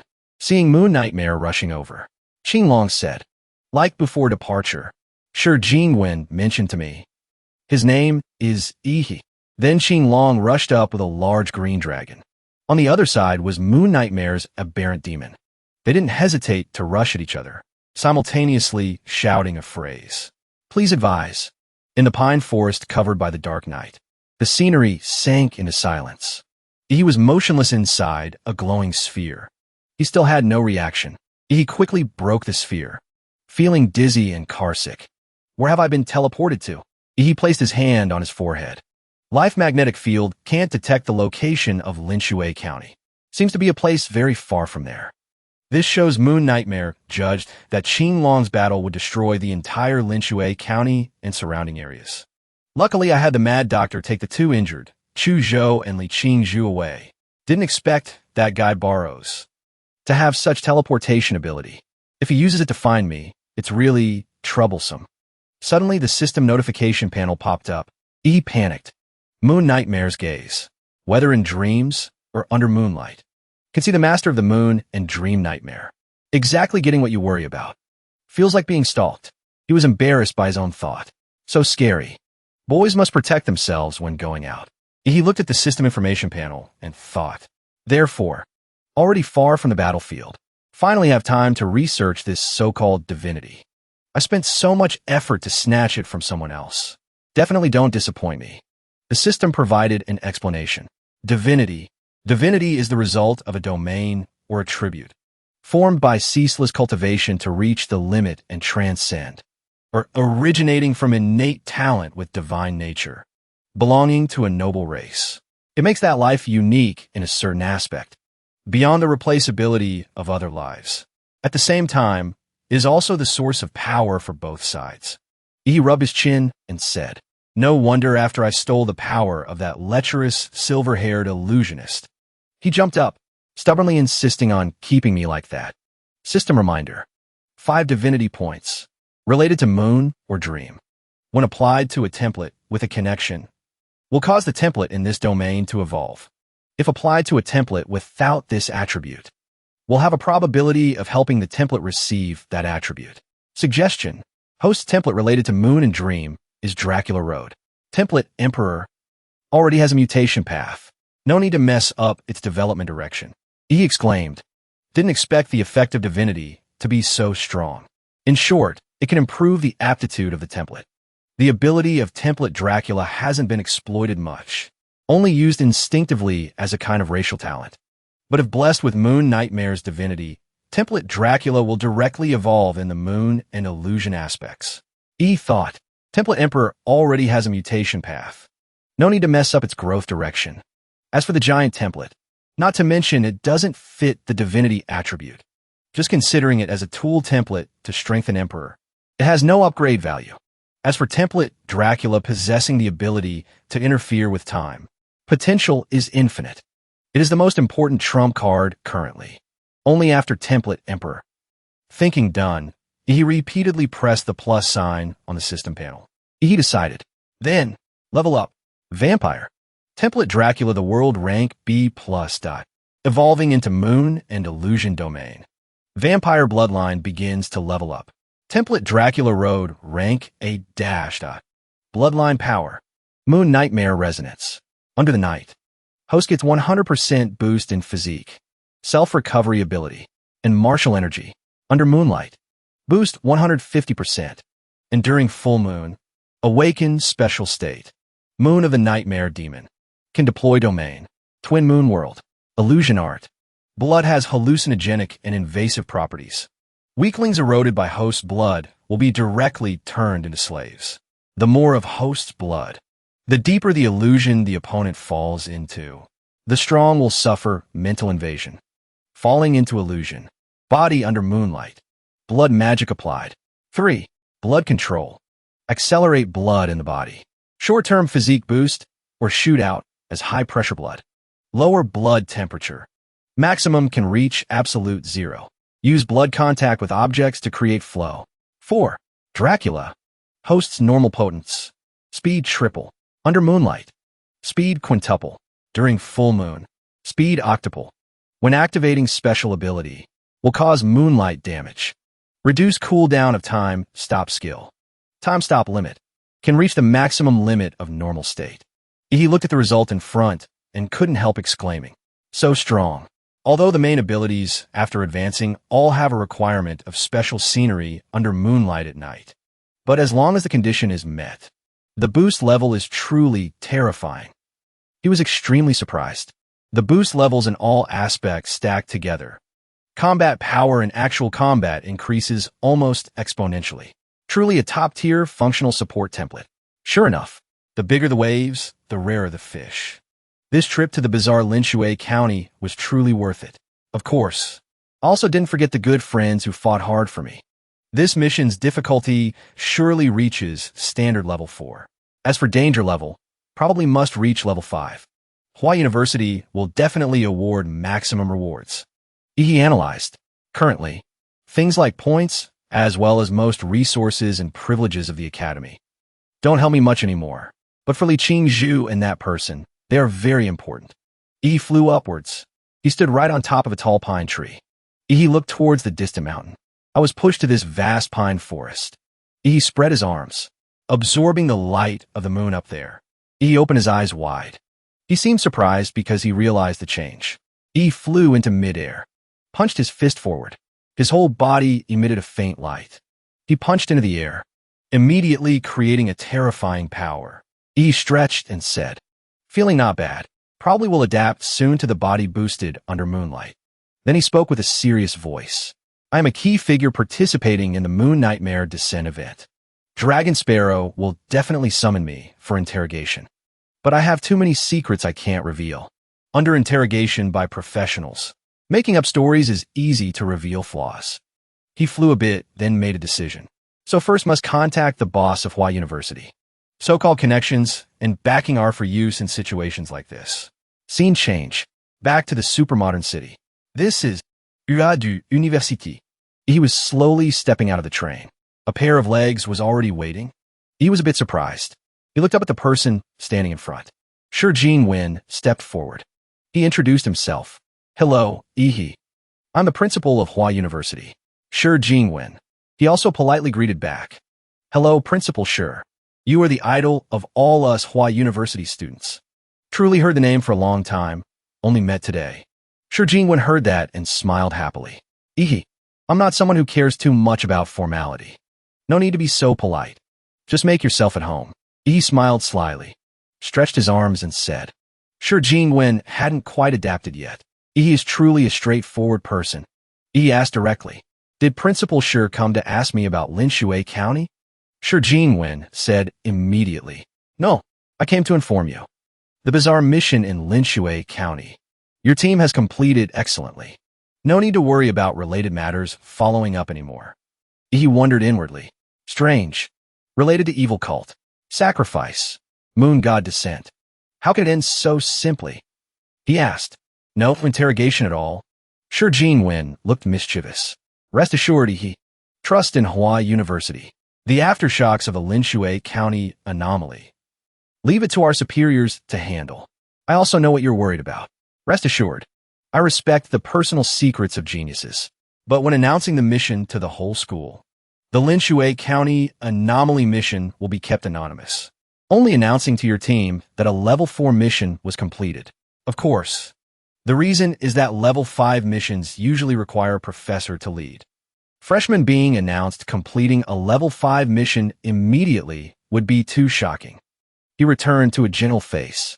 But regarding the reward, Hua University will award you according to level 5 mission standards. He was shaken thinking, this treatment, truly good as rain. Did this old fox know I cheated? Scene change. The next day, at the principal's reception room, he said, finally the mad doctor sent me images after the battle of Linshui County. Let's see. Between Qing Long and Moon Nightmare, who is stronger? He looked at the information on the phone and said, if I remember correctly, Linshui County is mountainous terrain, right? The headline of the article was, Shocking Disaster in Linshui County.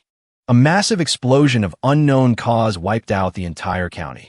He wondered, why has it turned into a large basin now? Information in the article wrote, News. Reporters received information last night about an extremely catastrophic explosion of unknown cause occurring in Linshui County, within our country's territory. The terrifying destructive power of the explosion not only completely wiped the large county off the map, but also left a bottomless giant pit right at the scene. Preliminary confirmation shows there are likely no survivors in this event. He was stunned. Have you ever been hit by the moon? Did that lecherous silver-haired illusionist really do that? He, drained of blood, said, seems the high martial world is still too dangerous. With my current strength, I still don't feel safe. That pervert also said he would watch me. Since then until now, I haven't slept a wink, afraid that in dreams I'll meet Barrows again. That idiot, he recalled earlier. I told this to Principal Shi Jin-wen. He said Qing Long has a way to continue sealing the moon nightmare mark on me. Letting me come here today to wait for Qing Long is also a chance to learn from the second-ranked martial artist of Xia country. Suddenly, someone opened the door. A pair of legs stepped into the principal's room. He turned his head towards the door. He happily said, here, but when seeing clearly who the person was, he opened his eyes wide. He was extremely surprised. Looking at Qing Long's body covered in injuries, he panicked. Senior Qing Long. Senior's condition doesn't seem very good. At this moment, he met Qing Long again after the battle with Moon Nightmare. Inside the reception room of the principal's office, he saw Qing Long's face wasn't very good and felt guilty. Seeing his worried look, Qing Long reassured. Don't exaggerate. Indeed, I was hit by cold energy because of that Satolo aberrant demon's moon descent. But I won that battle. The aberrant demon only exchanged a few moves with me. That tattered body began to crack and disintegrate. Because of the cold energy, his breath turned into puffs of white smoke. Qing Long recounted, if he didn't have so many escape tricks, I would have slashed him to death. You wouldn't need to wait for me here to help you seal that mark. Hearing that, he covered his mouth, laughing inwardly. Didn't expect Qinglong to explain to me, although slightly different from the image of a profound expert in expectation, but unexpectedly a bit cute. Qinglong took off his coat and looked at Yi speaking. Let's start. I'll help you seal that vision. My large muscular body is currently wrapped in bandages. Streams of cold air emitted from Qinglong's body. He seriously said to Yi, Principal sure knows divination, astronomy, and fate. He once told me about your peculiarity, so I can simply reveal to you a few top secrets. Have you ever thought, were demonic beasts once intelligent life forms similar to humans? Thinking of those hiding in the dark, with superior strength plus human intelligence. He suddenly shuddered with fear, breaking into a cold sweat. Qinglong recalled his past and recounted. When I was still a mystic martial master, I followed my teacher and 5 senior brothers to a newly excavated ruin in an A-class secret realm. After that, only I survived and came out. But nothing is easy. Qinglong continued. I was hit by a terrible curse in the ruins. He was startled thinking, curse. He spoke a harsh truth. My body will gradually mutate into a demonic beast. Reason will also disappear during the beast transformation process. Although I tried every way to salvage the situation. But Qinglong helplessly said, even all the top doctors in the country gave up. I decided to exile myself. I didn't want to be in my motherland. Mutating into a demonic beast without reason. Finally harming my compatriots. Or being killed by my compatriots. So I went alone to an S-class secret realm located in the Great Eastern Ocean. Preparing to die there. In that dire situation, an opportunity came to Qinglong. But a tsunami storm brought me to an island that never had human footprints. Suddenly Qinglong paused a bit, then spoke. The remaining special secret I cannot tell you. This relates to the strategic plan for the national destiny of Xia country in the future. He beside him showed a bit of disappointment, thinking, so mysterious. Qinglong said briefly, in short, someone on the island helped me, saving me from the fate of becoming a demonic beast. After recounting his past and current condition, Qinglong slowly removed layers of bandages from his body. Layers of bandages fell, revealing skin covered in ancient characters wriggling like living creatures, emitting a powerful mental pressure. Suddenly, Yi's eyes strained, blood vessels popping out when he saw the characters on Qinglong. He suspiciously said, these runes. Before he could finish the sentence, black blood gushed out from Yi's eye sockets. He clutched his eyes, screaming in pain. Yi trembled speaking, although relying on the recovery ability of the Lafford template, will heal the eyes immediately. But just with that one look just now, there was a feeling of falling, soul about to be sucked in. Qinglong beside him saw his reaction and pondered. Ordinary grand martial masters seeing the runes on me would faint. Low-level martial artists are more serious, even brain dead, turning into vegetables. He evaluated. This Yi kid looked once, only bled a little, indeed special. Until now, sure Jingwen has never been wrong about people. Perhaps Yi really has the ability to change the increasingly dangerous situation. Qinglong started the final test pointing at Yi saying, don't resist. Now I will engrave 2 runes in your consciousness. See. Later you can sleep peacefully. Not waiting for his consent, he reached out and touched Yi's forehead. Streams of scriptures like moving currents rushed out. At this moment, Yi's eyes lost focus. His face was engraved with scriptures. Suddenly, a stream of information appeared. Mun net mer stare. Into dreams or under moonlight. Can see the master of the moon and dream nightmare. The last lines of information somehow faded, making the content of the whole sentence extremely confusing. Qinglong suddenly spoke. Done. At this moment, Yi also responded. Thank you very much, Senior Qinglong. He suddenly turned back, asking Yi, all right, your teacher is Gong Ku, right? He suddenly remembered Gong Ku's advice before. Little he, seems like back then I was a big sister at Hawaii University. Bullied quite a few people. Now they have all grown up. Mystic Martial Master is considered a low achievement. You must be careful. Go out, don't say you were my student. Qinglong seemed to understand his thoughts and reassured. Rest assured, Gong Ku and I have no conflict. Mentioning her is just thinking about before Gong, who suffered mental damage. She was a great grandmaster capable of using slaughter to prove her Tao. Feeling a bit regretful, that's all. He suddenly became extremely interested in He's strength, saying, "So, next let's spar a bit. I want to know what level the successor of the famous Slaughter Rose can reach."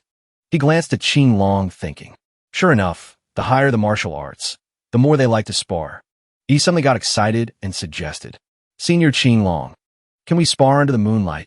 Qing Long remembered the battle with Moon Nightmare. Tearing up, thinking, moonlight again. Scene change to the fourth panoramic arena of Hua University. Before sparring, Qing Long began to instruct. "Next, I want actively attack. You can freely display your talent. As for me, I only need to use pure physical strength in one finger to resist." He reached out his hand, saying, "Just need to make me move half a step. Consider it your win. By then, you can not only freely ask me to help you complete one task, but also directly skip the exam. Have a name in the top division at Dragon Sparrow. Receive corresponding privileges and treatment." He was also extremely looking forward to the spar. His eyes extremely excited, clasping hands responding. Then, Senior Qing Long, please advise. In the sky, the full moon shone light into every corner. Below the arena, he raised his weapon. Surrounding him was abundant energy that he was absorbing from the moon. Qing Long looked at the way energy was used and was a bit suspicious, thinking, this is aura similar to Moon Nightmare. Could it be he is? Not right, although similar, but not the corrosive type of aura, with world turbidity on the aberrant demon, but an attribute from the same source as the moon. After absorbing enough energy, he held the blade, rushing up shouting, "Senior Qing Long, first move is coming." He shouted loudly, "Killing intent. Moon of slaughter." Qing Long also raised his fist, his eyes bright, looking at he, thinking, killing intent is too strong. At this moment, Gong, who was leisurely lying with legs up on the sofa, humming aimlessly at her home. Her skin got goosebumps, limbs uncontrollably curled up. Gong could jumped up with an extremely panicked face, stammering. This killing intent felt. She couldn't believe, exclaiming, "But how is it possible? How can he possess such terrifying killing intent after only being out for 3 days? Did this brat go berserk and slaughter the whole city?" At the same time, in a still-lit hotel room somewhere at Hua University, Jian Zhuang and a girl wearing only underwear were sitting on the bed. She hugged him, asking, "Jian Zhuang, what's wrong? Is there something more important than our upcoming joy?" He was about to engage, but suddenly sat up, just replying, "Nothing. Just felt a killing intent strong enough to be scary."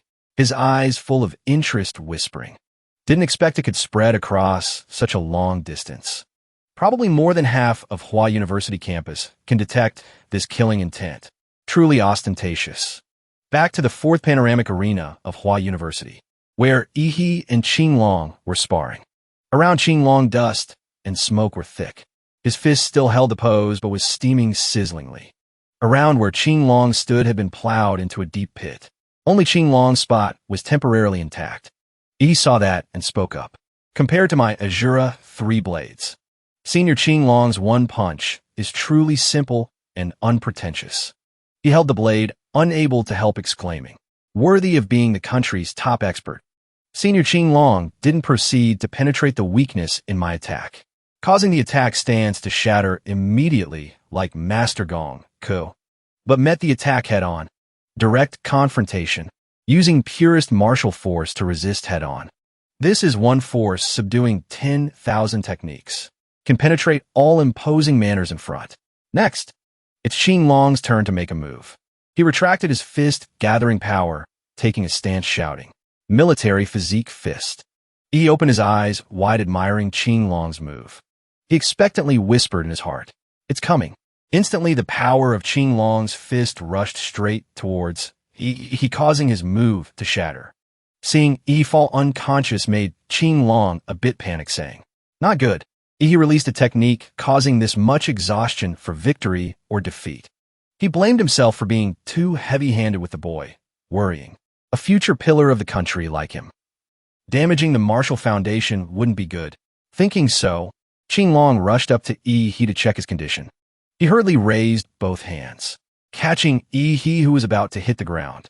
At this moment, he suddenly opened his eyes, looking at Qing Long with a satisfied to the point of perverted face saying, "Mr. Qing Long, now I didn't just move half a step, right? I won." He rejoiced inwardly. Tricked him. Blood dot technique that turned into blood mist inhaled by senior activated, causing hallucinations, confusing his sensing ability, plus being hit by Moon Nightmare's curse, causing physical decline. Only then could succeed. Qing Long also surrendered to his cunning, replying, "You kid, not only have outstanding martial arts, but also very cunning. Fine, fiend it." He put him down, asking, "Ehe, you won. Say it. What do you want?" He didn't rush to answer. "Mr. Qing Long, I want to save this promise." Qing Long praised, speaking up. Have foresight. Not bad."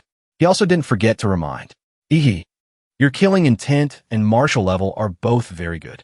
Gong could taught very well. However, still lacking a bit. Just having killing intent is not enough. After all, you don't have a powerful body as a pillar. Killing intent can only float outside." He also quickly grasped the core of Qing Long's advice, asking, "You mean I should train physique?" But in his heart he thought, "Senior Qing Long, I haven't used the Dharmapala template yet." Qing Long nodded. He added again, "But the key point is training with whom. Body foundation must create a solid base. Cannot go wrong." Qing Long looked at he, implying a reminder. At this time, having the strongest teacher in physical aspect as a guide is extremely important. However, he still cluelessly said, "I understand. Senior Qing Long. Tomorrow I will find the dean of the monk academy. Ask him to guide me in physical training." Qing Long was startled hearing he wanted to take someone else as master. He secretly expected, thinking, "Take me as teacher. I said it so clearly. Just now looked very smart. Why suddenly drop in intelligence?" Qing Long helplessly sighed. "I, the dignified Qing Long. Since when do I actively recruit disciples?" But indeed, he is a good seed. He suddenly took out a cultivation method, giving it to Ehe, saying, "Ehe, inside this badge contains a top-tier physique technique. Years ago, after I killed a Western expert, searched from his body. Heard this is even a national treasure level martial skill of a certain Western country." Qing Long placed quite a lot of expectation on Ehe speaking up. "Today, giving it to you. Hope you work hard to cultivate. After a while can successfully cultivate this method." Qing Long turned away, secretly calculating to recruit Ehe as a disciple. This method is extremely difficult to practice. The reason is this comes from the Western martial luck space. Doesn't recognize Easterners. On this side, Ehe cluelessly didn't know Qing Long's intention, chirping, "Thank you, senior." Qing Long, with a calculating face, looked at Ehe, thinking, "So still need to wait after I reach Grandmaster realm. Forcibly use martial force to conquer the martial luck space. Receive the inheritance." Now, giving this technique to Ehe learning will encounter myriad difficulties. By then still have to ask me. Like that also counts as being this kid's master. Wait for later to officially supplement the title is done. After winning, he returned to the bedroom in his dormitory. He just finished showering, studying the method Qing Long just gave him. Speaking of which, been at Imperial University for over half a year. I've been underground with Master Gong the whole time. Haven't stayed in the dorm a few times. He slightly suspiciously said, "This martial art, I still have to use the sleeping cultivation method. And cultivate in there." Suddenly the doorbell rang, pulling Ehe out of his thoughts. He wrapped a towel, just drying hair, while opening the door, complaining, "Who is it? So late already?" Outside the door was Ouyang Zhe. He stood there with a serious face, asking, "Ehe, can I come in?" He was a bit surprised by his appearance, hesitatingly asking, "You are Ouyang Kumein." Just leading Ouyang Zhe into the room.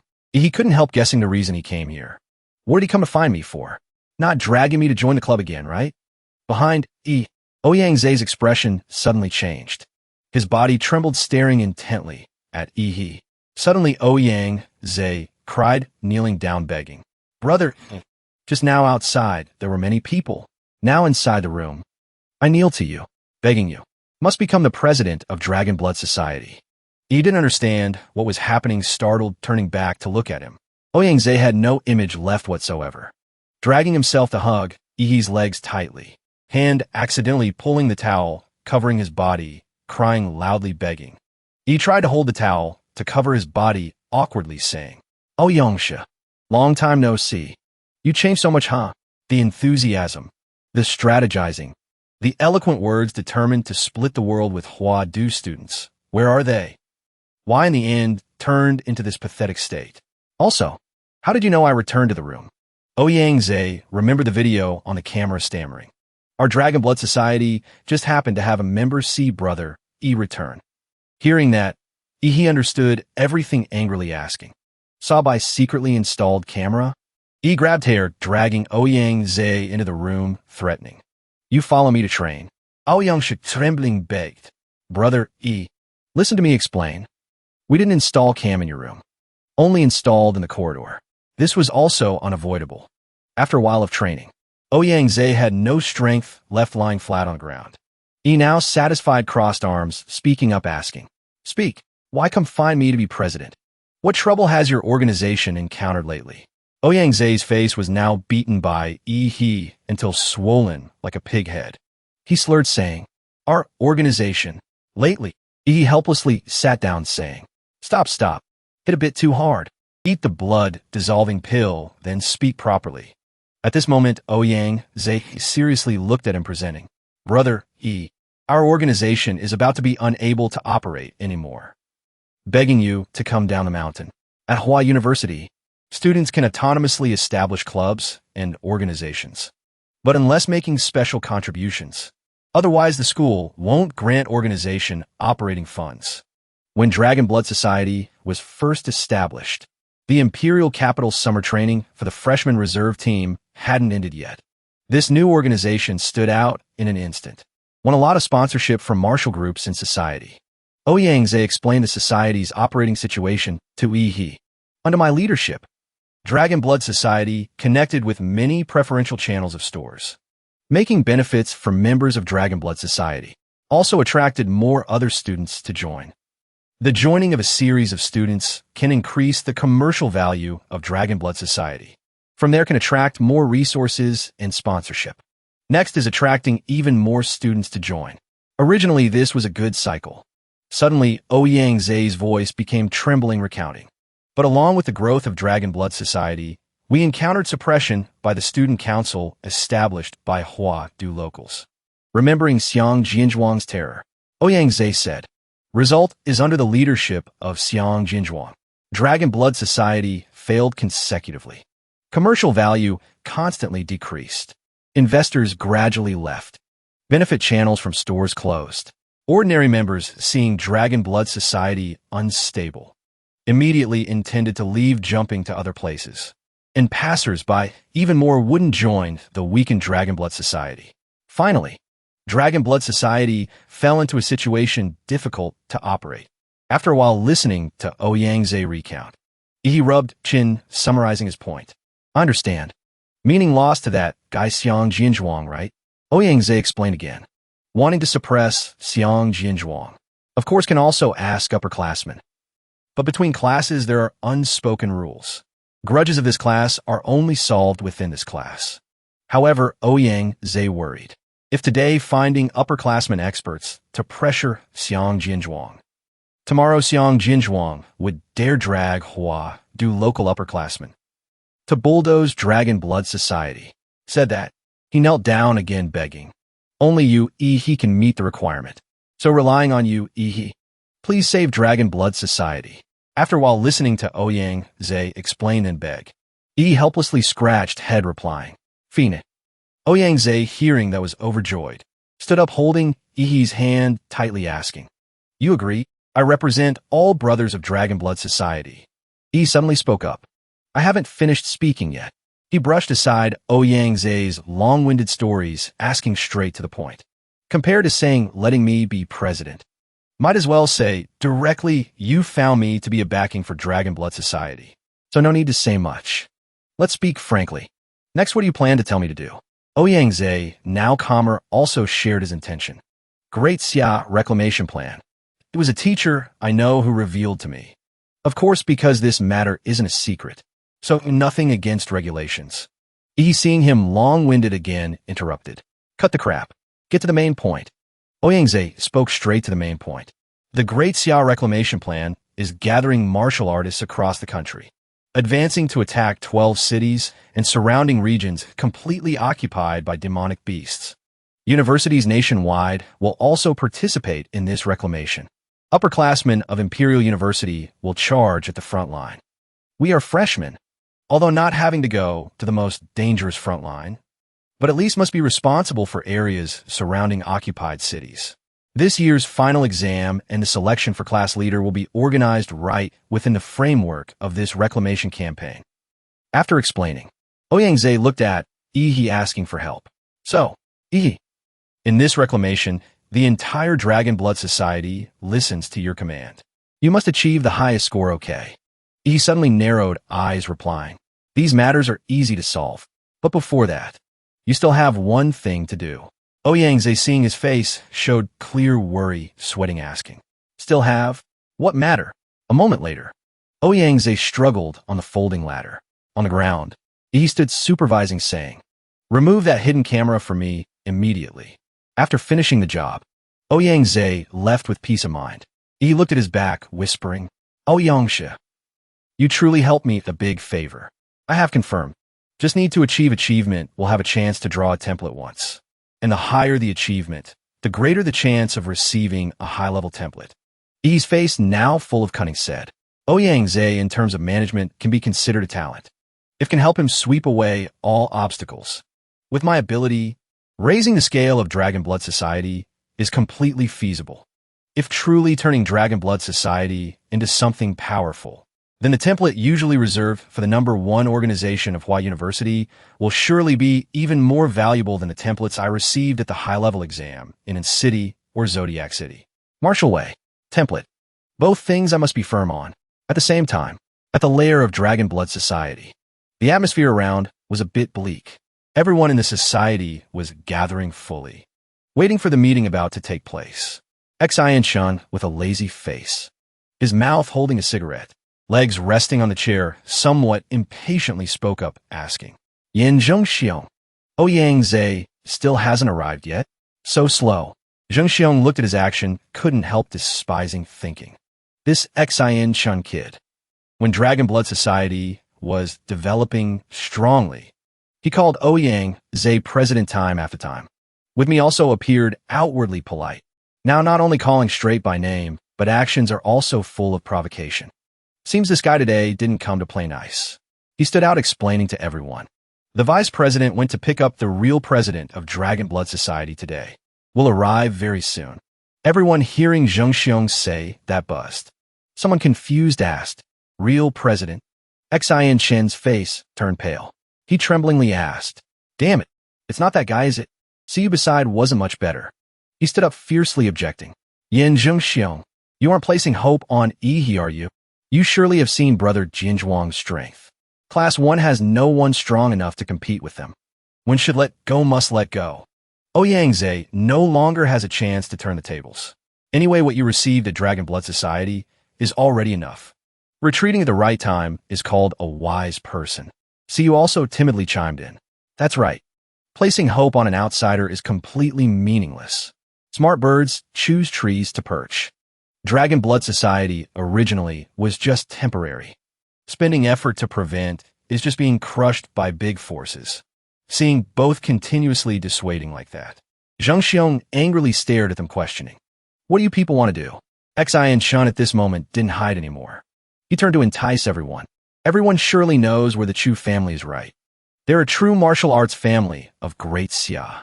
The official son of the Chu family, Brother Chu Kai, agreed to give us a good spot. Following young Master Chu, isn't it better than staying at this half-dead Dragon Blood Society, waiting for Jinzhuang to clean up? Hearing there were benefits, the others also spoke up. "That's right. Do you guys really believe in that Ihi guy?" For months didn't show face. In front of Imperial capital, people challenging all sorts of ways but still didn't appear. One person shouted, "Said right." Another person also said, "That's right. No one can save Dragon Blood Society anymore." Someone pretending to be moral said, "Everyone before wasn't like hadn't helped Dragon Blood Society. Now Dragon Blood Society collapses. Self also owes nothing to anyone." To find a better future, following others isn't wrong. They cheered. Right? Right. Xin Chun, and Siyu looked smugly at Jingxiong. Xin Chun secretly smiled in heart. Luckily, everything arranged actors.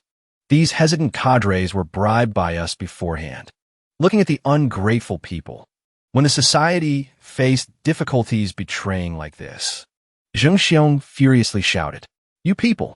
Suddenly, Chu Kai kicked the meeting room door open, rushing and shouting, "Xin Jiang, why do you work so slow?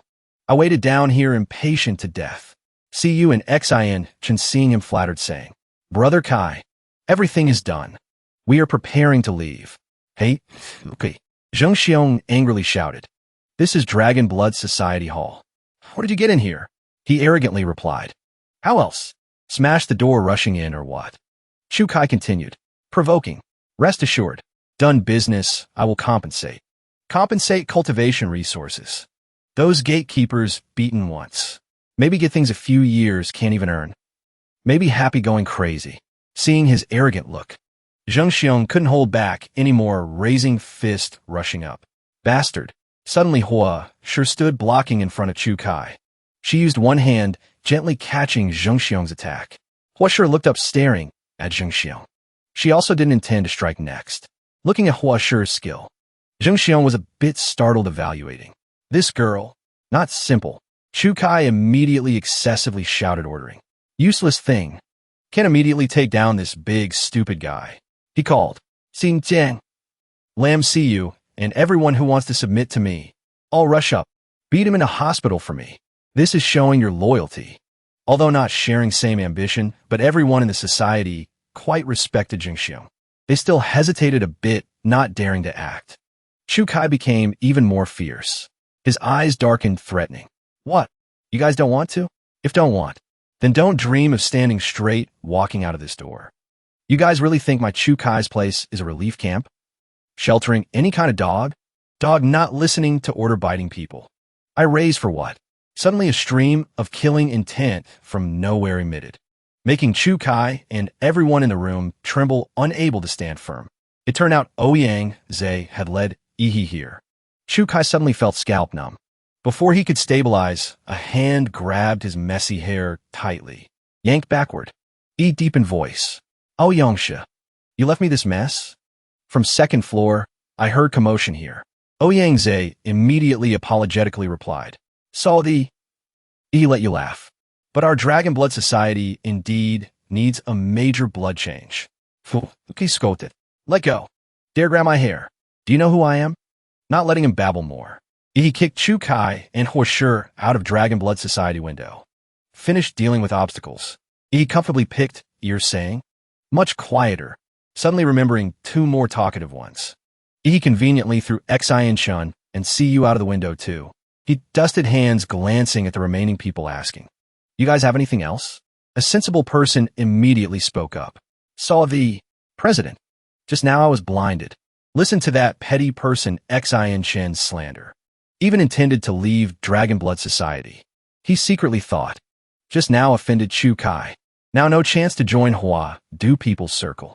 I cannot let Dragon Blood Society abandon again." Ouyang Zhe stepped forward, saying, "This time won't expel you guys from Dragon Blood Society, but your positions will enter observation stage. If not meeting requirements, will be stripped." He continued, asking, "And within this week, Dragon Blood Society's activities, you guys are not allowed to participate. Do you guys accept this punishment?" The whole group, hearing that, hesitated a bit. Seeing their hesitation, Ihi's scary eyes glanced over, asking, "I'm asking you guys, accept or not?" The group, goosebumps by his killing intent, hurriedly replied, "Accept." Ihi, impatient, said, "Then you guys go out first." In the room now only left him, Ouyang Zhe, and some other key members.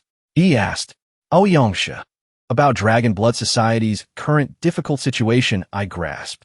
In short, lacking money and lacking investment, right?" He immediately replied, "That's right. The Great Xiao Reclamation after 1 month will be the best chance for us to show up. But too slow. I have a more direct way." He, hearing that, smiled, interested, saying, "Since I returned to Imperial University, I always hear the name Xiang Jianzhuang. I directly ask that source causing Dragon Blood Society weakness out. Beat him once. Win is done. right? Everyone hearing his simple direct solution was speechless. Ouyangze spoke up reminding Yi. But this morning, Xiang Jianzhuang announced seclusion to break through martial master realm. He heard that regretful face asking, so cannot ask him out to fight once. Yi secretly calculated, if wanting to rely on showing martial force to attract investment, not necessarily just targeting freshman opponents. Yi rubbed chin, asking everyone's opinion. Attracting investment this way originally is to build prestige. So, if I challenge experts in the whole school, wouldn't prestige be even bigger? Suddenly an idea popped in his head. Got it. Yi suddenly asked, Dragon Sparrow, First Division. How much do you guys know about it? Zhengxiong, eyes bright, spoke up, introducing. Dragon Sparrow is the strongest martial artist agency of our great Xia. And First Division is the strongest research group of Dragon Sparrow. Members of other divisions in Dragon Sparrow are called Dragon Sparrow Specialists, but members of First Division are all called Aces. Yi, seeing his eager eyes, asked, You want to join very much, huh? Zhengxiong quickly replied, Of course. First Division is the club of the strong. Division head is the person ranked second in the whole country. Qing Long. Every year, number of graduates from Imperial University accepted into First Division probably not exceeding 3 fingers. That is the place every martial artist at Hua University desires. Hearing that, Yi's head hatched a plan again. I understand what to do. Let Dragon Blood Society's media group start working. Spread news out. Suddenly, Yi stood up, smiling confidently, pointing at sky, declaring, Yi, Dragon Blood Society President. Currently Ace, Specialist of Dragon Sparrow, First Division. Challenge all martial artists under Grand Martial Master Realm in whole Hua University. How is it? You say prestige big or not? Surely can pull full investment. Everyone seeing his action was a bit unbelievable, so no one dared to comment. Only Zhengxiong excitedly supported. Brother, you are a specialist of First Division, really? Impossible. Not mentioning strength. You haven't graduated how to participate in entrance exam to Dragon Sparrow. He closed eyes, proudly boasting. Exam. I didn't take exam. Details cannot reveal. But I got straight into establishment. Ouyangze, hearing that, also startled, stood up, asking back. Brother, you aren't joking, right? This matter cannot be joked about. He also didn't mind announcing. Not joking. I just officially took office last night. A few days later, papers surely will be issued down. Zhengxiong immediately enthusiastically said. Then challenge all students under Grand Martial Master Realm in whole school. He started calculating battle plan. Ordinary martial masters directly crush. And a few genius martial masters probably will take a bit of time. He thought of the worst situation worrying, meaning if wanting to fight stronger Grand Martial Masters. High probability must pull time stop trump card out to use. But time stop ability relies on surprise element to create information advantage. Because of pulling investment purpose, revealing this key card isn't worth it. He decided, might as well I directly challenge whole Imperial University. Ouyangze beside also didn't fully understand Yi's strength, so also a bit worried. But he still placed trust in Yi thinking, although feeling a bit beyond common sense. But if opponent is then I will trust him. For Dragon Blood Society, I will immediately call media group. After agreeing on plan, Yi's challenge announcement was also transmitted by Dragon Blood Society. Yi, number 1 freshman figure, disappeared for half a year. When returned, became ace of First Division and declared challenging whole Hua University. Everyone hearing announcement was confused. Who is so arrogant? Challenging whole school. Have you guys heard about this Yi character? I heard this year's freshman pillar figure is Xiang Jianzhuang of Hua Du Xiang family. Someone never met him interested asked. Yi, I think I've heard of him. Heard he was the top scorer of this year's freshman. Topped the reformed entrance exam. At that time, even surprised the deans of the academies. Students in school also read notification on phone. They also skeptically discussed. Really? Then why for half a year, no news about this character at all? Some people wondered. Challenging whole school crazy or not, temporarily not saying. But how did he get into First Division of Dragon Sparrow? Graduates participating in First Division entrance exam. This year all set exam terribly difficult. Eliminated clean 99% participants. Someone heard info from Dragon Blood Society, replied. Seemingly he didn't take exam. Got straight in. On school info page. They commented again. No need exam, got establishment. Damn. Relied on pure smile? Another person teased. Upstairs. My smile isn't less pure. That person immediately scolded. Pure my ass. Newspaper. Shut up. At the same time, E's challenge info was transferred to Hwada Hospital. Chuzhou held phone reading news exclaiming, this guy he, sure enough, won't sit still. Qing Zhu also apprehensively spoke up. Seems someone is about to be unlucky again. After that, Dragon Sparrow people announced on big screen in school. He is special talent of Hua University. Recruited straight without needing exam. Everyone immediately buzzed. Official Dragon Sparrow spoke up. Cannot be fake. A jealous person immediately disparaged. Maybe thanks to connections got in. Actually has no strength at all. Completely unworthy of ace title. Observing everyone's reaction. Ouyang Zhe said to person monitoring camera in front. Now hot news traffic has been inflated. English voices of newspaper office. Leading public opinion relying all on you guys. He immediately confidently replied. Leave it to us. Arguing sounds from surveillance cameras constantly rang out. One know, he worthy or not. By then watch live from Imperial University broadcast station, isn't it fine? Someone argued back. I bet he definitely is inflated. Behind getting into first. Division surely has not few transactions. Wait until I watch live stream. Must watch how he continues to pretend. A rational person spoke up. Everyone don't imagine Ihi's strength here anymore. There's a method to the madness. By then watch live stream, won't know true false. Another person trustingly replied. I trust I, since he called to go on stage to compete and also live stream whole thing.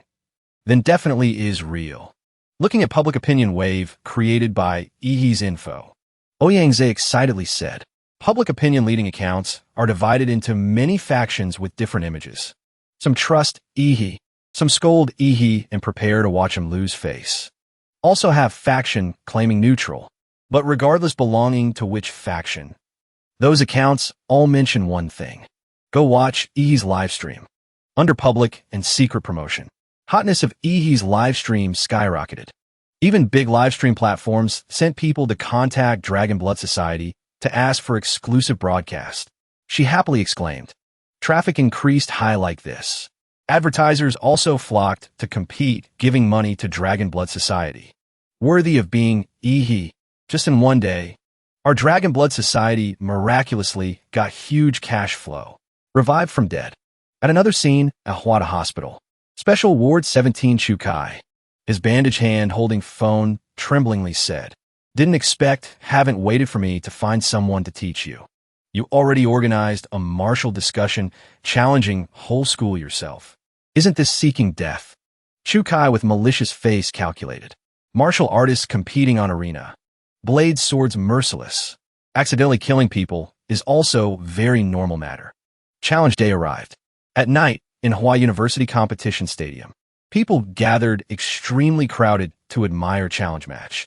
Cheering sounds of students enthusiastically, making atmosphere heat up even more. In the sky, a helicopter was carrying Ihi arriving. Everyone held phones, competing to take photos of him. Ihi stepped out of helicopter cabin. Host announcement sound rang out. Hello, audience. Hwa University Arena Tournament everyone waited for so long officially started. Next, invite tonight's main character, Ihi. No need to wait for helicopter to land. Ihi rushed straight like an arrow tearing wind down to arena. When his feet touched arena center, a shockwave ring erupted, blowing away dust and shaking whole stand. After dust flew away, he stood firm on arena, full of gallantry and strength. Under full moon, he puffed chest, spread arms, enjoying everyone's applause. Peak. Audience excitedly cheered. Damn, so damn cool. Coolest entrance I've seen this year. They cheered. Bombard them. Tonight, no sleep. Also have sarcastic people. Stop. Ihi strong or not known yet, but showing off part truly is top of peak. Dragon blood people planted and praised. This is truly key character of this arena tournament. Landing from sky. Moonlight surrounding. Domineering aura sky high. Those coming out later. Momentum right from appearance already weaker than Ihi's segment. Someone even constantly said, he truly showed demeanor of a main character. Although outwardly saying he challenges whole school, but actually you guys are the challengers. Ihi's appearance made audience cheer even more excitedly. Below stand, Long Chao looked at Ihi said, this freshman truly knows how to play. What? Accomplice, standing beside, immediately flattered. Brother Long Chao, want to go up? He replied, for traffic, I also have to go show face. Long Chao step-by-step advanced to arena thinking. Anyway, I'm also a net idol. How can I take this view? He calculated. First arena fighter, anyway, not losing out. When then, thanks to this view, become famous world over. If lose, wait after person behind wins arena match. I can also stand out say, it was me who consumed most of Ihi's strength, so he won. No matter what, I can also leech fame. Long Chao immediately rushed up introducing. This humble one is Martial Master 2nd Dan Long Chao. Come to challenge arena. He also calmly replied, Dragon Blood Society. Martial Artist 8th Dan Ihi. Host voice rang out signaling. Match start. Audience frantically shouted. Just finish speaking. On arena, Ihi rushed to kick a thunderous kick straight into Long Chao's face, ending first opponent quickly and neatly. Nose blood and mouth blood gushed out like stream. Only knew moaning complaining. My view, not spending much effort to defeat first opponent. Ihi quickly called. Next person. A girl wearing Cheongsam holding blade rushed to him shouting, Ihi, I come to fight you. People shouting sound. It's Yao Ling year 2. Commentator immediately spoke up. Although she is only Martial Master 5th Dan, but has record alone defeating 3 Martial Master 7th Dan students. His most outstanding character in whole year 2 block. Why she also came out. Don't know if she is Ihi's opponent. No matter how bad, still stronger than net idol Long Chao, right? Under arena, Ihi's hand already prepared spiritual power. He looked at Yao Ling commenting, purity of your blade, too low. Only one field of power. Ihi's hand smashed Yao Ling's blade into 2 halves. He glanced at other opponents. Eyes full of confidence said, I'm in a hurry. You guys rush up together. Hearing that, a group challenging him immediately angrily rushed up. They scolded. Dragon Sparrow, so what? Looking down on people too much. Another rushed up shouting. Freshman brat. Don't be too arrogant. They rushed up together. Everyone rush up together. Teach this kid a lesson.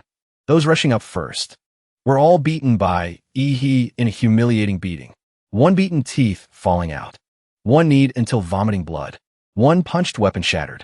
On arena right now, those defeated by Ihi lay scattered.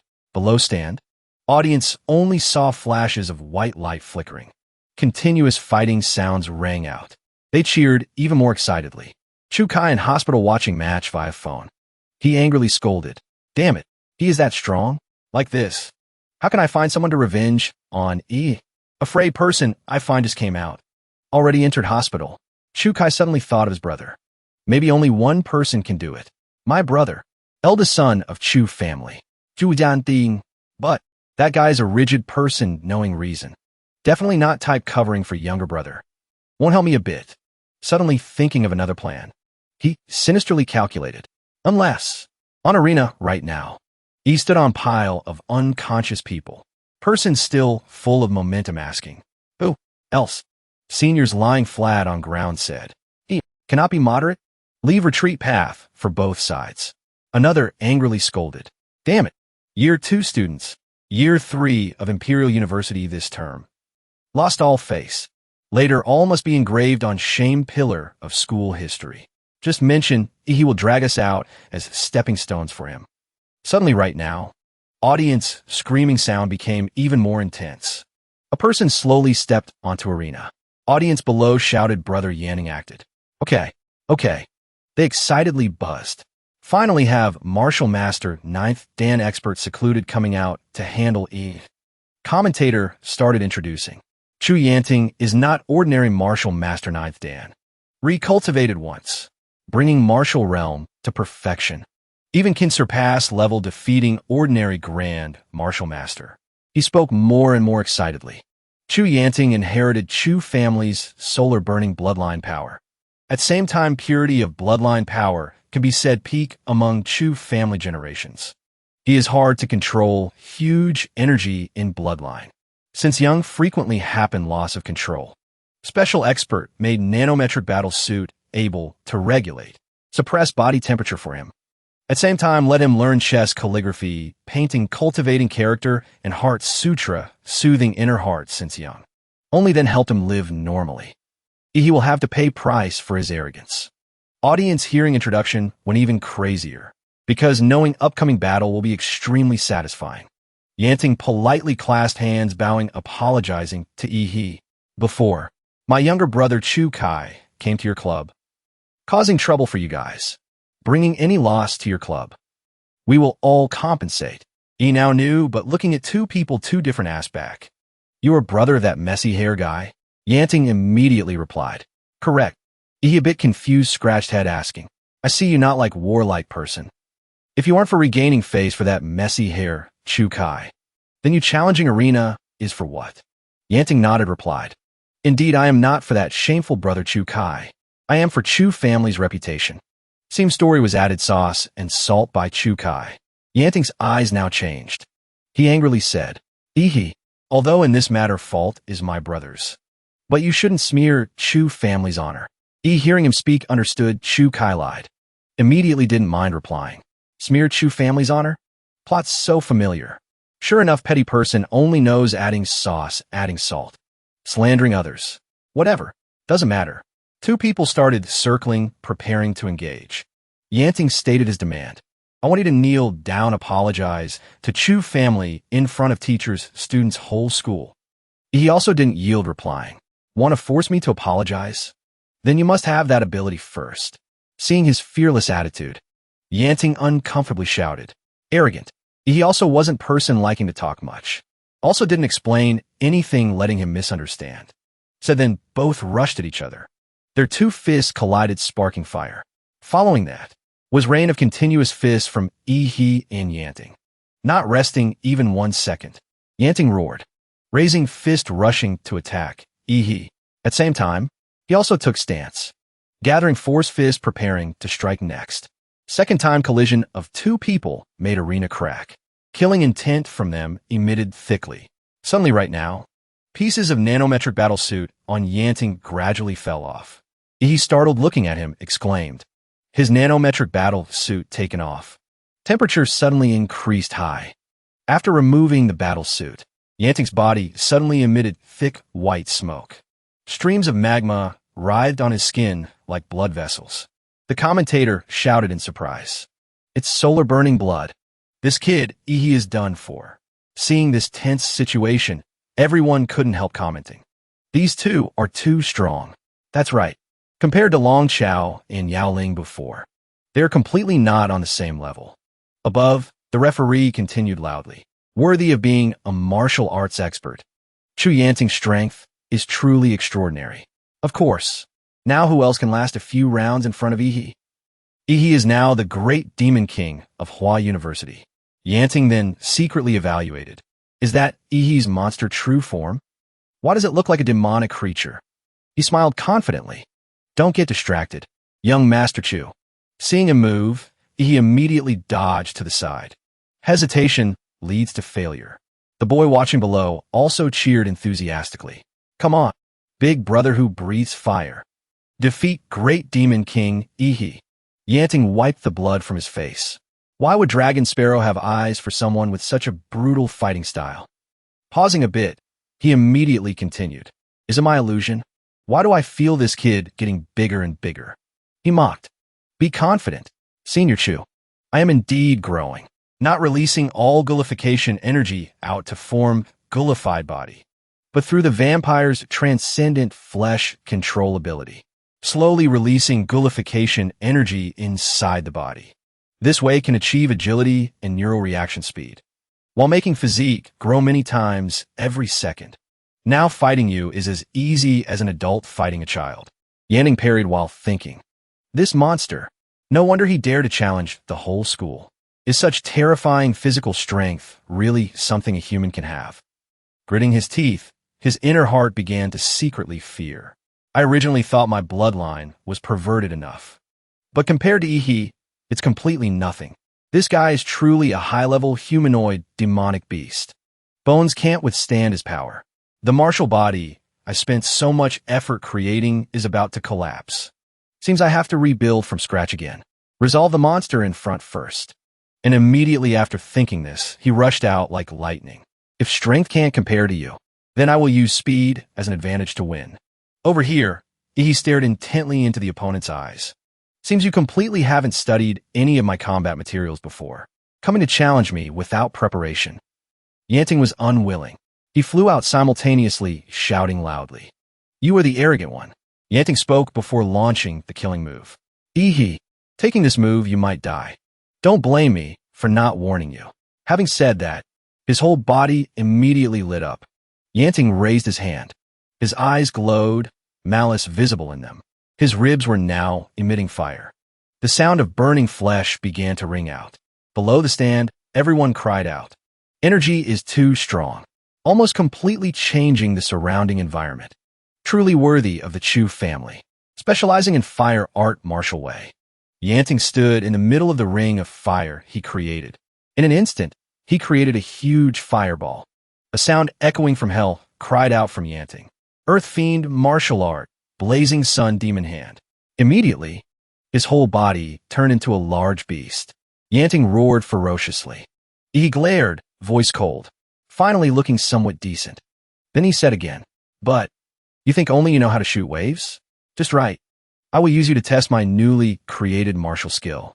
And now, E's face became cunning. He laughed loudly. Heaven bombarding dragon cannon. And right at this moment, E immediately released a massive power blocking Yanting's fire. Instantly, Yanting's fire was immediately extinguished. He stared blankly towards E, about to die, in the sky at this time. That bright big star turned back in a cold blue, slowly descending. The person immediately said, you went a bit overboard. He shyly scratched his head, smiling apologetically. Seeing Principal arrive. So I decisively unleashed full power to fight a satisfying match. Sure, Jin-Wen held Yanting in his arms. Immediately added to him. I just came to check. To see how the duel tournament you organized recently is going. Who knew I'd be dragged out by you as a guest like this? Then the old man couldn't help but speak bluntly. You did this on purpose, didn't you? Looking at Yanting lying motionless on the ground, he immediately said, no other way. Principal, if you don't come out, my arena still has no reputation. This time, please help the student once. Sure, Jin-Wen said to him again. Your teacher Gong keeps telling me you are clumsy and stupid. Seems you were just teasing her. Phoenix, this time I'll give you face. Personally come out to help you support the arena once. On the loudspeaker, it announced loudly. Next, any student wants to challenge Ihi? If no one, I will declare that Ihi successfully challenged the whole school, maintaining the title of Arena Master. The crowd immediately buzzed. Hey, are you going to challenge Ihi? Me fight Ihi? I will be cut into 2.5 pieces by his atomic breath. No. Did you see that energy wave just now? You will be directly turned into void. Not even crumbs left. So we continue to fight in turns with Ihi. Wear him down. So next is he going up? Sure, Jin-Wen immediately sighed. Then I declare, Ihi has won this time. Everyone cheered for him. Ihi, freshman with solitary martial artist cultivation, challenged all martial masters of the school. Unprecedented, unmatched hereafter. Ihi's name will be forever recorded at Imperial University. Praised, becoming a legend. The search board immediately rang out, witnessing a new star slowly rising. Not only of Hua University, but of all humanity. This is the top scholar of our city. Really, never have I told others I am from city and felt so refreshed like this time. Everyone's still buzzed. Class monitor, since young I knew, he had the appearance of dragon and phoenix. I am Ihi's uncle. Want to know more news about he just follow me. The person above is Brother Fan. Quickly block him. Marshal Saint National Guardian injured. Entered seclusion. National Guardian Great Grandmaster, Duke Jingming life and death unknown. 12 cities fell. At this time, E's appearance is truly like heaven blessing our great country. Scene changed to another place, and city number 1 high school. Everyone cheered excitedly. He is so cool. He didn't lose face for our city number 1 high school. Ehe. I indeed didn't mistake you. You students must study well. Try to become the next Ehe. Ehe. Ehe. Ehe. On the phone, all comments appeared. Imperial University principal is sure Jingwen. Why to come out to help Ehe declare victory? Why does a private activity need the principal to come out to support? What exactly is the relationship between Ehe and Sure Jingwen? Or, in other words, who exactly is behind supporting Ehe? Because of this action of Sure Jingwen, the name Ehe has entered the sights of countless organizations and forces. This student is probably not as simple as in his file. Is an orphan without parents. Ehe's identity relates to Dragon Sparrow's top secret, requesting all parties immediately stop all discussions targeting him. Otherwise, Dragon Sparrow will proceed with coercive measures. On this side, everyone cheered happily. Well done. Let Xian Chun make those petty people regret. Dragon Blood Society rises. Ouyangze looked over then said, Captain Ehe, where did our number one meritorious official go? Chuzhou immediately added. Just now he said he had business, then hurriedly left. Scene changed to another place. Ehe's dormitory room. Dr. Feng immediately reported the situation. Master, I have obtained the golden gene you hid in the city. Do you have a way to open it? He replied, I have a way to open it. After all, when alive, I was one of the main engineers researching the golden gene project. But inside this vial is attached an electronic transmitter. Right when opened, the opener will be tagged with an electronic tracking signal. And Laserbird headquarters will track that signal to hunt down. Ehe wondered, asking again, is there a way to block this type of signal? Dr. Feng replied, yes. I have now started purchasing materials to build a signal shielding room. He quickly asked more.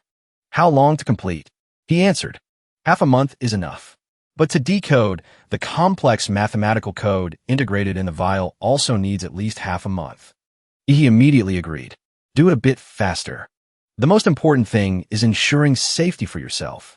Just finish speaking. Immediately, he pressed the switch on his hand. He pondered. I just rechecked the Mad Doctor's memory. Didn't expect back then Prometheus even had a close cooperative relationship with Kingdom of Divine Descent. Back then, Prometheus utilized its massive resources, secretly nurturing a demon fetus for Kingdom of Divine Descent. But when the demon fetus was almost done nurturing, Prometheus betrayed Kingdom of Divine Descent. During the long time nurturing the demon fetus, those research maniacs secretly added quite a few materials. When the aberrant demon descended, it became particularly weak. Finally, Prometheus successfully captured a live aberrant demon in human history. After that, Prometheus cut that aberrant demon into many parts according to organs to conduct experiments, with a live aberrant demon having life level far exceeding all creatures on Blue Star as material. Prometheus in the biological science field was like driving an F1, flooring the gas and rushing straight ahead. Finally created a few research results based on the aberrant demon body. For example, the world-shaking Project Garden of Eden.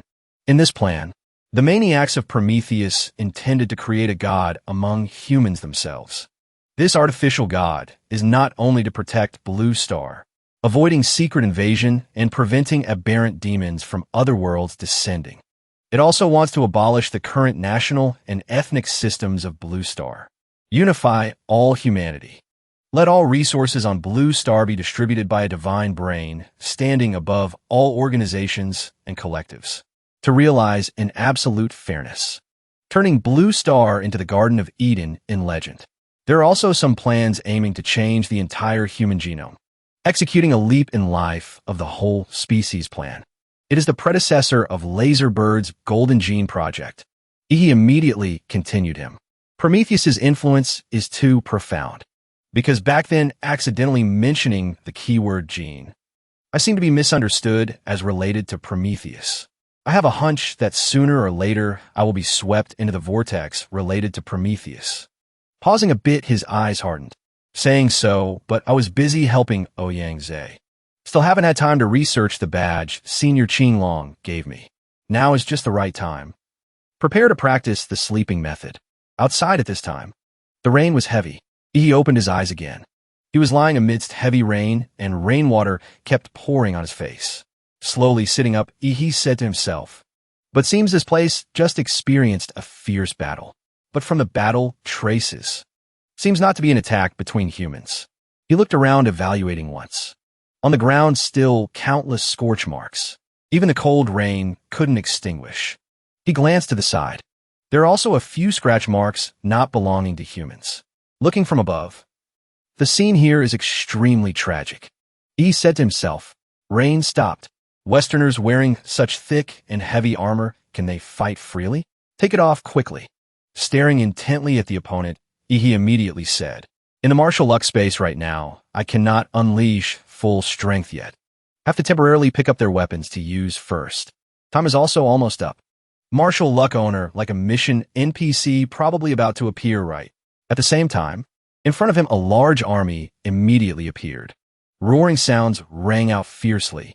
Inside the carriage, a man wearing a hat covering his face looked out the window. Seeing they did nothing to him, he immediately said, why leaving already? The legs of the horse he rode were starting to tremble. Seemed like it was carrying something very heavy. It turned out he had grabbed the wheel. Old man, why seeing me run? Shouldn't you give me a trial mission? Lay family ancestor having the carriage blocked angrily shouted. This brat has strength great enough to hold the carriage. With the robber, like you have nothing to talk much.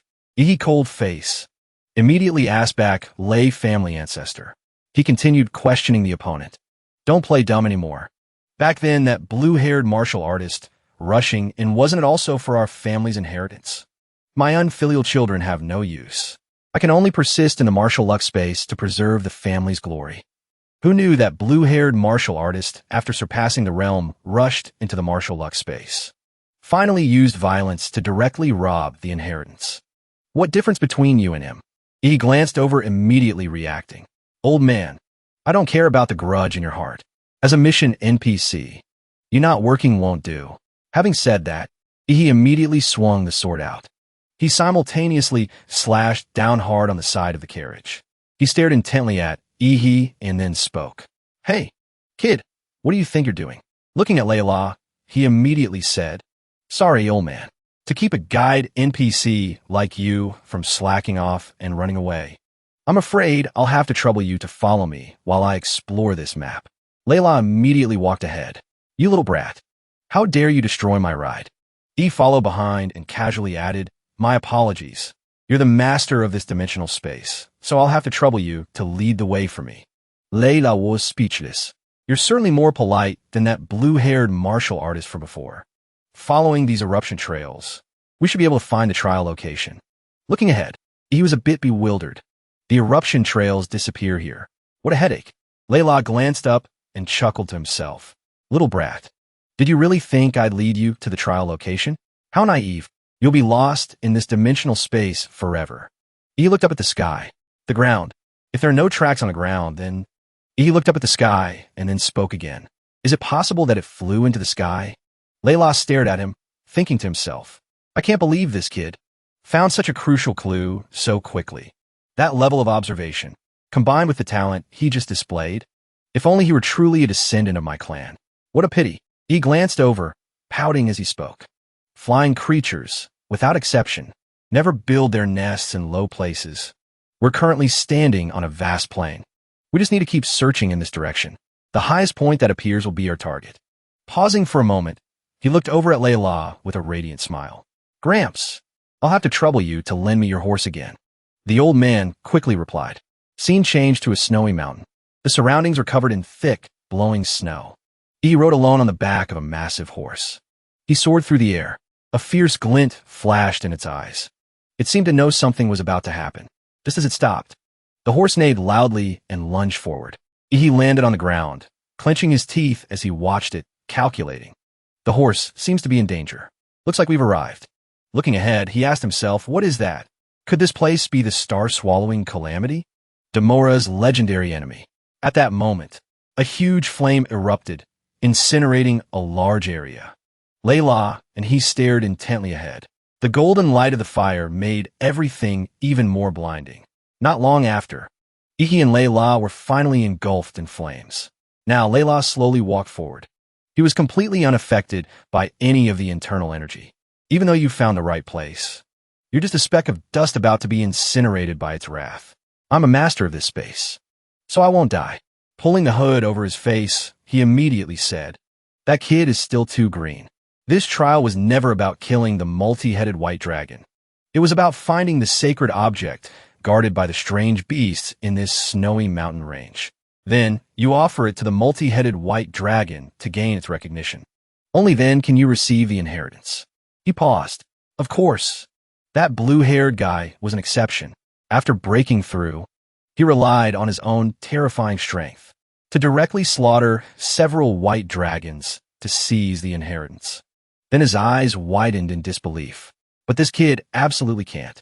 With his level of cultivation, he should have been wiped out in the first attack. Now, seeing Ihi standing tall, Layla couldn't help but be stunned. That kid is still alive? His body? No, that's not right. He looked up with confidence. The first time I entered a dimensional space, I didn't receive any power from a mother body. The main reason was my low compatibility. But now, as my compatibility with the mother body gradually increases, its power has also seeped into my soul. Thanks to that, I can finally unleash the mother body's power in this dimensional space. A dangerous glint appeared in Ihi's eyes. So the sword I was planning to use has become useless. Witness my true power. Layla looked at him, standing tall, completely astonished. How is this possible? Is this kid a monster too? At that moment, Ihi shouted, "Let Demora, with 71% compatibility, focus its cellular power, completely devour the power of supergiantification, and achieve complete Demora transformation." But this terrifying power isn't infinite. When the giantification power and nuclear energy are depleted, I will revert from this god-demon form. An optimistic estimate is that I can only maintain it for 2.5 minutes. But that's more than enough. Over here, a massive dragon quickly appeared, staring intently at him. But of course, he wouldn't back down. Demora versus the star-swallowing calamity. Layla se dropped repeatedly in astonishment. He just stood there, motionless. Holy crap. Instantly, a massive explosion rang out. He immediately shot up into the air. It seems that this time, the other dragon was also heavily injured. He cried out once more.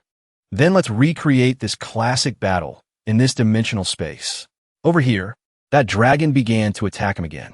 It used its tentacles to strike. He growled, retorting, "Trying to bully me because I can't fly." As he spoke, he channeled his internal energy. But don't forget, I can also attack from a distance. As soon as he finished speaking, Ihi's dragon immediately began to accumulate electrical energy. Its eyes were fixed on its opponent. Its mouth opened wide, spewing out a destructive beam. The two sources of power clashed. A life-or-death battle had just begun. The two beams of light exploded against each other. The power was absolutely immense. Watching the light radiate outwards, everyone was stunned. This isn't just a simple contest of strength. He stood tall and shouted, "Sub-Zero Demora." However, the red dragon didn't seem to be giving up. It stared at Ihi and opened its mouth wide. Its dragon heads lunged forward, and in that instant, Ihi sliced off 3 of its heads. Looking at it, Ihi was extremely satisfied. Now there are only 3 heads left. Reminds me of a certain 3-headed dragon. And right after that, he continued to press forward, staring at it intently. Ihi sneered contemptuously. "I'm afraid you won't be able to keep these 3 heads either." As soon as he finished speaking, he immediately spat out a large mouthful of blue fire. And just like that, another explosion erupted. In Ihi's hand now was the heart of that beast. Finally, it had been defeated by his hand. Layla was stunned. Unbelievable. Am I hallucinating or something? How could someone use a monstrous scaled serpent to slaughter a multi-headed white dragon with such overwhelming power? But one surprise followed another. Layla's eyes widened in astonishment. Meanwhile, he was enjoying the beast's heart. Awesome. As expected, controlling a giant beast body and charging straight in like this is the most satisfying.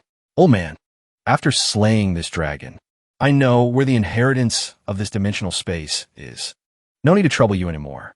He shouted with excitement, ignoring the old man's endless surprise. Layla yelled, "You wish." He grinned and then charged forward. "I knew you'd say that. I'll go get it myself." And as soon as he finished speaking, he plunged in and toward its heart. He tried to endure it. So hot.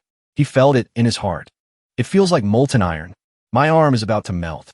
He paused, sweat pouring down his face. Found it. He squeezed inside, somewhat impressed. But it's a bit heavy. Finally, he quickly pulled something out, and his face was filled with satisfaction. Lei's eyes were once again filled with shock. He just stared at him in a daze. On Ihi's side, the thing was now starting to emit long black tendrils. That muscular arm was slowly being wrapped by those black threads. It didn't stop there. Those tentacles grew sharp thorns that pierced into Ihi's skin. And this is the earthly fiend body forging inheritance. Abyss-suppressing dragon armor. Lei la stud besideim. Even now, he was still in a state of shock. He thought to himself, their strength and physique are too weak. They can't bear the weight of the dragon armor or the amount of blood it needs to absorb. Even if that blue-haired martial artist tried to wear the dragon armor, the armor would only grant him 90% of the inheritance. So this kid is the first martial artist to be fully recognized by the dragon armor in 1,000 years. Then he looked intently at Layla. You asked how I did it? As you can see, I just put on this armor, and that was it. What's so hard about it? Seeing his arrogance. Layla was so angry his whole body trembled. This kid. But in the end, Layla gave up. Fine, whatever. It seems the ancestors have acknowledged him. So I won't argue anymore. When there are no more heirs in the clan, passing the inheritance to someone more suitable might be a blessing. At least, this inheritance hasn't been tainted. Let me ask you, old man. I feel like this inheritance is still missing something. There must be a second part, right? Hearing this, the old man's eyes widened and he shouted, Don't be so greedy, you thief. Are you planning to covet my family's legacy as well? He smiled brightly. The abyss-suppressing dragon armor is too extreme and oppressive. It only trains external skills. It must be combined with a set of internal cultivation techniques. Only then can a martial artist achieve a balance between internal and external. Otherwise, an ordinary martial artist's internal organs couldn't withstand the pressure of the dragon armor. Their bones would be crushed by the armor. Their flesh and blood would be squeezed dry. Therefore, this body forging method, combining both internal and external techniques, is a complete body forging art. Its rank is a heavenly dipper martial skill, a rare opportunity. I absolutely cannot miss it. Time passed quickly. A week later, he was sleeping in his bed. At that moment, his phone rang. Groping for it, he sat up and said, Hello, Juju, what's up? Have you been spending 80% of your time training in your dreams lately?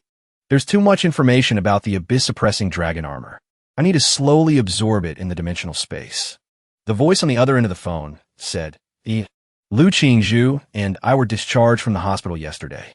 We were told to go to the university's activity center today to receive our mission rewards.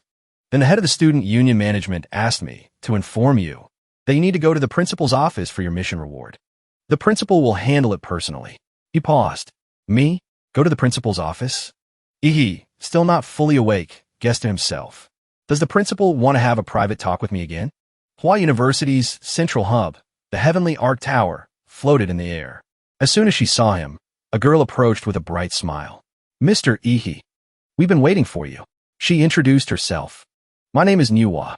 Principal Sure is waiting for you upstairs. Please follow me. He gave a short reply. But inwardly he was thinking, this woman, although I can't sense any martial chi on her, she doesn't feel like an ordinary person either. Could it be that she's not human? After Ihi agreed, the girl quickly led him to the elevator.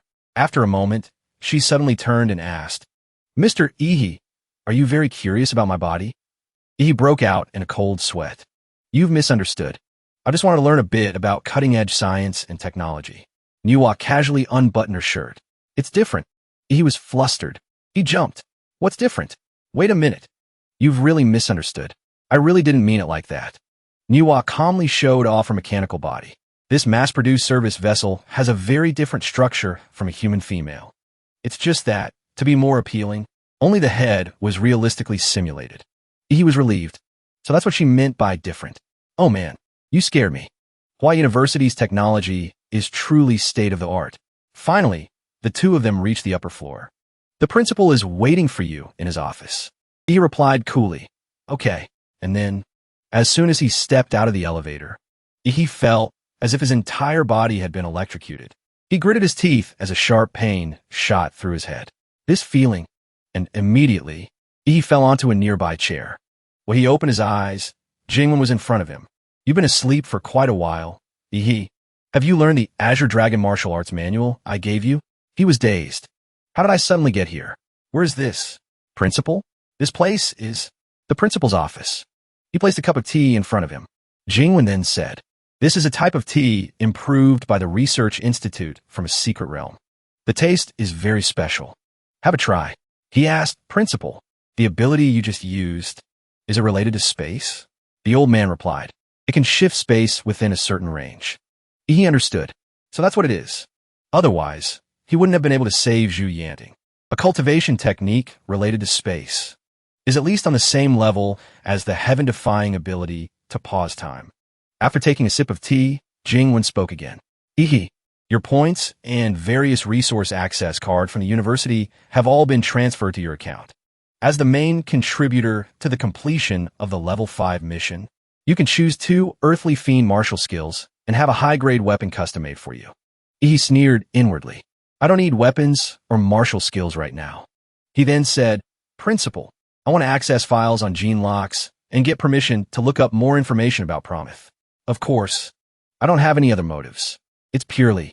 The old man quickly cut him off. Seeing the old man's relaxed demeanor, he broke into a cold sweat. Could it be? Can he really see the script? After speaking, Jingwen quickly stood up. Let's go. I'll take you to the records room. He was stunned. Right now. Hey, I haven't even finished my. Jingwen quickly opened the door. It's not too late to drink after you've seen the records. As soon as he stepped inside, he was dumbfounded. This is. He was utterly shocked by what he saw. What the hell is this? What creature's brain is this? And it's only half of it. Jingwen explained. This is Nuwa's central computing device. It's her main body. He was surprised. Nuwa. So that's it. So that staff member was also an AI creation. The old man continued. Decades ago, this half of the brain belonged to Promise. Hearing this, his jaw dropped in astonishment. Promise? The otherworldly god project, which means this half-brain once belonged to the first alien demon captured alive in human history. Such a majestic, transcendent being was divided into 8 parts by Promise. Prometheus, in its prime back, then was truly insane and powerful. No wonder they trampled on the Garden of Eden project. They dared to kill a god. If they could unify the planet, what's stopping them from dividing all of humanity? Then Jingwen called out, Nuwa. As soon as she heard his voice, her voice rang out. Yes, sir. I'm here. The old man expertly gave the command. Export data.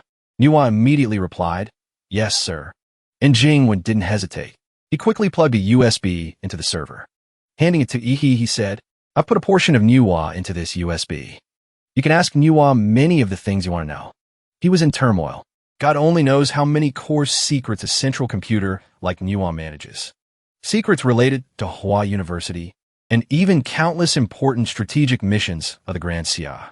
And sure, Jingwen is just handing this to me? This level of trust feels unreal. Is there some kind of scheme?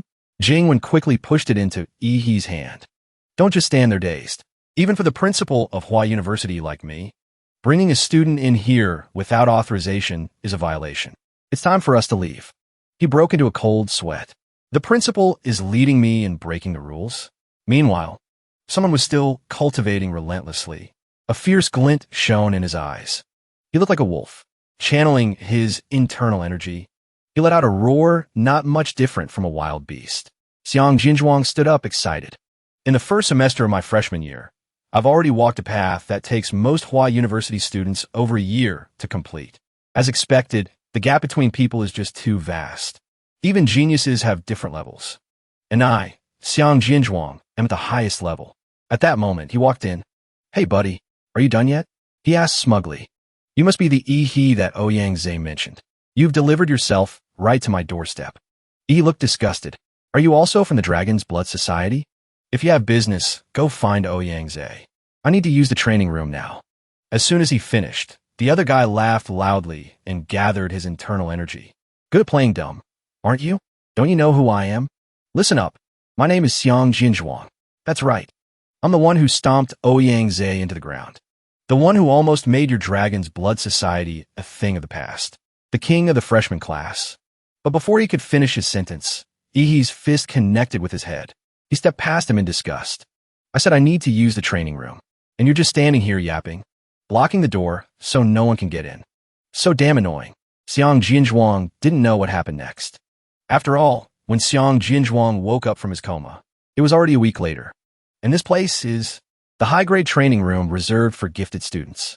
He got started. Now, finally, there's no one to bother me. The king of monsters is starving. He then looked up and shouted, "Let's do this!" Nutriment gadget. During this time, the demon cores I collected myself, plus the ones subsidized by Hua University, and the ones I bought are all here. It's time to increase the compatibility of the Emperor template, considering that supplying a massive amount of demon cores to raise compatibility in one go will cause me to enter a dormant metamorphosis mode and also release a large amount of nuclear radiation. I specifically had Nuwa, my electronic maid, open the largest, most secluded training room. Ever since I got Nuwa, Hua University has become like my own home. For anything I need, I just tell Nuwa to grant me access. No need to go through any procedures whatsoever.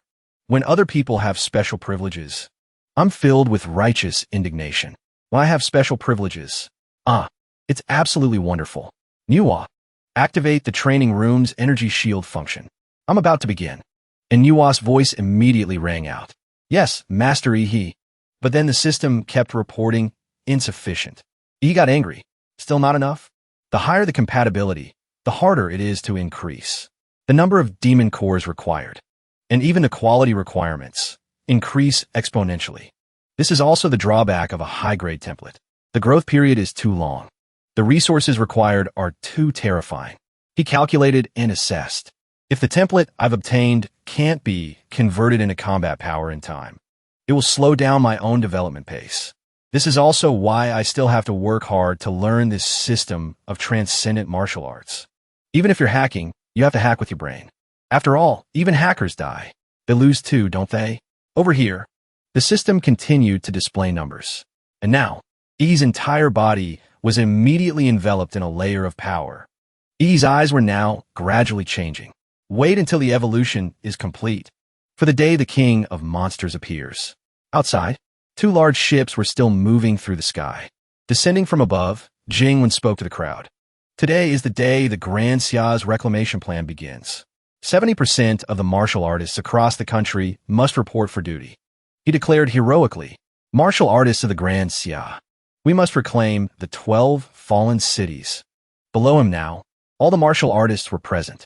Jingwen spoke again. To all students of Hua University, let the beacon of war burn with your qi and blood, as if filled with passion. The crowd roared in unison with soaring spirits. Jingwen channeled his internal energy and shouted at the same time. The flames of war, fueled by the qi and blood of all of you, will soar to the heavens. They will converge and intertwine through the clash of martial qi and blood. He rallied them. This is the spirit of battle. It is our fighting spirit, swearing to reclaim our lost territory, even in death. Restore the Grand Xia. All missions and plans. You are all aware of them. I know, many of you are prepared to sacrifice yourselves. However, under the determined gazes of everyone, Jingwen's voice thundered in their ears. We must return alive. As long as we live, there is hope. Hua University will forever be your home. It will always be here, waiting for your return. Standing before thousands of students, Jingwen roared. All martial artists of the Emperor, hear my command. Swear this oath with me. Clenching his fist, he shouted with determination. Before our army, there are no enemies. The crowd below chanted in unison. Before our army, there are no enemies. Inside, he was still sound asleep, showing no signs of waking. His face now was covered by a layer of darkness. Scene changed to another location. High heels clicked softly with each step. As soon as they saw her, everyone bowed respectfully. Supervisor Yu. This woman was Yu Yen, formerly a level 2 researcher at Promise, currently a high-level manager at Thunderbird. She arrived with a cold tone. First, a golden gene was stolen. Then, an important base was attacked. And finally, we lost an elite squad. This year, Thunderbird has been plagued with problems. The board of directors has started to suspect that all these incidents were caused by one person. The goal is to destroy Thunderbird. It's just that there's no proof yet. Although Black Lion covered the tracks at the Jinshan Temple base, Dragon's Breath still zeroed in on Thunderbird as the target. If Grand Xia's Dragon's Breath wasn't busy reclaiming the fallen cities recently, Thunderbird would have likely been dealt with already. However, it's precisely because the attention of all the nation's martial artists is drawn to the fallen cities that Thunderbird can release that monster during this lull. According to her, it's a Pandora's box, a failed product of the first-generation Golden Gene experiment. If you're not careful, it can drag people into an inescapable abyss. Because it's an individual carrying the Golden Gene, even as a failed product, it can still sense the location of other Golden Genes. Even though it's easy to lose control of, it's the only hunting dog that can find the lost Golden Gene. As she finished speaking, she was already standing in front of the laboratory. She quickly took several keys out of her pocket. She expertly stared ahead. And now, Yian's hand slowly inserted the key. The door immediately opened. She slowly walked inside. The temperature inside was quite cold, and it was only -1. Yian was very familiar with this place. She walked in casually. Pausing, Yian's expression suddenly changed drastically. It's time to let the world witness your terror. The flying saucer continued to move. In the sky, clouds obscured the view. Inside, the two people operating the ship were still working diligently. At the same time, a loud voice rang out. Direction ahead. Continue flying forward. Eva quickly reported. Captain, the place this hunting dog is pointing to seems to be West City. Jingyu said coldly. West City, the fallen city that Dragon's Crest is preparing to reclaim? She reassured him. Don't worry, Captain. As long as the one who stole the Golden Gene isn't a Grandmaster level expert, even if they're a martial arts practitioner, we can quickly surround and kill them. That's right, Captain. Under your leadership, have we ever lost? As long as we don't run into the first division of Dragon's Crest, we can retreat safely. At the same time, a command came through. Eva, cloak the aircraft signal and access the navigation system. Activate autopilot mode. She quickly replied. As you wish, Executive. However, things seemed a bit more complicated. Their ship seemed to be losing its balance. Eva screamed in fear. The plane is out of control. Jingyu suddenly turned the tables. His eyes lit up as he slashed straight at his own comrades. Looking at Jingyu, the men were terrified. Captain, when did you become a traitor? Jingyu replied calmly. That's not the right way to put it, because I was never one of Thunderbird's people. So how can you talk about betrayal? My apologies, everyone. When I get to hell, you can punish me all you want. For now, please die one step ahead of me. Looking at his eyes, it seemed the men still couldn't believe it. Captain, after just a few basic moves, fresh blood stained the place red. And from within the machine, a cunning laugh echoed. They're all dead. He licked his lips greedily. Brother, can you give me some blood? I'm so thirsty. Jingyu then replied. The team members here are all Grandmaster level martial artists. You should savor their hearts. Shoving the heart into its mouth, he heard him announce, Hound, you're free. He licked his lips with pleasure. Still not enough. Give me everything. Jingyu sneered. I'm considered a special agent of the North White Federation. Yet here I am, feeding a dog. The Hound was suspicious. What do you want me to do? He replied. I don't need you to do anything special. Just vent your frustrations on the territory of the Xia Nation. Right now, Grand Xia is starting to reclaim its lost cities. Their revival is something we of the North White Federation do not want to see. With that, he turned and left. It's time for me to go too. Otherwise, when you get out, you'll tear me to shreds as well. These Grandmasters' corpses. I'll leave them for you as your first meal after getting out of prison. Immediately after, Jingyu flew down below, leaving him alone on the plane. The Hound was furious. First, I was a dog that finds things. Now, I'm a mad dog let off its leash to bite people indiscriminately. I've really been looked down upon. I want to tear everyone to pieces. Swallow them all. The screws imprisoning him began to loosen. After a moment, they completely broke free. Finally, he had escaped his shackles. The Hound was ready. He began his bloody massacre. The Hound was thrilled. First, I want to supplement my incomplete Golden Gene. Achieve a true metamorphosis. Then become a god. I want to see who still dares to treat me like a dog then. Scene changed to West City. The command rang out. Evacuate the blast radius in time. The warship is preparing to conduct a firepower sweep through a wide area explosion. We will lure the entire city's beast tide here. Everyone discussed amongst themselves. When the surrounding forces are thin, dispatch the top squad, led by a martial arts grandmaster. Charge straight into the enemy's heart and behead the overlord. The sky was in chaos. The large beast was targeting the plane, causing trouble. Now its sharp claws began to tear at the aircraft. A large section of the engine was exposed. At the same time, the beast noticed something unusual and quickly looked over. The hound, though small, had easily taken down a large one, and he was extremely pleased with himself. A hideous smile appeared as he said, "Time for a change of flavor." With that, his other hand immediately plunged into his opponent's body. Now, the nerve cells were working at full capacity. The hound pounced. He bit into his prey with frenzied madness. Very quickly, the prey was once again under control. The hound had completely mastered the hunt. The strange thing was, somehow, his body had now grown wings. Releasing his prey, the hound was immensely satisfied. Looking at his transformed body, he roared, "What a rich gene ecosystem! My damaged body can perfectly recuperate here. This is the best buffet restaurant." Back to West City. This place had long since become a desolate, dead city. The enemy fighter jets continued to bombard it. The infrastructure soon couldn't take it anymore. From high above, it crashed straight into a large building. At that moment, everyone quickly rushed out to fight. "Sister Lu, there's a plane that was damaged by a demonic beast over there. Let's go rescue them quickly." "Xiao Zhang, don't be rash. The demonic beast that destroyed the plane might still be lurking nearby." Xiao Zhang was optimistic.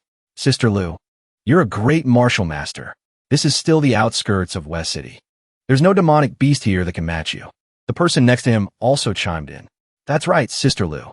What Xiao Zhang said isn't wrong. If we don't even dare to risk our lives on the outskirts of West City, then we can forget about advancing deeper into the city's core." Luyan had no choice but to agree. "All right, remember to be careful." But as soon as they arrived, everyone was utterly astonished. Xiao Zhang was dumbfounded. All the demonic beasts drawn by the plane crash were taken care of by him alone. Luyan was suspicious. Is this person who snuck in during the chaos some kind of mentally unstable martial artist? The hound was tearing apart its prey over here. As soon as Luyan's group appeared, he noticed them.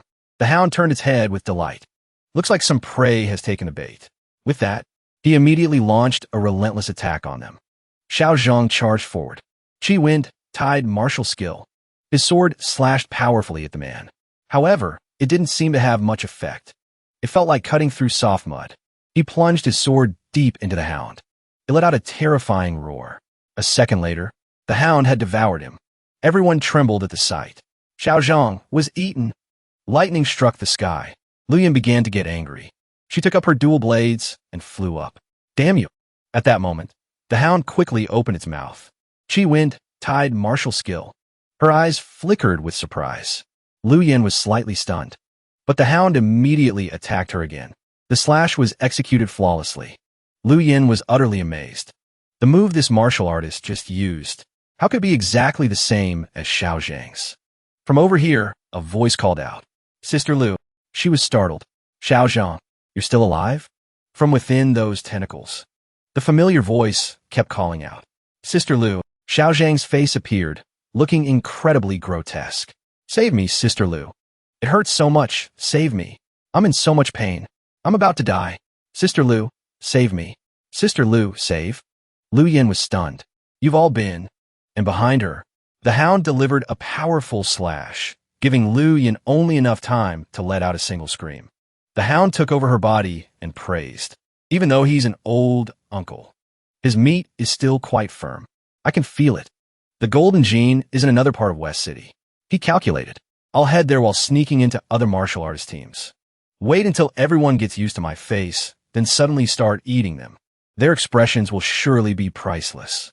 On this battlefield, I can still sense many powerful life forms. Those must be the Grandmaster-level martial artists and Overlord-level demonic beasts, right? If I could devour genes of that level, looking across the world, who would still dare to control me like they're training a dog? I have broken my chains and ascended to become a demon." "Over here," everyone quickly reported. "Captain, a Lord-level monster is charging in from behind." That voice immediately reassured everyone. Don't panic. Tianyu rode his demonic beast. He soared up fiercely like a majestic general. As soon as he finished speaking, he leaped up and delivered a powerful slash. Shun Tianyu was full of confidence. Faced with an endless tsunami of monsters, the firepower that humans pride themselves on is nothing more than a small candle in a stormy sea. It could be extinguished at any moment. This person is Chun Tianyu, the dean of Hua University's Grandmaster Academy, the captain of the spearhead team in the West City Reclamation Plan. He looked at everyone and said, "Only by relying on agile and powerful individual martial artists. To eliminate the high-level monsters within the monster tide can we break their ranks.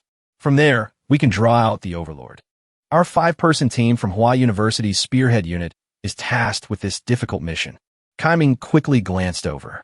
"It seems quiet. Teacher, the route we're taking is clear. This is the Vanguard Reconnaissance Team of Dragon's Crest.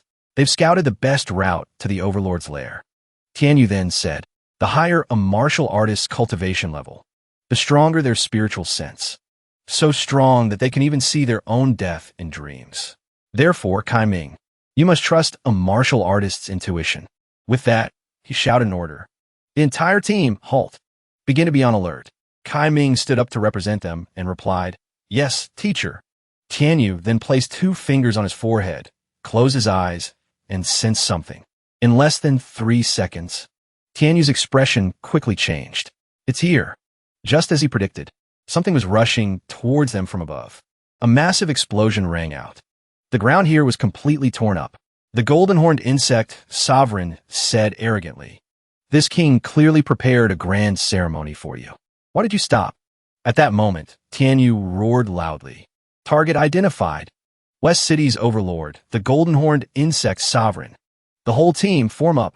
Scene changed to the West City war zone. This place was still a pile of rubble. Tianyu quickly launched a powerful blow. Earthly Fiend martial skill, Thundersteel Dragon Spear. But the golden-horned one remained contemptuous. "Ignorant little human, you think a little trick like this can hurt me?" With that, he began to channel his internal energy. "Let me show you what power suppression is." His hands clenched together. The golden-horned one used only a slight force to crush Tianyu's power in his hand. But at the same time, something unexpected happened to him. What the hell? When did Elder Mu get on the golden-horn's arm? Earthly Fiend martial skill. Secret art. Water drips pierce stone. As soon as he finished, he struck the golden-horned one with a fatal blow. The golden-horned one was contemptuous. Kuning Umans. As expected, a tactical team designed based on studying this king's characteristics. Now he shifted his target to Elder Mu. "I'll deal with you old geezer first." The person behind shouted. "Elder Mu, fall back." Everyone began to erect a protective barrier in front of them. "Kai Ming scoted. Tian Tian, charge." She immediately replied, "Leave it to me." Tian Tian immediately created a shield in front of her. This was Yin Yang Solidifian Kuake. Kai Ming also channeled his internal energy. His eyes carried a thick, killing intent. The two of them joined forces, creating a solid shield. The golden-horned one was dismissive. What kind of martial skill is this? It can seal this king's movements? He was surprised. Deploying a domain? Could this be what humans call? Around him now, fresh blood stained the entire area red. Tianyu flew into the air and struck. 9 heavens responding, origin, thunder, sound, universal transformation, heavenly venerate. Now, the golden-horned one couldn't help but exclaim, "Your human cultivation system truly has its merits." Immediately after, he leaped up. Perhaps the emperor was right. We should learn a little. Now, the 2 streams of power clashed violently. Another earth-shattering explosion rang out. The entire area was engulfed in a sea of fire. Everyone looked at each other, murmuring, "Did we deal with the overlord? How could it be that easy?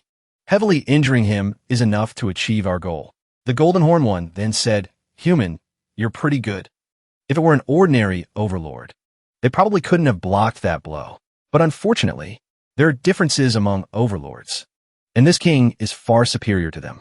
Everyone looked over in surprise. He still has a rare metamorphic form, and he had become more slender. Golden-horned insect Sovereign, second metamorphic form. His head suddenly twitched. It seemed the golden-horned one was identifying a target. Then he pointed at Elder Mu. "Kill the meddling old man first." Everyone was terrified. "Elder Mu, be careful. Right after that was said, he struck powerfully towards the old man. Everyone was thrown far away. The speed, it's too fast. Wu Huang charged forward. Damn it, Thunder Steel Dragon Spear. The Golden Horn one just turned around. He sent Wu Huang flying. Tianyu looked at the situation in front of him and screamed in fear.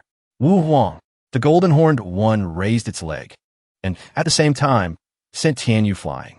Get lost, you beast! He raised his hand. He squeezed Tianyu's neck, making it difficult for him to breathe. He was delighted. Your little team went through all that trouble and still couldn't deal with an overlord like me. So how can you possibly deal with the other overlords in West City? Hearing this, he broke into a cold sweat. What? Could it be that in West City, there are still other overlords? In another part of the Eastern War Zone of West City, inside the command warship, everyone was in an uproar. Level 1 alert. Level 1 alert. A massive biological energy reaction has been detected 1,000 meters underground on the battlefield. It is simultaneously rising to the surface at lightning speed. According to computer calculations, this creature has reached the overlord level. Currently, there are no grandmasters stationed among the ground troops. Strategic retreat is recommended. How can this be? Wasn't the only overlord in West City already engaged with Dean Shen's spearhead team? The captain shouted, "Don't hesitate anymore. Notify the ground troops to retreat. The warship in the sky, move to a higher altitude. Stay away from ground. We still have ground-penetrating nuclear bombs. Prepare to drop them." With that, a large tentacle quickly struck. Everyone shouted, "Captain, a tentacle is attacking us." Inside, he quickly gave the order. Electronic particle cannon, fire. Fortunately, this method seemed to work. The tentacle was severed and fell to the ground. It was a bloody mess. Yet less than 3 seconds later, it began to grow back. Everyone was in a panic. The tentacle has regenerated. The captain shouted urgently. There's no more time to wait. We have to drop the ground-penetrating nuclear bombs now. Ground-penetrating nuclear bombs, prepare. As he said, everything was locked and loaded. Fire towards the mass of tentacles. 3 nuclear bombs were dropped. The sound of the explosion was like thunder. The destructive power was also incredibly immense. The captain fell into deep thought. The power of 3 nuclear bombs. I hope the martial artists fighting hard down there can retreat safely. Lena was momentarily stunned. Captain, the Overlord's life signature hasn't disappeared. And yet, right after that, from within the smoke and fire, the tentacles appeared once again. What? The Overlord survived 3 nuclear bombs? The captain slammed his hand on the console. It seemed he hadn't expected this level of power either. He shouted helplessly, "Damn it, is the plan to reclaim West City going to fail?" Everyone quickly panicked. Report. The system's central authority has been taken over. I repeat, the system's central authority has been taken over. The captain began to think. Authority taken over? It's Manhwa. The announcement rang out. Thank you, martial artists of the West City War Zone, for your fierce battle. Now, please leave the battlefield to him. He was surprised and immediately asked him, "Who is him?" The captain was startled. An intercontinental ballistic missile has been detected heading in this direction. He was alarmed. An intercontinental ballistic missile? From the sky, a natural blue light appeared. The captain broke into a cold sweat. That's not right. A life signature has been detected on top of the missile. A familiar coat slowly headed this way. The surrounding air seemed to freeze.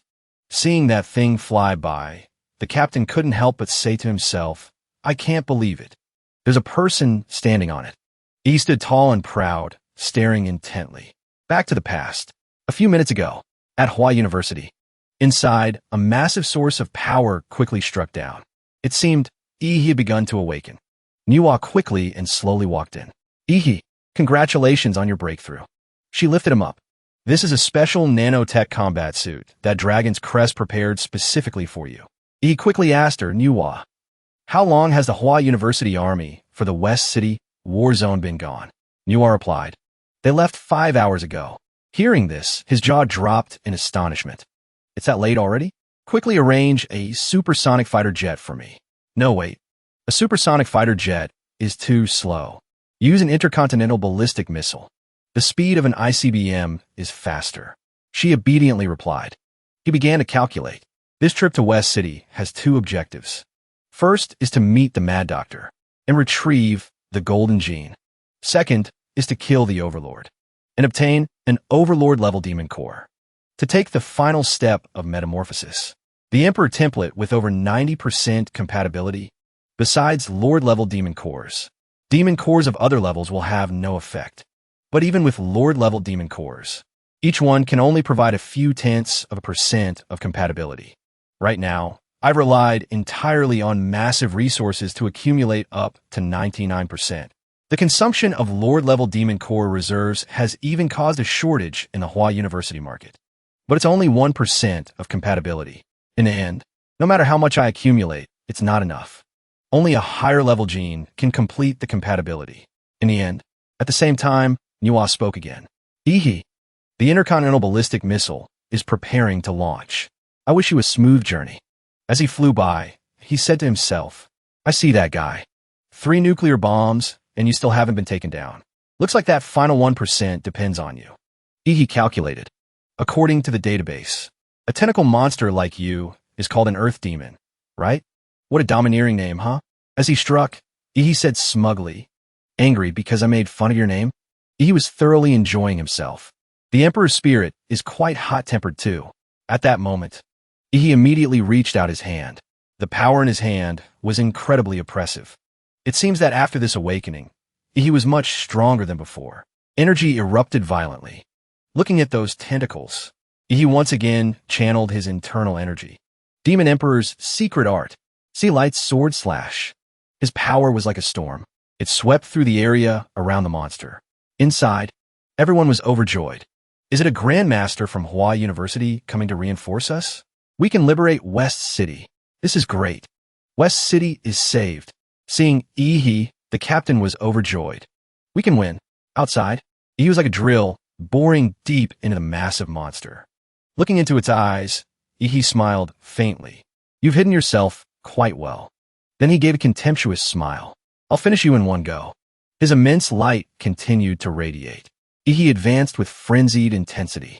He then shouted, Demon Emperor's secret art. Nuclear burst heavenly thrust. And now, after finishing, he immediately landed. The light of Ihi's power seemed to pierce through the clouds. And just like that, Ihi couldn't help but fly up. Everyone was in awe. Is that direction West City? What on earth happened over there? My God. Intel indicates an overlord has appeared in West City. Could it be? Don't overthink it. The Grand Xia will be victorious. Now, Wu Huang was immediately sliced in half. Tianyu called his name. Wu Huang, the golden-horned one, was dismissive. An expert? What expert? Just a piece of paper. Pierced through in an instant. Chun Tianyu. You are very strong, however. You were able to force this king into its third form. Tianyu was doubtful. This overlord still has a third metamorphic form? He thought to himself, the blood-burning secret art can't be maintained for much longer. Even if I win this battle, I won't have many years left to live. Then he made up his mind. But that doesn't matter. What matters is that I, Chun Tianyu, a Grandmaster of the Grand Xia, must slay this demonic creature here. The golden-horned one spoke again. Martial fate locked. Forced attack. The idealistic moves of you martial artists are very vague. He was dismissive. But in the end, it can't make up for the absolute difference in power. At that moment, a stream of power struck from a distance. Earthly Fiend, martial skill. Kirin, Thunder Spear. The golden-horned one was attacked. He didn't expect to be hit like that. He was still surprisingly calm. Just as well, the Emperor has recently completed the transformation experiment of the old civilization.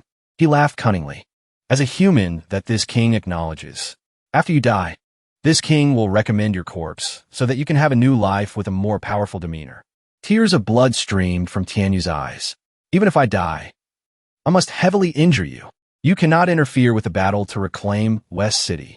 With that, he immediately charged at him. Once again, a dazzling blue light shot out. But he still stood firm. Your human life-burning techniques are truly troublesome. It was clearly enough to kill you just now. Looking at Tianyu's group, he was immensely pleased. Yet you keep using some blood-burning secret art to forcibly extend your lives. The golden-horned one added. But it doesn't matter. This king is not afraid of trouble. This king has not used excessive force in order to preserve the integrity of this powerful human's corpse. But you all won't receive such treatment. You will only be crushed into pulp. Now, A large figure slowly rose from behind him. It's quite lively over here. I could feel the sounds of fighting from outside the city. Elder Mu was surprised. Wu Huang, didn't you just die in battle? Wu Huang immediately spoke up. Yes, that's right. His eyes looked as if they were being controlled. Elder Mu. Am I dead? I don't know. As soon as he finished speaking, Wu Huang's entire body suddenly transformed. Elder Mu stared in a daze. Wu Huang, over here. He immediately tore apart the horse lying on the ground. Wu Huang's face was contorted. Delicious, as expected of a grandmaster's mouth. If I could eat a grandmaster, it would be even better. I find you all extremely delicious as well. Can you let me have taste? But as soon as he finished speaking, the golden-horned one quickly sliced off his head. Contemptuously. What is this disgusting thing? It actually contains a bit of the aura of the dark weeping star alien demons. Is this a crazy creation of you humans? You unexpectedly dare to meddle with those alien demons. If that's the case, then it's better to let us rule this planet. At that moment, the hound appeared. He stood next to the golden-horned one. Immediately after, the hound gave a cold smile. It seemed he was extremely satisfied. The hound was thrilled. Hello, extraterrestrial being. My name is -1. I'm here to eat people. The golden-horned one shouted. Arrogant. Scene change over here. The surroundings were a pile of rubble. The golden-horned one struck the hound hard. Couldn't even take one hit. But right after, the golden-horned one hesitated slightly. This is... Now, looking at his own body, the golden-horned one was a little scared. Not good. His flesh and blood are corroding my body. The golden-horned one flew up in anger. Extraterrestrial being, how far do you think you can stretch the distance? The one standing before you is just a lure created by my true body. But at that moment, the hound immediately asked with interest, do you know about anglerfish? With that, the fish lunged forward. It bit down hard on the golden-horned one with clean precision.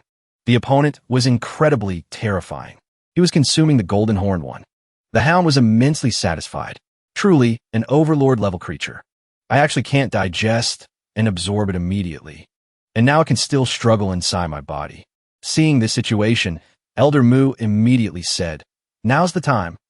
He ordered everyone, take Dinshin with you. Run. But Elder Mu, the hound was amused. I haven't forgotten about you all. You'll make a perfect dessert after my meal. But then, the next development terrified him. From the sky, a powerful beam of light shot towards this direction. Elder Mu turned to look. Such powerful energy. Could it be another overlord? Kai Ming also quickly added. It's heading this way. That light was now flying straight towards the hound. He just stood there in a daze. The hound was still dazed. He began to slowly move forward. Instantly, that large light flashed out once more. Elder Mu ordered Kai Ming. Protect Dinshin well. He thought to himself. It's not an overlord. It's targeting the other monster. Over here, another massive explosion rang out. He charged up and shouted. I thought since you ate the overlord, you were on our side. He added. But now you want to eat Dinshin and the others. In that case, I absolutely cannot let you go. This black and red substance is truly disgusting. With that, he once again gathered his internal energy and stared intently at the hound. He struck powerfully in its direction. The hound stood up straight, stunned, trying to endure it. Now the hound had been beaten to a pulp. He could only let out weak sounds. He didn't stop there. He glared and shouted, I won't let you die so easily. He flew up high. Now it seemed he was no longer holding back. From above, he shouted with determined eyes, taste the earth. A cannon-like blow swept down. The explosion rang out just like that. The hound was beaten to a pulp. His entire body was stuck to a large rock, staring intently at his opponent. He landed. The system's voice rang out. Infinite monster template host. Template, Demora. Compatibility, 100%. Flame Monarch form unlocked. Please use with caution. Now, the hound, beaten to a pulp, began to slowly piece itself back together. What the? His entire body actually reassembled into one piece. He was gradually restoring his body. Slowly stepping forward, that icy voice rang out. Such a powerful attack. You beat me so hard I can't even remember. Since I was born, I have never been suppressed so continuously as I was just now. Seeing this, he couldn't help but break into a cold sweat. The hound laughed cunningly with delight. But thank you as well, because your attack just now accelerated my digestion process. Now I have successfully mastered the genes of that overlord-level demonic beast. As a token of my gratitude, I will let you stay conscious and watch as I eat you clean, bit by bit. It didn't stop there. Small specks of light slowly floated up. He threw a kick in frustration. Where's that dog barking from? He threw a kick. Curveball kick. Instantly sending the hound flying. It didn't stop there. E's stream of power suddenly struck out once more. The hound transformed again, slowly walking out with a delighted laugh. Keep hitting me. Keep hitting me. He said to him, you can't kill me. I will become your nightmare. E stood there calmly. He showed no fear. This made the hound even more interested. E laughs loudly. This is the first time I've seen someone crazier than me. He strikes while looking down with disdain. Fool! Being bigger just makes it easier for me to handle you. Secret art, Godzilla. Atomic breath. Immediately after, that light slams violently into the mad dog. Chi Ming stares in bewilderment. Which grandmaster is this? With this speed and power, it's hard to find anyone even at the butterfly transformation stage who can match him. Elder Mu'ads. I've never heard of that blue energy wave before. Luckily, he's on our side. With this expert in the West City war zone, we can rest easy. The hound, even after being blown up, can still regenerate. I told you, it's useless. No matter how powerful your attacks are, you can't kill me. I can split infinitely. Split, split, split. Biological potential fully activated. While your nuclear attacks continuously tear apart and destroy my body, they also accelerate my cell division speed. My division speed even exceeds the diffusion speed of your atomic energy. However, Ihi's gaze remains cold. He clenches his teeth, staring intently at the hound. Ihi calculates internally. One annoying guy. But compatibility with the Emperor species has reached the maximum level, giving me an incredibly powerful ability to sense blood vitality. He calculates. Although I can't observe the exact changes of every cell like an electron microscope, I can still roughly sense that this guy is constantly adapting to my atomic energy. The hound laughs loudly. That's right. This is my ability. Evolutionary invincibility. No matter how strong you are, you will eventually be swallowed by me. You can never defeat me. He stares at him. I can sense the extremely powerful genes in your body. Compared to your supreme genes, the overlord-level genes I've just devoured are as bland and mediocre as trash. He is unwilling to accept it. Why? I have devoured countless living beings, constantly deducing within my body to create bloodlines and more perfect genes, yet I still can't compare to the man before me. Looking at Ihi, he feels indignant. Why? I must eat you. And right after that, he sweeps his tail, knocking over several large buildings. The scene before them is no different from a tsunami. A blinding red light quickly wraps around. Chi Ming speaks up again. Not only the expert, but even this monster is terrifyingly strong. Can that mysterious expert handle it? He looks at him with contempt. In the end, you're just a glutton. He glares and raises his arm. Abyssal dragon armor. Release one arm, and this is the move. One punch splits the sea. He immediately flies up. His eyes are fixed on the hound. Power sweeps across in a line. He quickly sends the opponent flying. He just stands there waiting, letting that power crash into him. But when he looks at himself, the hound can't believe it. How is this possible? How can you? It seems this attack successfully wounded him. The hound is unwilling to give up. The hound screams and lands. How can your power still increase? He replies calmly. That's right. My power will always be on a higher level than yours. The hound is furious. Damn it. According to his calculations, gene ability, air explosion. As he finishes speaking, a massive explosion rings out. In the sky now, everything blooms like fireworks. The sound echoes. Thunder rolls outward. He is like a demon. He walks forward proudly. Pausing a bit, he quickly dusts off his coat. Moreover, his arrogant laugh rings out again. I dare say this is my peak era. Once again, he shouts loudly. Gene power. The hound excitedly strikes hard at him. Death acid elbow strike. Of course, he doesn't back down. Iron Mountain lean, and the hound tries to ambush him again. Struck continuously by lightning bolts. He is endlessly frustrated. What the hell kind of things am I eating? I don't believe it. You can't be more invincible than me. I am the perfect creature. With that, he furiously attacks. Sonic waves roar. He was nonchalant. That series of random, nonsensical attacks of yours is just to annoy people. Now it's my turn to return that line to you. No matter how you attack, you can't kill me. After my physical strength was enhanced, Zaward, the combined entity of spirit and body, has also been elevated to a level far beyond its initial state. His stats in all aspects are several times higher than my normal state.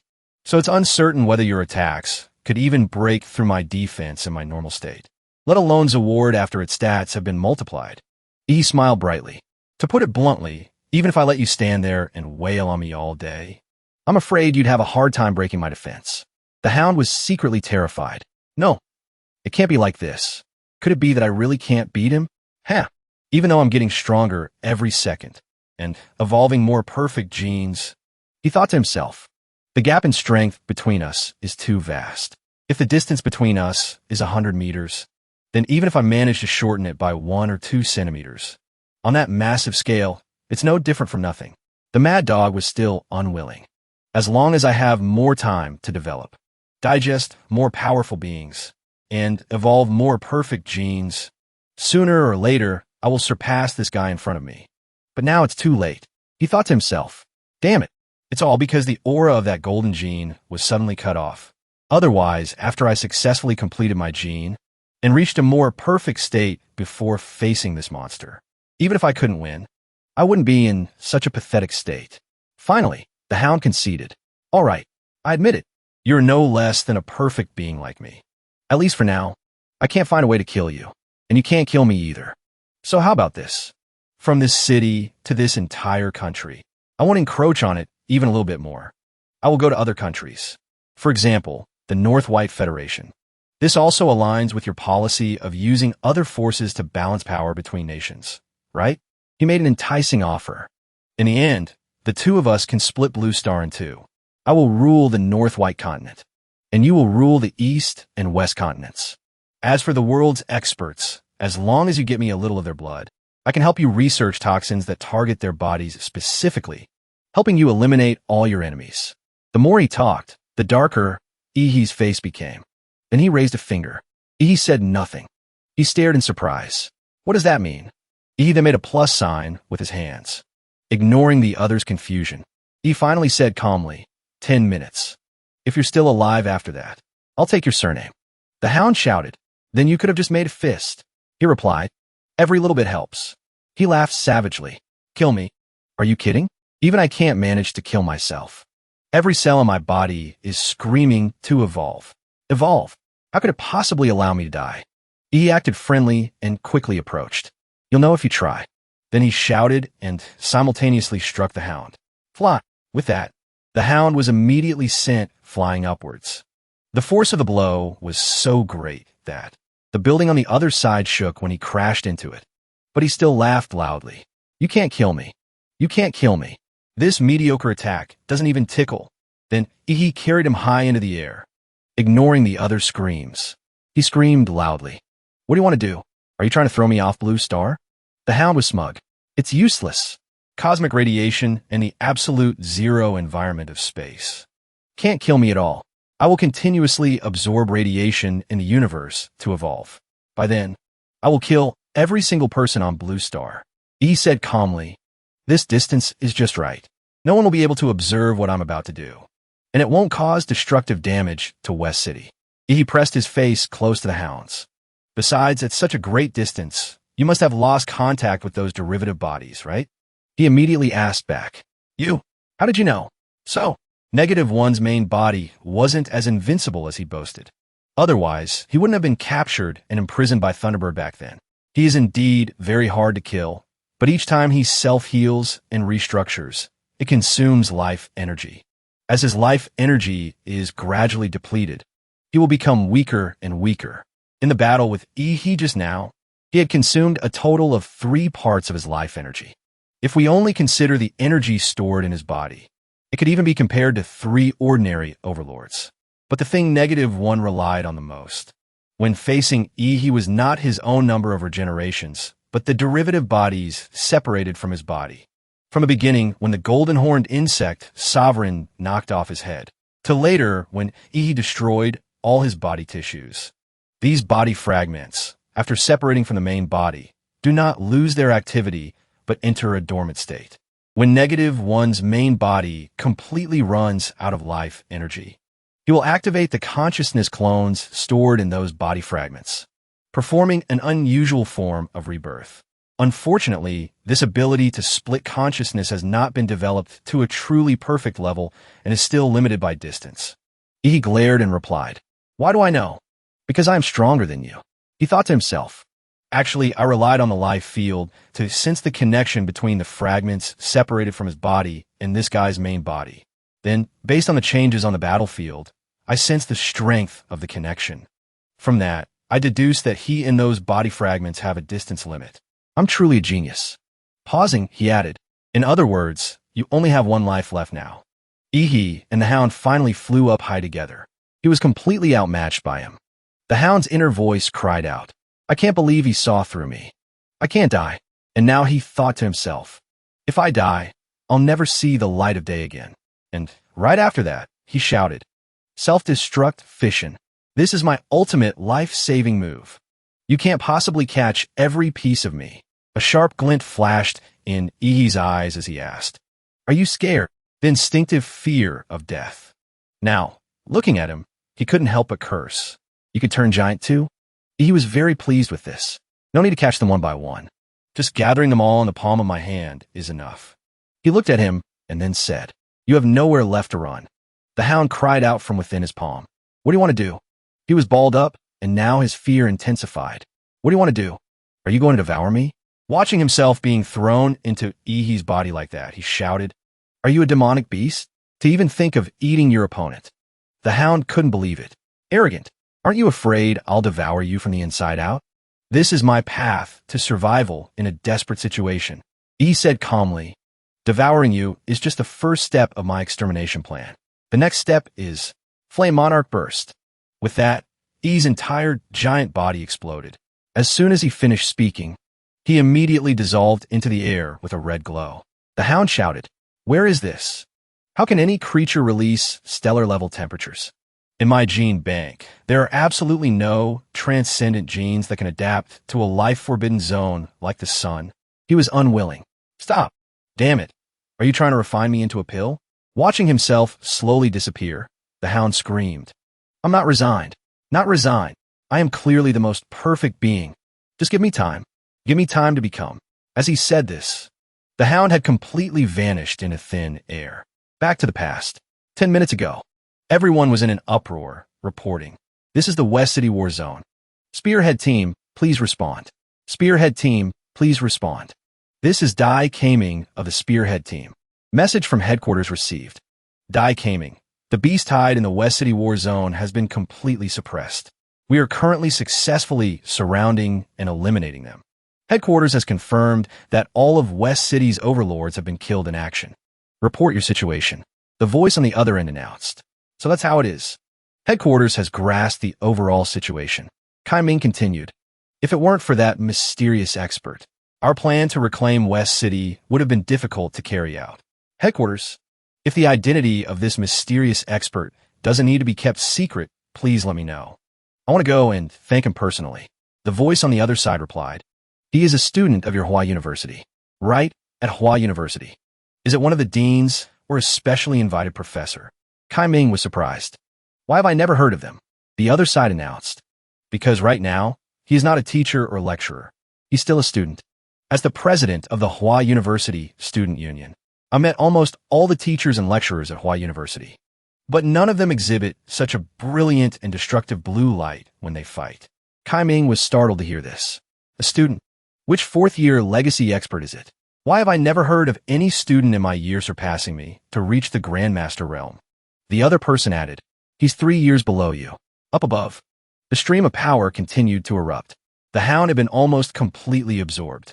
He even complained, "Not only is the appearance ugly, but the taste is also terrible." The high temperature of the Flame Monarch has burned up the nano-combat suit. He opened his mouth, his eyes glowing. "Now let's see what you're good for." -1. As soon as he opened his mouth wide, the tentacles inside immediately shot out. He assessed.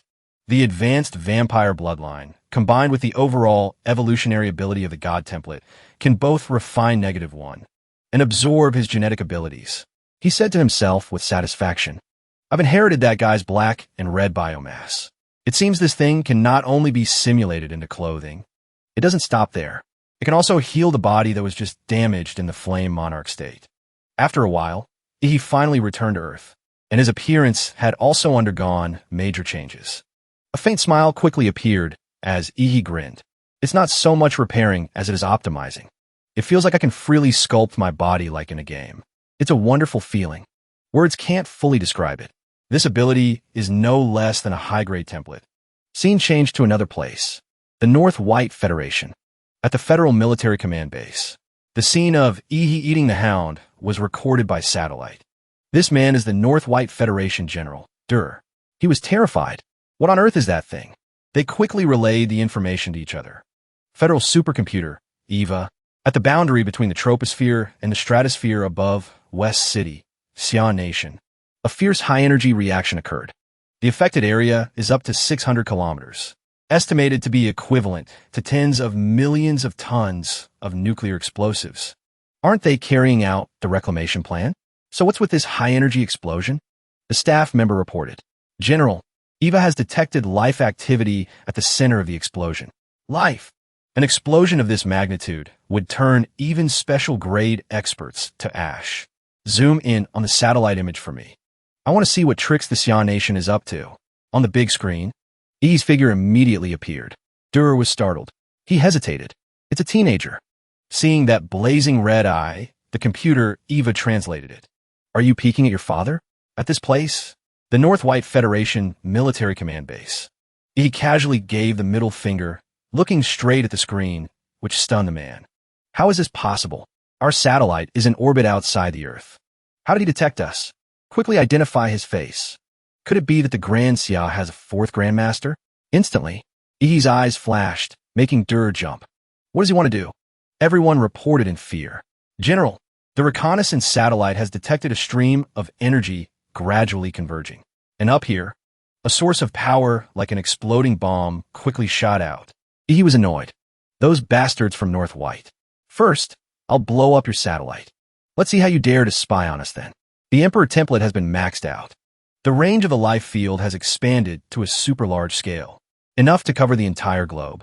Moreover, it can not only sense the aura of carbon-based organisms, but also signals emitted by machines, and various other special frequencies. All are within the range of perception. Now that West City has been reclaimed, I suddenly had an idea. As he said this, E's eyes turned red. Those 11 S-level life-forbidden zones. With my current life level, can I set foot in them? I just want to try it once. With that, he immediately channeled his internal energy. Deploy the magnetic field. At the same time, that magnetic field flew far away. E said to himself, -1's black and pink matter combined with the life magnetic field has built a complete regional distribution map. The distribution of the Grand Xia cities can be described and constructed accurately and clearly. At this point, his face still hadn't softened. He calculated. This is Guangshan, the place that collapsed due to an S-level secret realm. So it failed after all? That's not surprising. After all, even the truly powerful people at the top are baffled by S-level secret realms. He mumbled. The Guangshan City Forbidden Zone failed. What about the other places? Looking from above, he calculated to himself. I feel the magnetic field spreading across the entire Grand Xia, even to the eastern continent of Blue Star, crossing the Great Eastern Ocean to the North White Continent, then the North River Ocean and the Eternal Wind Continent at the South Pole of Blue Star. All of them were surveyed and reconstructed once. Scene changed to another place, Little East Island. This place is the Imperial Sun Palace. Seeing the man coughing incessantly, everyone knelt in alarm. Your Majesty, that monstrous hand slowly emerged. Give me the medicine. As he drank, he said, the perception has spread to East Japan. Which expert is this? Is it the old fox Shi Jingwen of the Grand Xia, or Sarklai of the Western Continent? Could it be that someone who hasn't appeared in public for nearly 100 years has figured something out, trying to probe this king? I must quickly refine the divine object. The day this monarch touches the legendary realm will be the day East Japan conquers Blue Star. On the Western Continent side, everyone was in an uproar. The heavenly kingdom has descended. The center of pilgrimage. The divine capital. You there. The statue of the god has manifested. A true god has descended. As expected, the divine religion is real. The divine decree is real. Those foolish mortals who do not believe in the divine religion will eventually be cast into the abyss of death without redemption. God, please bless my grandson who is suffering from a serious illness. From high above, a figure slowly descended. Was it that presumptuous gaze that awakened you? The man stopped at the large, blood-soaked statue. It looked incredibly gruesome. Immediately after, he reached out and placed his hand on that eye. His posture was extremely bizarre. As soon as he was done, he flew down quickly. This is the negligence of this servant. Please continue to rest. Over to another place. This is the sea off the coast of Europe. A large ship was sailing on the sea. The ship's light was incredibly bright. The ship's sailor spoke up. Is this vision, Ihi? Leech took off his hat. I didn't expect him to have progressed to this level in such a short time. Truly astonishing. He looked at his wrist. It's all because of that perverted blue-haired human. If he hadn't severely damaged my mortal body, I wouldn't have had to delay for so long to recuperate. His boat was now heading toward a thick fog. Leech remained as calm as ever. Oh well, I'll find you again after I get out of here. Ihi then added. The life field has covered the entire blue star. There are at least 12 more places like Guanshan City that are like black holes swallowing my perception. There are even some existences that, after discovering my perception net, even want to trace my location. As he said this, he gave a bright smile. The waters of Blue Star are indeed very deep. At that moment, a loud voice rang out. Is that Ihi? He was startled. This voice? Is it Principal Shi Jingwen? It seems he was trying to send him a message. Beware of Fu Hongsheng. I'm entrusting the Grand Xia to you for now. Ihi knew. The source of this signal is the Kunlun Peak of the Grand Xia. He calculated. The principal is warning me to be careful of the nation-guarding war god, Fu Hongsheng. But isn't Fu Hongsheng in seclusion due to a serious injury? What happened at Kunlun Peak? Then Ihi said coldly, Nuwa. The voice quickly rang out. Sir, I am here. Ihi asked. Can you still detect the principal's location signal? Nuwa quickly replied, Searching. Currently not found. Ihi was anxious. Azure Dragon. The Grand Xia's Dragon's Breath. Can you find Azure Dragon's signal? Nuwa said, Searching. Sorry, sir. Not found. But I have looked up the last known location of Dean Azure Dragon. He went to the Valley of Death in Kunlun. The specific reason, Dean Azure Dragon did not disclose. He broke into a cold sweat, calculating to himself. So they were on the same side after all? He pieced together the events. Right at the crucial moment when we started the Grand Xia reclamation plan, Yi's eyes suddenly darkened. Could it be Fu Hongsheng has betrayed us? Yi frowned slightly. His eyes darkened.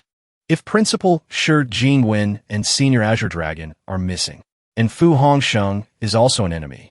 He paused for a beat. Then the top-tier strategic power of the Grand Xia will be gone.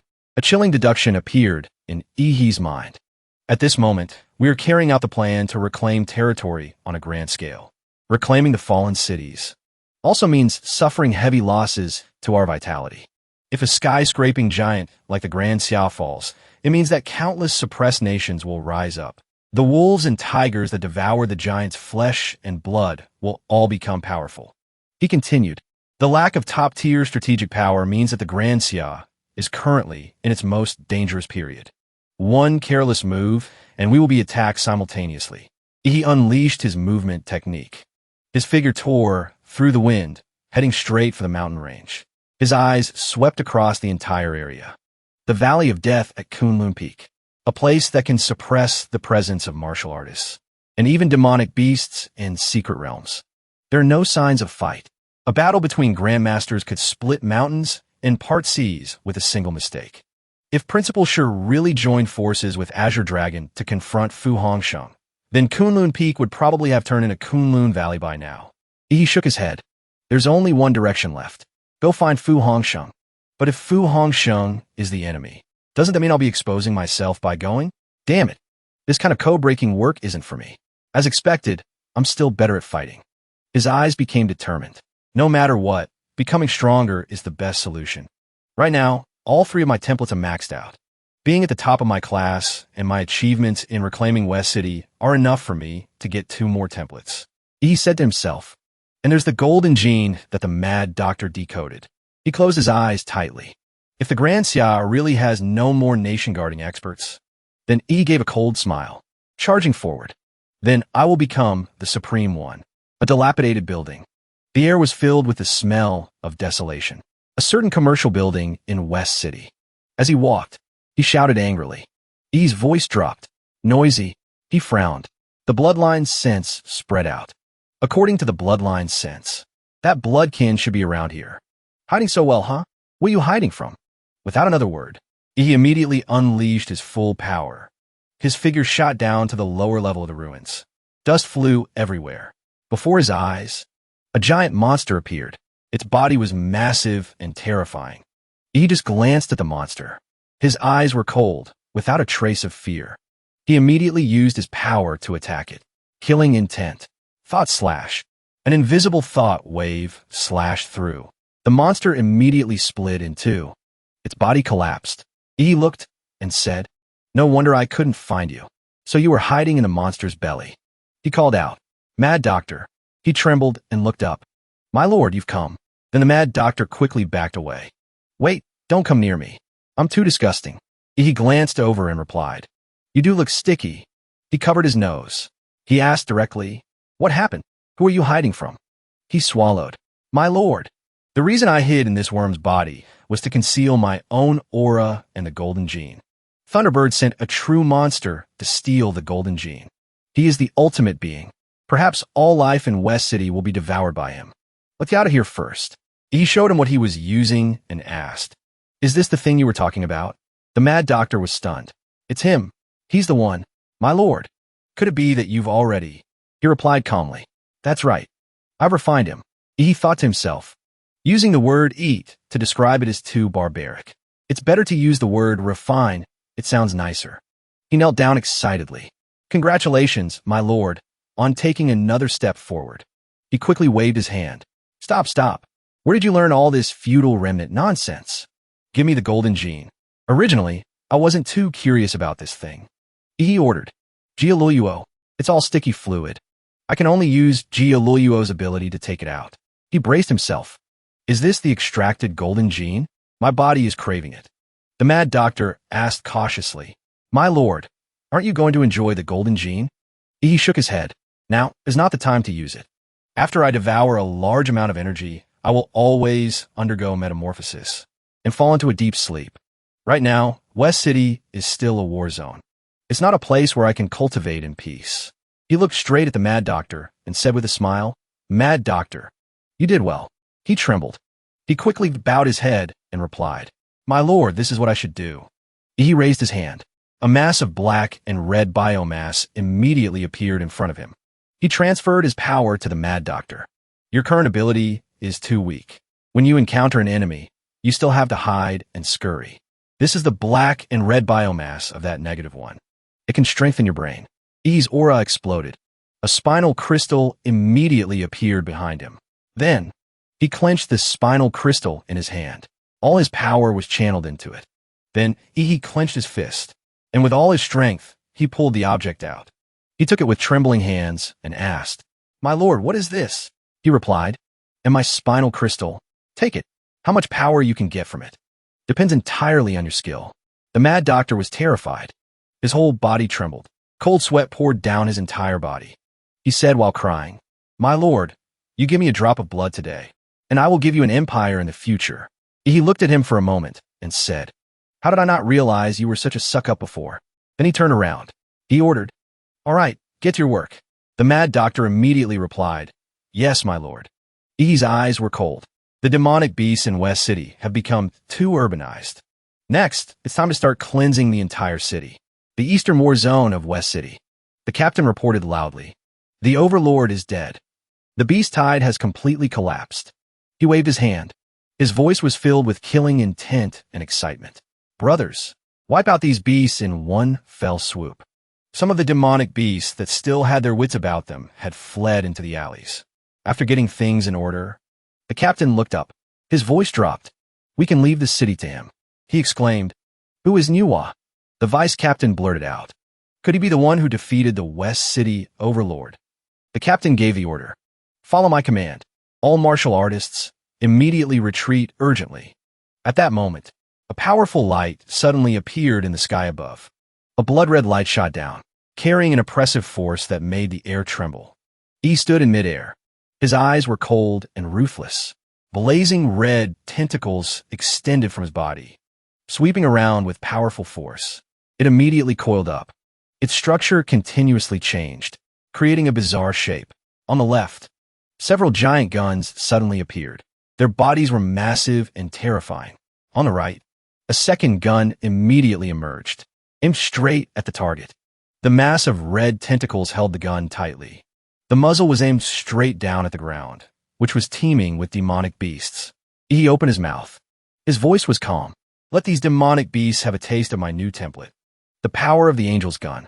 The sound of gunfire roared, shaking the entire sky, causing the heavens and earth to tremble violently. In just a moment, the monsters on the right were completely wiped out. Immediately after, the monsters on the left were no exception. All were annihilated. Large swathes of monster corpses were brought down, crashing heavily onto the dusty ground. Looking down from above, the mass of power was attacking in all directions. There were no blind spots. The captain couldn't help but exclaim, "This guy's a monster, not a person." He clenched his fists. His voice was full of astonishment. He alone has stood up to an entire heavy firepower unit. Moreover, each shot has precise guidance capabilities. The killing efficiency even surpasses the army. I really don't understand where Principal Shun dug him up from.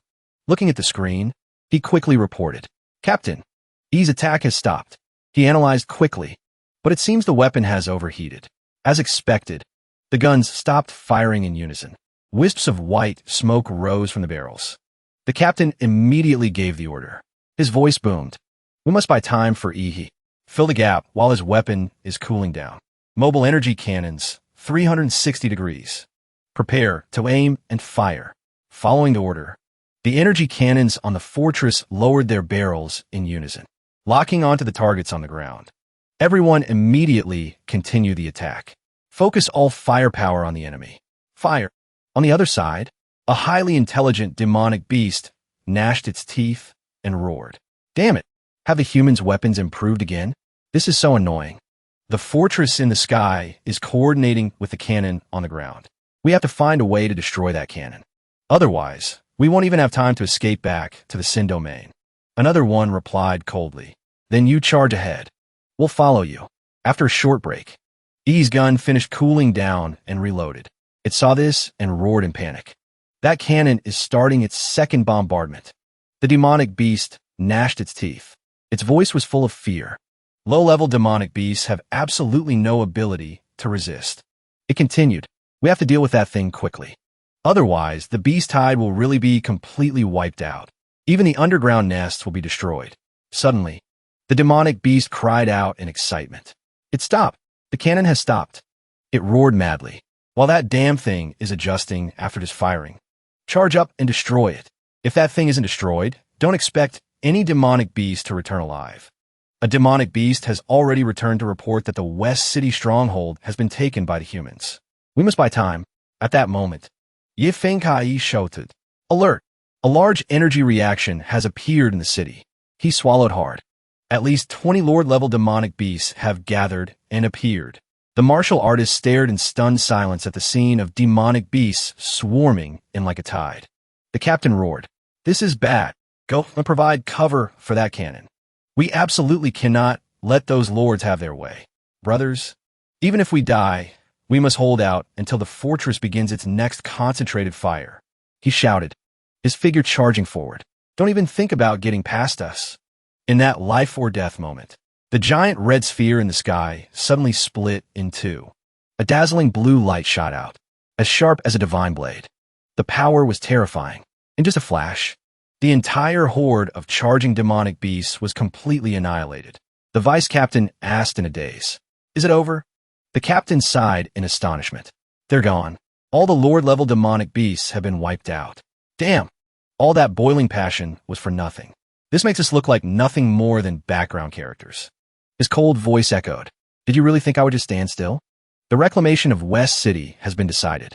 He turned around. His eyes seemed to declare to the entire sky. After tonight, there will be no more demonic beasts in West City. Under the faint dawn after last night's attack, the sky finally brightened. He stood on the ruins. The corners of his lips curved into a rare, happy smile. The familiar voice of the system rang out. Achievement unlocked. Savior of West City. You can receive 1 template draw. Notice, host detected participating in a major event. As long as your contribution exceeds half, you can merge achievements. You can receive a guaranteed reward of a high-grade template draw of an A-rank template. He chuckled softly. He wasn't surprised at all. I'm used to this trick. Isn't this the same as the card drawing mechanic in a domestic game from my previous life? But now it's for drawing templates. Sweet. Monster templates below B rank are no longer valuable. So after completing all the reclamation achievements, it makes the most sense to save them up for one big draw. At least in A-rank monster template, on par with the Emperor. I'm really looking forward to it. The host announced with an excited tone. The Grand Xia's first reclamation battle was a resounding success. In just one day, 3 cities were reclaimed. He announced them one by one. The first city is Lianqing, reclaimed under the leadership of Dragon's Crest's 1st Division. The host took a breath. The second city is Lancheng, reclaimed under the leadership of the martial artists of the evil capital. He said enthusiastically. And the third city is West City, led by the Dean of Hua University, Chun Tianyu. The team reclaimed it. Our Grand Xia martial artists will continue to reclaim the cities occupied by demonic beasts. In another corner, Qing Zhu clenched her fists. West City was reclaimed thanks to Dean Chun. She shook her head. Her voice dropped. What a joke. That blue light was definitely not from someone else. In the grand and spacious building of the Grand Xia's Reclamation Plan General Command, the minister ordered in a deep voice, place Yihe's identity at the highest level of security. Because it's too earth-shattering. It will attract the attention of many parties. The staff member replied curtly. Minister. At this time, Yihe walked over. He took the initiative to speak. Sir, I have a favor to ask of you. He quickly waved his hands. Please don't. You're the senior officer here. He didn't beat around the bush either. Then I'll get straight to the point. When will I be officially certified as the head of Hua University's first-year class? The minister asked with a forced smile. You're stronger than the principal, so why do you still care about that title? Don't you feel embarrassed in front of the students next to you? He explained with a tremor in his voice. That certification needs to be confirmed by the Hua University Student Union. Normally, you have to wait for a 1-month process. Then the minister paused. His eyes held a hint of a smile. But your situation is very special. I don't think any first-year student at Hua University would object to you being the head of the class. Moreover, the president of the Hua University Student Union just happens to be here. He can issue the certification to you right away. He asked, slightly surprised. The student union president is here too. As soon as he saw the person walk in, he took the initiative to ask, Are you the student union president? I am. Before Yihe could finish his sentence, a figure quickly approached. Kai Ming came closer. He got right in his face. His gaze was intense and resolute. His eyes were full of respect. His voice was sincere. Senior, thank you for saving all of us. On behalf of my teacher, I would like to express my gratitude to you. He quickly said, It was what I should do. You don't need to be so formal. Besides, you look a few years older than me. You don't need to call me senior. Kai Ming shook his head. His gaze was firm. On the path of martial arts, the one with strength is the senior. He gave a forced smile. He was silent for a moment. Then he nodded. All right. The system's voice rang out again. Congratulations, host, on achieving the head of Hua University's first-year class achievement. Reward, 1 template draw. He clenched his fist, muttering anxiously, full of restlessness and tension. It's finally here. He took a deep breath. Then he pressed the button. Next is the moment to witness a miracle. Right in front of him, a purple vortex gradually appeared, spinning with powerful force. It emitted a dark light, as deep as an endless abyss. It made one's hair stand on end. He shielded his eyes from the dazzling light, thinking to himself, Here it comes. The system's voice rang out. Hellstar template, rank B+. A giant eye slowly opened, a gaze full of power and terror. The system begins to explain. Bloodline ability. Eclipse star. can sense cosmic radiation and light energy, freely change particle density, guide light energy, manipulate the direction of energy flow, change trajectories, and its efficiency, great dark heaven, devour all things, compatibility 1%. He breathes a sigh of relief. Thank goodness. This is a skill template, not a type 2, which can only increase body size or other useless things. Moreover, I don't know if the light and energy controllability of the Hellstar can stack with the Emperor species' nuclear energy. If they can combine perfectly, the development potential will be huge. I'm already eager to max out this template to conduct deep exploitation. The desolate atmosphere where the first city, Xinqing, stands silently before his eyes. Qing Feng grits his teeth and curses. Damn it, a whole day has passed, and we've only recovered 2 districts around Xinqing. Zhang Tao says in a deep voice, "We are the Overlord beheading squad formed by the chairman of multiple martial artist guilds. Yet we can't even determine the Overlord's location." He frowns. Isn't it because of those rats? The Xinqing Beast Tide mainly consists of rat-type monsters. Although there are almost no large-sized monsters, they are extremely difficult to deal with on the battlefield. Qing Feng continues analyzing. They have built a complex transportation network under the fallen city to wage underground warfare against the Martial Artist Alliance. We originally applied the same plan as the West City Alliance. Bombard the city outskirts with firepower to lure the Beast Tide out, then send a spearhead team to execute the beheading operation. But these rats are highly organized. Almost no monsters were attracted by the human artillery fire. The entire Xinqing Beast Tide maintained a deathly silence. All roads leading into the city are completely undefended. The old man looks grim. It's as if they're saying to the Martial Artist Alliance, "Come on in." His voice becomes heavy. Clearly, they are forcing us into urban, close-quarters combat, which is what we are worst at. Otherwise, we wouldn't have only recovered a measly 2 districts, and conversely, suffered extremely heavy losses.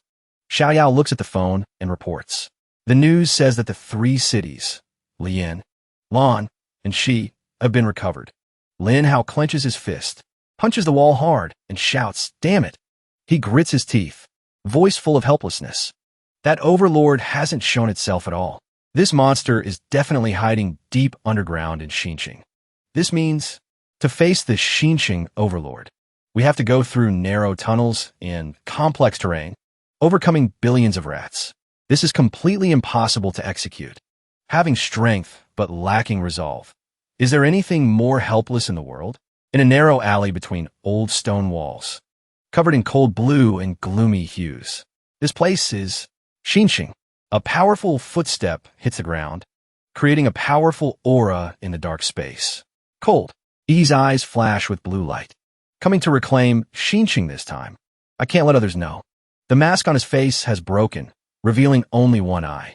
Currently, on the entire blue star, besides me, no one knows that the 3 Guardian Grandmasters of Great Xia have all gone missing. And the mastermind behind it is very likely the number 1 in martial Dao of Great Xia, Fu Hongsheng. Why would Fu Hongsheng attack the 3 peak powerhouses of a country? Clearly, whether in strength, reputation, or status, he already stands at the peak of Xia country, even the whole world. He continues to analyze. He's a figure destined to go down in history. But if he has started attacking the peak powerhouses of Xia country, then it shows that one of his goals is definitely to weaken Great Xia. And with my godlike growth speed, sooner or later, I will become a target for elimination.